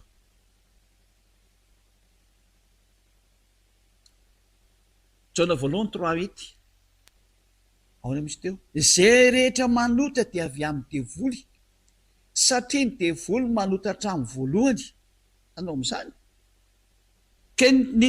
tiara moa tena zava-doza fa le Andriamanitra anao mihitsy ny mampanota anao ary miteny fa tsy maintsy manota ianao ka izy mihitsy anenge zany tena avy eo amin'ny devoly sy tena ratsy ane zazazara zany mpiara-miasa amin'ny devoly ane zany dia avy eo amin'ny devoly ane zany iraka na devoly ane zany ka devoly ny dikan'izany sary zany mahitsy be mihitsy ny teny fa raha tsy devoly izy dia tokony analanao tamin'ny fahotana ary tsy navelany nanota ianao fa ny devoly ange ny mpampanota olona satria izy ny lehibe ny mpanota. Mazava be io teny hoe izay rehetra mpanota dia avy any amin'ny devoly ka ny zanaka devoly dia devoly, ny zanak'Andriamanitra dia Andriamanitra, ny zanaka ny olona dia olona ary izay avy any amin'ny devoly dia devoly tahaka anazy. Izy nampanota anareo foana 4 taona 2 taona na tsipitsipi ny tany amin'ny hery daholo ny olona. Izay ny antony hoe ndana amin'izay ataovy batisa miala teo amin'io fa tsy afaka eo, tsy mety afaka aminao io Jesosy io na inona ataonao fa petaka amin'ny vatana anao iny miraikitra amin'ny tenanao any amin'ny hoditra anao mihitsy no milevina dia tsy afaka mihitsy iny raha tsy manatona ny Elia ianao nombotana ny tao mba hanesorany tanteraka dia manao batisa aty amin'ny Elia ianao atao amin'ny Yehosoa dia tafaongotra atao aminao iny fitafiana ena ratsy dia ratsy avy any amin'ny devoly iny dia tafianao amin'izay le vaovao sady tsara zay vao tena izy Yehosoa. Fiteo ara izay tiana ho tafianao entinao hatramin'ny farany miaraka amin'ny Jesosy nampanotanao ianao dia efa mipetaka aminao io izy maty ianao zany dia miaraka amin'ny any amin'ny eny atria efa mikolla aminao izy na ianao manala an'iny avy hatrany amin'ny alalan'ny batisa makaty amin'ny Elia 8 mars ny rendez-vous amin'ny 2026 ataony Elia batisa ianao dia miongotra iny satria zatra tsy mexite fa fampitananao iny fampitananao iny tsy batisa zany fa tena fampidirana devoly eo aminao iny tena izy ka rehefa tianao no afaka aminy manatona ny Elia anao manao batisa rehefa tao batisa ianao ohatrany dia mipetraka amin'izay le teny nge vakitsika amin'izay ilay asan'ny apôstoly 22:16 teo jereo nge ty teny ty amin'izay zany asan'ny apôstoly 22 teny misy teo 22:16 voilà ary ankehitriny inona no mampijanona anao mitsangany anareo zay zay le baik zay hoe mitsangany ianao aza mipetrapetraka eo tsony ianao dia miantsony ianarana any hoe didy zany endana miantso ny anarana ianao ary aoka atao batisa ianao ka ho sasana afaka amin'ny fahotananao io ka le nampanotanao mihitsy nge le Jesosy Jesoa io mihitsy ny nampanaony izy ka rehefa tianao ny tsy anota intsony ongoto tao aloha Jesosy Jesoa ongoto tao Jesosy Jesoa amin'ny fitafiana azonao tamin'ny zareo tamin'ny batisa nataonao tao amin'izareo iny ongoto iny fa raha zany tsy afaka eo zany ianao tsy miala ao aminao zake fitafiana efa nyraisinao ka iza ntsony ny afaka aniny zay le hoe manatona ny Elia fa zay zay zany solutionnao fa rehefa manatona ny Elia kosa no tena ho avy mihitsy ny fanafananao fahotananao satria io mazava be lalàna ho sasanao afaka amin'ny fahotana ianao ka ataony tafaraka amin'ny Elia mihitsy no misy an'izay teo hoe fanafana amin'ny fahotana. Manina ianao zany no afaka amin'ny fahotana inona mahatonga anao afaka amin'ny fahotana satria dia hoe efa voasasa aloha zany zay tena voasasa aloha ny amin'ilay batisa zany dia hoe sasany ianao ka rehefa voasasa ianao fa inona daholo zany no miseho anatin'io zatra io ka mahatonga ny olo hoe tena hoe tena tsy mahay manota marina satria zany eto zany anao rehefa natao batisa atao amin'ny Yehosoa dia efa mitafy any Yehosoa aloha zany zay ianao vita mariazy amin'ny Yehosoa anao zany zay ary eo amin'io batisa mihitsy ny eo ianao rehefa vita batisa dia eo ianao rehefa avy naranao daholo zany zay lalàna zay lalàna satria tsy maintsy atao batisa ianao fa lalàna zany efa resy lahatra ny teny avy ny hain'ny fampianarana dia hiala amin'io Andriamanitra tsy izy nampanotanao ianao atao batisa ianao te hitafy any Yehosoa ianao fa asoanao le Andriamanitra izy nampanotanao iny dia atao batisa amin'ny Yehosoa anao dia tafy any Yehosoa amin'izay ianao. Rehefa natao batisa ianao dia voasasy ianao ary tena madio be mihitsy mivoaka orizinalina be mihitsy oreolona. Zay hoe dia tsy mberinao. Tena mivoaka orizinalina tena faratampony tsara io masiny io Andriamanitra Abrahama io tena madio. Hoe sasanany ianao e. Manadio hatrany amin'ny fieritreretanao nge le batisanao e. Mampadio hatrany ny rany Yehosoa manadio hatrany amin'ny fieritreretanao. Satria io batisa io nge dia marika an'izany fahafatesany Yehosoa zany e. Ka raha maty Yehosoa nandatsaka ny rany izy ho anao daholo zany rehetrarehetra zany. Ho fanamafisana ilay fiarahanao tamin'ny Yehosoa daholo zany. Zay ry zay. Satria ny batisa dia hoe miara-maty amin'ny Yehosoa tsika ary miara-mitsangana amin'ny Yehosoa. Zay ny batisan'ny Yehosoa zay. Niarana levina taminy dia niarana tsangana taminy amin'ny fiainana mandrakizay. Zany daholo ny fiainanao amin'ny Yehosoa zany. Ilay batisa miaraka amin'ny Yehosoa. Fampisehoana ny hatsarany Yehosoa zany amintsika tsirairay avy mikasikana amin'izany hatsarana zany.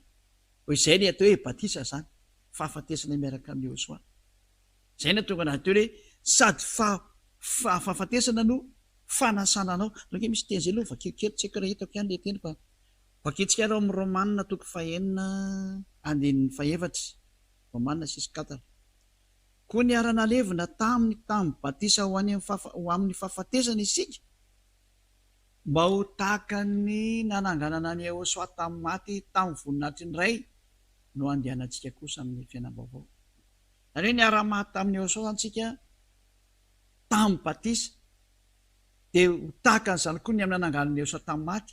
tamin'ny voninahitry ny ray no andehanantsika kosa amin'ny fiainam-baovao. 5 vaketsika indray izy. Ka raha nampiraitsina tamin'ny endriky ny fahafatesana sika dia ho tahaka izany koa amin'ny fitsanganana. Zay. Zany hoe zany tsika dia mahita mihitsy hoe natao tahaka ny Yehosoa zany ilay batisa. Niara-maty tamin'ny Yehosoa tsika zany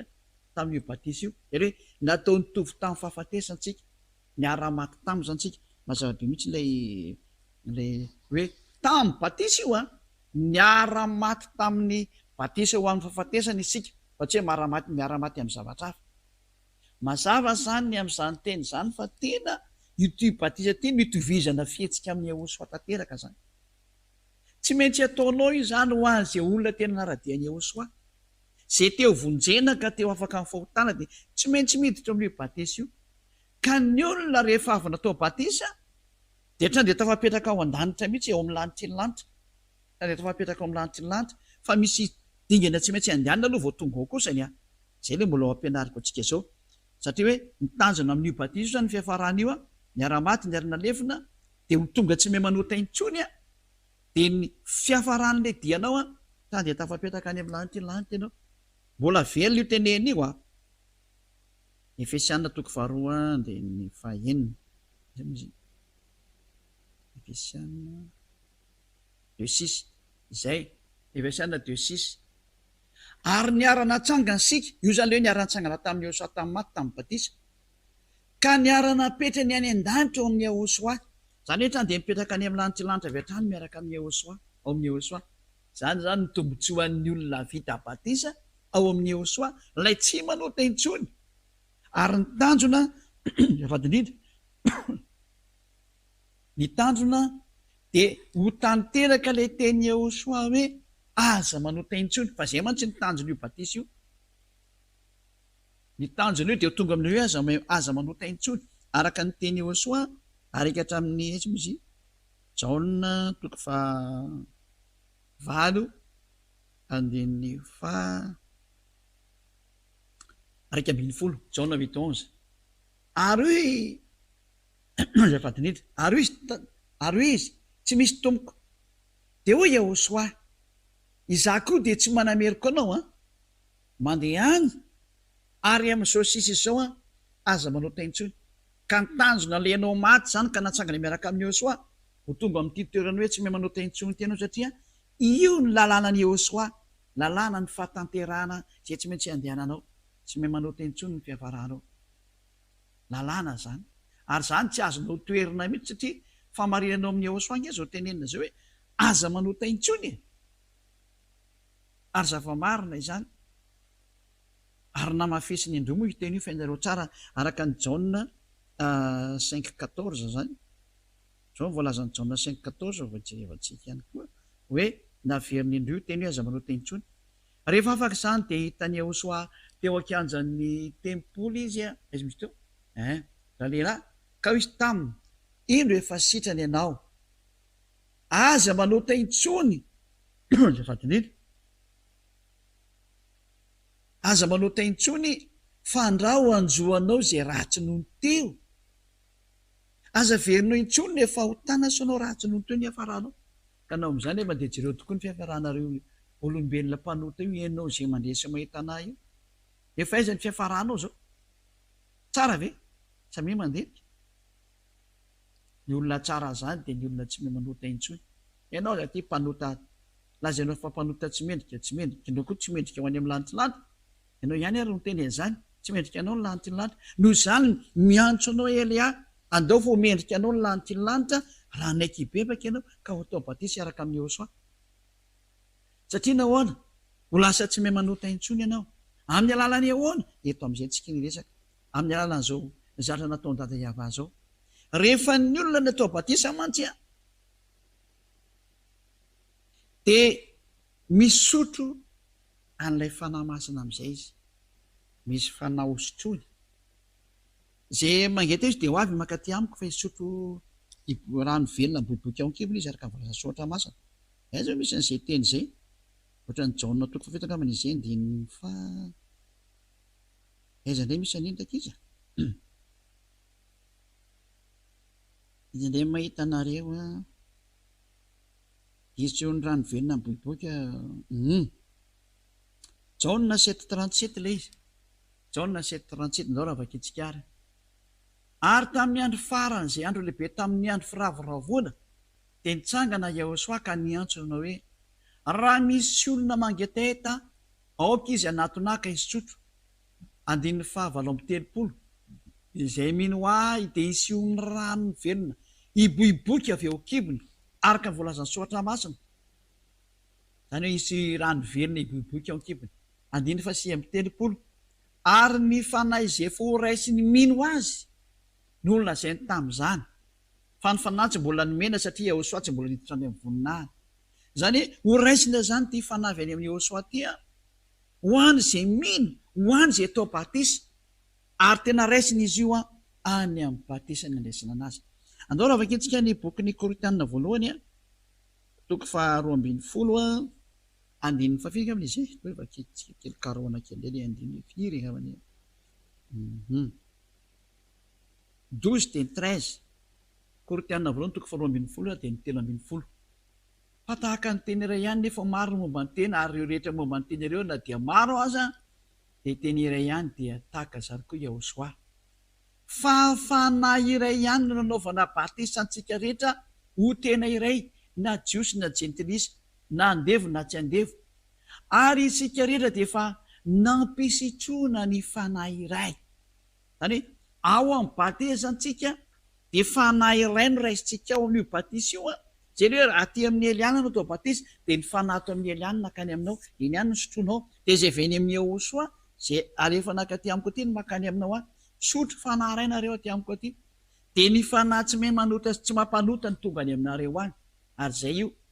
satria hoe misotro an'iny fanahy iray iny daholo zany rehetra ito zay no teny soatra masina ary isika rehetra dia efa nampisotrona an'izany fanahy iray zany ao amin'ny batisa ny andraisanao an'io ka rehefa nyraisinao amin'izay io fanahy iray io ao amin'ny batisa dia inona ny zatra miseho manomboka eo dia hitarika anao amin'izay hoe fanahy masina io ilay mitarika anao ary any amin'ny batisa ny andraisanao azy dia io ilay mahatonga anao tsy mahay manota intsony zay ilay hoe dao vakitsika eny jaona firy moa jaona firy angambany izy iny jaona tsy tadidiko jaona ato amin'ny 14 ato angambany izay 14:23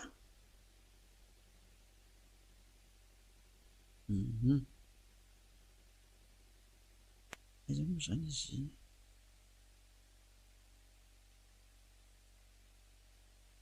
izy moa ny fanahy no hitarika anareo tsy hitadidy daholo lay izy zany rehefa tena nilaina 1426 hoe aiza izy zany rakizy a i 1426 le izy jaona 1426 fa ny mpananatra dia ny fanahy masina izay raha ny ray ampianarako izy no ampianatra anareo ny zavatra rehetra sy ampahatsiaranareo ny zavatra rehetra zay nolazaiko taminareo io zany le tena Andriamanitra dia nametaka tsara mihitsy hoe io fanahy masina io a dia atao hoe mpananatra sady mpananatra izy zany a i raha ny ray ampianarako dia zao izy no ampianatra anareo a ny zavatra rehetra ary ampahatsiaranareo ny zavatra rehetra zay nolazaiko taminareo io fanahy masina io zany ny tena mampianatra sy mananatra sy manoro ny zavatra rehetra zay ilaina amin'izao fiarana amin'ny Joshua zao io ny tena mampianatra io zany no mitantana anao io no mitari-dalana anao zay sady mitari-dalana izy aiza moa izy Jaona 16:13 angambany izay no ngevaka itsika ndray ty Jaona 16:13 ty fa raha tonga ny fanahy ny fahamarinany dia izy no hitari-dalana anareo a ho amin'ny marina rehetra tari-dalana izy io zany mitarika anao sady mananatra no mampianatra no mitari-dalana dia aiza moa zany avitanao manao ratsy ny dikan'izay satria mampananatra anazy mikapoka sy mibedy izy ange ozy anao mibedy aiza any amin'ny sainao izy no mibedy anao ary tena mafy zany a nareo any am'teny aleo ny enjehany ovy masika toy izay enjehany eritreritra ka le fanahy masina tena any amin'ny eritreritra sy ny fisainana mihitsy any izy mandeha any izy no mikapoka anao zany hoe trandany any hoe zatra tsy azo no ialana mihitsy ny dikan'izay ka rehefa tsy mety anarina ianao dia reniny olona lasa mivadika dala amin'ny fandehananao faratsiny verina ratsy kokoa noho teo izy a fito ratsy noho teo satria tsy mety nanariny fanahy masina izy a dia tafavoaka amin'ny fanjakana masina zay no mahatonga reny olona miala reny satria tsy mety anarina izy tsy mety taritiny Joshua izy tsy mety taritiny fanahy masina avy any amin'ny Joshua zay mampianatra anazy izy dia zay no mahatonga le olona miala amin'ny Joshua satria teanao ratsy foana izy fa rehefa tena ny olona ny tena miaraka amin'ny Joshua tena marina mihitsy ny amfony tsy mety manao ratsy tsony zany olona zany sady tsy mahay an'izany izy satria taritiny fanahy masina io iziko dia inona ary ny vokatry ny fanahy masina inona ny zatra ny vokarin'ny fanahy masina zany amin'ny olona anankiray fa tena mihitsy ny fanahy masina dia ny vokatry ny fanahy masina zany zay ataontsika moa jery ny valin'izay fanahy masina zay vokatry ny fanahy masina ary aiza moa misy anindraka izy tena tsy tadidy kokoa zareo vokaroko indray le izy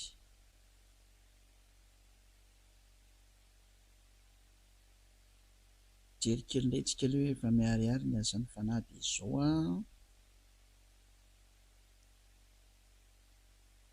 karoko kely indray aloha zay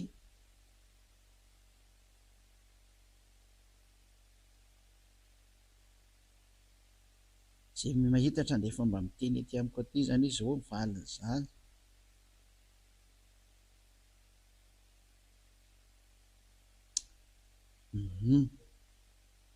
ina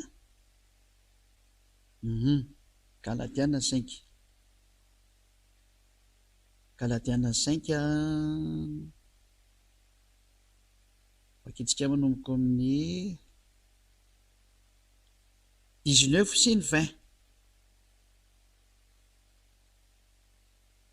any tsy 22 antsika no teny Galatiana 5:22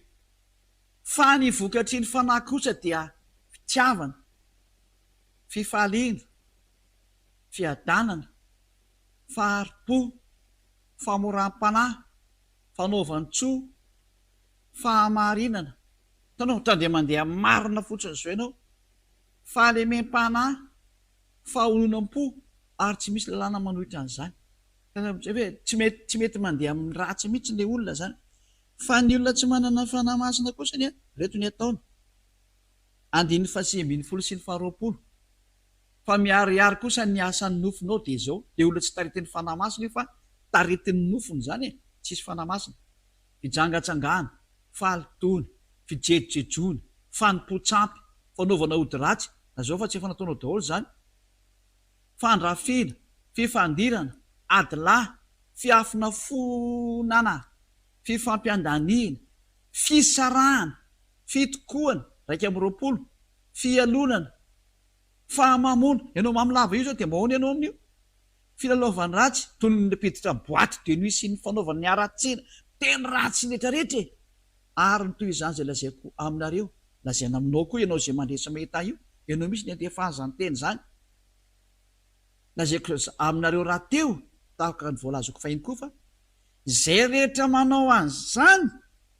de tsy andova ny fanjakan'Andriamanitra tsy hiditra any amin'ny lanitra ny dikan'izay ka ianao mpanoto io mazava-be ny tena tsy mahazo miditra any amin'ny lanitra ianao de rehefa amin'izay ary ny tenanao ianao zay niaraka tamin'i Jesosy niaraka tamin'ny alahatra amin'izay mpanota nareo mazava-be io teny io tsy mahazo miditra any amin'ny lanitra nareo mazava ny teny fa ny tena mipetraka zany hoe aiza zany le mba espoiranao mandeha mivavakio fa izao ny fiafaranao nge efa nivakiany tenin'Andriamanitra ny fiafaranao de le Andriamanitra Abrahama namoaka zao teny zao tamin'ny alalana izany nanaterany hoe Yahosoa no anarana io lalàna voakany io tamin'ny lalan'ny mpianatra tamin'izany ny apôstôly hoe tsy miditra any amin'ny lanitra ianao mpanao ratsy io de mbola hipetraka koa ve ianao tsy aleo ve sasana amin'izay maninona raha manatona ny Elia de ho sasana amin'izay ianao andao ianao manatona aty amin'izay de andao vonjeo ny fanahinao 2026 8 mars ny fiafarany batisa ka aza miandry an'izay fa izao ianao de efa miazaka za hoe za tomboka de hisorana rana ny batisa fa za tsy teo any amin'ny elo ny adalanao rehefa te ho any amin'ny elo de anao ndray iny fa niaza mba maty nefa ianao matahotra dokotera sy matahotra hafa maninaka rehetrano io voana hafa io aneva le afisarbo de hitsy eo amin'ny tomboka rehefa tsy matahotra an'izay anao nefa ny zatra tsotra kely ary reny iny rehefa atahoranao vo maika ve ny fananao any amin'ny eny mba mieritrerety samy mandenika tsara zay aloha zany ny sary anankiray hoe taretin'ny fanahy masina zao ndray vaketsika ndray teny riketa ny bokyny aiza ndray manaraka Efesiana vaketsika ndray bokyny Efesiana ao minna ny saveditsika Efesiana 4 de amin'ny andininy fafiry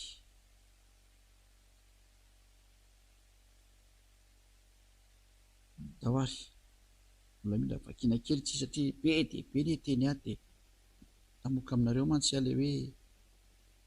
mba tsy hanao ratsy tsony marina ny atao amin'ny Yahosoa oe nakisy izy teo za azy aloha tena tsy hitako indray izy teo Efesiana firy aza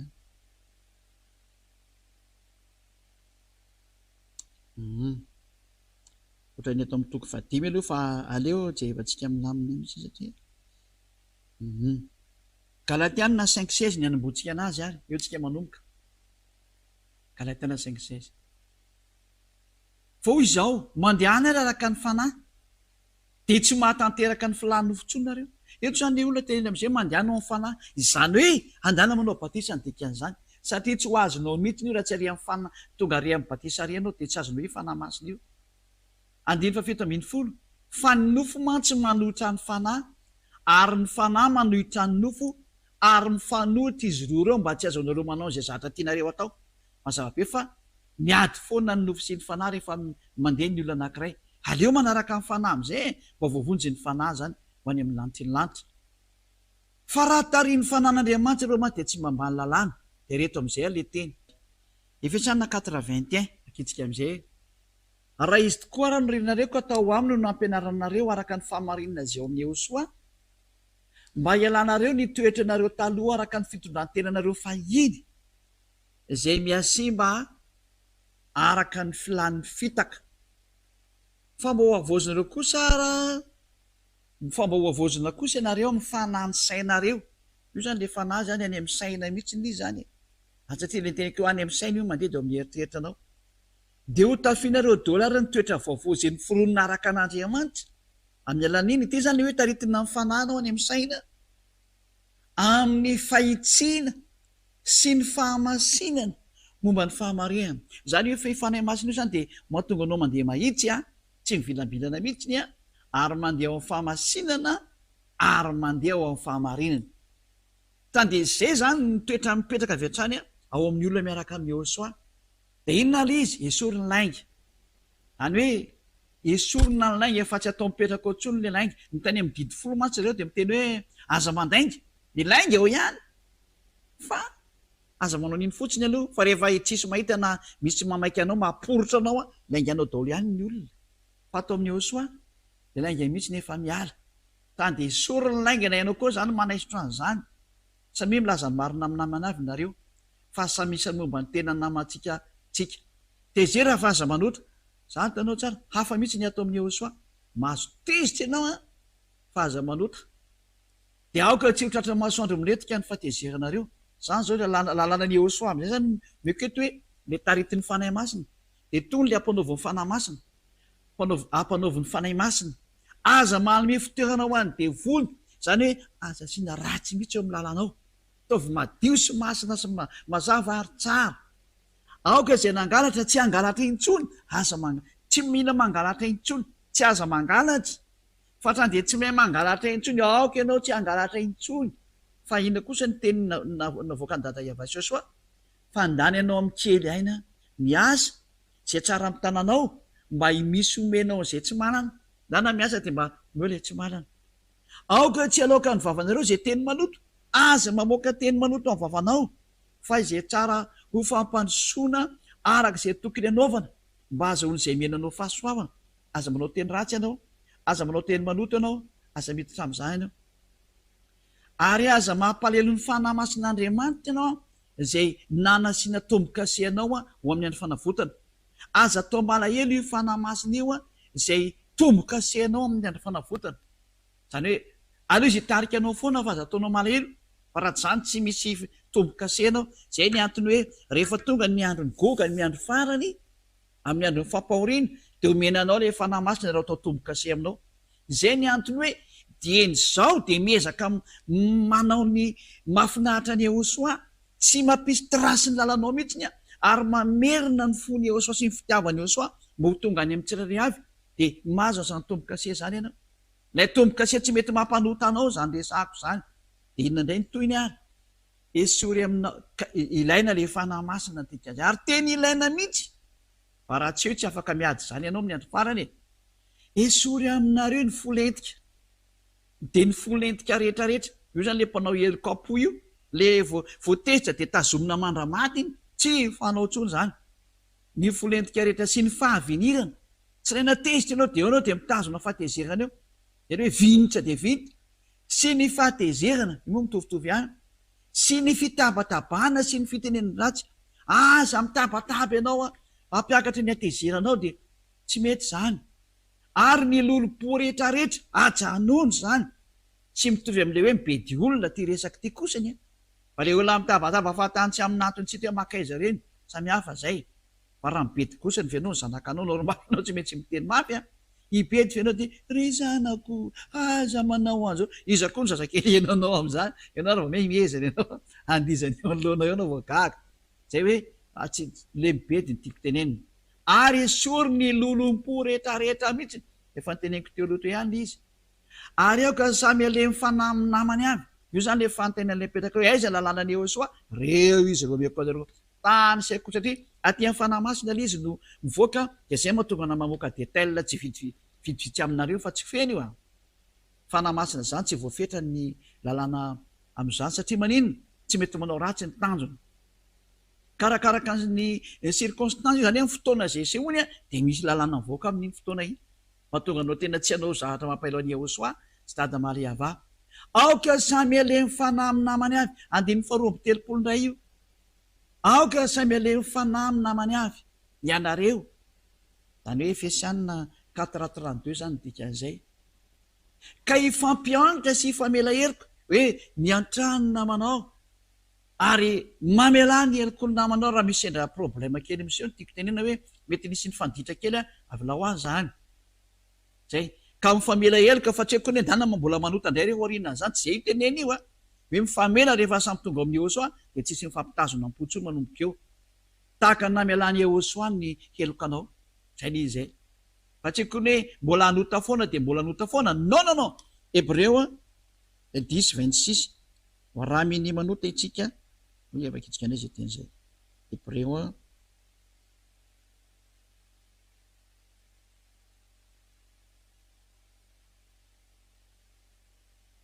Hébreu 10 zay misy iny manzay matadidy 26 izay 26 dia ny 27 Hébreu 10 26 27 fa raha mini manota isika rehefa nahazo ny fahalalana tsara ny marina mbola vety abatisa zany resana zany la tena vety abatisa amin'ny Hosoa efa no amasinina masina dia tsy misy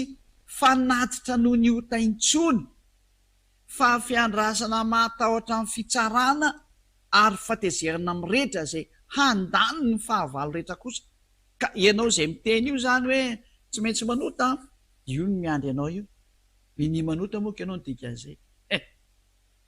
ka rehefa mini manota ianao zy ten'Andriamanitra dia fiandrasana matahotra amin'ny fitsarana sy fahatezerana mirehetra zay handany ny fahavalo ny azo anao zany hoe sady tena handalo ny fahatezerinao zany ny handalo ny fitsarana ianao ary am'izay dia mbola hoe fahatezerana mirehetra mihitsy ny azo anao ka mba mieritreritra mihitsy ny zay mandany ny fahavalo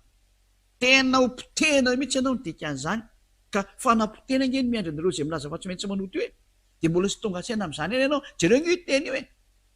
tsy alenao ve mankaty amin'ilay Yahosoa atao batisa amin'ny Yahosoa miaraka amin'ny eny dia ho lasa tsy mahay manota intsony anjaranao ny eritreritra fa tena fitananka ianao hatramin'izay dahoary verentsika amin'izay le teny teo ary aoka samy 9:30 ary aoka samy ale mifanahy amin'ny namany avy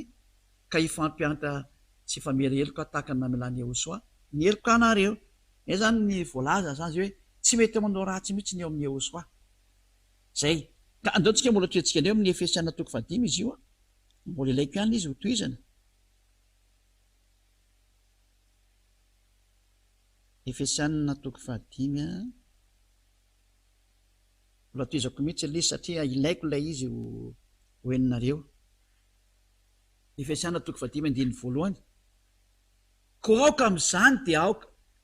dia aoka anahaka an'Andriamanitra ianareo tahaka ny zanaka malala dia mandehanina amin'ny fitiavana efa mivokatry ny fanahy efa mivakitsika teo dia fitiavana zany toy ny tiavany Yahosoa anareo ka nanorany tena no fanatitra sy ny fanavotana amin'Andriamanitra ho anitra nkasitrana hamonjy anareo zay io zany le teny io 7 amin'izay eo avakitsika jereo entony lalàna itony fa ny fijangajangana sy ny fahalitoana rehetra na ny fieremana fa ny potsampy ny toe fieremana dia aza velo tononina eo amasonareo kory fa tsy mamendrika ny olona masina mihitsy nyzany resaka zany eto zany dia mazava be mihitsy hoe aza aminao resaka fijangajangana nareo hoe miresadresaka miresaka mony amin'ny fijangajangana tsy azonareo atao zany na resaka fahalitoana hainareo to hoe resaka manoto hoe ny fahalitoana rehetra mifahavetavetana sy ny fahalitoana manodidina zany aza miresaka an'izany ny fanimpotsampy aza lotoana amin'izany ny tenanareo fa esory zany tsy mamendrika ny olona masina zany resaka zany ka aza manao an'izany na ny fahavetavetana aza aminao resaka vetaveta zany nareo hatrany amin'ny resaka tsy mety tanao amin'izany hafa mihitsy ny eo amin'ny Yahosoa na resaka fahadalàna ny vosidratsy le hoe mifosafosa olona zany manisisy ratsy olona zany aza manao an'izany mihitsy zay tsy tokony atao fa ale misaotra fa fantatrareo marimarina fa samy tsy manana lova ao mifanjakany Yahosoa sy Andriamanitra na ny mpijangajanga na ny olona vetaveta na ny olona mierina dia manompo samy zany aza mety fitan'ny olona miteny foninareo fa izany zavatra zany no mahatonga ny fahatezan'Andriamanitra amin'ny zanakiny tsy fanarahana ko aza mety mpiombona aminareo zay la hoe tsy mety ny manao fihavanandemony hoe miara manao ratsy amin'ny olona ratsy dia mitovy aminazy any manafina olon-dratsy dia olon-dratsy mitovy aminazy any ianao tanao zay la hoe aza mety ho mpiombona amin'ny olona manao an'izany amin'ireo zanakiny tsy fanarahana ireo reo zanakiny faharatsianareo aza mety miombona amin'ireo ianao aza mety mankasitraka ny ataony aza mety miara-miasa aminy na manafina ny ratsy ataony fatrany dia simba ny fahamasinanao mazava be io teny io aza mety miombona aminy ianao fa mahatonga ny fahatezerin'Andriamanitra amin'ny zanakiny tsy fanarahana izany ka ianao le zanakiny tsy fanarahana tsy manaraka ny fahamarinana le any amin'ny ratsy foana ny andehananao dia mitera-toza ho an'ny fanahnao zany eo izay amin'izay ny 9 izy io 9 fa maizina ianareo fa iny a fa efa mazava ao amin'ny Yahosoa kosa ankehitriny mandehana ary tahaka ny zanakiny mazava fa ny vokatriny mazava dia ao amin'ny fahatsarana rehetra sy ny fahamarinana ary ny fahitsiny zay ny ateo manana ny fanahy masina ilay fahazavana mazava ianao dia mandeha ao amin'ny hatsarana mandeha ao amin'ny tsara foana ao amin'ny fahamarinana ary ny fahitsiny mamantatra zay nkasitrahany Yahosoa zay mety amin'ny Yahosoa ny ataonao 1:12 aza mety miray amin'ny asany maizina zay tsy mavokatso fa aleo mananatra azany tandremo miara-momba ny faharatsiny tandremo manao fihavana andemony mazava io aza mitsikombakomba miaraka amin'ny mpanao ratsy na manafina mpanao ratsy zay mantsy dikeny hoe aza miray amin'ny asany maizina manafina ratsy ianao ny dikan'izany miara mitsikombakomba amin'ny mpanao ratsy fa andany ianao mananatra mazava be io teny aleo mananatra fa tsy mavokatso anao akory ny ary zany fa izay ataony eo amin'ny miafina dia mamenatra na dia milaza izany aza fa ny zavatra rehetra raha narina dia osehony mazava fa inona mo fa na inona ho aseho dia mazava zay dia zay moa na tonga le fanarana amin'ny ao anaty testamenta taloha hoe koa izany ola zany hoe mifo azy ianao zay matory dia mitsangana amin'ny maty dia ampazavanao Yahosoa 1:10 satria mamoaka lalana ilay fanahy masina mitarika koa tandremo tsara zay fandehanareo mba tsy hitondranareo tena tahaka ny adala za manao daladala-tsony fa tsy mety mihitsy ny ka zay mpinamana na zay tsy misy miraharaha zany mampinamana na mampivady na mpianaka anao lalàna raha rehefa te handeha amin'ny fanahy masina dia tsy mahazo minao ratsy intsony dika zay aza mandeha tahaka ny andala fa mandehana tahaka ny endry araraoty ny andro azonao nao fantso rehefa ratsy zao fiany izao noho izany dia aza manao adaladala ianao ary aoko ho fantatrareo zay sitrapon'ny Yahosoa ary azo mamodovainareo fa amin'izany dia misy fananaram-po amin'ny ratsy zay fa ka ho an'le mpisotro dovay moa zany hoe ajanony ihany zany fa tsy mitsitsolo zany e fa aoko ho fenona ny fanahy ka ifampilaza any amin'ny salamo sy ny firana ary ny tolokina mpanahy dia mihira sy mikalo ao am-ponareo ho an'ny Yahosoa misy oatra n'Andriamanitra ray mandrakariva noho ny zahatrehetra ao amin'ny Yahosoa tompontsika zay moa zany dia famy zay fa isaorantsika ny Yahosoa no nomeny zay teny zay zay ny atao hoe vokatry ny fanahy masina zay fanahiny zavaiko teo ary zay ny atao hoe tarity ny fanahy masina ary zay ny tany saiko zay ny atao hoe lalàna ao amin'ny fanakena vaovao tareo zatra tsy mifanaraka ary amin'ny 10 mihitsy nyle sara ka misy teny hoe 10 zany ina ma 10 azany zatra samy hafa daholo ny teneniko teo raha nihaino tsara ianao ngany amin'ny 10 misy teny manao vaobatisa ka misy an'izany eo zay fotsiny dia efa tsy mety ene fa atao amin'ny Yahosoa tena manao batisa ianao ary ao ianao no mandray le fanahy masina amin'le batisa misotro an'le fanahy amin'izay ianao ary dia tsy mety manao ratsy intsony aorianan'izany sao da betsaka ny Yahosoa antsika ny amin'izany tena mahafinaritra zany tena faly be ary fantatra fananao ary tena maniry hoe za tena te ho any amin'izany toerana tsy mahay manota intsony zany manatona ny Elia le miaraka amin'ny Yahosoa ary miaraka amin'ny dada Mariava zay tsy mahay manota intsony rehefa tafaraka amin'ny Elia ianao satria tafaraka amin'ny Yahosoa ny dikan'izay ato amin'ny fanjakana masina ity rery any izay misy any ziady Elia ty rery eto amin'ity planeta terre nareo ty no misy an'izany hoe tsy mahay manota zany ianareo rehetra mpanota daholo nareo ary mpangalatra sy misandoka rahamony sasany mirara soanao ary ho tonga soa ty amin'ny Yahosoa ary isoratra anarana amin'ny batisa amin'izay iazakazaka ho atao batisa andana misoratra anarana amin'ny batisa efa akaiky ny fotoana 700 andro sisa efa kely raha am'izao andro itenenako zao miezah mafy arany dikan'izay efa hiditra any amin'ny 700 andro anydray tsika zao dia kelikely dia 500 dia kelikely 700 dia farany ho 100 noho izany miezah mafy ianao ary aza miandro aloha iandro efa akaiky avo isoratra anarana ary raha maty dia mahoana mba hainao moa ny lozanjoany io fanahinao io zay efa niezahny hovonjena fa tsy ny rarahinao mbola fitiavantenanao amin'ny nofo be anao io foana ny tazominao devola nge mampirisika anao ny aza miainao zany devola io miteny aminao io tsy te hamonjy ny fanahinao izy fa za kosa miteny hoe vonjeny fanahinao aza manaiky vonona tsony ny fanahinao andao avotana ny fanahinao manarahany Yahosoa amin'ny alalan'ny Elia efa nirahana kety aminao zany raha any amonjy ianao dao anatonazy am'izay aza matahotra olona zany vonjeo ny fanahinao fa ny olona olombelona tahaka anao io nga io mavonjy anao fa ny fanahinao kosa ne ho tsara iny atadio fa tsy afaka miady ame Andriamanitra Abraham io ianao mirahasoanao voavonjy tsara ny fanahinao manatona ny Elia ho any amin'ny Joshua tsika fa amin'ny alalako ny afanao manatona anazy rehefa afaka sotrapetsaka dada mala iavao ny am'izany teny rehetrarehetra zany fa tena famonjena sy fanavotana ary tena fiainana mandrakizay atao fantatsy ny olona zao teny marina nomeko azy zao fa tena famonjena sy tena fitiavana zany nomeko zany onjeo ireo dada mala iavao ataovy mitodika ny fony sy ny saina mo fantany fa tena zao ny famarihana tsy izy ny nataony hatramin'izay fa zao fa tena famonjena tena fanavotana dada malala iavao ianao le Andriamanitra Abraham Andriamanitra ny lanitry ny lanitra rehetra koa ianao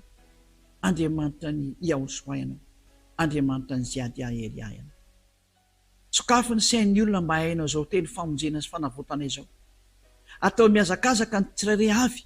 hanapa-kevitra amin'ny teny amin'izay fa tsy andry olona hanatona anao dada Maria va hanatona anao Joshua miohery ny olona tsirairay avy tena hitady anao amin'izay vonjeo ny olona dada mala iava mba ho afaka amin'izao fanampitena ny fanahy sy lalakaleany zao avoty amin'ny lalana zao teny zay nomenao zao dia ny tenin'ny Elia avy any aminao avy any amin'ny dada Maria va sy avy any aminao Joshua vonjeo ny olona ary matoky aho fa tena hamonjy tokoa ianao ary hamony varavaranao any aminao ianao hamaraparana an'izao fanavotana izao sotra dada mala iavao voninatonao mandrakizay ho amin'ny malagasy moa zany nangatako zany so an'izao tontolo zao fa ny malagasy mbola manana andro vitsivitsy izy volana vitsivitsy ho anazy fa ny hafa firenena kosa ny misokatra ao anatin'ny fotoana tsy ho lava koa ny anazy fa fotoana efa voateny sy voafetra avy any aminao ihany ataovy miazakazaka ny olona natona anao sotra dada Maria va amin'ny anaranao Joshua naovana zany teny rehetrarehetra zany haleluia amen dia izay indray ny fiarahantsika tamin'ny teny io tia miraritso anao samotainao soa ho amin'ny fitoizan'ny fampianarantsika manaraka andrea fiainao tompo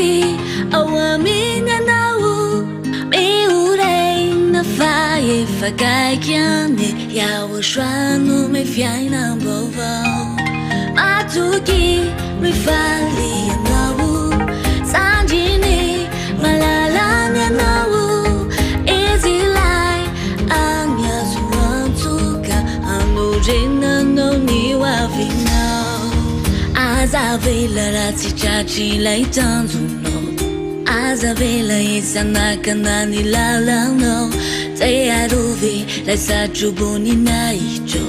manja piavi, nilani chin nilani cha, manantu na ye yano, mia vi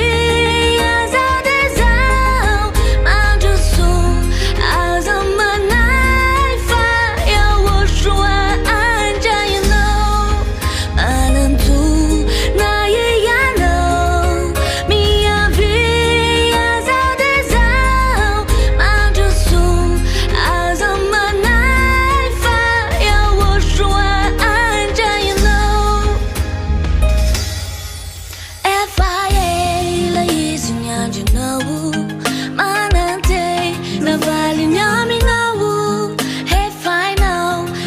比安诺的面穿诺，干嘛来随机无那么诺？干啥没啥了啥了那做那？Debi no da ye jankinas, manu bukai so chata wo chai tunya no, sa chi fa izi no miarwa no. Azavela ra chi cha chi lai tanzu no, azavela isa na kana ni la la no. Te aruvi lai sa chubu ni na icho, manja piavi ni la ni chin ni la ni cha.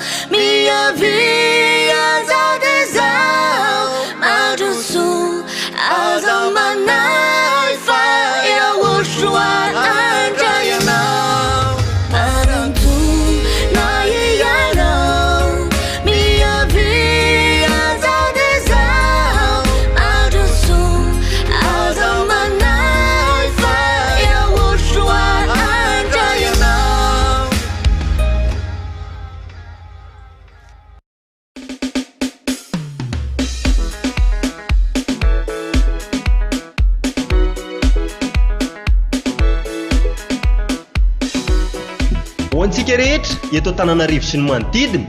izay maniry ny hamonjy ny fivoriam-bavaky ny zanaky ny avo indrindra izay tarehany ambasadorany Aosoa Ziadia Ailia. Ny toerana misy ny fivoriam-bavaky ny zanaky ny avo indrindra ary dia ety Antaponambodrapeto, faritra Itosy, distrikina Tsimondrano no misy azy. Ity ary ny torolalana ho anao. Ataovy izay atongavanao eo amin'ny cité Itosy, eo amin'ny terminus-ny bus 133. Rehefa tonga eo ianao dia mizotra manaraka lalana pavé mandrapa tonga eo amin'ny Simpiandrano. Afaka mandeha bajaja ihany koa ianao, miainga eo amin'ny cité Itosy mandrapa tonga eo amin'ny Simpiandrano. Rehefa tonga eo amin'ny Simpiandrano ray ianao dia mbola miakatra hatrany amin'ny lalana pavé amin'ny ankavian-dalana. Rehefa tonga ho atapony ao ianao dia mahita trano miloko gris sy plaky misy soratra hoe Fiangonan'i Yahova, Yahosoa ary Ailia. Dia ao no misy ny fivoriam-bavaky ny zanaky ny avo indrindra izay tarehany ambasadorany Aosoa Ziadia Ailia. Raha mila fanazavana fanampiny ary ianao dia afaka miantso mivantana amin'ireto laharana ireto: 032 86 663 98,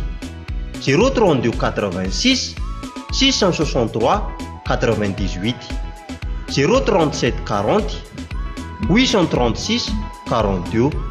037 40 836 42. Ary ny IAS 034 75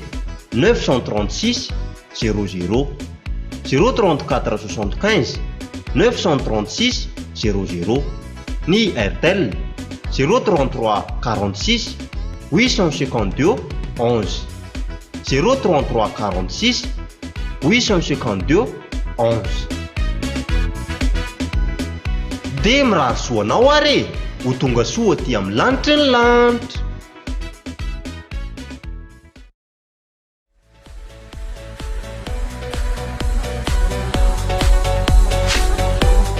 Ery, fitiavana, fahamasinana, ilay radio tsy manam-paharo, tsy manam-paharo, tsy manam-paharo. Iava Yahosoa TV, ery, fitiavana, fahamasinana.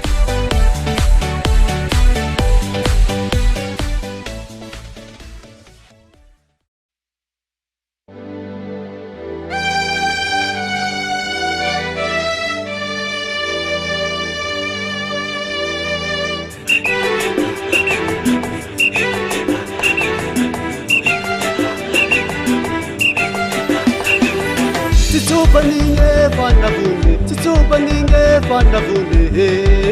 anarana soazaye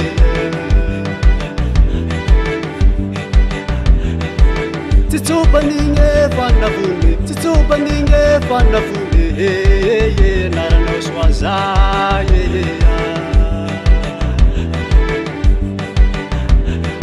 anaramamonjindate tsy mananazy riamate anaramamonjindate mananazy mahazo lanitsine anaramamonjindate tsy mananazy riamate anaramamonjindate mananazy mahazo lanitsine nareo fananandray fananandreny ty voninazy tsy mety hafa ary sy tolotoko anaraneka de misaotsoazy ambasadorany ao soa fa nazy tao kary hale tsy nifantatsy anarany marinao ka velo anaranao soazay velo velo anaranao soazay velo velo anaranao soazay velo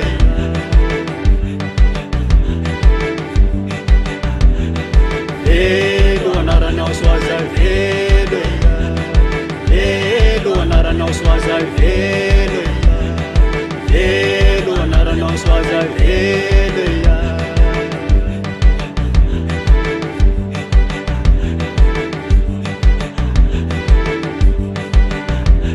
Yao soanay ro panjaka voninay tsy meko ty hafa ka ty mary satanay mafana atandany tsy mankalaza azy zaye Yao soanay ro panjaka voninay tsy meko ty hafa ka ty mary satanay mafana atandany tsy mankalaza azy zaye Tsika ifale Kati marisandra iterane soaye Sidemo ke kati marisandra Sika ifale Sidemo ke kati marisandra iterane soaye Sidemo ke kati marisandra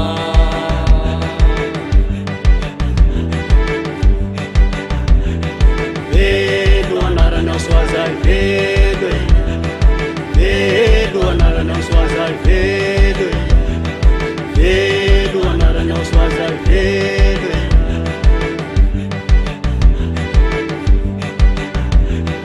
velo anaranao soazay velo velo anaranao soazay velo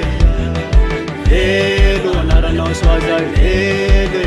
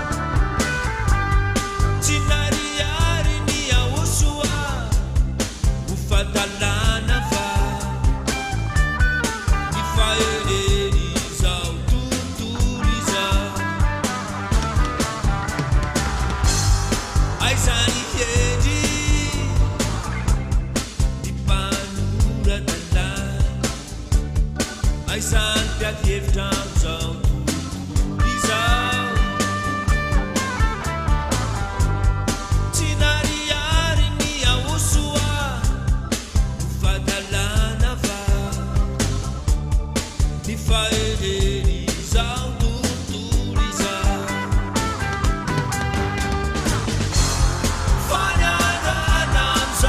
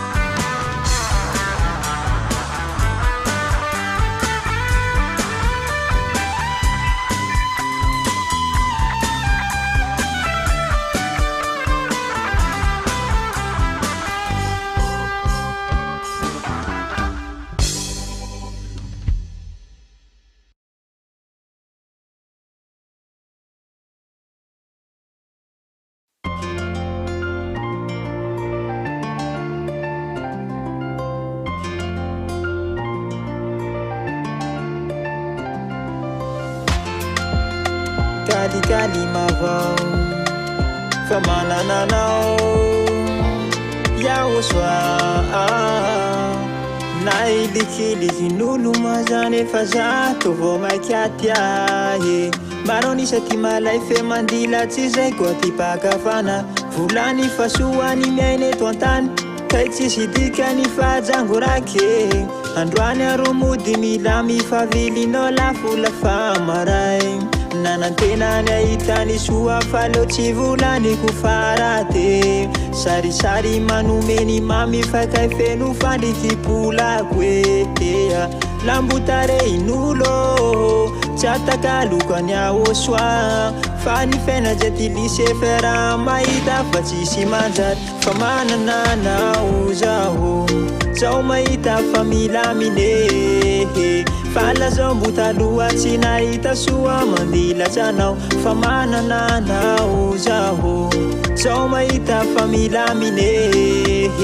fala zao mbo taloha tsy nahita soa mandilatsy anao soako yaoswa zay no tsara nahitako asambara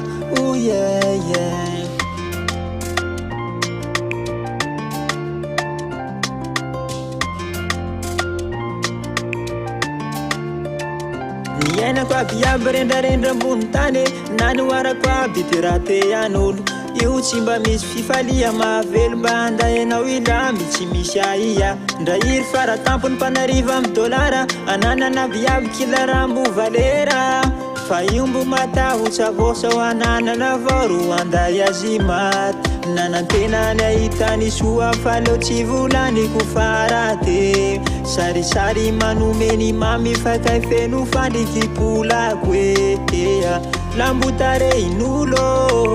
tsy atakalokany ahosoa fa ny fiaina zay ty lise fera mahita fa tsisy manjary fa manananao zaho mahita fa milamine fala zao mbo taloha tsy nahita soa mandilatsy anao fa manananao zaho mahita fa milamine fala zao mbo taloha tsy nahita soa mandilatsy anao anao yaoswa zay no tiako aminao zao ro mba matamana anao raiky yaoswa zay no tiako aminao zao ro mba matamana nanao zaho mahita fa milamine fala zao mbo taloha tsy nahita soa mandilatsy anao fa manananao zaho mahita fa milamine fala zao mbo taloha tsy nahita soa mandilatsy anao yaoswa zay no tsara nahitako asambara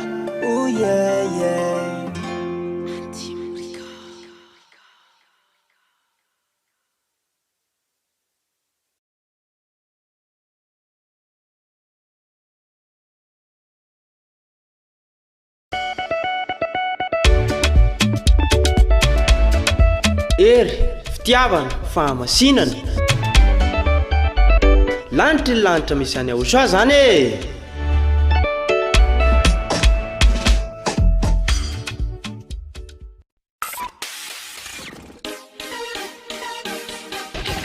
naiza misy anao na amin'ny fotoana manahoana dia azonao atao ny manaraka amin'ny fampianarana ahosoa izay toriny ambasador ahosoa Zadia Elia amin'ny alalan'ny chaîne YouTube. Raha amin'ny teny anglisy yava Yahosoa TV, raha amin'ny teny frantsay yava Yahosoa TV français, raha amin'ny teny sinoa yava Yahosoa TV Chinese, ary raha amin'ny teny malagasy yava Yahosoa TV malagasy. Efa misy ihany koa ny fampianarana ahosoa amin'ny teny japonais sy indiana. Raha ho an'ny teny japonais dia afaka arahanao ao amin'ny chaîne YouTube Yava Yahosoa TV Japanese. Raha ho an'ny teny indiana kosa dia afaka arahanao ao amin'ny chaîne YouTube Yava Yahosoa TV India.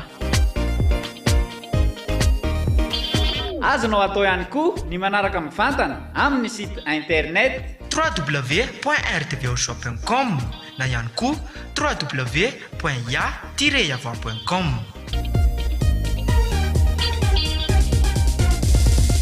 koarao ary ny fampianarana Auchois izay mahatonga anao ho tsy mpanota intsony sy mitondra anao ho any amin'ny lanitra ny lanitra.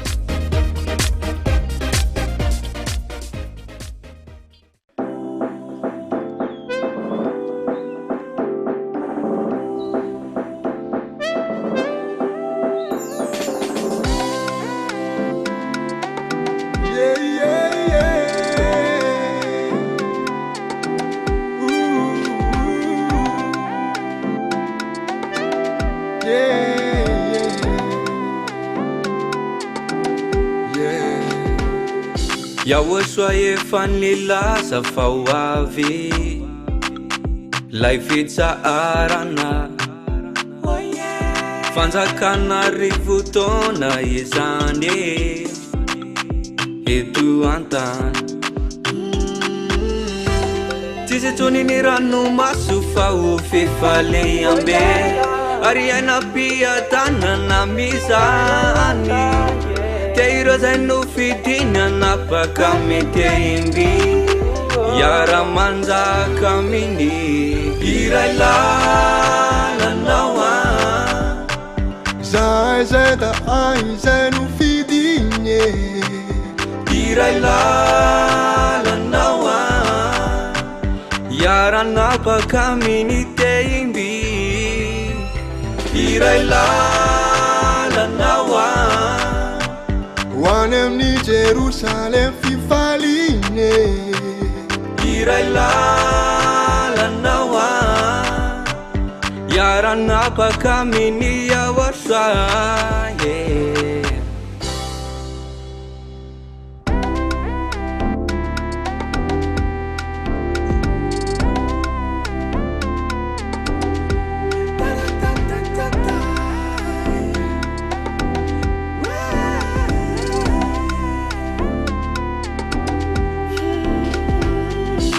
Falina lehibe toko tsy misy taky izany tsisy intsony ny toma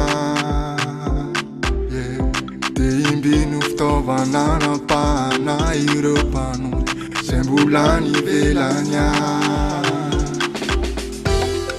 fanjakana rivotaona ny toerana isy ho an'ireo voafidy sy ho an'ireo zay efa voavoatro an'izay tsy misy ntiny amiray Iray lalanawa Zay da ai zay no fidinye Iray lalanawa Yarana baka mini teimbi Iray lalanawa Wanem ni Jerusalem fifaline Iray lalanawa Yarana baka mini Auchois Iray lalanawa Araka mini Auchois Iray lalanawa Hanapaka miteimbi Iray lalanawa Fanjakana rivotaona Iray lalanawa Iray lalanawa Zay da zay no fidinye Iray lalanawa Yarana baka mini teimbi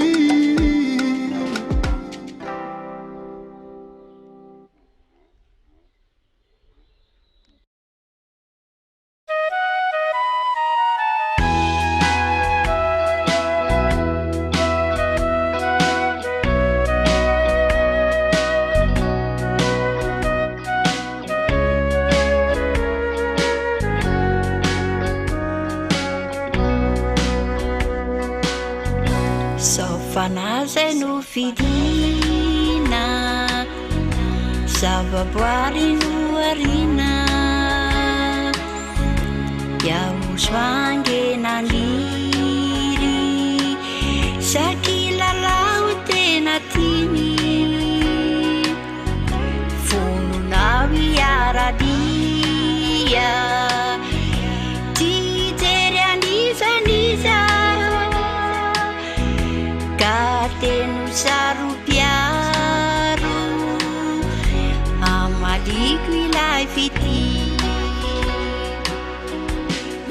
soa be fitiavanao sakony tena tie tsy masaraka intsony anaraka naodorie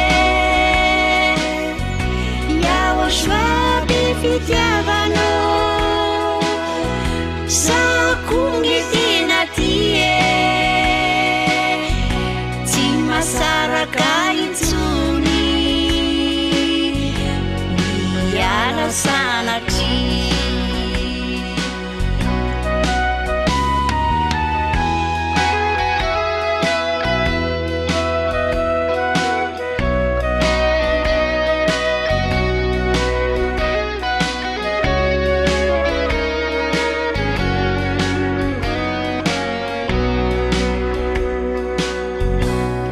Zaraiko ilay fitiavana fanomena ho airery niranao no nalatsaka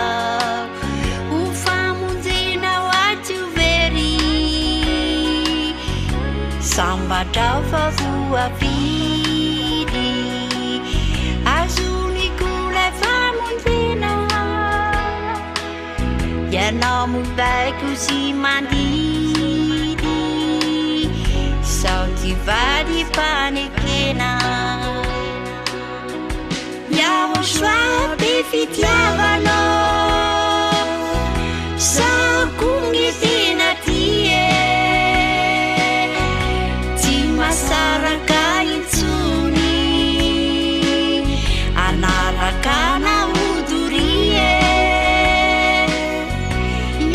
soa be fitiavanao sakony tena tie tsy masaraka intsony miala sanatry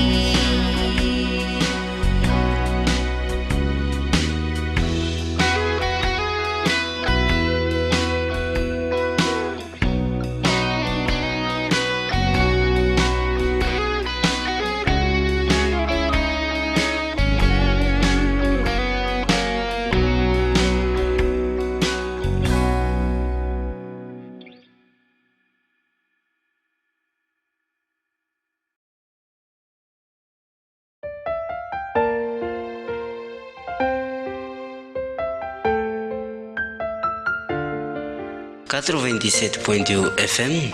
iry fitiavana fahamasinana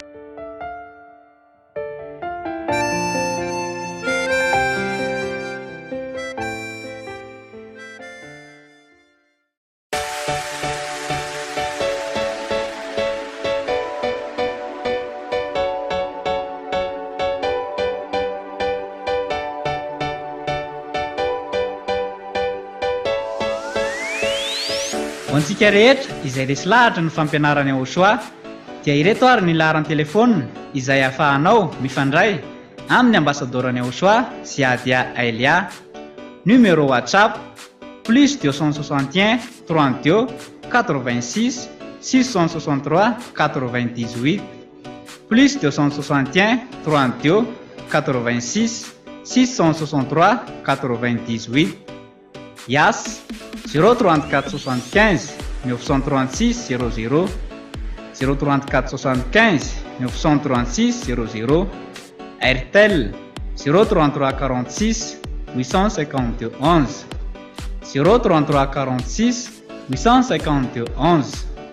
Orange 032 79 145 42 032 79 145 42. Dia mirary soa anao ary ho tonga soa aty amin'ny lanitra ny lanitra e.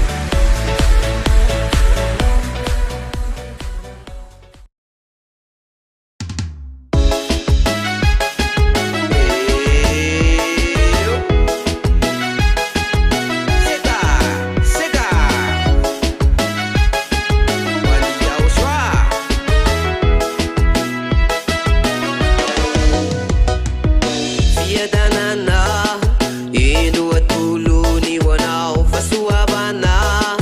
Resia uswamba mujanao minu antenini tenini awoshwa angkatwa bini pitunda basadoran awoshwa via danana idu atulu ni wanao fasu abana Resia uswamba mujanao minu antenini tenini awoshwa angkatwa bini pitunda basadoran awoshwa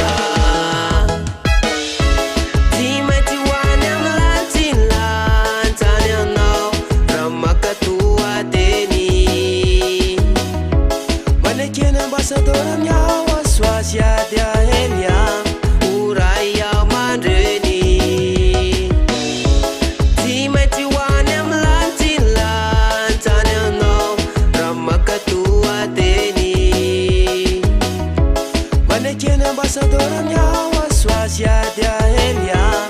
uraya mandreni Fanzana katina no narina katimaiti teneni Bede sana Ambassador ande woshua tunda na wanendanita lala na tena zuwa tuka Fanzana katina no narina kachimati tenenina Masa kafi bede sana Ambassador ande woshua tunda na wanendanita lala na tena zuwa tuka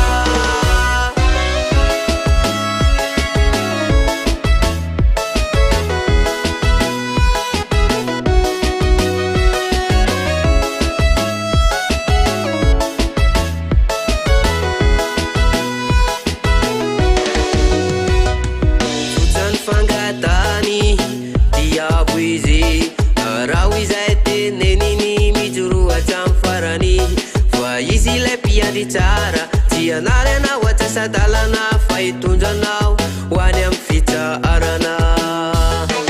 tutan fangatani tia wizi arawiza etenenini mizuru atamfarani faizi lepia ditara tia narena wata sadalana faitunda nao wane amfita arana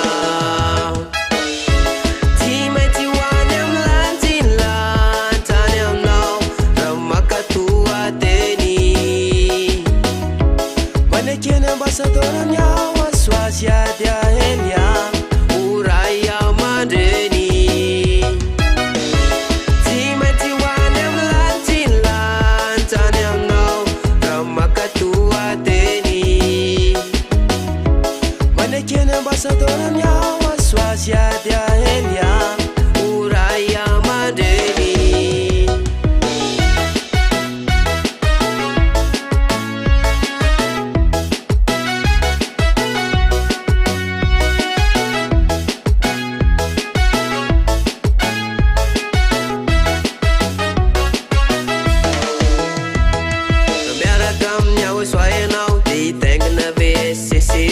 Izi anu lalana idirana wamtatuna de akato vini pituda de ambassador anya oswa siadelia sandinya oswa Kamera kamnya oswa now de tengna vsc Izi anu lalana idirana wamtatuna de akato vini pituda de ambassador anya oswa siadelia sandinya oswa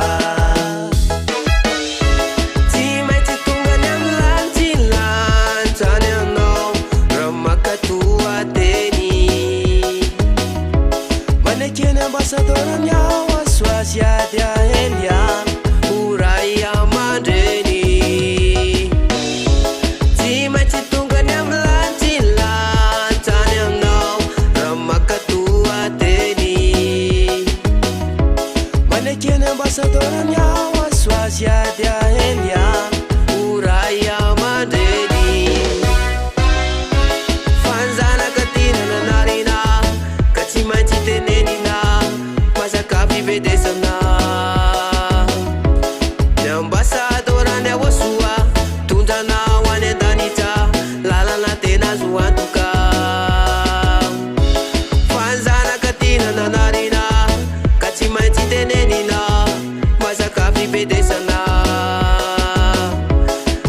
ambasadorany aosoa mitondrana ho any an-danitra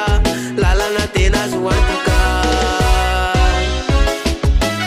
zay maneky mitondra atsika dia manoa basy fa izy miambina fanahytsika tena ambasadorany aosoa siady aa elia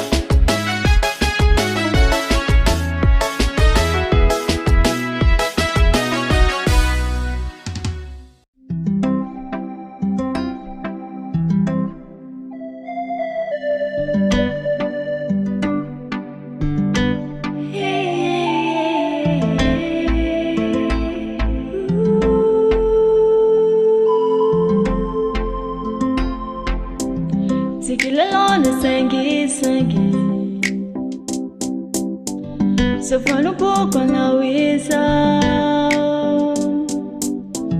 Fatina bono na uyara dalana Amino manchakiza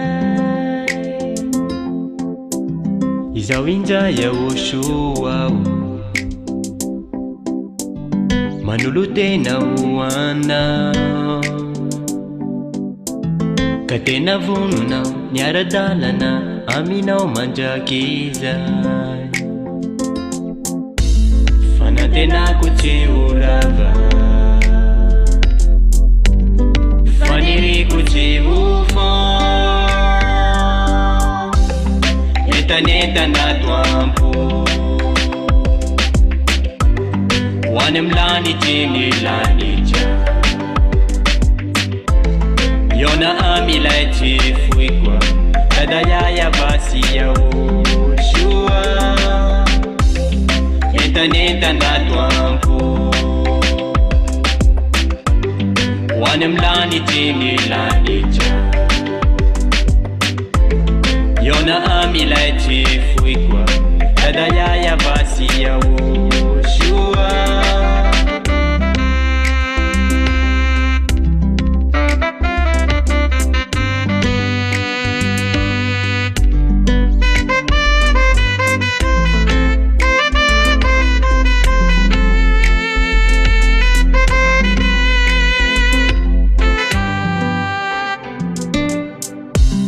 Charufa sambarana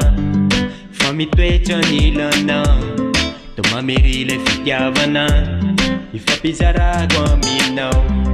Yaoshale binatiku Zatakalo niza Zumba chani lefiti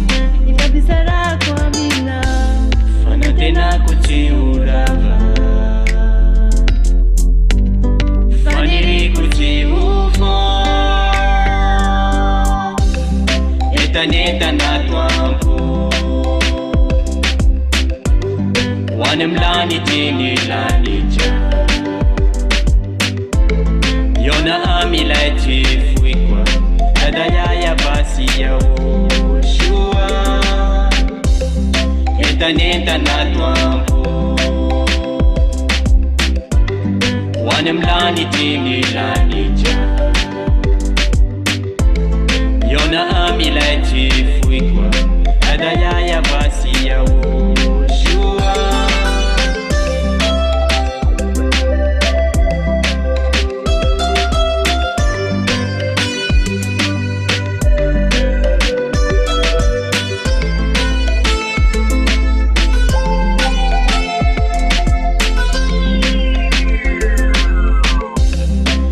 Neta na tuampu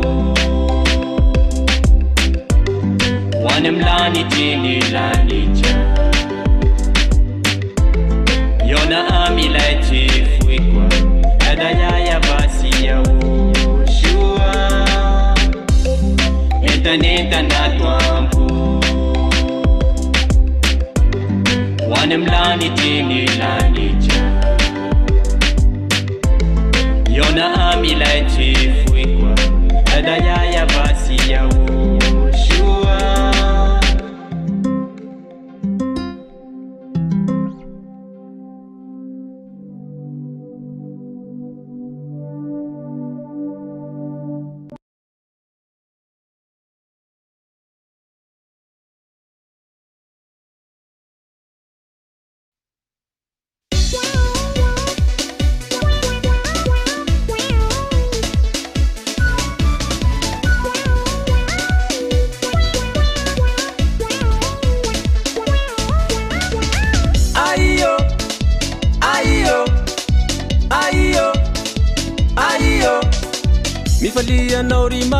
malagasy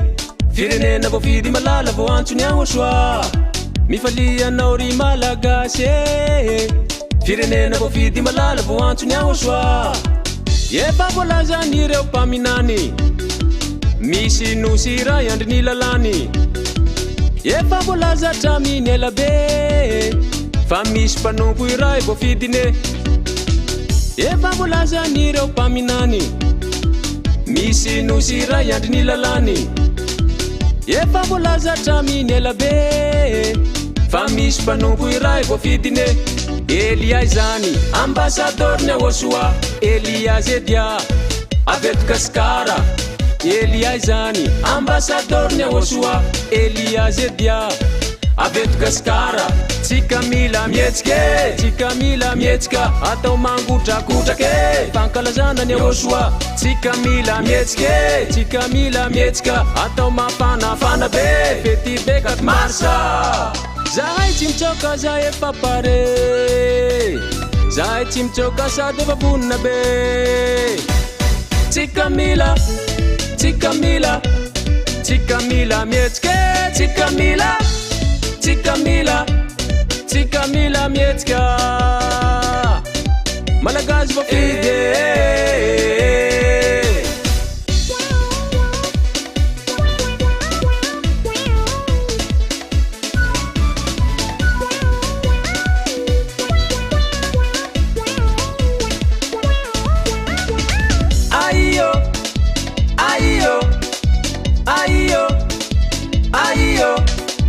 mifalinondrikely ny ahosoa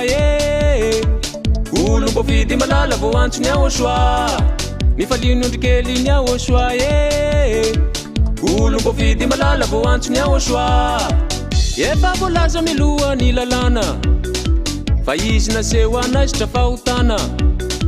na iza miaraka aminazy fitirana andanitra tonga de assure efa voalaza miloha ny lalana fa izy naseho anasitra fahotana na iza miaraka aminazy fitirana andanitra tonga de assure marina an'izany tena marina an'izany tsy laingalaingy zany tena marina an'izany tena marina an'izany tsy laingalaingy zany tena marina an'izany tsika mila mietsika atao mangotrakotrake fankalazana ny ahosoa tsika mila mietsika atao mafanafana be fety bekat marsa zahay tsy mitsoka za efa pare zahay tsy mitsoka sady efa vonina be tsika mila mietsike tsika mila mietsika malagasy voafide sama miara mandihy malagasy voafidy miara mifaly amin'ny 4 marsa zay tsika mila mietsike tsika mila mietsika malagasy voafide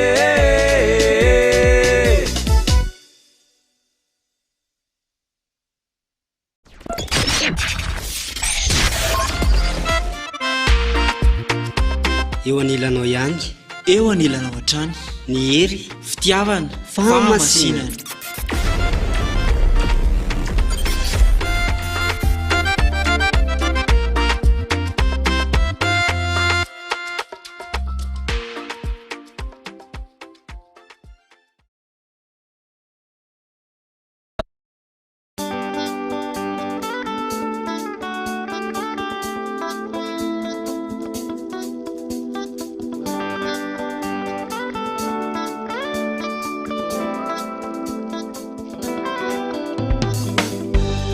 Miantuana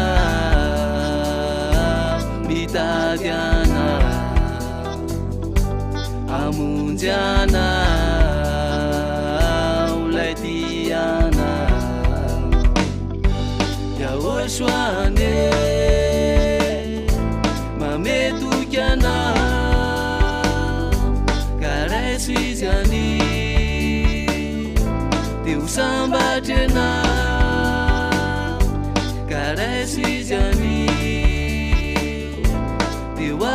afakena teny fana mampitombo fanatenanandovan'ny fiainana mitondra makany an-danitra fampianarana zay oetiny ambasadorany Ochoa sy ady Elia maranitra manindrona toy ny sabatra roa lela ny tenin'Andriamanitra fa sambatra no finidy andovan'ny lanitra satria ohatrany hoe loharano mipoboka mikorina ao anaty tsy ho tantaraina ny teny eny sambatra no finidy andovan'ny lanitra nahitany afiany ambony maizina le lalaka le mpanao ratsy ko mety ezy ianao iaina orany maso tomany mameno ny tany mantsy miany aparany antsy hoely indro tanteraka ny faminaniana tany aloha lay tempolo ny Jerosalema kinjay ny lakolosy fanairana ho an'izao tontolo izao ary ao amin'ny fampianarana dia ho hitanao ny toy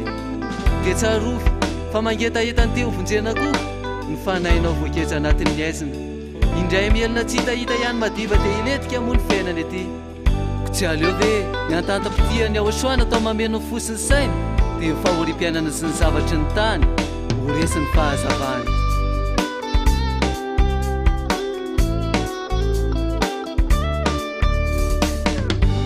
miantsoana mitadiana amonjana olay tiana ya Ochoane mametokana kareso izy any dia ho sambatrena kareso izy any dia ho afakena atao ahoana no fandresa raha tsy manan'Andriamanitra fa ny teniny Ochoa io ny zavatra maranitra mbola ho avy matsy ny andro hanjakany goga ilay fanandro tena sarotra ao an'izao tontolo izao mampahorina azy ny sambatan'olo fa ny tena zava-doza dia mifiankofana amin'ny sary ny fanenjehana ho mafy ary fahoriana sesilany miaro seno sitomany mandritra ny telo taona sy tapany kisa indrindra aloha iatsoro miantso anao ya Ochoa eny miantso anao izy lay tena tianao afitiavana tsisy ohatrany eno mipona ny tany lay zanaka tiana malala ny raino nandolotra atsika ny rany fanambara amintsika ny didy mba hameriny ilay tena izy fa ny ambasadorany Ochoa io ko fanala io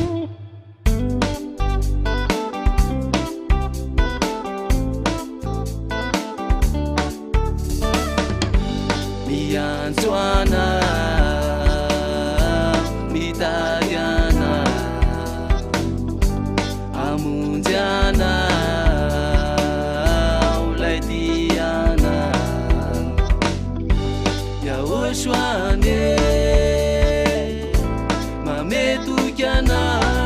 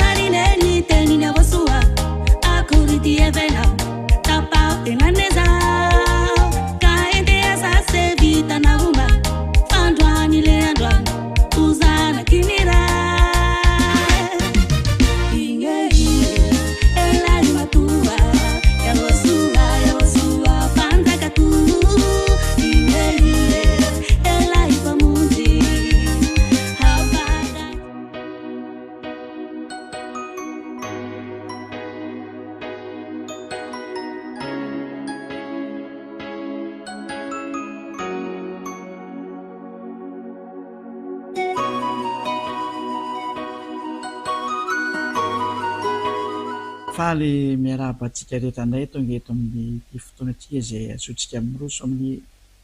fampianarana teniteny dada Iavasy Joshua zany. Larana fahenina ambin'ny folo amin'ny fampianarana moa iarahantsika indray ny amin'ny teny ity, ka ny lohan'izany dia ndao indraintsika hiarivavaka hametraka ny teny rehetra eo ampela tanàny dada Iavasy Joshua hiarivavaka antsika. Voninahitra ho anao dada manana Iava, ilay Andriamanitra Abrahama, ilay avo indrindra, ilay mipetraka eo amin'ny fahazavana tsy azo antonony, ianao ilay fahazavana lehibe. Tsara loatra ianao ilay namorona ny zavatra rehetrarehetra, nampamisy ny tsy misy ary mampafoana ny efa misy indray, tsy misy izay tsy hainao atao. Tonga indray ny fotoana izay andehana izao fampianarana izao izay avy any aminao, ho ampahafantarina amin'ny olona rehetra ny hatsaranao, ho ataio ny teny hitondra somona izay rehetra miaina, hitondra fahasoavana amin'izay rehetra mandre, mamalia vavaka mandrakariva ary mamalia ny antsoantsony Elia ny amin'ny hanavotanao ny olona, mba hiverena, mba hibebaka izay rehetra mandre ka ho sitrana. Voninahitra anao mandrakizay dada Iava, voninahitra anao mandrakariva, dia taio tokoa ny teny ary hitondra soa an'izay rehetra miaino izao teny izao. Saotra betsaka dada Iava aho amin'ny anaranao Joshua no anaovako an'izao teny rehetra izao. Amen. Tonga amin'ny fotoana indray izay azotsika miroso amin'ny fampianarana, larana fahenina ambin'ny folo ny fampianarantsika indray amin'ny teny ity, ary ny lohateny fampianarana dia hoe tsy maintsy ataon'ny Elia Batisa ianao rehefa resy lahatra,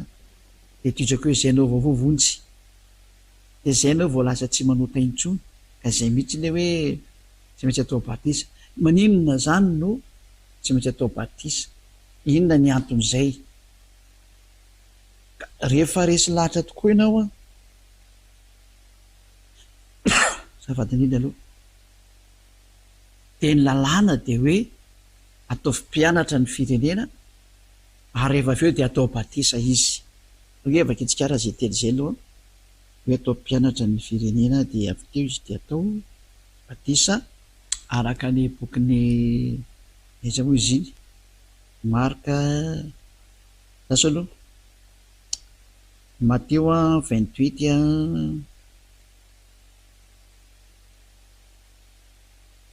ny 19 sy ny 20 zay.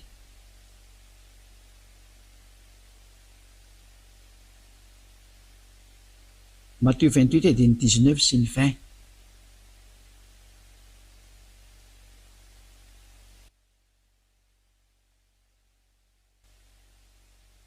Koa mandeha any ianareo dia atao mpianatra ny firenena rehetra. Io zany hoe atao mpianatra zany ny firenena rehetra, atao mpianatra zany ianao ny dikan'izay.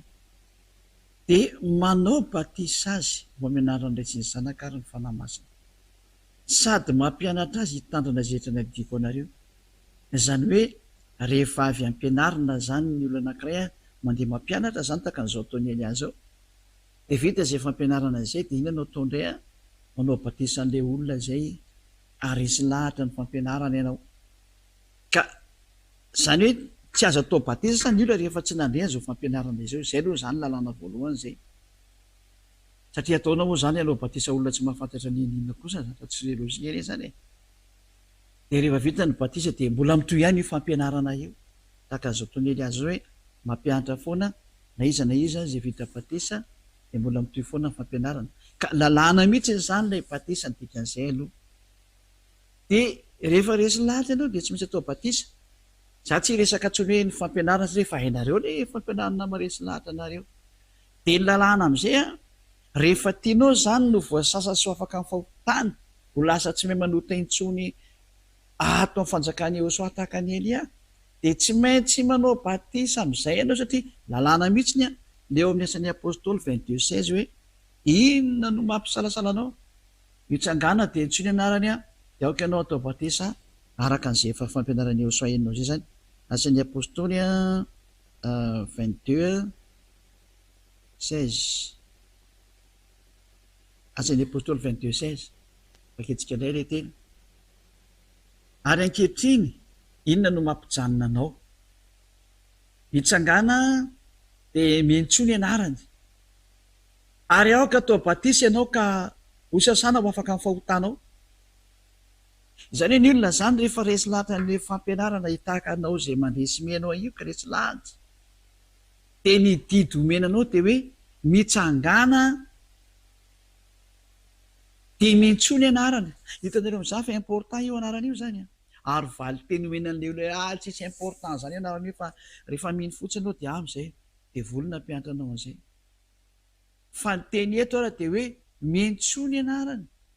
fa zay miantso anarany avany ho vonjena araka ny zavatra efa nampianarina antsika moa zany ka asena mitsangana amin'izay anao rehefa resy lahatra fa tsy mila mipetrapetraka ao an-trano na miandryandry fotoana na hoe aleoany hoe iandry kely aleo e tsy mahazo manao zany ianao fa rehefa resy lahatra ianao a dia lalàna miteny amin'izay mihitsy hoe mitsangana dity zany nomenanao androany hoe mitsangana ianao fa aza mianana ohatrany io ary rehefa mitsangana ho aiza miantso ny anarany ka rehefa miantso ny anarana anao zany dia anatona ny Yehosoa amin'izay ianao le makaty amin'ny fanjakany Yehosoa manatona ny fiangonany Yehosoa miantso ny tompona ndraikitra rehetrarehetra zay efa mety atelefona hitanao dia miantso anao hoe ho amin'ny fandehananao makaty ary tsy mila miantso koa ny tena marina fa hatrandia mamonjy ny fivoriana mamonjy ny fiangonany Yehosoa dia ny toeram-pivoriana zany satria mitsangana ianao dia miantso ny anarana ka aty amin'ny fanjakany Yehosoa aty amin'ny fivoriana masina aty amin'ny fiangonany Yehosoa no ahafahana miantso ny anarana ahafahanao miderana azy a dia mitsangana ianao fa lalàna zany a fa tsy mipetraka ao an-trano dia mandeha direkta makaty ianao amin'izay hevitra zay ay zany ny zahatra voalaza lalàna ary aoka atao batisy ianao atao batisy atao amin'ny Yehosoa fa tsy batisy ao amin'i Jesosy fa zay batisy nataonareo hatramin'izay natezana dia tsy tato amin'ny Yehosoa mihitsiny a tsy valabla iny tsisy dikany iny tsy misy heviny mihitsiny iny tahaka ny tsy miexiste iny ary vao miara loza iny batisa nataonao tao amin'i Jesosy iny a na tamin'ny toerakafa nandehananao any loza satria tafianao mandra-pahafatinao iny satria ny Galatiana 3:27 dia miteny mihitsiny hoe na iza natao batisa tao amin'ny zay nanaovananao batisa zany dia mitafy an'iny ianao raha ny atao amin'ny Yehosoa zao dia mitafy an'i Yehosoa ny olona dia mitafy an'izay nataonao zany ianao a dia Yehosoa ilay ninonao a dia mitafy an'i Yehosoa ianao fa ny olona rehetra ao amin'i Jesosy kosany a dia mitafy an'i Jesosy na mitafy an'i Jeso nefa ny dainao tsara fa nampanotanao na io e tsy nahafaka anao tamin'ny fahotanana io e Andriamanitra tsy izy nanimpenao any amin'ny elana io ary tsy miexiste akory ana io e fa raha ny existe efa nampianariko tanareo efa nahafaka anareo tamin'ny fahotana fa tsisy afaka amin'ny fahotana zany ny teny izy ka Andriamanitra tsy izy ny tafianao ary mpiara-miasa amin'ny devoly iny satria maninona zay rehefa tsy mampanotra dia avy any amin'ny devoly ny dikan'izay eo vakitsika ara no tenin'Andriamanitra iverentsika ty asan'ny apôstôly 22:16 ty vakitsika le hoe Galatiana 3:27 hoe tsy izy le batisa nataonao iny zany hoe ianao zany raha mipetraka ao anatin'iny dia mipetraka ao anatin'ny hoe fiarahana amin'ny devoly foana hatramin'ny farany Galatiana 3:27 ka zay no maharatsy an'io batisanao hoe fa fahoainga an'io fa mitafy devoly ange ianao amin'io nataonao io e mpiara-miasa amin'ny devoly ange io tafianao io e fa satria zay mpanota dia avy any amin'ny devoly ka io nampanota anao Andriamanitra nitonanao anota foana hatramin'izay ary nampirisika anao lasa mpanota tsy mendrika avy any amin'izy ny dikan'izay izy mihitsy ange zany mampanota matona le fanatao amin'ny fahotany ianao e ary zay mpanota dia avy any amin'ny devoly dia io nefa nde tafianao zao le Andriamanitra tsy izy sady tsy nyexiste akory tsy avy any amin'ny devoly mpiara-miasa amin'ny devoly mihitsy izy Galatiana 3:27 mbola meko anareo le teny dia zay mahatonga na teny mandosira atao aingana fa tsy mety io toerana misy anao io batisa 8 mars 2026 io ny farany ho Madagasikara tsisy batisa tsony eto Galatiana 3:27 fa na iza ianareo no natao batisa tao amin'ny Yehosoa ohatrany dia mitafy an'i Yehosoa dia zany le izy eo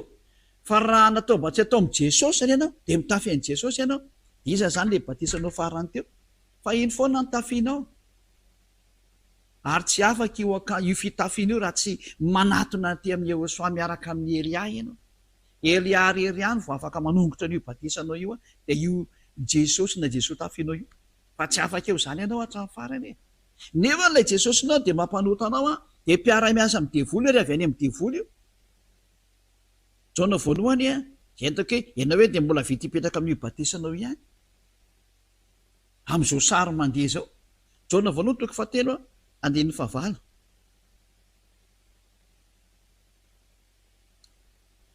jaona voalohany 3:8 aona misy teo zay rehetra manota de avy amin'ny devoly satria ny devoly manota hatramin'ny voalohany anao am'izany ke ny tiara-moa tena zava-doza fa le andriamanitra anao mihitsy ny mampanota anao ary miteny fa tsy maintsy manota ianao ka izy mihitsy anenge zany ny tena avy eo amin'ny devoly sy tena ratsy ane zarisary zany mpiara-miasa amin'ny devoly ane zany de avy eo amin'ny devoly ane zany iraka na devoly ane zany ka devoly ny dikan'izany sary zany mahitsy be mihitsy ny teny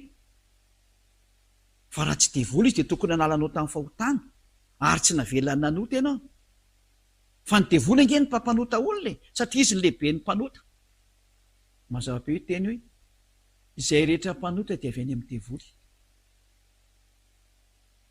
ka ny zanaka devoly de devoly ny zanak'andriamanitra de andriamanitra ny zanaka ny olona de olona ary zay avy any amin'ny devoly de devoly tahaka anazy izy nampanota anareo foana firerivo taona 2 arivo taona na tsipitsipi ny tany amin'ny hery daholo ny olona zay ny antony hoe ndana am'izay ataovony batisa miala teo amin'io fa tsy afaka eo tsy mety afaka aminao io jesosy io na iny ataonao fa petaka amin'ny vatana anao iny miraikitra amin'ny tenanao any amin'ny hoditra anao mihitsy no milevina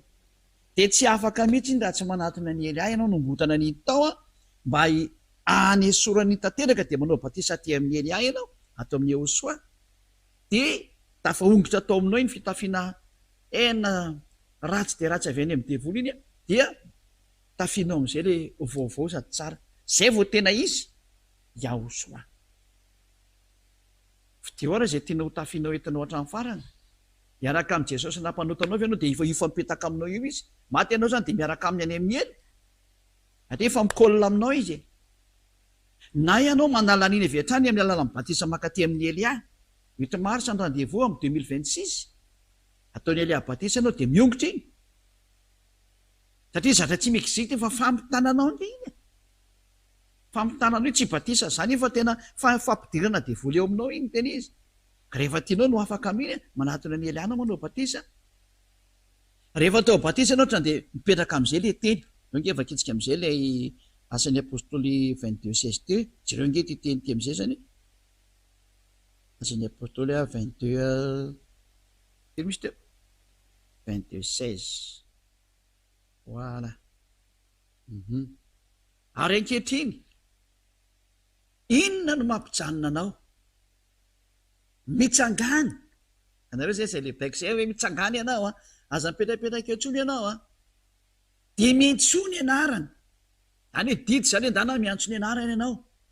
ary aoka atao batisa ianao a ka hosasana fa afaka amin'io fahotananao io ka le nampanotanao mihitsy nge le jesosy jesoa e io mihitsy ny nampanao n'izy ka rehefa tianao ny tsy alota intsony ongoto tao aloha jesosy jesoa ongoto tao jesosy jesoa amin'ny fitafiana azonao tamin'ny zareo tamin'ny batisa nataonao tao am'zareo iny ongoto iny fa raha zany tsy afaka eo zany ianao tsy miala ao aminao zake fitafiana efa nyraisinao ka iza ntsony ny afaka aniny zay le hoe manatona ny elia fa zay sy zany solutionnao fa rehefa manatona ny elia kosa no tena ho avy mihitsy ny fanafananao fahotananao a satria io mazava be ny lalàna hosasanao afaka amin'ny fahotany ianao ka ataony tafaraka amin'ny elia mihitsy no ny misy an'izay to hoe fanafana ny fahotana maniny ianao zany no afaka ny fahotana inona mahatonga anao afaka ny fahotana satria de hoe efa voasasa aloha zany a zay tena voasasa aloha ny am'le batisa zany de hoe sasany ianao ka rehefa voasasa ianao a fa inona daholo zany no miseho anatin'io zatriko mahatonga ny olo hoe tena raha hoe tena tsy mahay manota marina satria zany eto zany anao rehefa natao batisa atao amin'ny eosoa de efa mitafy any eosoa aloha zany zay ianao vita mariazy amin'ny eosoa anao zany zay ary eo amin'io batisa io mihitsy ny a eo ianao rehefa vita batisa de eo anao a rehefa avy naranao dao zany zay lalàna zay lalàna satria tsy maintsy atao batisy ianao fa lalàna zany efa resy lahatany teny avy nihain'ny fampianarana te hiala amin'io andriamanitra tsy izy nampanotanao ianao atao batisy ianao te hitafy any Ehosoa ianao fa asoanao le andriamanitra tsy izy nampanotanao iny de atao batisy amin'ny Ehosoa anao de tafy any Ehosoa am'izay ianao rehefa natao batisy ianao de voasasy ianao ary tena madio be mihitsy mivoaka original be mihitsy oreolona zay hoe de tsy mberinao tena mivoaka original tena faratampony tsara io masiny io andriamanitra Abraham io tena madio hoe sasanany ianao e manadio hatrany amin'ny fieritreretanao nge le batisanao e mampadio hatrany ny rany Ehosoa manadio hatrany amin'ny fieritreretanao satria io batisa io nge de marika an'izany fahafatesany Ehosoa zany e ka raha maty Ehosoa nandatsaka ny rany izy ho anao daholo zany rehetrarehetra zany ho fanamafisana an'ilay fiarahanao tamin'ny Ehosoa daholo zany zay ry zay satria ny batisa de hoe miara-maty amin'ny Ehosoa tsika ary miara-mitsangana amin'ny Ehosoa zay ny batisan'ny Ehosoa zay niarana levina taminy de niarana tsangana taminy amin'ny fiainana mandrakizay zany daholo ny fiainanao amin'ny Ehosoa zany lay batisa miaraka amin'ny Ehosoa fampisehoana ny hatsarany Ehosoa zany amintsika tsirairay avy mikasikana amin'izany hatsarana zany ho izay ny atao hoe batisa zany fahafatesana miaraka amin'ny Ehosoa zay ny tonga nateo hoe sady fahafatesana no fanasananao nge misy teny zay aloha vakikely tsy haiko raha hitako ihany le teny fa vakitsika rao amin'ny Romanina toko 4:7 Romanina 6:4 koa niarana levina tamin'ny batisa ho amin'ny fahafatesana isika mba ho tahaka ny nananganana ny Ehosoa tamin'ny maty tamin'ny voninahitry ny ray no andehanantsika kosa amin'ny fiainam-baovao ary hoe niara-maty tamin'ny Ehosoa antsika tamin'ny batisa de ho tahaka an'izany koa ny amin'ny nananganana ny Ehosoa tamin'ny maty tamin'ny voninahitry ny ray no andehanantsika kosa amin'ny fiainam-baovao 5 vaketsika indray le izy ka raha nampiraitsina tamin'ny endriky ny fahafatesasika de ho tahaka izany koa amin'ny fitsanganana zay zany hoe zany tsika de mahita mihitsiny hoe natao tahaka ny Ehosoa zany lay batisa niara-maty tamin'ny Ehosoa tsika zany tamin'io batisa io ary hoe natao nitovy tamin'ny fahafatesantsika niara-maty taminy zany tsika mazava-be mihitsy lay hoe tamin'ny batisa io niara-maty tamin'ny batisa ho amin'ny fahafatesana isika fa tsy hoe miara-maty amin'ny zavatra hafa mazava zany ny amin'izany teny zany fa tena ity batisa teny mitovizana fihetsika amin'ny Ehosoa tanteraka zany tsy maintsy ataonao io zany ho an'izay olona tena naradian'ny Ehosoa zay teo vonjena ka teo afaka amin'ny fahotana de tsy maintsy miditra amin'io batisa io ka ny olona rehefa avy natao batisa de trany de tafapetraka ao an-danitra mihitsy ao amin'ny lanitra ny lanitra trany de tafapetraka ao amin'ny lanitra ny lanitra fa misy dingana tsy maintsy andehanana aloha vao tonga ao kosany zay le mbola ao ampianariko antsika zao satria hoe mitanjona amin'io batisa io zany fiafarana io niara-maty niarana levina de ho tonga tsy mahay manota intsony de ny fiafaran'le dianao tany de tafapetraka any amin'ny lanitra ny lanitra ianao mbola velona io teneny io Efesiana toko 2 de ny 9 Efesiana 2:6 zay Efesiana 2:6 ary niara-natsangana sika io zany le hoe niara-natsangana tamin'ny Ehosoa tamin'ny maty tamin'ny batisa ka niara-napetra ny any an-danitra ao amin'ny Ehosoa zany hoe trany de mipetraka any amin'ny lanitra lanitra avy hatrany miaraka amin'ny Ehosoa ao amin'ny Ehosoa zany ny tombotsoan'ny olona vita batisa ao amin'ny Ehosoa lay tsy manota intsony ary ny tanjona avadinindra ny tanjona de ho tanteraka lay teny Ehosoa hoe aza manota intsony fa zay mantsy ny tanjona io batisa io ny tanjona io de ho tonga amin'ny hoe aza manota intsony araka ny teny Ehosoa araka hatramin'ny izy Jaona toko 7 andiny araka ambin'ny 10 Jaona 8:11 ary hoe avadinindra ary izy tsy misy tomboko de hoe Ehosoa iza koa de tsy manameriko anao mandeha any ary amin'izao sisa izao aza manota intsony ka nitanjona le anao maty zany ka natsangana miaraka amin'ny Ehosoa ho tonga amin'ity toerana hoe tsy mahay manota intsony tyanao satria io ny lalàna ny Ehosoa lalàna ny fahatanterahana zay tsy maintsy andehananao, tsy mahay manota intsony ny fiavaranao, lalàna zany. Ary zany tsy azonao toerina mihitsy satria famarinanao amin'ny ahosoangy zao tenenina zay hoe aza manota intsony e, ary zava-marina izany. Ary namafesiny andromo hiteny io fiainareo tsara araka ny Jaona 5:14 zany, zao voalazany Jaona 5:14 vajerevantsika ihany koa hoe naveriny andrio teny hoe aza manota intsony. Rehefa afaka izany dia hitany Ahosoa teo ankianjan'ny tempoly izy a, izy misy teo raha lehilahy ka izy taminy indro efa sitrany ianao, aza manota intsony zafatindrindra, aza manota intsony fandrao anjoanao zay ratsy noho teo, aza verinao intsony efa hotana sonao ratsy noho teo ny hafaranao. Ka anao amin'izany hoe mandeha jereo tokoa ny fiafaranareo olombelona mpanota io, ianao zay mandresy mahita anahy io, efa aiza ny fiafaranao zao, tsara ve samy mandeha ny olona tsara zany dia ny olona tsy mahay manota intsony. Ianao za ty mpanota lazainao fa mpanota tsy mendrika, tsy mendrika indreo koa tsy mendrika ho any amin'ny lanitrilanta, ianao ihany ary no teny an'izany, tsy mendrika anao ny lanitrilanta, noho izany miantso anao Elia andao fo mendrika anao ny lanitrilanta raha naiky bebaka ianao ka ho atao batisy araka amin'ny Ahosoa. Satria nahoana ho lasa tsy mahay manota intsony ianao amin'ny alalany ahoana, eto amin'izay tsika ny resaka, amin'ny alalan'izao zatra natao dada Iava zao. Rehefa ny olona ny atao batisa mantsy a dia misotro an'ilay fanahy masina amin'izay izy, misy fanahy hosotrony zay mangety izy dia ho avy makaty amiko fa hisotro rano velona boiboika ao an-kibony izy araka volasa soatra masina. Zao misy an'izay teny zay ohatran'ny Jaona toko fafetaka amin'izay ndiny fa aiza indray misy an'iny ndraiky izy izy indray mahita anareo a izy eo ny rano velona boiboika Jaona 7:37 ilay izy, Jaona 7:37 ndao raha vakitsika ary. Ary tamin'ny andro farany izay andro lehibe tamin'ny andro firavoravoana dia nitsangana Ahosoa ka niantsona hoe raha misy olona mangetaheta aoka izy anatonaka hisotro. 7:30 izay mino ahy dia isyony rano velona iboiboky avy eo kibony araka ny voalazan'ny soatra masina,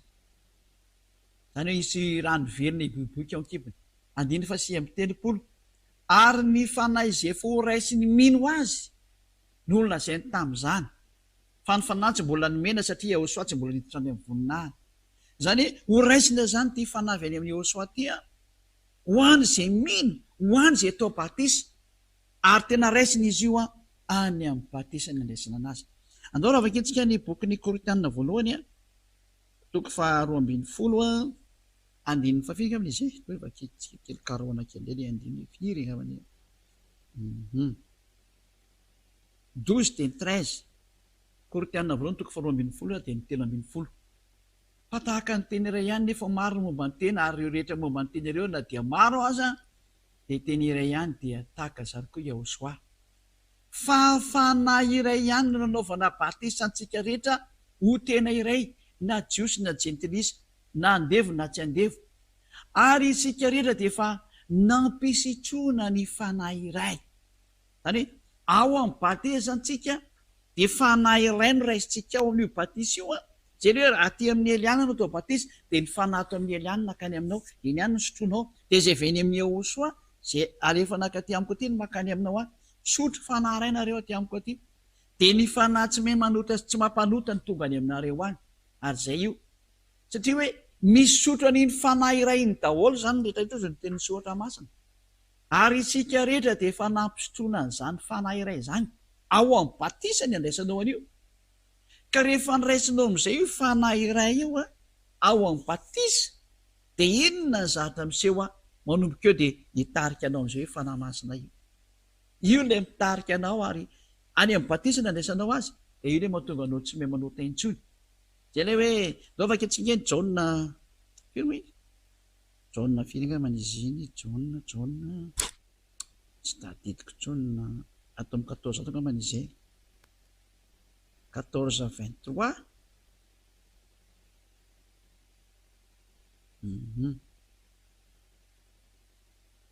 izy moa zany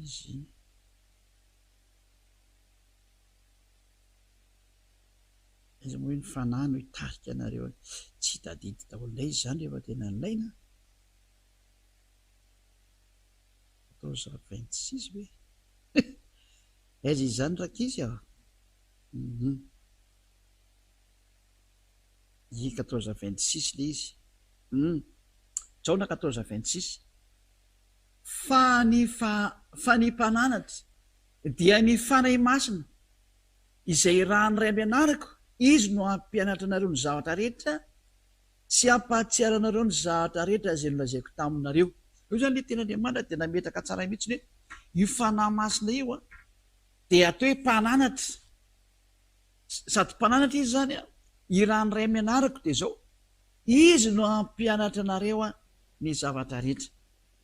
ary ampahatsiaranareo ny zavatra rehetra zay nolazaiko taminareo io fanahy masina io zany ny tena mampianatra sy mananatra sy manoro ny zavatra rehetra zay ilaina amin'izao fiarana amin'ny Joshua zao io ny tena mampianatra io zany no mitantana anao io no mitari-dalana anao zay sady mitari-dalana izy aiza moa izy Jaona 16:13 angambany izay nongevaka itsika ndray ty Jaona 16:13 ty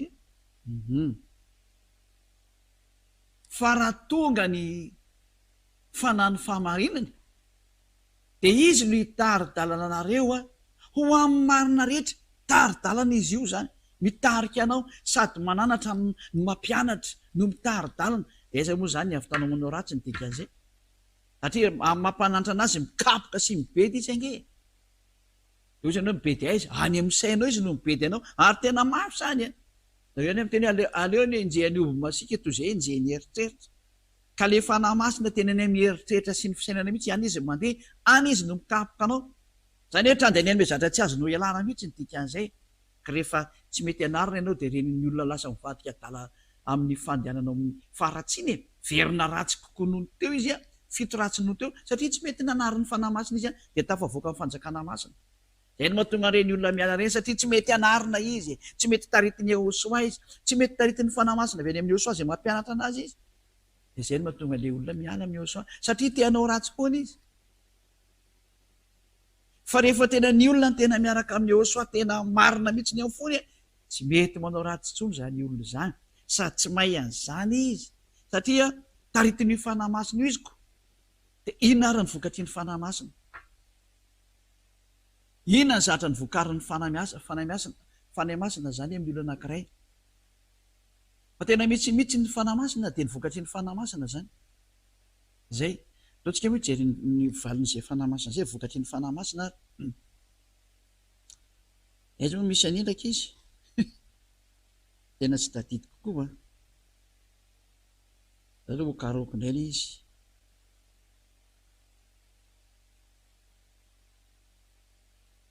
jery kely indray tsika aloha hoe efa miariary ny azan'ny fanahy dia izao a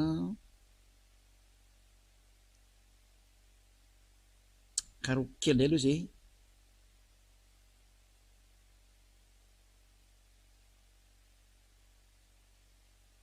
zay mahitatra dia efa mba miteny aty amiko aty zany izy zao valina zany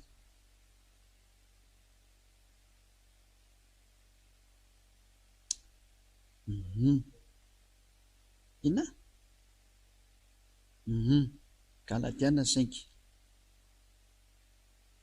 Galatiana 5 vakitsika manomboka amin'ny 19 sy ny 20 aleo tsy le 22 antsika no teny Galatiana 5:22 fa ny vokatry ny fanahy kosa dia fitiavana fifaliana fiadanana fahari-po famoram-panahy fanaovan-tsoa fahamarinana tanao tandeha mandeha marina fotsiny zao ianao fahalemem-panahy fahononam-po ary tsy misy lalàna manohitra an'izany hoe tsy mety mandeha amin'ny ratsy mihitsy le olona zany fa ny olona tsy manana fanahy masina kosa ny a reto ny ataony 120 sy ny 20 fa miariary kosa ny asan'ny nofonao dia zao dia olona tsy taritiny fanahy masina io fa taritiny nofony zany tsisy fanahy masina fijangatsangahana falitony fijejojejona fanompo-tsampy fanaovana ody ratsy na zao fa tsy efa nataonao daholo zany fandrafina fifandirana adilahy fiafina fonana fifampiandanina fisarahana fitokoana 20 fialonana fahamamona ianao mamilava io zao dia mahoana ianao amin'io filalaovany ratsy toy ny piditra boaty de nuit sy ny fanaovany aratsina teny ratsy rehetrarehetra ary ny toy izany zay lazaiko aminareo lazaina aminao koa ianao zay mandresa mahita io ianao misy ny andefahazany teny zany lazaiko aminareo raha teo tahaka ny voalazoko fahiny koa fa zay rehetra manao an'izany de tsy andova ny fanjakan'Andriamanitra tsy hiditra any amin'ny lanitra ny dikan'izay ka ianao mpanoto io mazava-be ny tena tsy mahazo miditra any amin'ny lanitra ianao de rehefa amin'izay ary ny tenanao ianao zay niaraka tamin'i Jesosy niaraka tamin'ny alahatra amin'izay mpanota nareo mazava-be io teny io tsy mahazo miditra any amin'ny lanitra nareo mazava ny tena fa ny tena mipetraka zany hoe aiza zany le mba espoiranao mandeha mivavakio fa izao ny fiafaranao nge efa nivakiany tenin'Andriamanitra ny fiafaranao de le Andriamanitra Abrahama namoaka zao teny zao tamin'ny alalana izany nanaterany hoe Yahosoa no anarana io lalàna voakany io tamin'ny lalan'ny mpianatra tamin'izany ny apôstôly hoe tsy miditra any amin'ny lanitra ianao mpanao ratsy io de mbola hipetraka koa ve ianao tsy aloha ve sasana amin'izay maninona raha manatona ny Elia de ho sasana amin'izay ianao andao ianao manatona aty amin'izay de andao vonjeo ny fanahanao 2026 8 mars ny fiafarany batisa ka aza miandry an'izay fa izao ianao de efa miazaka za hoe za tompoko de hisorana rana ny batisa fa za tsy teo any amin'ny elo ny adalanao rehefa te ho any amin'ny elo de anao ndray iny fa niaza mba maty nefa ianao matahotra dokotera sy matahotra hafa maninaka rehetrany io voana hafa io anefa ny afitsarbo de hitsy eo amin'ny tomboka de rehefa tsy matahotra an'izay anao nefa ny zatra tsotra kely ary reny iny rehefa atahoranao vo mainka ave ny fananao any amin'ny eny mba mieritrerety samy mandenika tsara zay aloha zany ny sary anankiray hoe taretin'ny fanahy masina zao ndray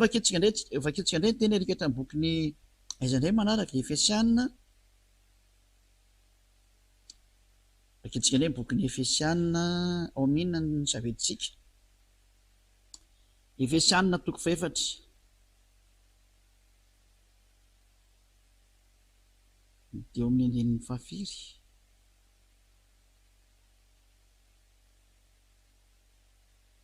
dahoary mbola mila vakina kely tsy satria be de be le teny ahy de tamoka aminareo mantsy le hoe mba tsy hanao ratsy tsony marina ny atao amin'ny Yahosoa ode nakisy izy teo za azy aloha tena tsy hitako indray izy teo Efesiana firy aza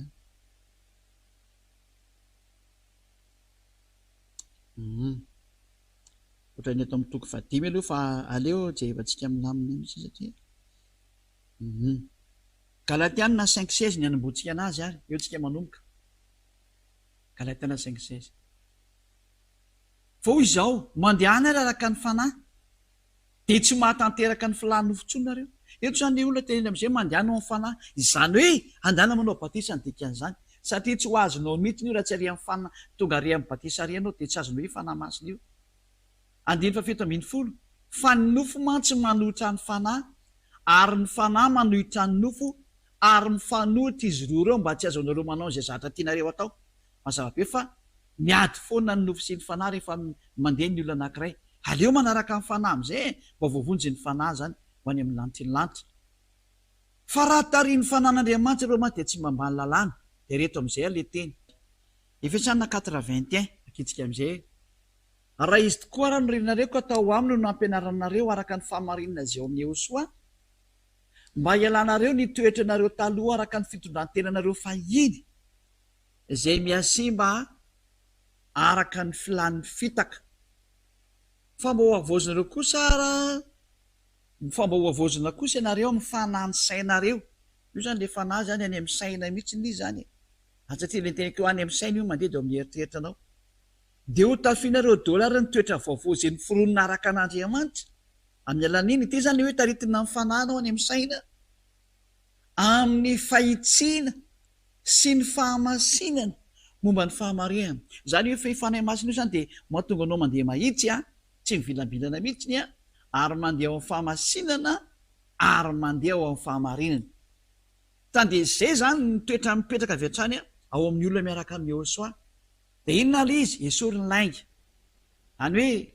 esorina ny lainga efa tsy atao mipetraka ao ntsony le lainga. Nytany amin'ny didy folo mantsy ireo de miteny hoe aza mandainga. Ny lainga eo ihany. Fa aza manao niny fotsiny aloha, fa rehefa tsisy mahita na misy mamaika anao mamporotra anao lainganao daholo ihany ny olona. Fa atao amin'ny Yehosoa le lainga mihitsy nefa miala. Tany de esoriny lainga na ianao koa zany manaisitra an'izany. Samy milaza ny marina amin'ny namana avy nareo. Fa samy isany momba ny tena namantsika tsika. Tezera fa aza manotra. Zany tanao tsara, hafa mihitsy ny atao amin'ny Yehosoa. Mahazo tezitra ianao fa aza manotra.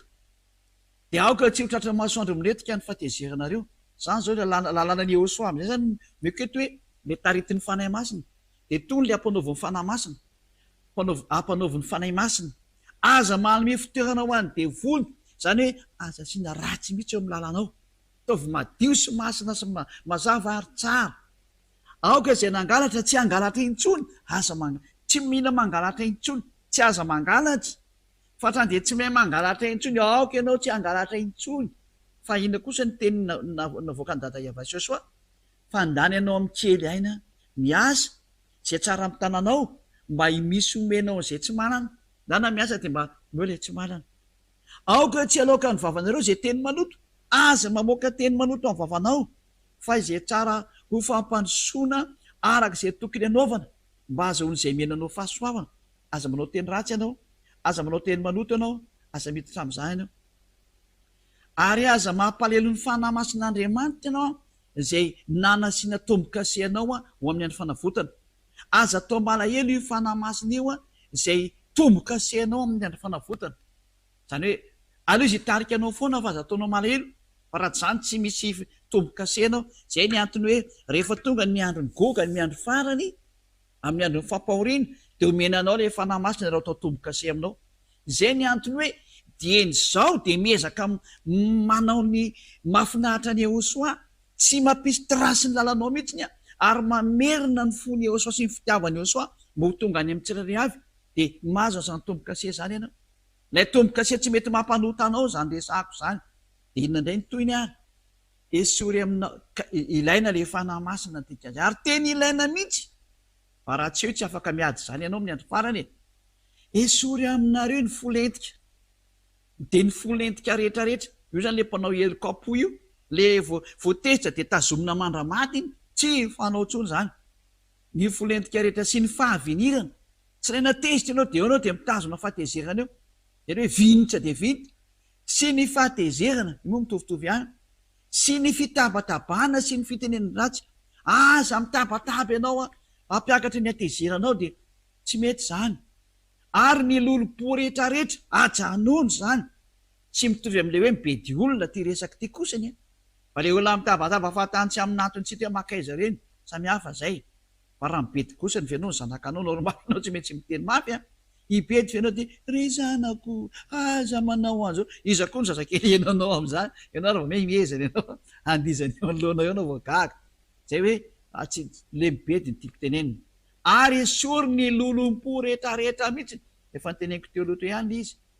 Ary eo ka samy ale mifanahy amin'ny namany avy. Io zany le fanontena le petraka hoe aiza lalàna ny Yehosoa. Reo izy vao meko anareo tany saiko satria aty amin'ny fanahy masina le izy no mivoaka. De zay mahatonga na mamoaka detail tsy vitsivitsy aminareo fa tsy feno io. Fanahy masina zany tsy voafetra ny lalàna amin'izany satria manino tsy mety manao ratsy ny tanjona. Karakaraka ny circonstance zany amin'ny fotoana zay sehoany de misy lalàna mivoaka amin'iny fotoana iny. Mahatonga anao tena tsy hanao zavatra mampaelo ny Yehosoa sy dada Mariava. Aoka samy ale mifanahy amin'ny namany avy. Andiny faharoa amby telopolo indray io. Aoka samy ale mifanahy amin'ny namany avy. Ianareo. Zany hoe Efesianina 4:32 zany dikan'izay. Ka ifampianatra sy ifamela heloka hoe miantrano namanao. Ary mamela ny heloko ny namanao raha misy sendra problème kely miseho ny tiako tenena hoe mety nisy ny fanditra kely avylao azy zany. Zay. Ka mifamela heloka fa tsy haiko hoe ndana mbola manota indray rehefa aoriana zany tsy zay tenena io hoe mifamela rehefa samy tonga amin'ny Yehosoa de tsisy mifampitazona ampotsy manomboka eo. Tahaka ny namelany Yehosoa ny helokanao. Zay ny izay. Fa tsy haiko hoe mbola anota foana de mbola anota foana. Non. Hebreo 10:26 raha mini manota itsika hoy afaka itsika ndray zay teny zay Hébreu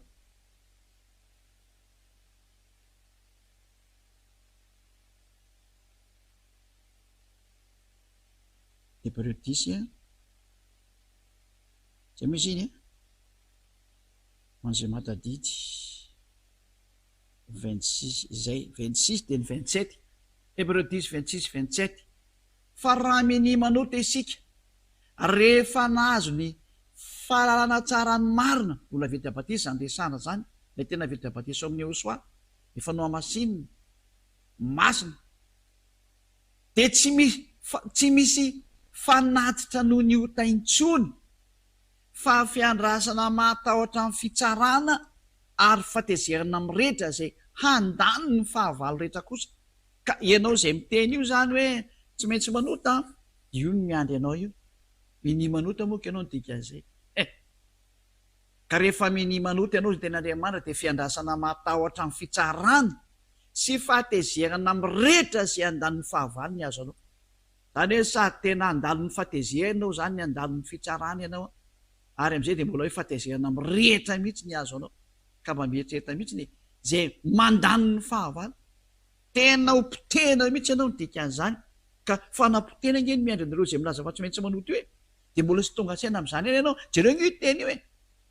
tsy alenao ve mankaty amin'ilay Yahosoa atao batisa amin'ny Yahosoa miaraka amin'ny eny dia ho lasa tsy mahay manota intsony anjaranao ny eritreritra fa tena fitananka ianao hatramin'izay dahoary verentsika amin'izay le teny teo ary aoka samy 9:30 ary aoka samy ale fanahy amin'ny namany avy ka ifampianta sy famelieloka tahaka ny namelany Yahosoa ny heloka anareo e zany ny voalaza zany zay hoe tsy mety manao ratsy mihitsy ny eo amin'ny Yahosoa zay ka andaontsika mbola toetsika ndreo amin'ny Efesiana 5 izy io mbola ilaiko ihany izy ho toizana Efesiana 5 mbola toizako mihitsy le satria ilaiko ilay izy ho eninareo Efesiana 5:1 ko aoka am'izany dia aoka anahaka an'Andriamanitra ianareo tahaka ny zanaka malala dia mandehanina amin'ny fitiavana efa mivokatry ny fanahy efa mivakitsika teo dia fitiavana zany toy ny tiavany Yahosoa anareo ka nanorany tena no fanatitra sy ny fanavotana amin'Andriamanitra ho anitra nkasitrana hamonjy anareo zay io zany le teny io 7 am'izay eo avakitsika jereo etony lalàna itony fa ny fijangajangana sy ny fahalitoana rehetra na ny fieremana fa ny potsampy ny toe fieremana dia aza velotononina eo amasonareo kory fa tsy mamendrika ny olona masina mihitsy nyzany resaka zany eto zany dia mazava-be mihitsy hoe aza aminao resaka fijangajangana nareo hoe miresadresaka miresaka mony amin'ny fijangajangana tsy azonareo atao zany na resaka fahalitoana hainareo to hoe resaka manoto hoe ny fahalitoana rehetra fahavetavetana sy ny fahalitoana manodidina an'izany aza miresaka an'izany ny fanompotsampy aza lotoana amin'izany ny tenanareo fa esory zany tsy mamendrika ny olona masina zany resaka zany ka aza manao an'izany na ny fahavetavetana aza aminao resaka vetaveta zany nareo hatrany amin'ny resaka tsy mety tanao amin'izany hafa mihitsy ny eo amin'ny Yahosoa na resaka fahadalàna ny vosidratsy le hoe mifosafosa olona zany manisisy ratsy olona zany aza manao an'izany mihitsy zay tsy tokony atao fa ale misaotra fa fantatrareo marimarina fa samy tsy manana lova ao mifanjakany Yahosoa sy Andriamanitra na ny mpijangajanga na ny olona vetaveta na ny olona mierina dia manompo samy zany aza mety fitan'ny olona miteny foninareo fa izany zavatra zany no mahatonga ny fahatezan'Andriamanitra amin'ny zanakiny sy fanarahana ko aza mety mpiombona aminareo zay la hoe tsy mety ny manao fihavanandemony hoe miara manao ratsy amin'ny olona ratsy dia mitovy aminazy any manafina olon-dratsy dia olon-dratsy mitovy aminazy any ianao tanao zay la hoe aza mety ho mpiombona amin'ny olona manao an'izany amin'ireo zanakiny sy fanarahana ireo reo zanakiny faharatsianareo aza mety miombona amin'ireo ianao aza mety mankasitraka ny ataony aza mety miara-miasa aminy na manafina ny ratsy ataony fatrany dia simba ny fahamasinanao mazava-be io teny io aza mety miombona aminy ianao fa mahatonga ny fahatezerin'Andriamanitra amin'ny zanakiny sy fanarahana izany ka ianao ilay zanakiny sy fanarahana tsy manaraka ny fahamarinana le any amin'ny ratsy foana ny andehananao dia miteratoza ho an'ny fananao zany. Eo izay amin'izay ny andininy fahafiry izy io, andininy fahavalo. Fa maizina ianareo fa iny fa efa mazava ao amin'ny Ahosoa kosa ankehitriny. Mandehana ary tahaka ny zanakiny mazava. Fa ny vokatriny mazava dia ao amin'ny fahatsarana rehetra sy ny fahamarinana ary ny fahitsiny. Zay ny atao hoe manana ny fanahy masina. Ilay fahazavana. Mazava ianao dia mandeha ao amin'ny hatsarana, mandeha ao amin'ny tsara foana, ao amin'ny fahamarinana ary ny fahitsiny. Mamantatra izay mikasitrahany Ahosoa. Izay mety amin'ny Ahosoa ny ataonao. Andininy faraka ambin'ny folo. Aza mety miray amin'ny asany maizina izay tsy mahavoka-tso, fa aleo mananatra an'izany. Tandremo miara-momba ny faharatsiany. Tandremo manao fihavana an-demony. Mazava be io. Aza mitsikombakomba miaraka amin'ny mpanao ratsy na manafina mpanao ratsy. Zay mantsy dikany hoe aza miray amin'ny asany maizina, manafina ratsy ianao ny dikan'izany. Miara mitsikombakomba amin'ny mpanao ratsy. Fa andany ianao mananatra. Mazava be io tena aleo mananatra. Fa tsy mahavoka-tso anao akory ny azy zany. Fa izay ataony eo amin'ny afina dia mamenatra na dia milaza izany aza. Fa ny zavatra rehetra raha narina dia osehony mazava. Fa inona mo fa na inona ho aseho dia mazava. Zay dia zay moa no tonga le fanarana amin'ny ao anaty testamenta taloha hoe koa izany ilazany hoe mifoazy ianao izay matory dia mitsangana amin'ny maty dia ampazavanao i Ahosoa. Andiny fa 5:10 satria mamoaka lalana ilay fanahy masina mitarika. Koa tandremo tsara izay fandehanareo mba tsy hitondranareo tena tahaka ny adala. Za manao daladala-tsony fa tsy mety mihitsy ny ka zay mpinamana na zay tsy misy miraharaha zany mampinamana na mampivady na mpianaka anao. Lalàna raha rehefa te handeha amin'ny fanahy masina dia tsy mahazo minao ratsy intsony dika zay. Aza mandeha tahaka ny andala fa mandehana tahaka ny endry. Araraoty ny andro azonao nao fantso rehefa ratsy zao fian'izy zao. Noho izany dia aza manao adaladala ianao. Araoko ho fantatrareo izay sitrapon'ny Ahosoa. Ary azo mamodovainareo fa amin'izany dia misy fananaram-po amin'ny ratsy. Zay. Fa ka ho an'le mpisotro dovay moa zany hoe ajanony ihany izany fa tsy mety intsony zany. Fa aoko fenoana ny fanahy ka ifampilaza any amin'ny salamo sy ny firana ary ny tolokina-panahy dia mihira sy mikalo ao am-ponareo ho an'ny Ahosoa. Misaotra an'Andriamanitra ray mandrakariva noho ny zahatrehetra ao amin'ny Ahosoa tompontsika. Zay moa zany dia famy zay fa isaotra antsika ny Ahosoa na nomeny zay teny zay. Zay ny atao hoe vokatry ny fanahy masina. Zay fanariny zavaiko teo. Ary zay ny atao hoe tarity ny fanahy masina. Ary zay ny tany saiko zay ny atao hoe lalàna ao amin'ny fanakena vaovao.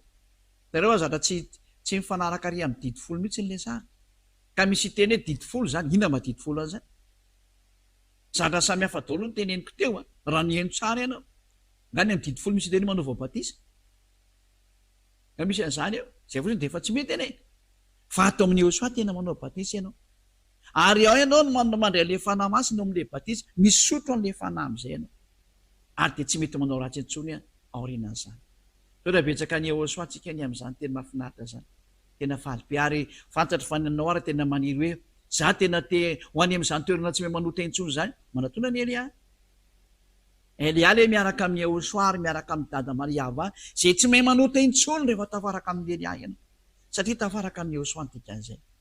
Ato amin'ny fanjakana masina ity rery ihany izay misy an'ny ziady Elia ity rery eto amin'ity planeta Terre nareo ity no misy an'izany hoe tsy mahay manota zany. Ianareo rehetra mpanota daholo nareo ary mpangalatra sy misandoka raha-mony sasany. Mirara soanao ary ho tonga soa ty amin'ny Ahosoa ary isoratra anarana amin'ny batisa amin'izay. Iazakazaka ho atao batisa, andana misoratra anarana amin'ny batisa efa akaiky ny fotoana 700 andro sisa.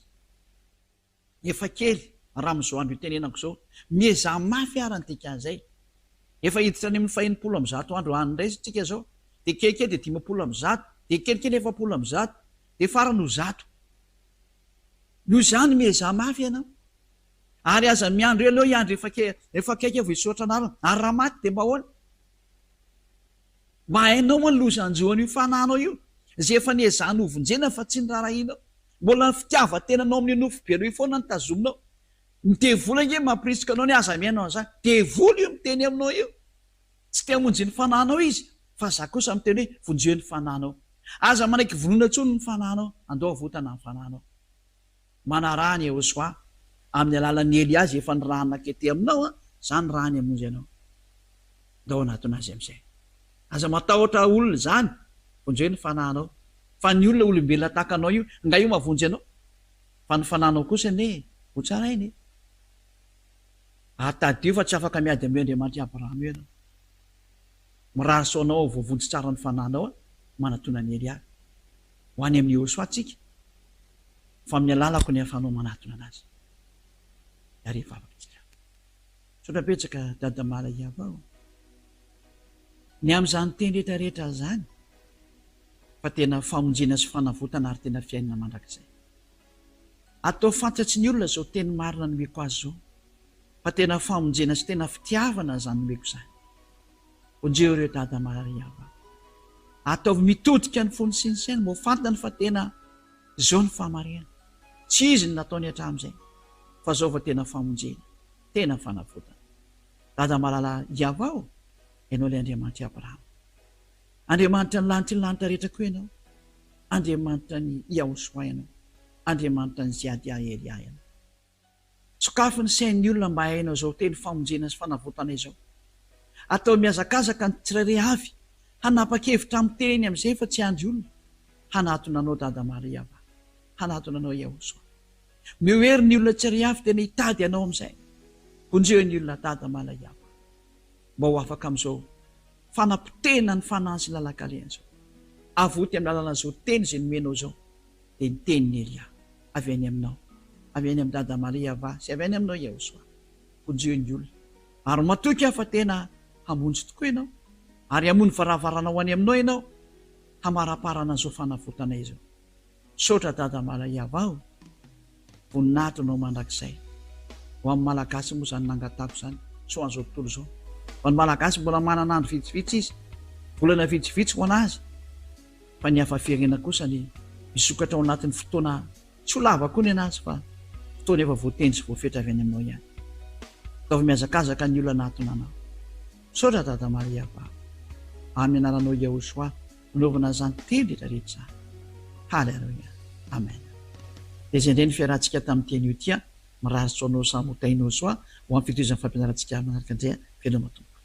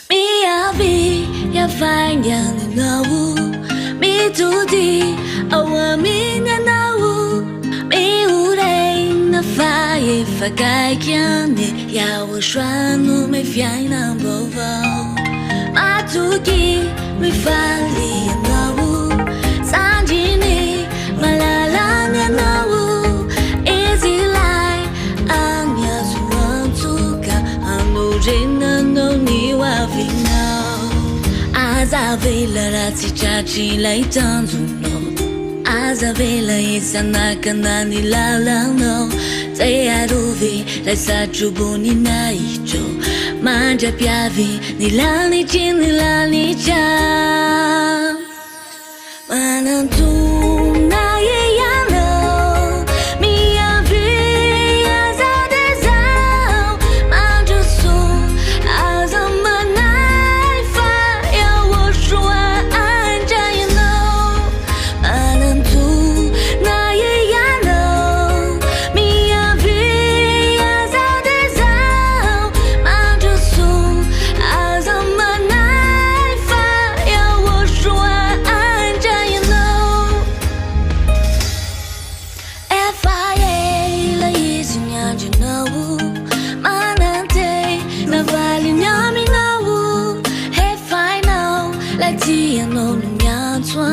Gambarai suisi una mano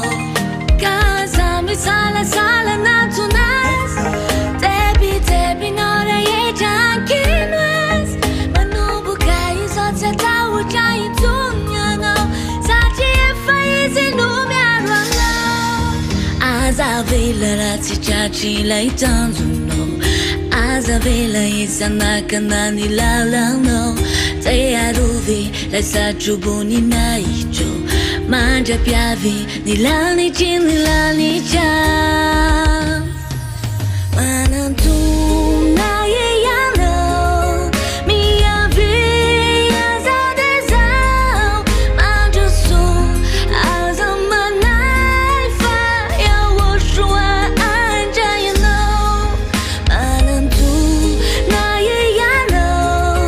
Mia via zadezao Manja su azamanai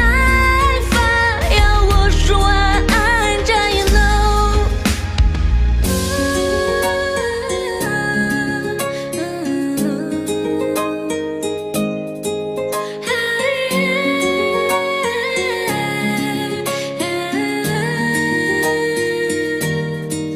Manantu na yeyano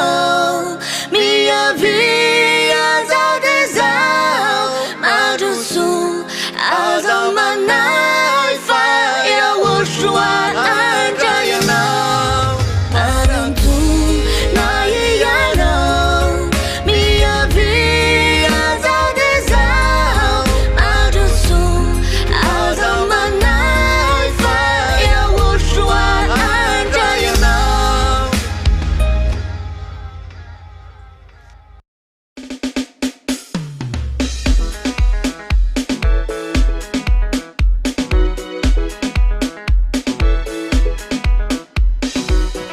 Ho antsika rehetra eto Antananarivo sy ny manodidina izay maniry ny hamonjy ny fivoriam-bavaky ny zanaky ny avo indrindra izay tarehany ambasadorany Ahosoa Ziadia Ailia. Ny toerana misy ny fivoriam-bavaky ny zanaky ny avo indrindra ary dia ety Antaponambodrapety faritra Itosy distrikina Tsimondrano no misy azy. Ity ary ny torolalana ho anao. Ataovy izay atongavanao eo amin'ny cité Itosy eo amin'ny terminusy ny bus 133. Rehefa tonga eo ianao dia mizotra manaraka lalana pavé mandrapa tonga eo amin'ny Simpiandrano. Afaka mandeha bajaja ihany koa ianao miainga eo amin'ny cité Itosy mandrapa tonga eo amin'ny Simpiandrano. Rehefa tonga eo amin'ny Simpiandrano iray ianao dia mbola miakatra hatrany amin'ny lalana pavé amin'ny ankavian-dalana. Rehefa tonga ho atapony ao ianao dia mahita trano miloko gris sy plaky misy soratra hoe Fiangonan'i Yahova, Ahosoa ary Ailia. Dia ao no misy ny fivoriam-bavaky ny zanaky ny avo indrindra izay tarehany ambasadorany Ahosoa Ziadia Ailia. Raha mila fanazavana fanampiny ary ianao dia afaka miantso mivantana amin'ireto laharana ireto: 032 86 663 98, 032 86 663 98, 037 40 836 42, 037 40 836 42. Ary ny IAS 034 75 936 00, 034 75 936 00. Ny Airtel 033 46 852 11, 033 46 852 11. Dia mirary soanao ary ho tonga soa aty amin'ny lanitry ny lanitra.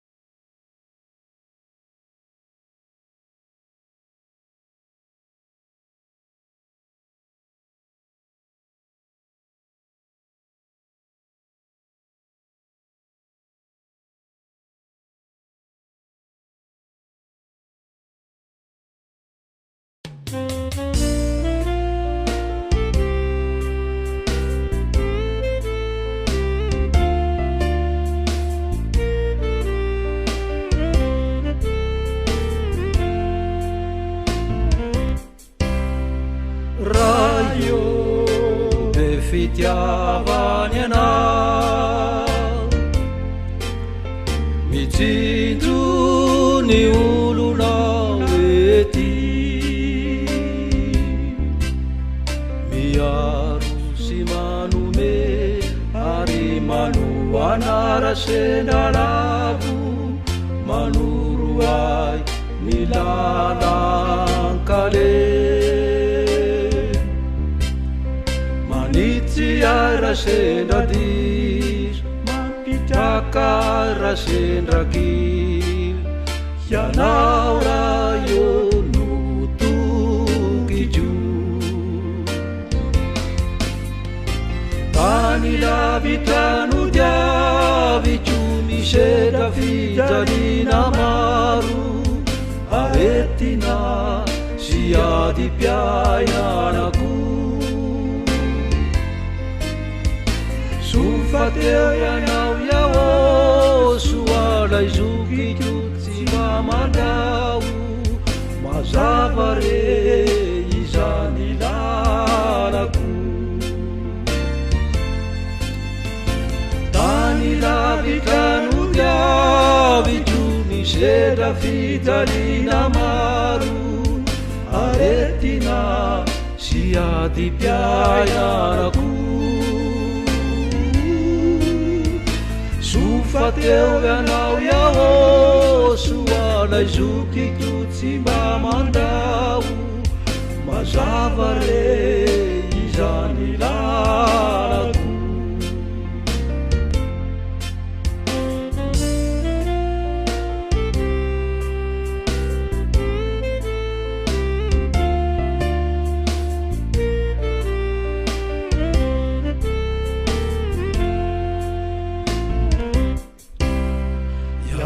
soa indretoreto zanina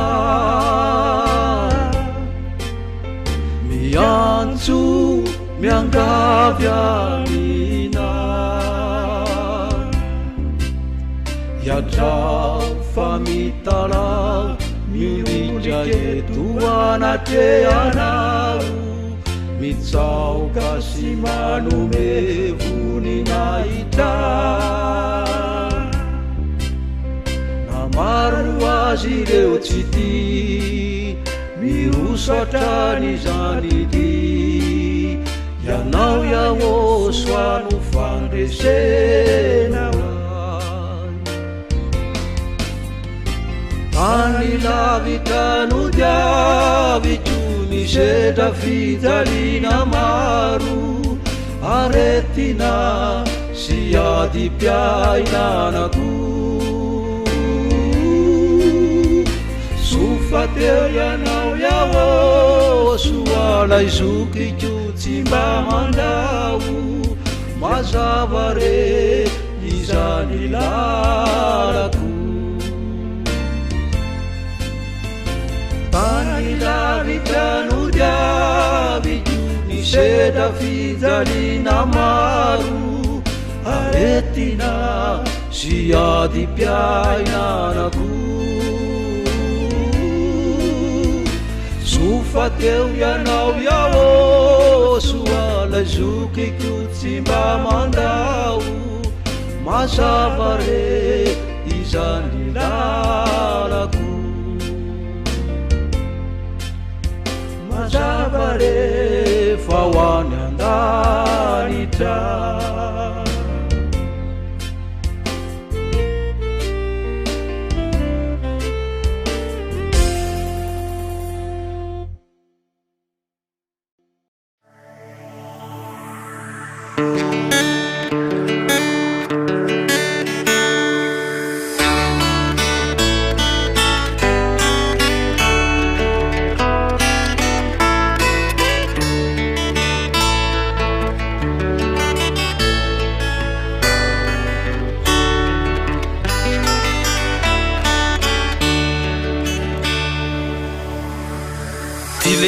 Zay atolotro anao ny ambasadorany ao soa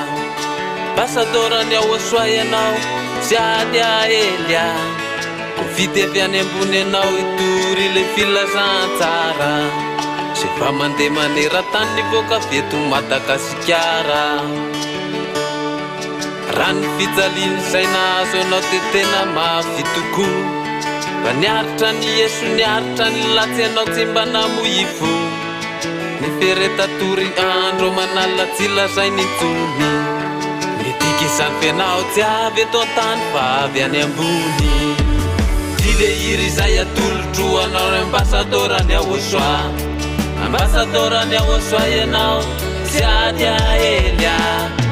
Vidy avy any ambony anao itory ilay filazantsara,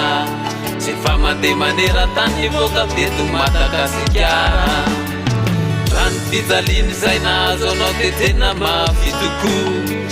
niaritra ny Yeso niaritra ny latsy anao tsy manamoifo. Ny fieretatory andro manala tsy lazay ny tsony, mitikisany fianao tsy avy eto an-tany fa avy any ambony. Ore ambasadorany Aosoa misaotra anao, nampafantatra ny lala mariny izay isorako, satria raha tsy teo ianao tsy nivany fatorako, fa maty very tamin'ny elo efa tena namoifo. Aosoa ny eombanao,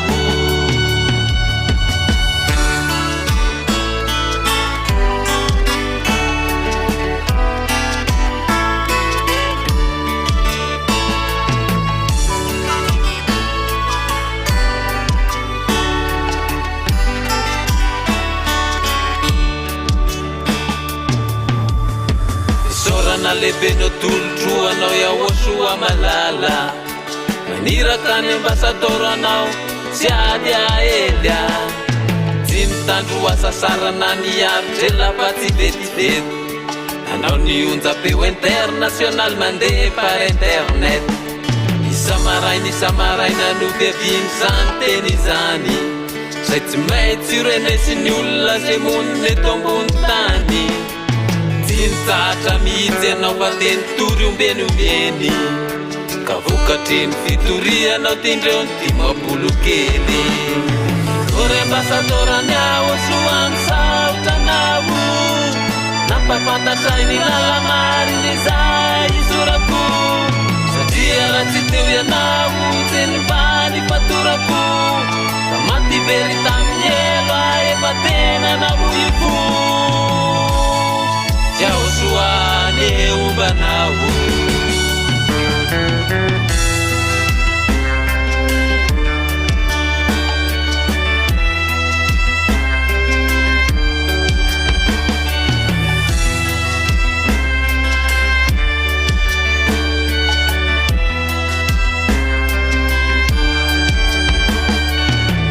rerianino ambasadorany Aosoa, tsy mba vito an-tany fa avy any an-danitra. Hiraka hitondra ny teny mariny Aosoa, hitondra ny olo any amin'ny lanitry ny lanitry nakasy io na vazaha. Ambasadorany Aosoa matoky ianao, sady mpiambina fanahy mpitondrana ianao. Aosoa ny amaliso sy rehetra vitanao, naony ainao tsy zavatra tokoa ianao. Isaorana lehibe no indro atolotro anao, ambasadorany Aosoa sy ady aelya no iantsonanao. Mitondrana ihany koa ianao tamin'ny filazantsara, ianao le ambasadorany Aosoa sy ady aelya, ka fisaorana lehibe no indro atolotro anao.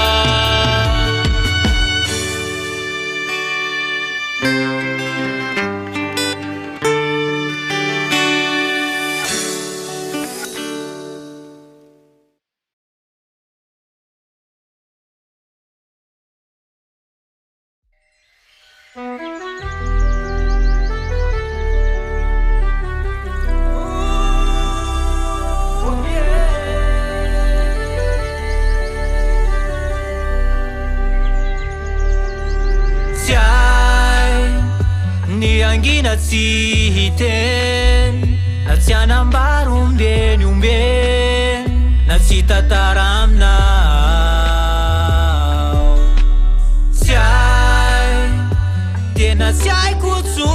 zao ny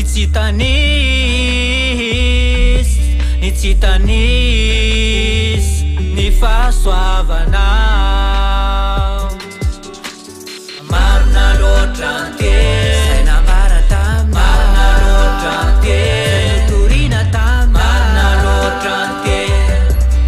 lay nambaran'lay zandriny ahosoa marina loatra anteny zay nambara tamy marina loatra anteny torina tamy marina loatra anteny lay nambaran'lay zandriny ahosoa lay Andriamanitry zady ahelya lay mampiteny azy ao anaty radio lay aniraka azy ndeho any apity itoroteny sy anao baty lay Andriamanitry zady ahelya lay mampiteny azy ao anaty radio lay aniraka azy ndeho any apity itoroteny sy anao baty fa marina anteny tanteraka avokoza lazainy sy misy tavelo hatrany ampitan-drano masina aza tsisy afabe marina anteny tanteraka avokoza lazainy sy misy tavelo hatrany ampitan-drano masina aza tsisy afabelo marina loatra anteny zay nambara tamy marina loatra anteny torina tamy marina loatra anteny lay nambaran'lay zandriny ahosoa marina loatra anteny zay nambara tamy marina loatra anteny torina tamy marina loatra anteny lay nambaran'lay zandriny ahosoa zay rehetra efa nambarana de hitako fa marina didy folo rava sony sisa tsy voatarina ny eliminatiko de voalaza tam'zany fa hitondra an'le lamina vaovao maneran-tany lay nanamboatra ny lo sy lay nanamboatra ny fo le fitsangany indray ka mbola ibaiko ny saina andrisy fanantenana ndreo tsy ampy fahalalana mba ho fantatra izy reny fa marina anteny marina loatra anteny zay nambara tamy marina loatra anteny torina tamy marina loatra anteny lay nambaran'lay zandriny ahosoa marina loatra anteny zay nambara tamy marina loatra anteny torina tamy marina loatra anteny lay nambaran'lay zandriny ahosoa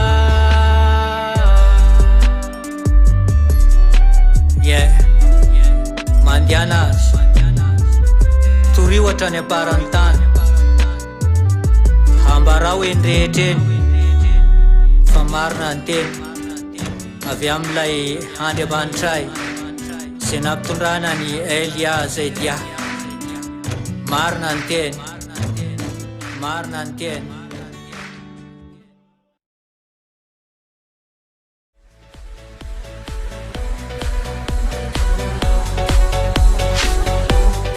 ery fitiavana fahamasinana lay radio tsy manaparo tsy manaparo tsy manaparo iava Yahosoa TV ery fitiavana fahamasinana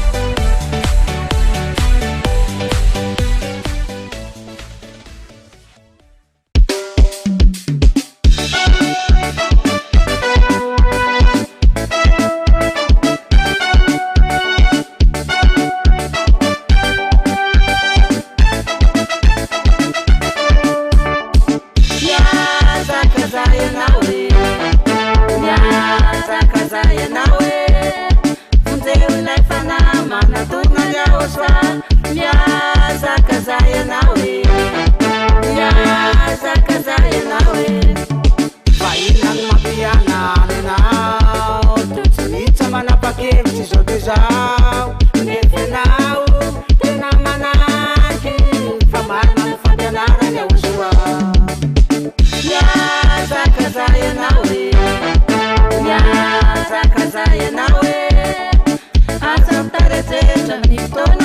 manapetra miazakazahy anao e miazakazahy anao e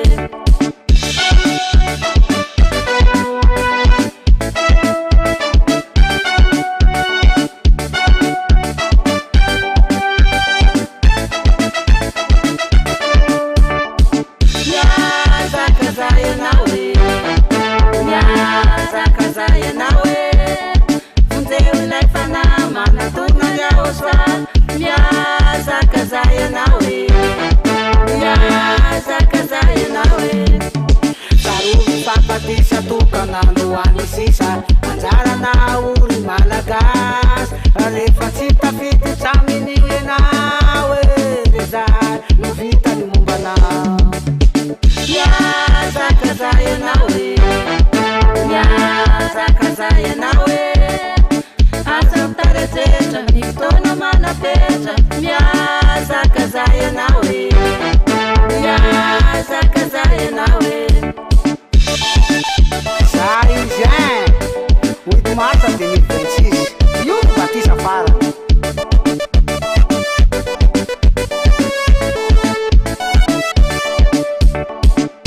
Miazakazahy anao e miazakazahy anao e vonjeo ilay fanahy manatorona ny ahosoa miazakazahy anao e miazakazahy anao e Ambassador ny ahosoazy dia iviaty mitsatry izy no miatso anao sy ny ondry kely ny ahosoa e ao ampandaharana ahoana andao ikoranatsika jiaby e miazakazahy anao e miazakazahy anao e asa mitarejetra ny fotoana manapetra miazakazahy anao e miazakazahy anao e efa lasa makany apitaky ny teny e ho avy ny fotoana hitadiavanao azy ianatsimo ianavaratsy ianandefa iatsinana efa tsy ahita e fo ny farafara tsy azo loe varapara iavy malaky sotare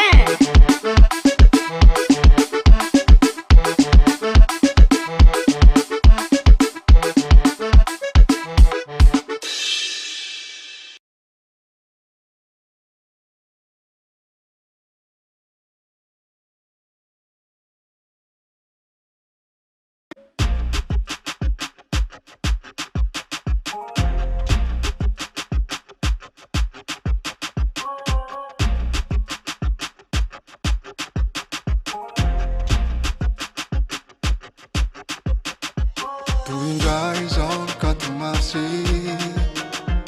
tononao indray ahosoa e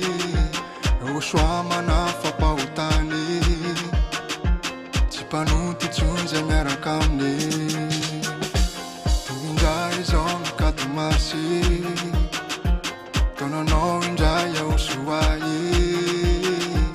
ahosoa manafapahotany Panuti tjunja miaraka aminy andao ifaly tsindratsindaka andao iubi eny ahosoa andao ifaly tsindratsindaka andao iubi eny ahosoa ny ambassadeur ny ahosoa Setia Elia no milaza fa Tachi un tata, noze mulani velanya Azavarini tsu, nacho noya osuaye Ambassadeur nya osua Setia Elia Numi lazafa Tachi un tata, noze mulani velanya Azavarini tsu, nacho noya osuaye Andao ifali tsindratsindaka andao iubi eny ahosoa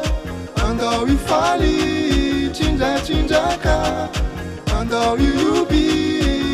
eny ahosoa azany olon-drehetra re fa tonga ny fetiny ahosoa andao itera fa isanao tena Andriamanitra terana loha sandratra tsy miatotamo ny rehetra ho avy anotronazy ilazako ny ray tanàna fefa tonga ny mpamonjy fa tsy vazivazy andao ifaly terany ahosoa andao itera fa tsara izy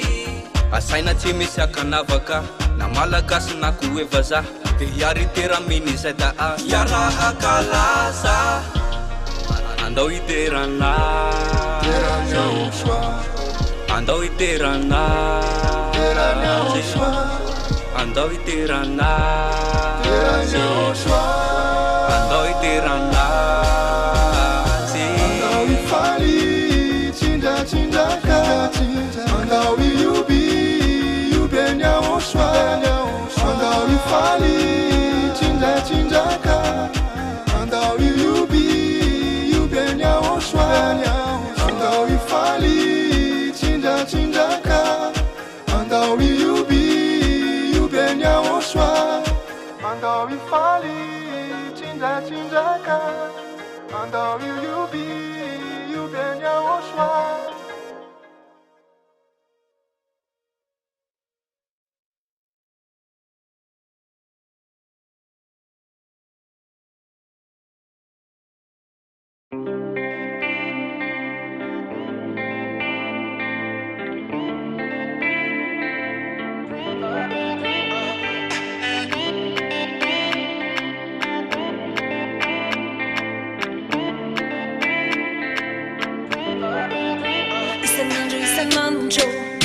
Fanirako tsy miato fa itoetra fonafone eo ankaikinao ao na firitona fanandrinako tsy vovona fa atoketrany atrane le teninao mame ao saranao tiko ao sa tsy atriko tena tikanao ine ao sa fasambarako ao sa tena fenako tsy satakaloko tena tiko ao saranao tiko ao sa tsy atriko tena tikanao ine ao sa fasambarako ao sa tena fenako tsy satakaloko ine tena tiko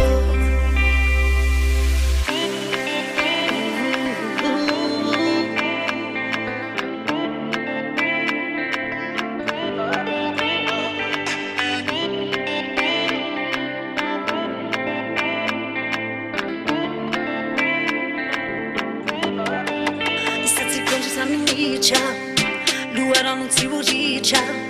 mi pui piacciane ile tenino mamme kama juna alina mi siamo tena samba ciao feno non ne aggiu piena ko yao shaya no yena ko yao shaya no tiko yao shatsi ajiko tena tikamo ine yao shafa sambara ko yao shante na fena ko tena tiko yao saranao tiko yao shatsi ajiko tena tikamo ine yao shafa sambarako yao shantena fenako tsy satakaloko ine tena tiko ramai fumaraina zao melanao tiko meno ny andro mpianakinao na salamana mazare misy anao za falifaly naorina tsy misy fenanao zao mitsike yao soa malalako ramai fumaraina zao melanao tiko meno ny andro mpianakinao na salamana mazare misy anao za falifaly naorina tsy misy fenanao zao mitsike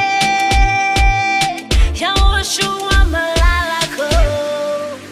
tena tiako oh yeah tena tiako I know you yao soa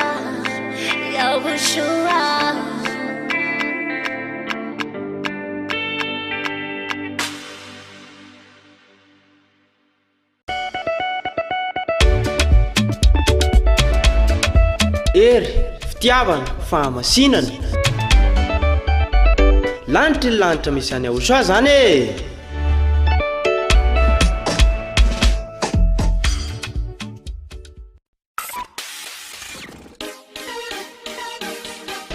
naizanaiza misy anao na amin'ny fotoana manahoana dia azonao atao ny manaraka amin'ny fampianarana osoa izay toriny ambasadorina osoa Ziadia Elia amin'ny alalan'ny chaîne YouTube.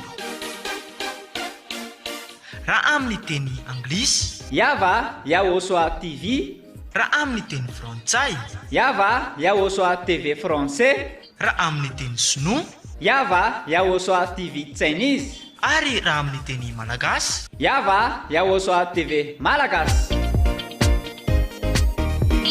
Efa misy ihany koa ny fampianarana osoa amin'ny teny japonais sy indiana. Raha ho an'ny teny japonais dia afaka arahanao ao amin'ny chaîne YouTube Yava ya Osoa TV Japanese. Raha ho an'ny teny indiana kosa dia afaka arahanao ao amin'ny chaîne YouTube Yava ya Osoa TV India. Azonao atao ihany koa ny manaraka mivantana amin'ny site internet www.rtvosoa.com na ihany koa www.ya-yava.com.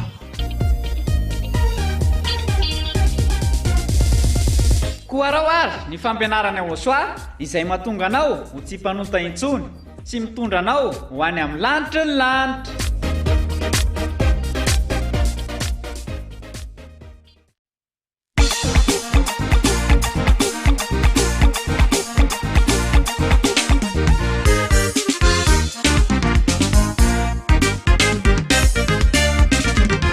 Zahay fabonona zahay fapare ankalazany osoa zokibe yayavandriamanitra faratampone ankalazaina amin'ny androny katimarisa. Zahay fabonona zahay fapare ankalazany osoa zokibe yayavandriamanitra faratampone ankalazaina amin'ny androny katimarisa.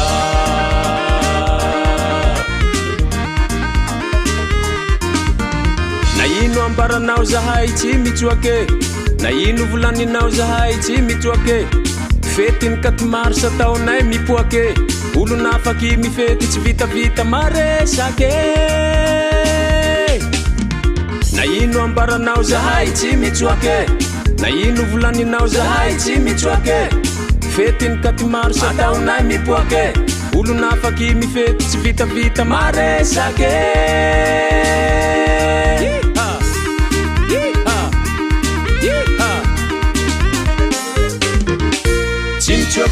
Chimchok chimiala miaramila nya osoa chilani bala. Chimchok chimiala ankalazan katimarisa meolala.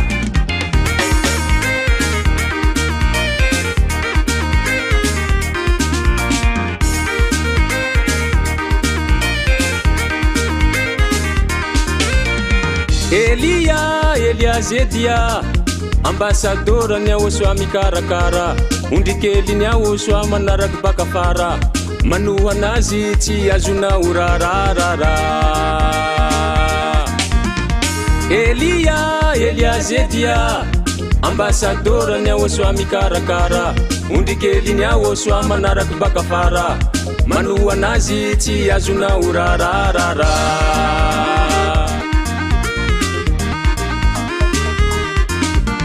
Na ino ambaranao zahay tsy mitsoake, na ino volaninao zahay tsy mitsoake,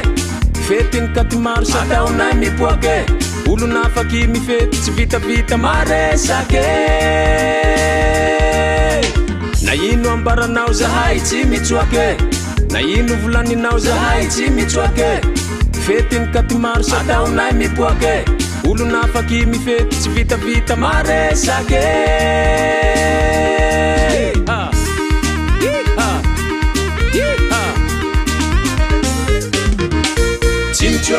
Chimchok chimiala miaramila nya osoa chilani bala. Chimchok chimiala ankalazan katimarisa meolala.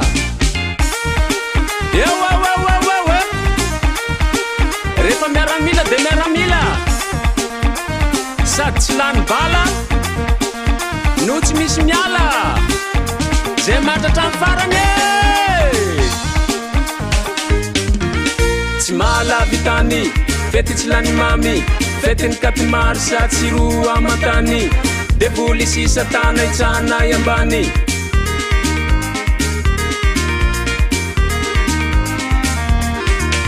tsy mahalavitany fety tsy lany mamy fetiny kapimarsa tsy ro amantany devoly sisa tana itsana ambany hitsa hitsa hitsa Chimchuak tsy miala miaramila ny aosoa tsy lany bala Chimchuak tsy miala ankalazany kapimarsa meolala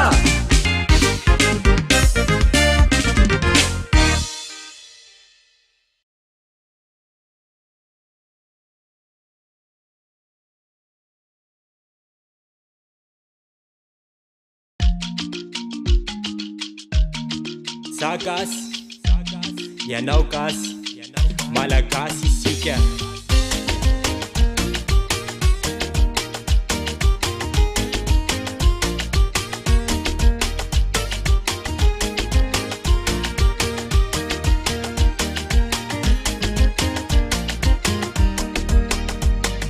Misinosy andy lalany aosoa avy ao lay mpanompo Sakini fun ambassadeur ni awoswa Sadia Elia paminani farani iragavani ambun sotan dadayava sotan ni awoswa nandefa iraka amunt fana sotan dadayava sotan ni awoswa fello chanfu makasitaka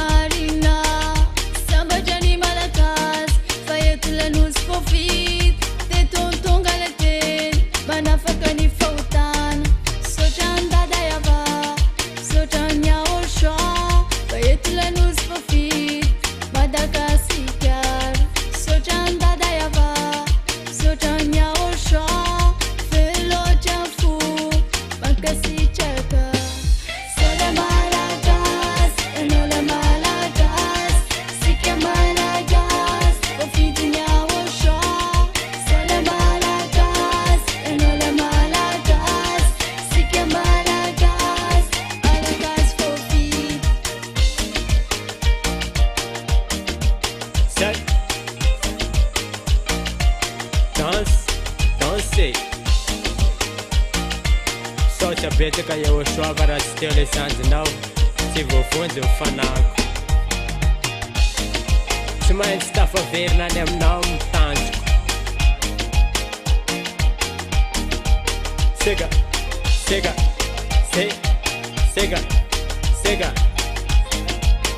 rendez-vous FSCC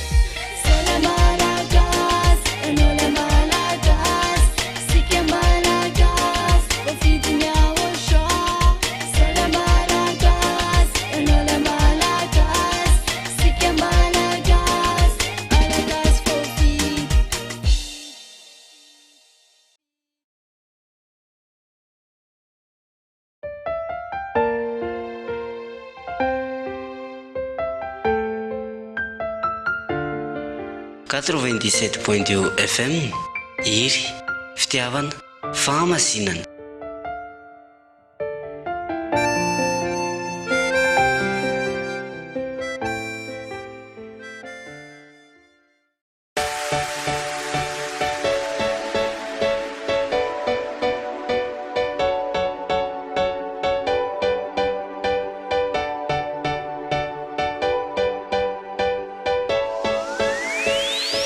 hoantsika rehetra izay resy lahatra ny fampianarany ahosoa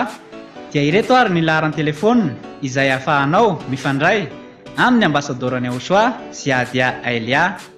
Numéro WhatsApp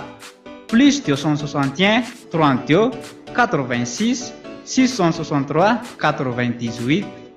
plus 261 32 86 663 98. Yas 034 75 936 00 034 75 936 00. Airtel 033 46 852 11 033 46 852 11. Orange 032 79 145 42 032 79 145 42. dia mirary soa anao ary ho tonga soa aty amin'ny lanitra ny lanitra e.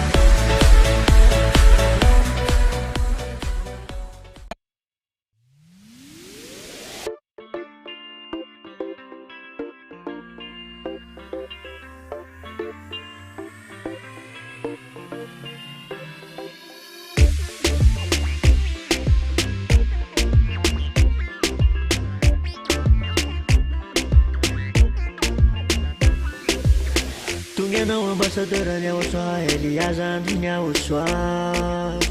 manome ny sosantsa tondra milanitry ny lanitra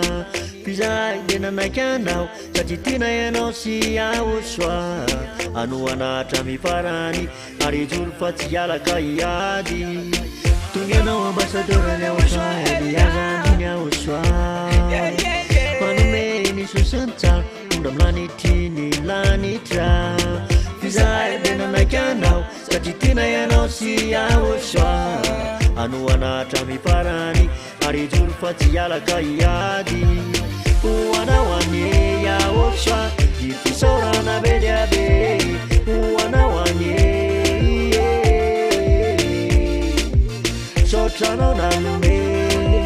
ilay zany malalanao sotranao ane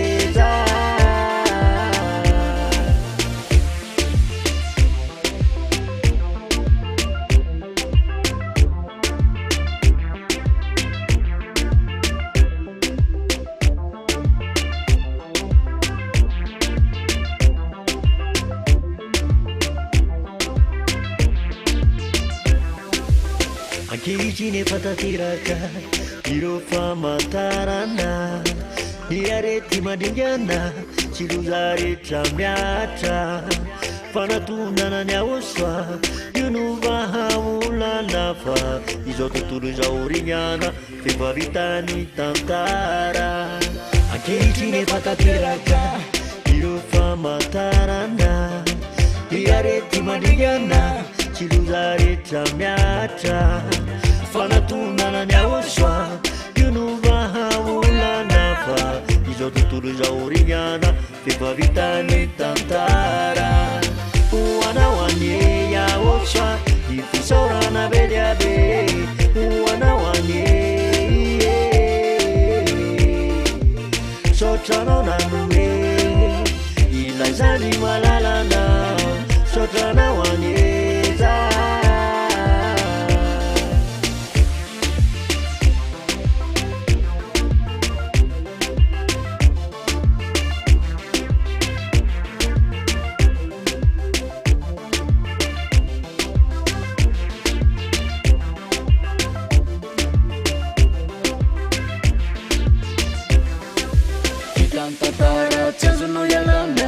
mandatuna fambola citare yaosayan vaulanona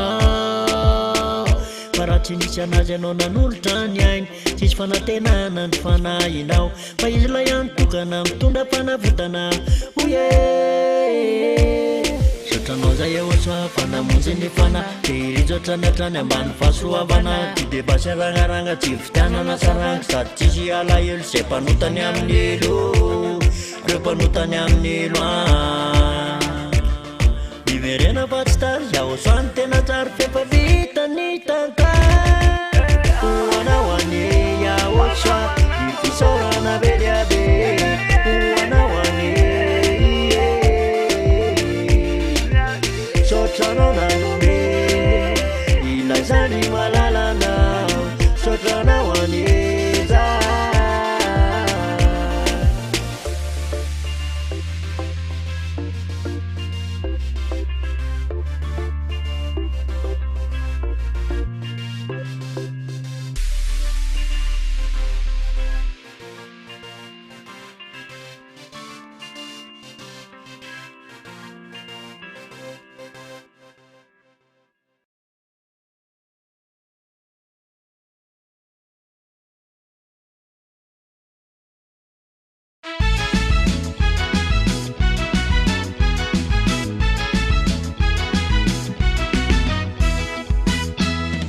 sapako iaosoa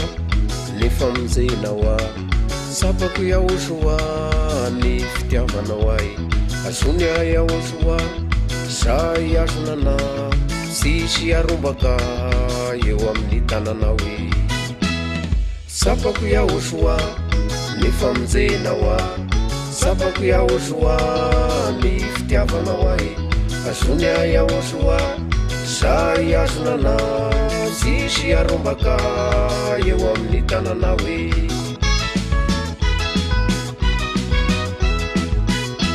lehibe amiko iaosoa ny famindrakona zay niazonako mafy ary sy mba ialako aminao e izoro foana iaosoa izoro mandrakizay za sy vadika aminao na izany ezika e za sy vadika aminao na izany ezika e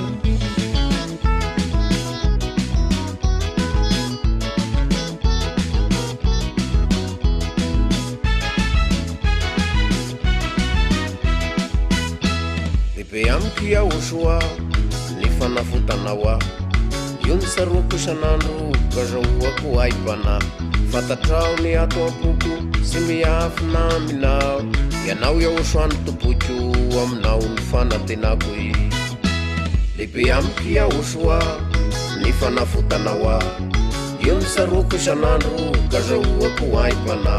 fatatrao ny ato ampoko sy miafina aminao ianao iaosoany toboko aminao ny fanatenako e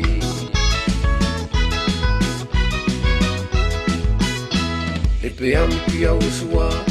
ny famindrakona zay niazonako mafy ary sy mba ialako aminao e izoro foana iaosoa izoro mandrakizay za sy vadika aminao na izany ezika e za sy vadika aminao na izany ezika e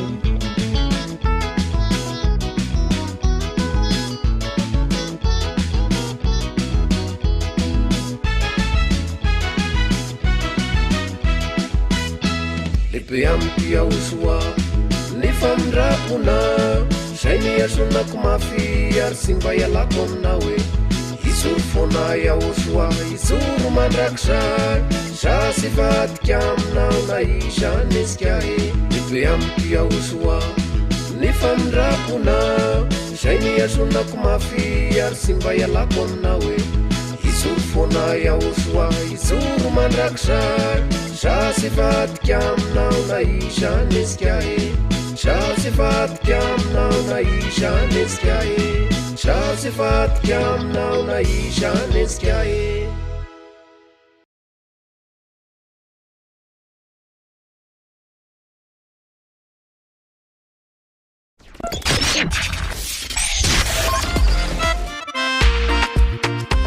eo anilanao ihany eo anilanao hatrany ny hery fitiavana famasinana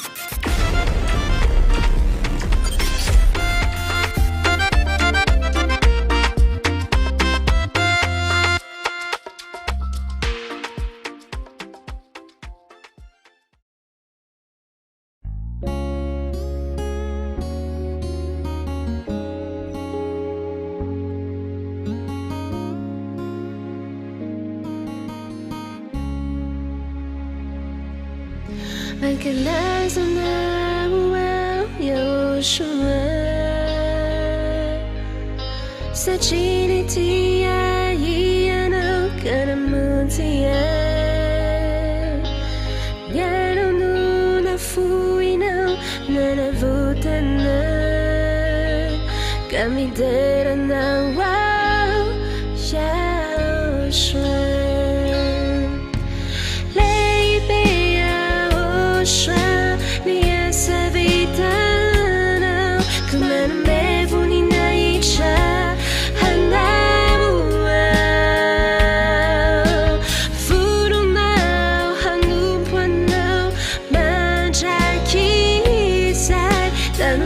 Mafia, Tiara Mina.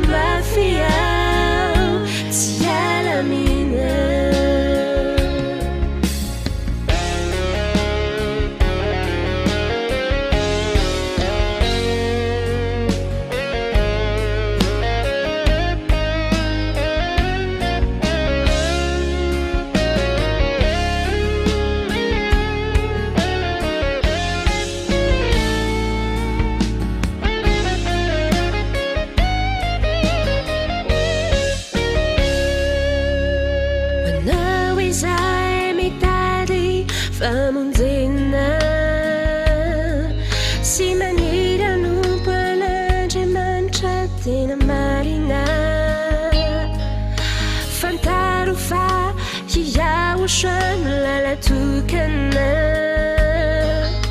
mitondra nahoan amiaosoa lehibe ahosoa ny asa vitanao ka manome voninahitra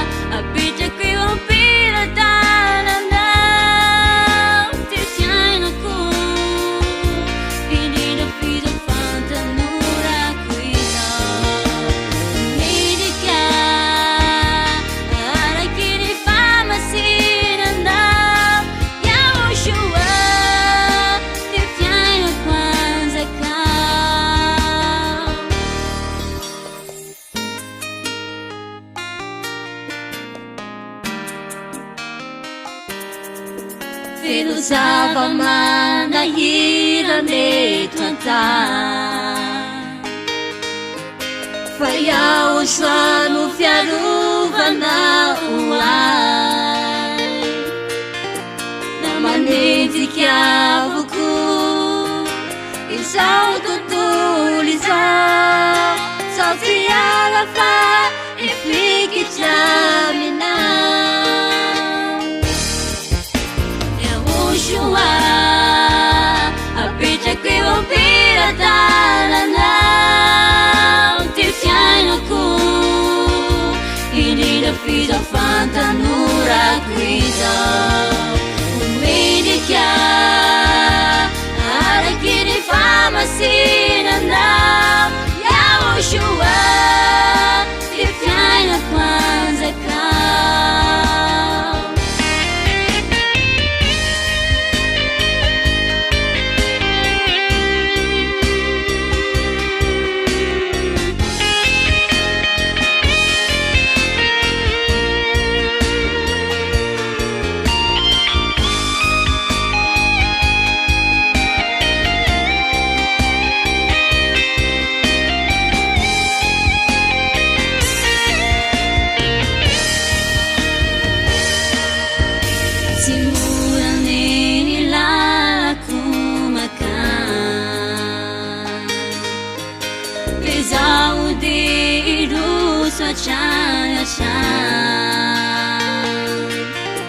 Nifanaikyo tsy maintsy tonga kwami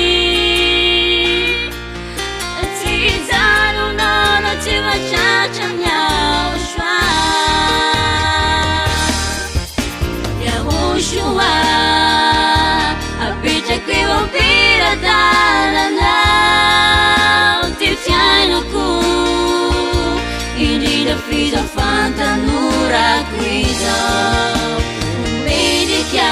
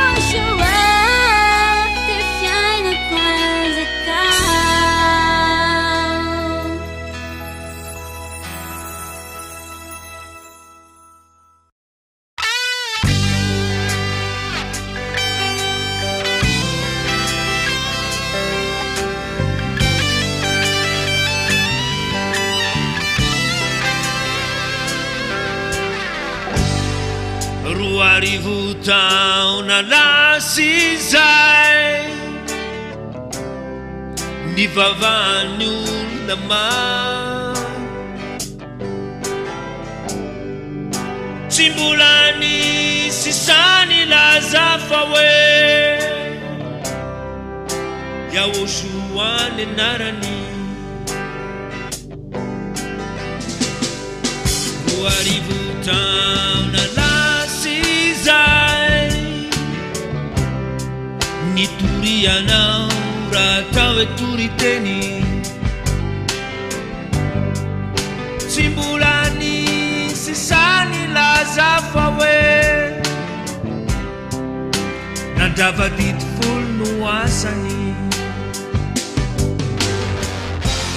hoavy any fitsarany Yahoshua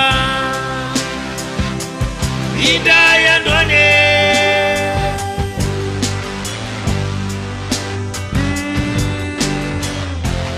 ikokoky tomany arenao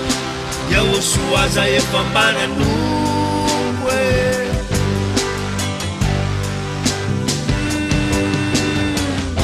nanao asa lehibe namoaka demony tamin'ny anarana hoe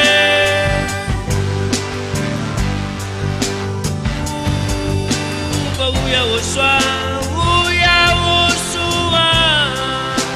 elamkufa pano beluka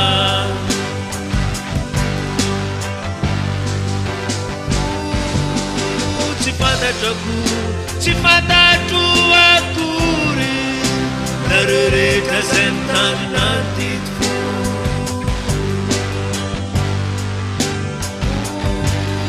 Fau Yahoshua elamkufa pano beluka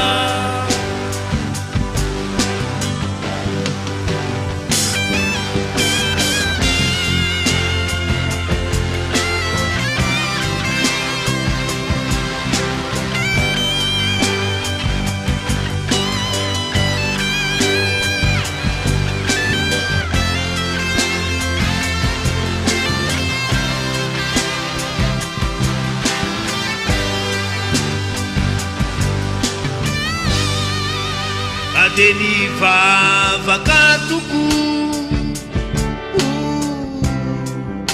nilaza famanao ni asa suwe nanao ni asa bedebe ntety tany maro samy afare ni sasany nandeha tany ampita tadira yatao proselite atozana kini nelo indumiotra nunde ni farise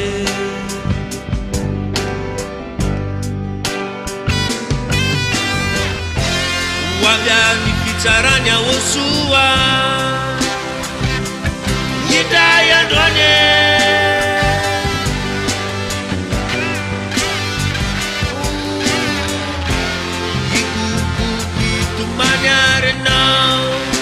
Yahoshua za efa mbanan'ombo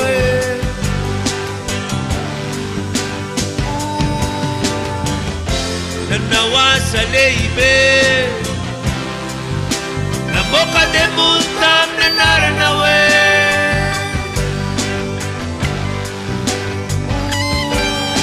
fa o Yahoshua elamkufa pano beluka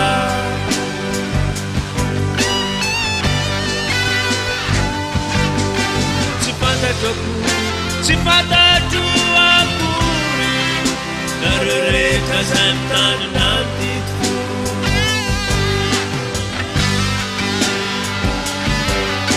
Fau Yahoshua elamkufa pano beluka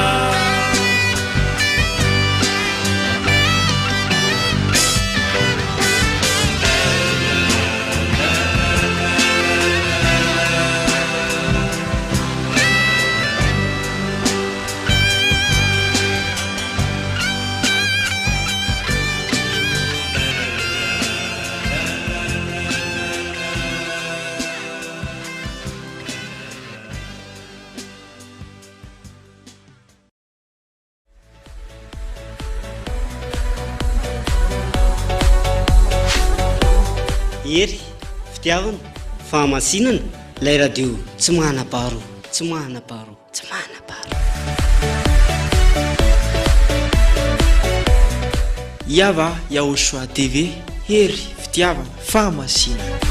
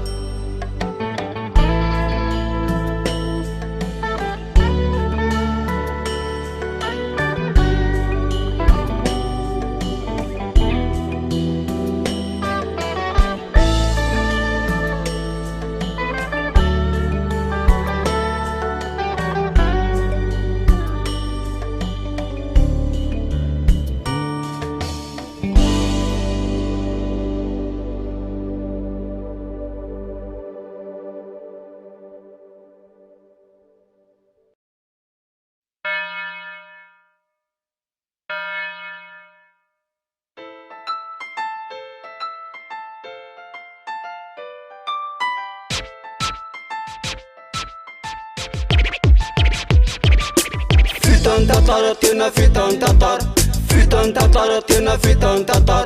Fitan tatara tena fitan tatara. Fitan tatara tena fitan tatara. Yo nami tanenge sa flankura amarina. Saka itana japi kun fai farana. Mafanga buntunya chesirami lamina. Bulungelu senkun chisik afa kamyala. Isa umangambara fa fitan tatara. Ambasadoranya osa amut kyambana. Harangara nami sokara nama vyamala. Kemila nami lumai sofu ano tareki. Fitan tatara tena fitan tatara. Fitan tatara nana kasina nau. Fitan tatara tena fitan tatara. Fitan tatara nana kasina nau.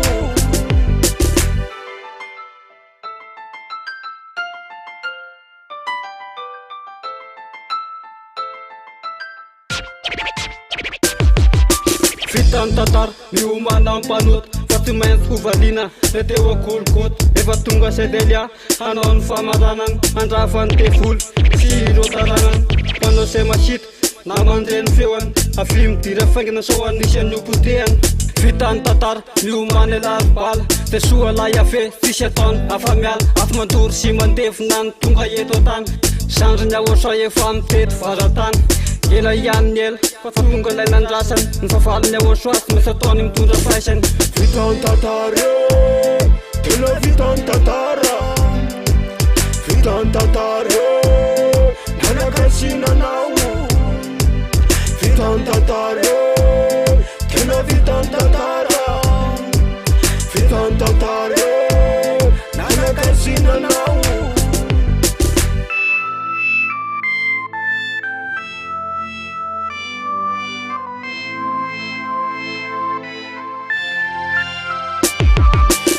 Nana te puli te fita mumbanau. Te farana trekwa sotul sau. Yisam se maf, ina yisam se chau. Fena panati heta tora kila lau. Kati mis fam dena se atul tuwa nau. Yawasa hendeman fane kena fau fau. Hise fam tur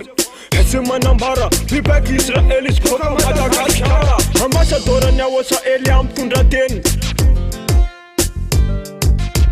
Manambara, Saka chap chap red, Nova fitan te put, te tunga te foot, Hilson Romayer, Hilson Moon, Pala El, Rama as, Hulmala Moon, Han, Nan, Isambun, Hamarai, Hedamban, Sati Sumola, Hawana, Fautana, Ketila from Jena, Hanara Sayan, Nakas, Nafasa, Tatanau, Sanatan, Fitan Tatara, Tula Fitan Tatara, Saka chap chap san, Fitan Tatara. Nana kasina nau. Fitan tatara Tena fitan tatara. Chika chap chap son. Fitan tatara Nana kasina nau. Ya Sele ya fata Wanul mbel chabe montan. Ya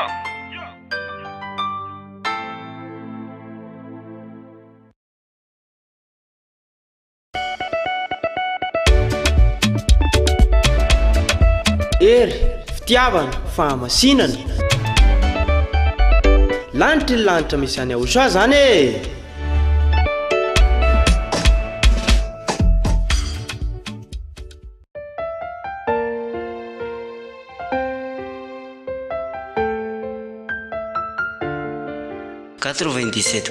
FM Iry fitiavana fahamasinana.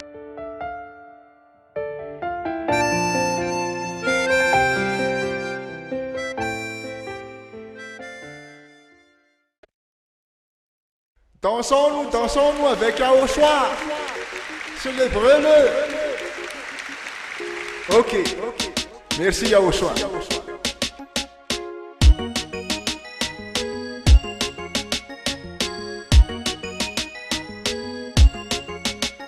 Tuhinja izao ny fetiny Aosoa. Miarapaly indray ny ao an-danitra. Falifaly indray ny ety an-tany ety. Zay voafidy ny Aosoa Kristy. Tohindray izao ny fetiny Aosoa. Miarapaly indray ny ao an-danitra. falifaly indray ny ty antany ety zay voafidy ny anso a Kristy falifaly ravoravo miramirane amin'ny amosoary tsindratsindra kurakurake bitabitake amin'ny amosoary falifali ravoravo miramirane amin'ny amosoary tsindratsindra kurakurake bitabitake amin'ny amosoary. Encore une fois, dansons-nous avec Yahushua. Je vous remercie, c'est Jaélia. Nous sommes sauvés. Merci l'ambassadeur de Yahushua. Poussez, poussez, poussez, poussez, poussez. Tapez les mains, tapez les mains, tapez les mains, tapez les mains. Verindray zao ny anarany Yahushua. Andravandray ny sainy Satana. Andresindray zao ny ty antany ety zay voafidy ny Yahushua tety verindray zao ny anarany Yahushua andravandray ny sainy Satana andresindray zao ny ty antany ety zay voafidy ny Yahushua tety falifaly ravoravo miramirane amin'ny amosoary tsindratsindra kurakurake bitabitake amin'ny amosoary falifaly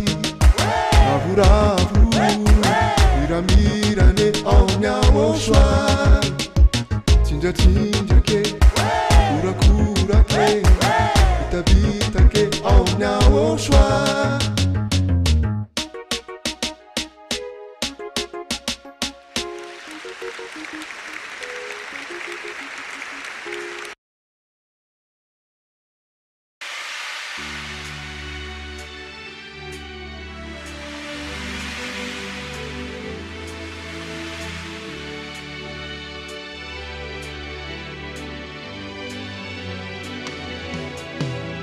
Sonado matsapany fitiavanao Yahushua kanaizaizao dia matsiaro anao ray segondra monjaza tia mozako anao fa fotoany fankazarako aminao sanandro matsapany fitiavanao Yahushua kanaizaizao dia matsiaro anao ray segondra monjaza tia mozako anao fa fotoany fankazarako aminao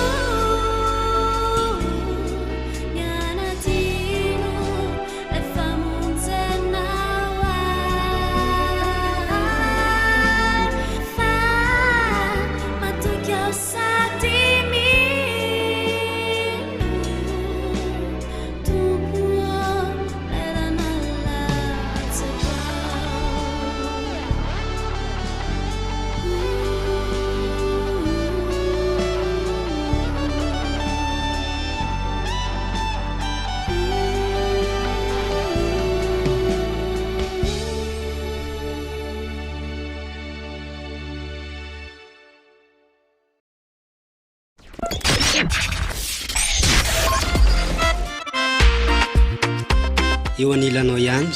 eo anilanao hatrany ny hery fitiavana famasinana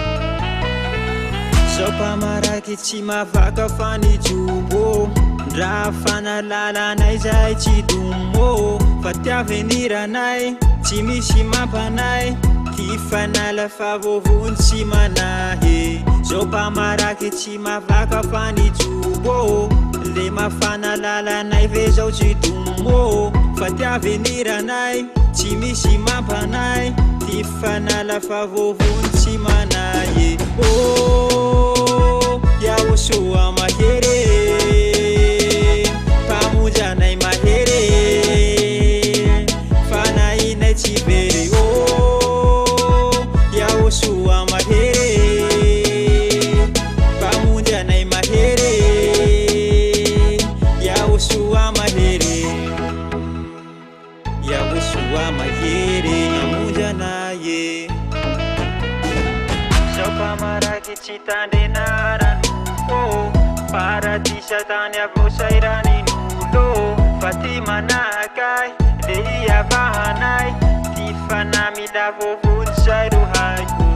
isoranay bevata ambasadorany aosua sy adia hanahaizanay ny tena fampianara nanolokolo anay niteza ny fanay mba iarovanay le fiainanay mandrakzay anjaranay manohanazy fa tsy vadikazy zao tsy jano fa itory sy antsoantso ny anarany aosoa mpanala fahota ze hitanay katorinay de asanay mba hoavy tsy amenatsainy anambara fa iaosoano tena fazavana fa ny aveniranay tsy misy mampanay ty fanala fa vovony tsy manahy iaosoa mahere pamujanai mahere fanainay tsy very iaosoa mahere pamujanai mahere fanainay tsy very iaosoa mahere pamujanai mahere fanainay tsy very iaosoa mahere pamujanai mahere iaosoa mahere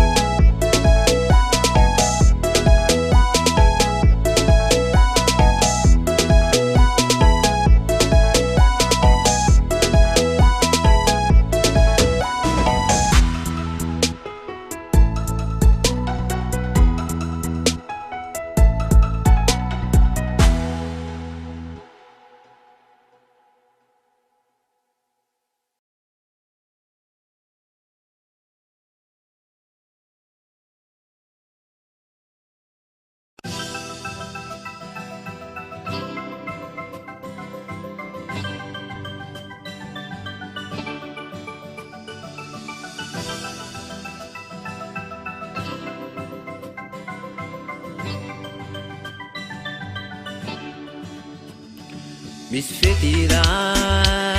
kalazaina fetiny agosoa ea ipunina wandanita izanakandre manita manmevunina ita ane agosoa misy fetira kalazaina fetiny agosoa ea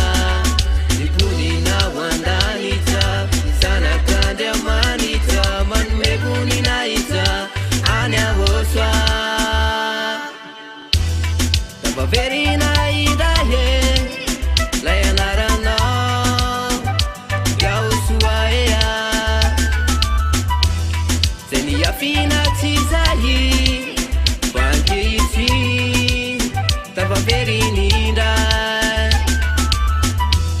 tavaverina indra ye lay anaranao yaosoaea zay miafina tsy zahy vankeitsy tavaverinindra tamin'ny alalany ambasadorana siatya elia 1,7 milliard tongo miazazarea tamin'ny alalany ambasadorana siatya elia 1,7 milliard tongo miazazarea veranao zay avosoa fakatumarse makalazanao zay avosoa fakatumarse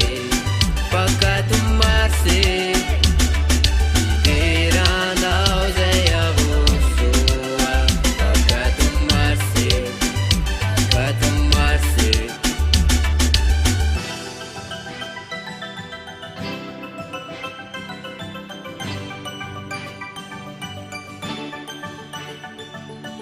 etibe se tsarindry kandao ifaly fotsiny zao ea fatsara yavosoa mandemanitsy mahery ianao iavosoa torina manerantany fetibe nkatomarisa fetibe se tsarindry kandao ifaly fotsiny zao ea fatsara yavosoa mandemanitsy mahery ianao iavosoa torina manerantany fetibe nkatomarisa veranao zay avosoa fakatumarse makalazanao zay avosoa fakatumarse veranao zay avosoa fakatumarse makalazanao zay avosoa fakatumarse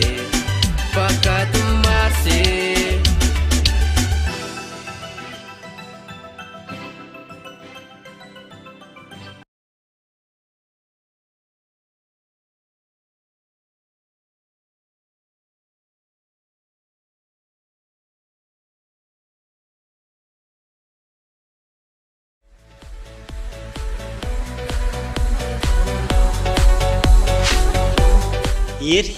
fitiavana fahamasinana lay radio tsy manam-paharo tsy manam-paharo tsy manam-paharo iava Yaoshua TV hery fitiavana fahamasinana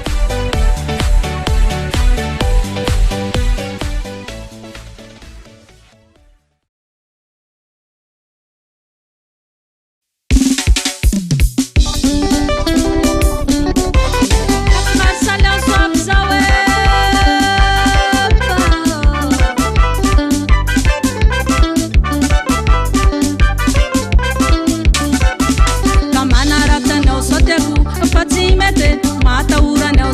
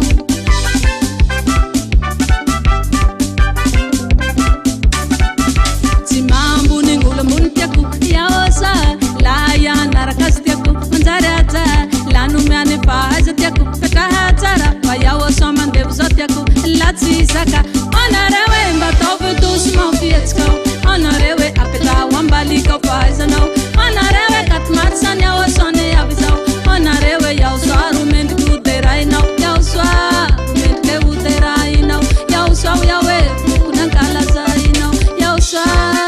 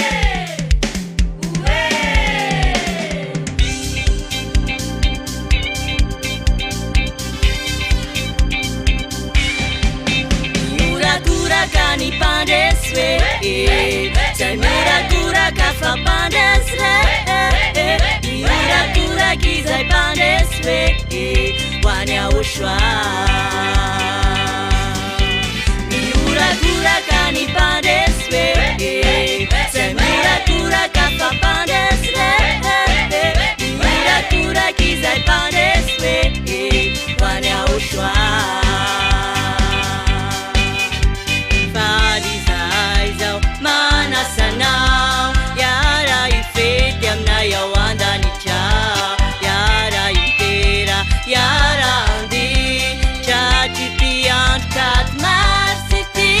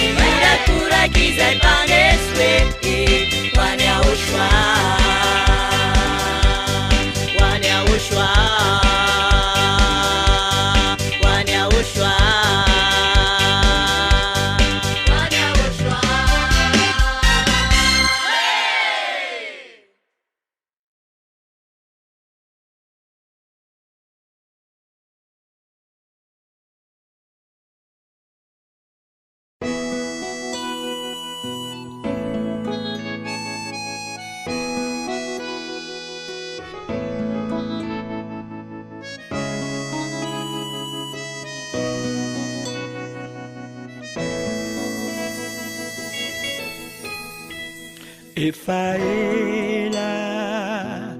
Yahoshua ny antsoana eny ela no ny andrasany ana ela toko izak iana no nantso ianao ihany no tondro iana lay zanaka tsy fo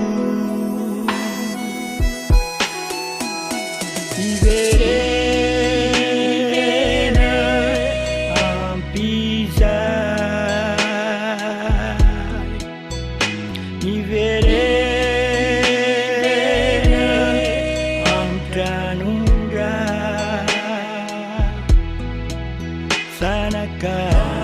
sanakandove mandrakisa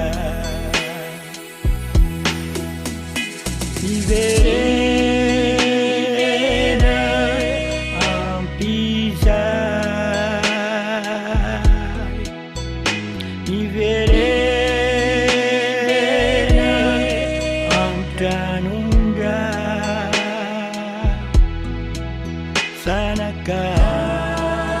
sanakandove mandrakisa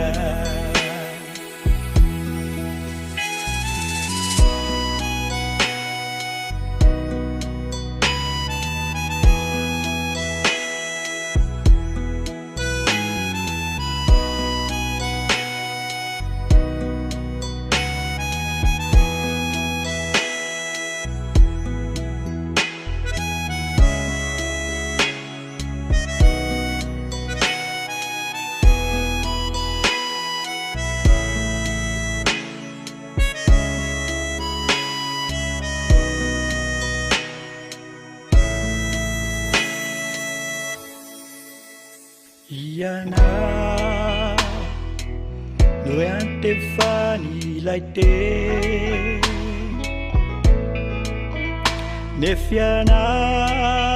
nefianavary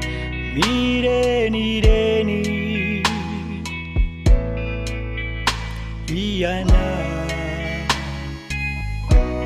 laitony ovonje iana no antefany safity ianao ihany ilainiri iana lay zanakady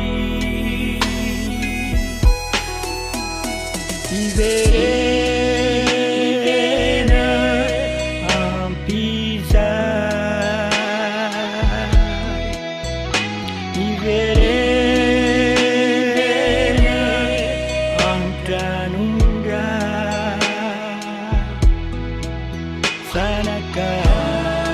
sanakandove mandrakisa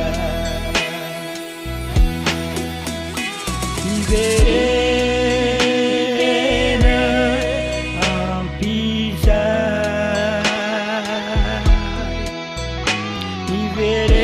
iverena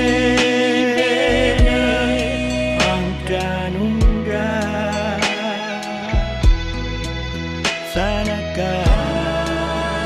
sanakandove mandrakisa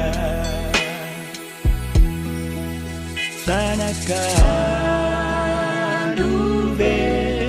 mandrakisa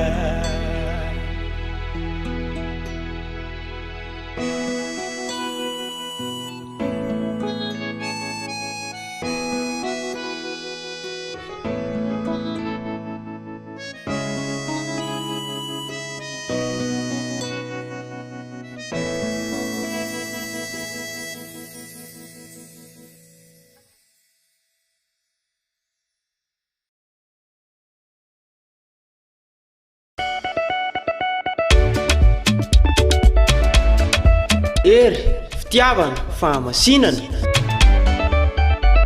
lanitra ny lanitra misy any Aosoa zany e.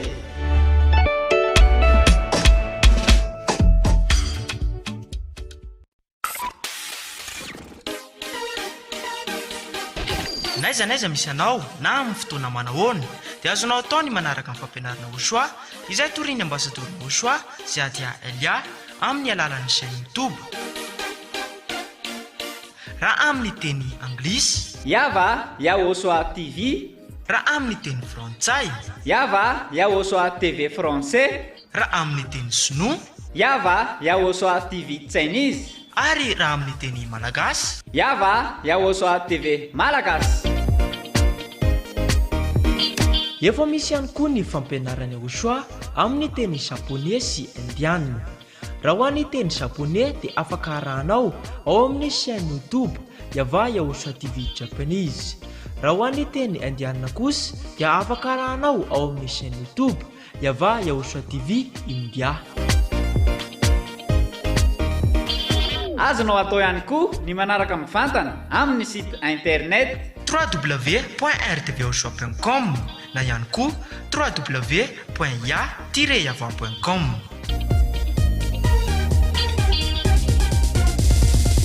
Koaraoara ny fampianarana Aosoa izay mahatonga anao ho tsy mpanota intsony sy mitondra anao ho any amin'ny lanitra ny lanitra.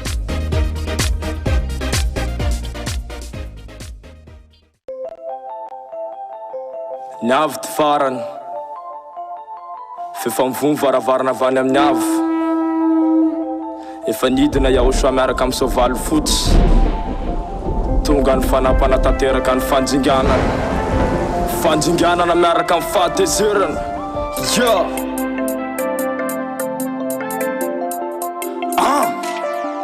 Kurutani fatia falia arity manjingana fampijalia tonga ny farany le mitomania fa dada Yava anao famalia tany ho tresaka ilany tsy tela tsy avanja iraraky tany ho potsika fahatezera tsy ahipalira ny avy fa ela fa tonga ny lera Aosoa vao rite baharo la teo vavony tsy teo voary fataterahan'ny teny nomena zay zay da tsy mpanota sasy taky ny poliana ny josy amin'ny tany fembenany Amerika ziska androany tonga ny andro fanjavana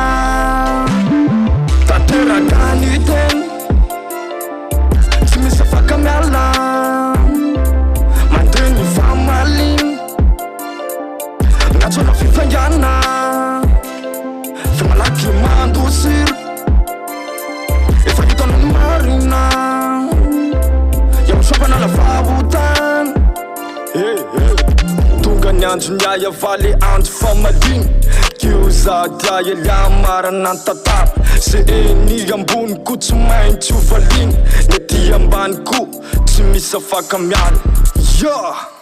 fanapotehana sy fanjavana Andriamanitra tsisy tariky bala sa tontolo zao tsy misy afa miala fa dada Yava malitsisy fiatsara atsoy am'izayna Andriamanitra reo amahany zao problème zao lantsy meanareo fa marina ny teny tsy voatoy tsao ka miomana fa vita tantara tonga miaramila amin'ny fanjigana so no miseho vokatsy mifahotana nanaraka ny aizina fa tsy azava olareo zay mare zao teny zao no maisa vonjao ty fanahinao tsisy fiadana am'izao tany zao fa monjana farany Aosoa raiky avao tonga ny andro fanjavana tateraka ny teny tsy misy afaka miala mandeha ny famaliny natsona fifangana fa malaky mandosira efa hitana ny marina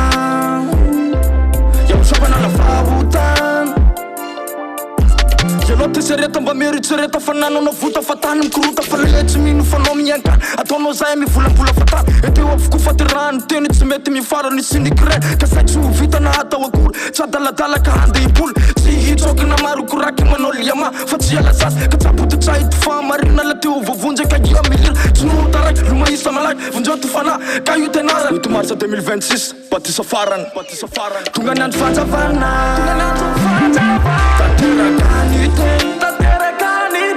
tsy misy afaka miala mandeha ny famaliny natsona fifangana fa malaky mandosira efa hitana ny marina Aosoa fanala vavotany tonga ny andro fanjavana teraky zay nytenenina ambasadorany Ochoa zady aezaka miarina mamarana ny faratatsika zao avoto titany fanahy fangianina la ia maty mpanota fralaky mando masinanao afo be zao efa hitanao famonjena ty fanahinao aramana televiziona ery fitiavana fahamasinana famonjena farany yeah.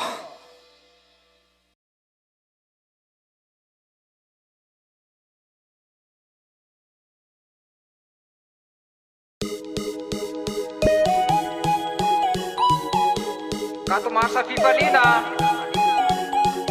atao amin'ny Ochoa io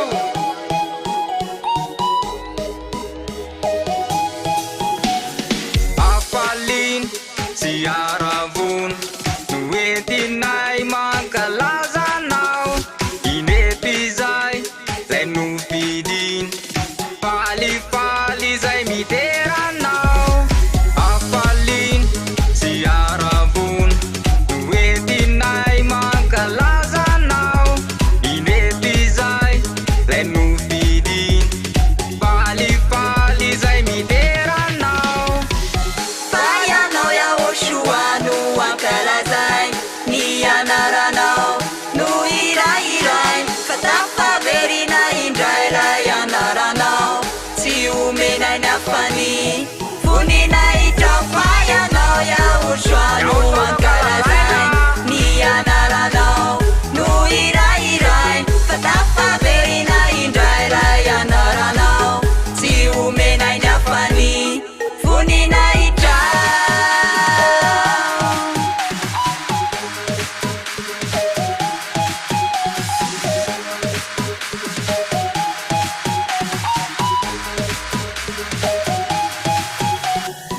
Androandroan andro mpifaliny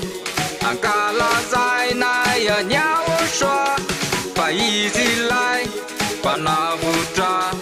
da nafakanay am fahota Androandroan andro mpifaliny ankalazainay any Ochoa fa izy ilay mpanavotra da nafakanay am fahota Payanao ya Ochoa no ankalazay ny anaranao no irairay fatafaverina indray lay anaranao tsy omenay ny afany voninay trao payanao ya Ochoa no ankalazay ny anaranao no irairay fatafaverina indray lay anaranao tsy omenay ny afany voninay trao Menany afany voninay ya Ochoa zay atao ifaly atao ijery manatanao zay Payanao ya Ochoa no ankalazay ny anaranao no irairay fatafaverina indray lay anaranao tsy omenany afany voninay trao Payanao ya Ochoa no ankalazay ny anaranao no irairay fatafaverina indray lay anaranao tsy omenay ny afany voninay trao tsy omenany afany voninay ya Ochoa io zay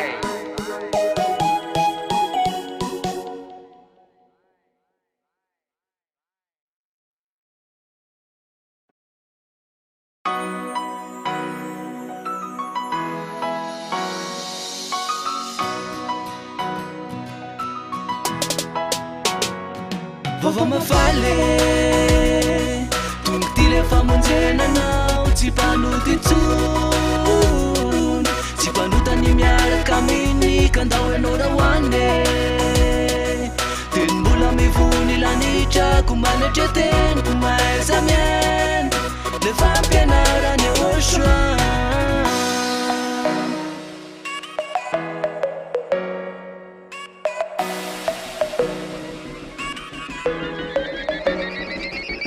Yo volana ho lavo kilalao mbola hoe tena leo ny safidy filibana sy ny rendry to tsy hitany tsapa lefa namangetaheta mitadika maniry kony lala-pamonjeny favarina ny lalao nanjeny andro lavo nakamamy ty tontolo feno fitaka sy fotaka to tsy hitany tsapa fampianarany ahosoa hoe afanono ny hafa sady ambony noho ny ambony afanono ny hafa sady ambony noho ny ambony fampianarany ahosoa vava mafaly tonga ty le famonjenanao tsy mpanoty tsony tsy mpanotany miaraka aminy kandao enao raha hoane teny mbola mivony lanitrako manetreteniko maiza mieny le fampianarany ahosoa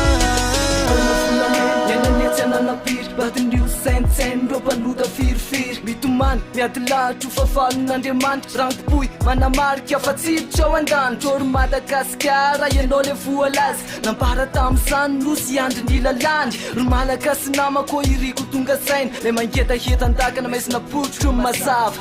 miantso anao iahosoa miantso anao miverena ianao aminy miantso anao iahosoa miantso anao miverena ianao tapakevitany androany fa irosany amidinga nary satsy manatao etoanao betsaka any aminga nafafika eo daolona ny laingana ny fitaka nahitany ahosoa zana hoana no tsy bitaka velesiko fy de manakafanany de soratako ninarako de manako andinainy tena vonina saza fa tsy misangisangy toko tsapany ahosoa androany lay fitiavako azy mietana falina ka velao za hitomany metaneta mpandresena ka velao alohany androany mba fantatrao ve ny antony lefa vao mafaly hoe nahitany ahosoa zana hoana no tsy faly fa fanahy mitady vonjy ka ahoana monao velako irosy savinavina renao ny tamin'ny toeraka naorana mitrao nalavitra ny iany tsy maintsy mahita ambasadorany ahosoa za alohany androany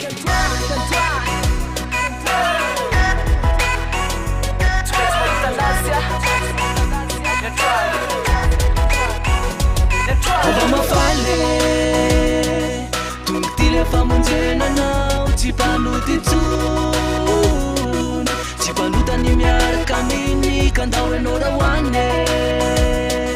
teny mbola mivony lanitrako manetreteniko maiza mieny le fampianarany ahosoa ova mafaly tonga ty le famonjenanao tsy mpanoty tsony tsy mpanotany miaraka aminy kandao enao raha hoane teny mbola mivony lanitrako manetreteniko maiza mieny le fampianarany ahosoa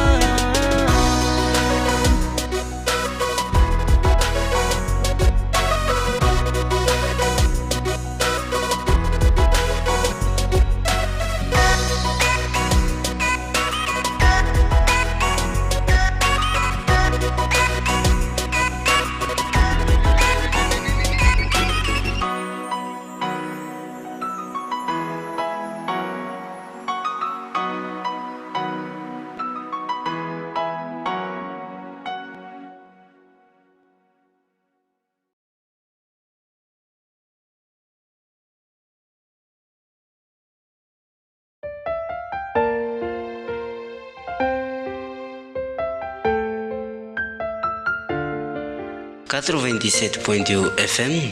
iry fitiavana fahamasinana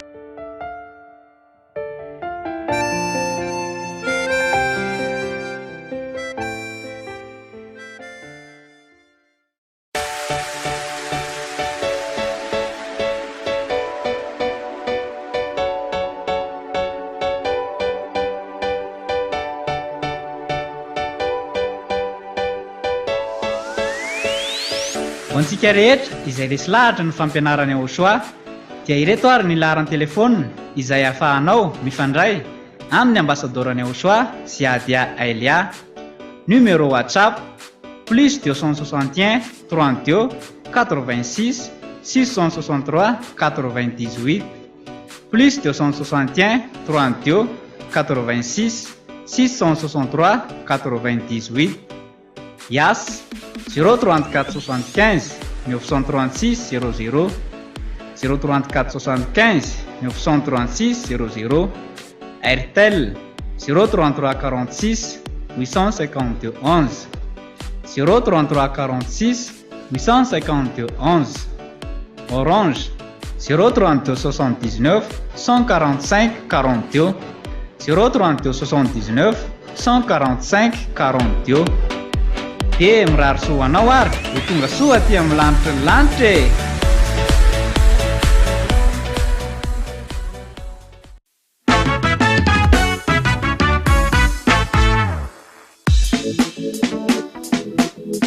Yahoshua izay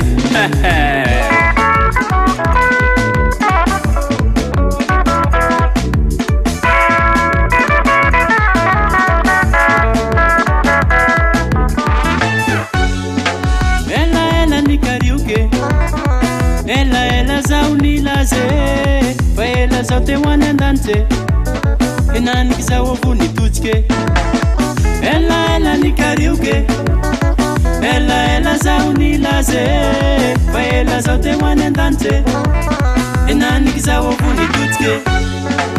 totsiky raha tiako totsiky raha soa totsiky any Yahoshua tena mpamonjy tokoa totsiky raha tiako totsiky raha soa totsiky any Yahoshua tena mpamonjy tokoa Yahoshua ro tena Andriamanitra Yahoshua ro tena Andriamanitra ankalazaina amikati matsa ankalazaina amikati matsa samia mtsinjakabe samia mtsinjakabe samia mtsinjaka any Yahoshua samia mtsinjakabe samia mtsinjakabe samia mtsinjaka any Yahoshua.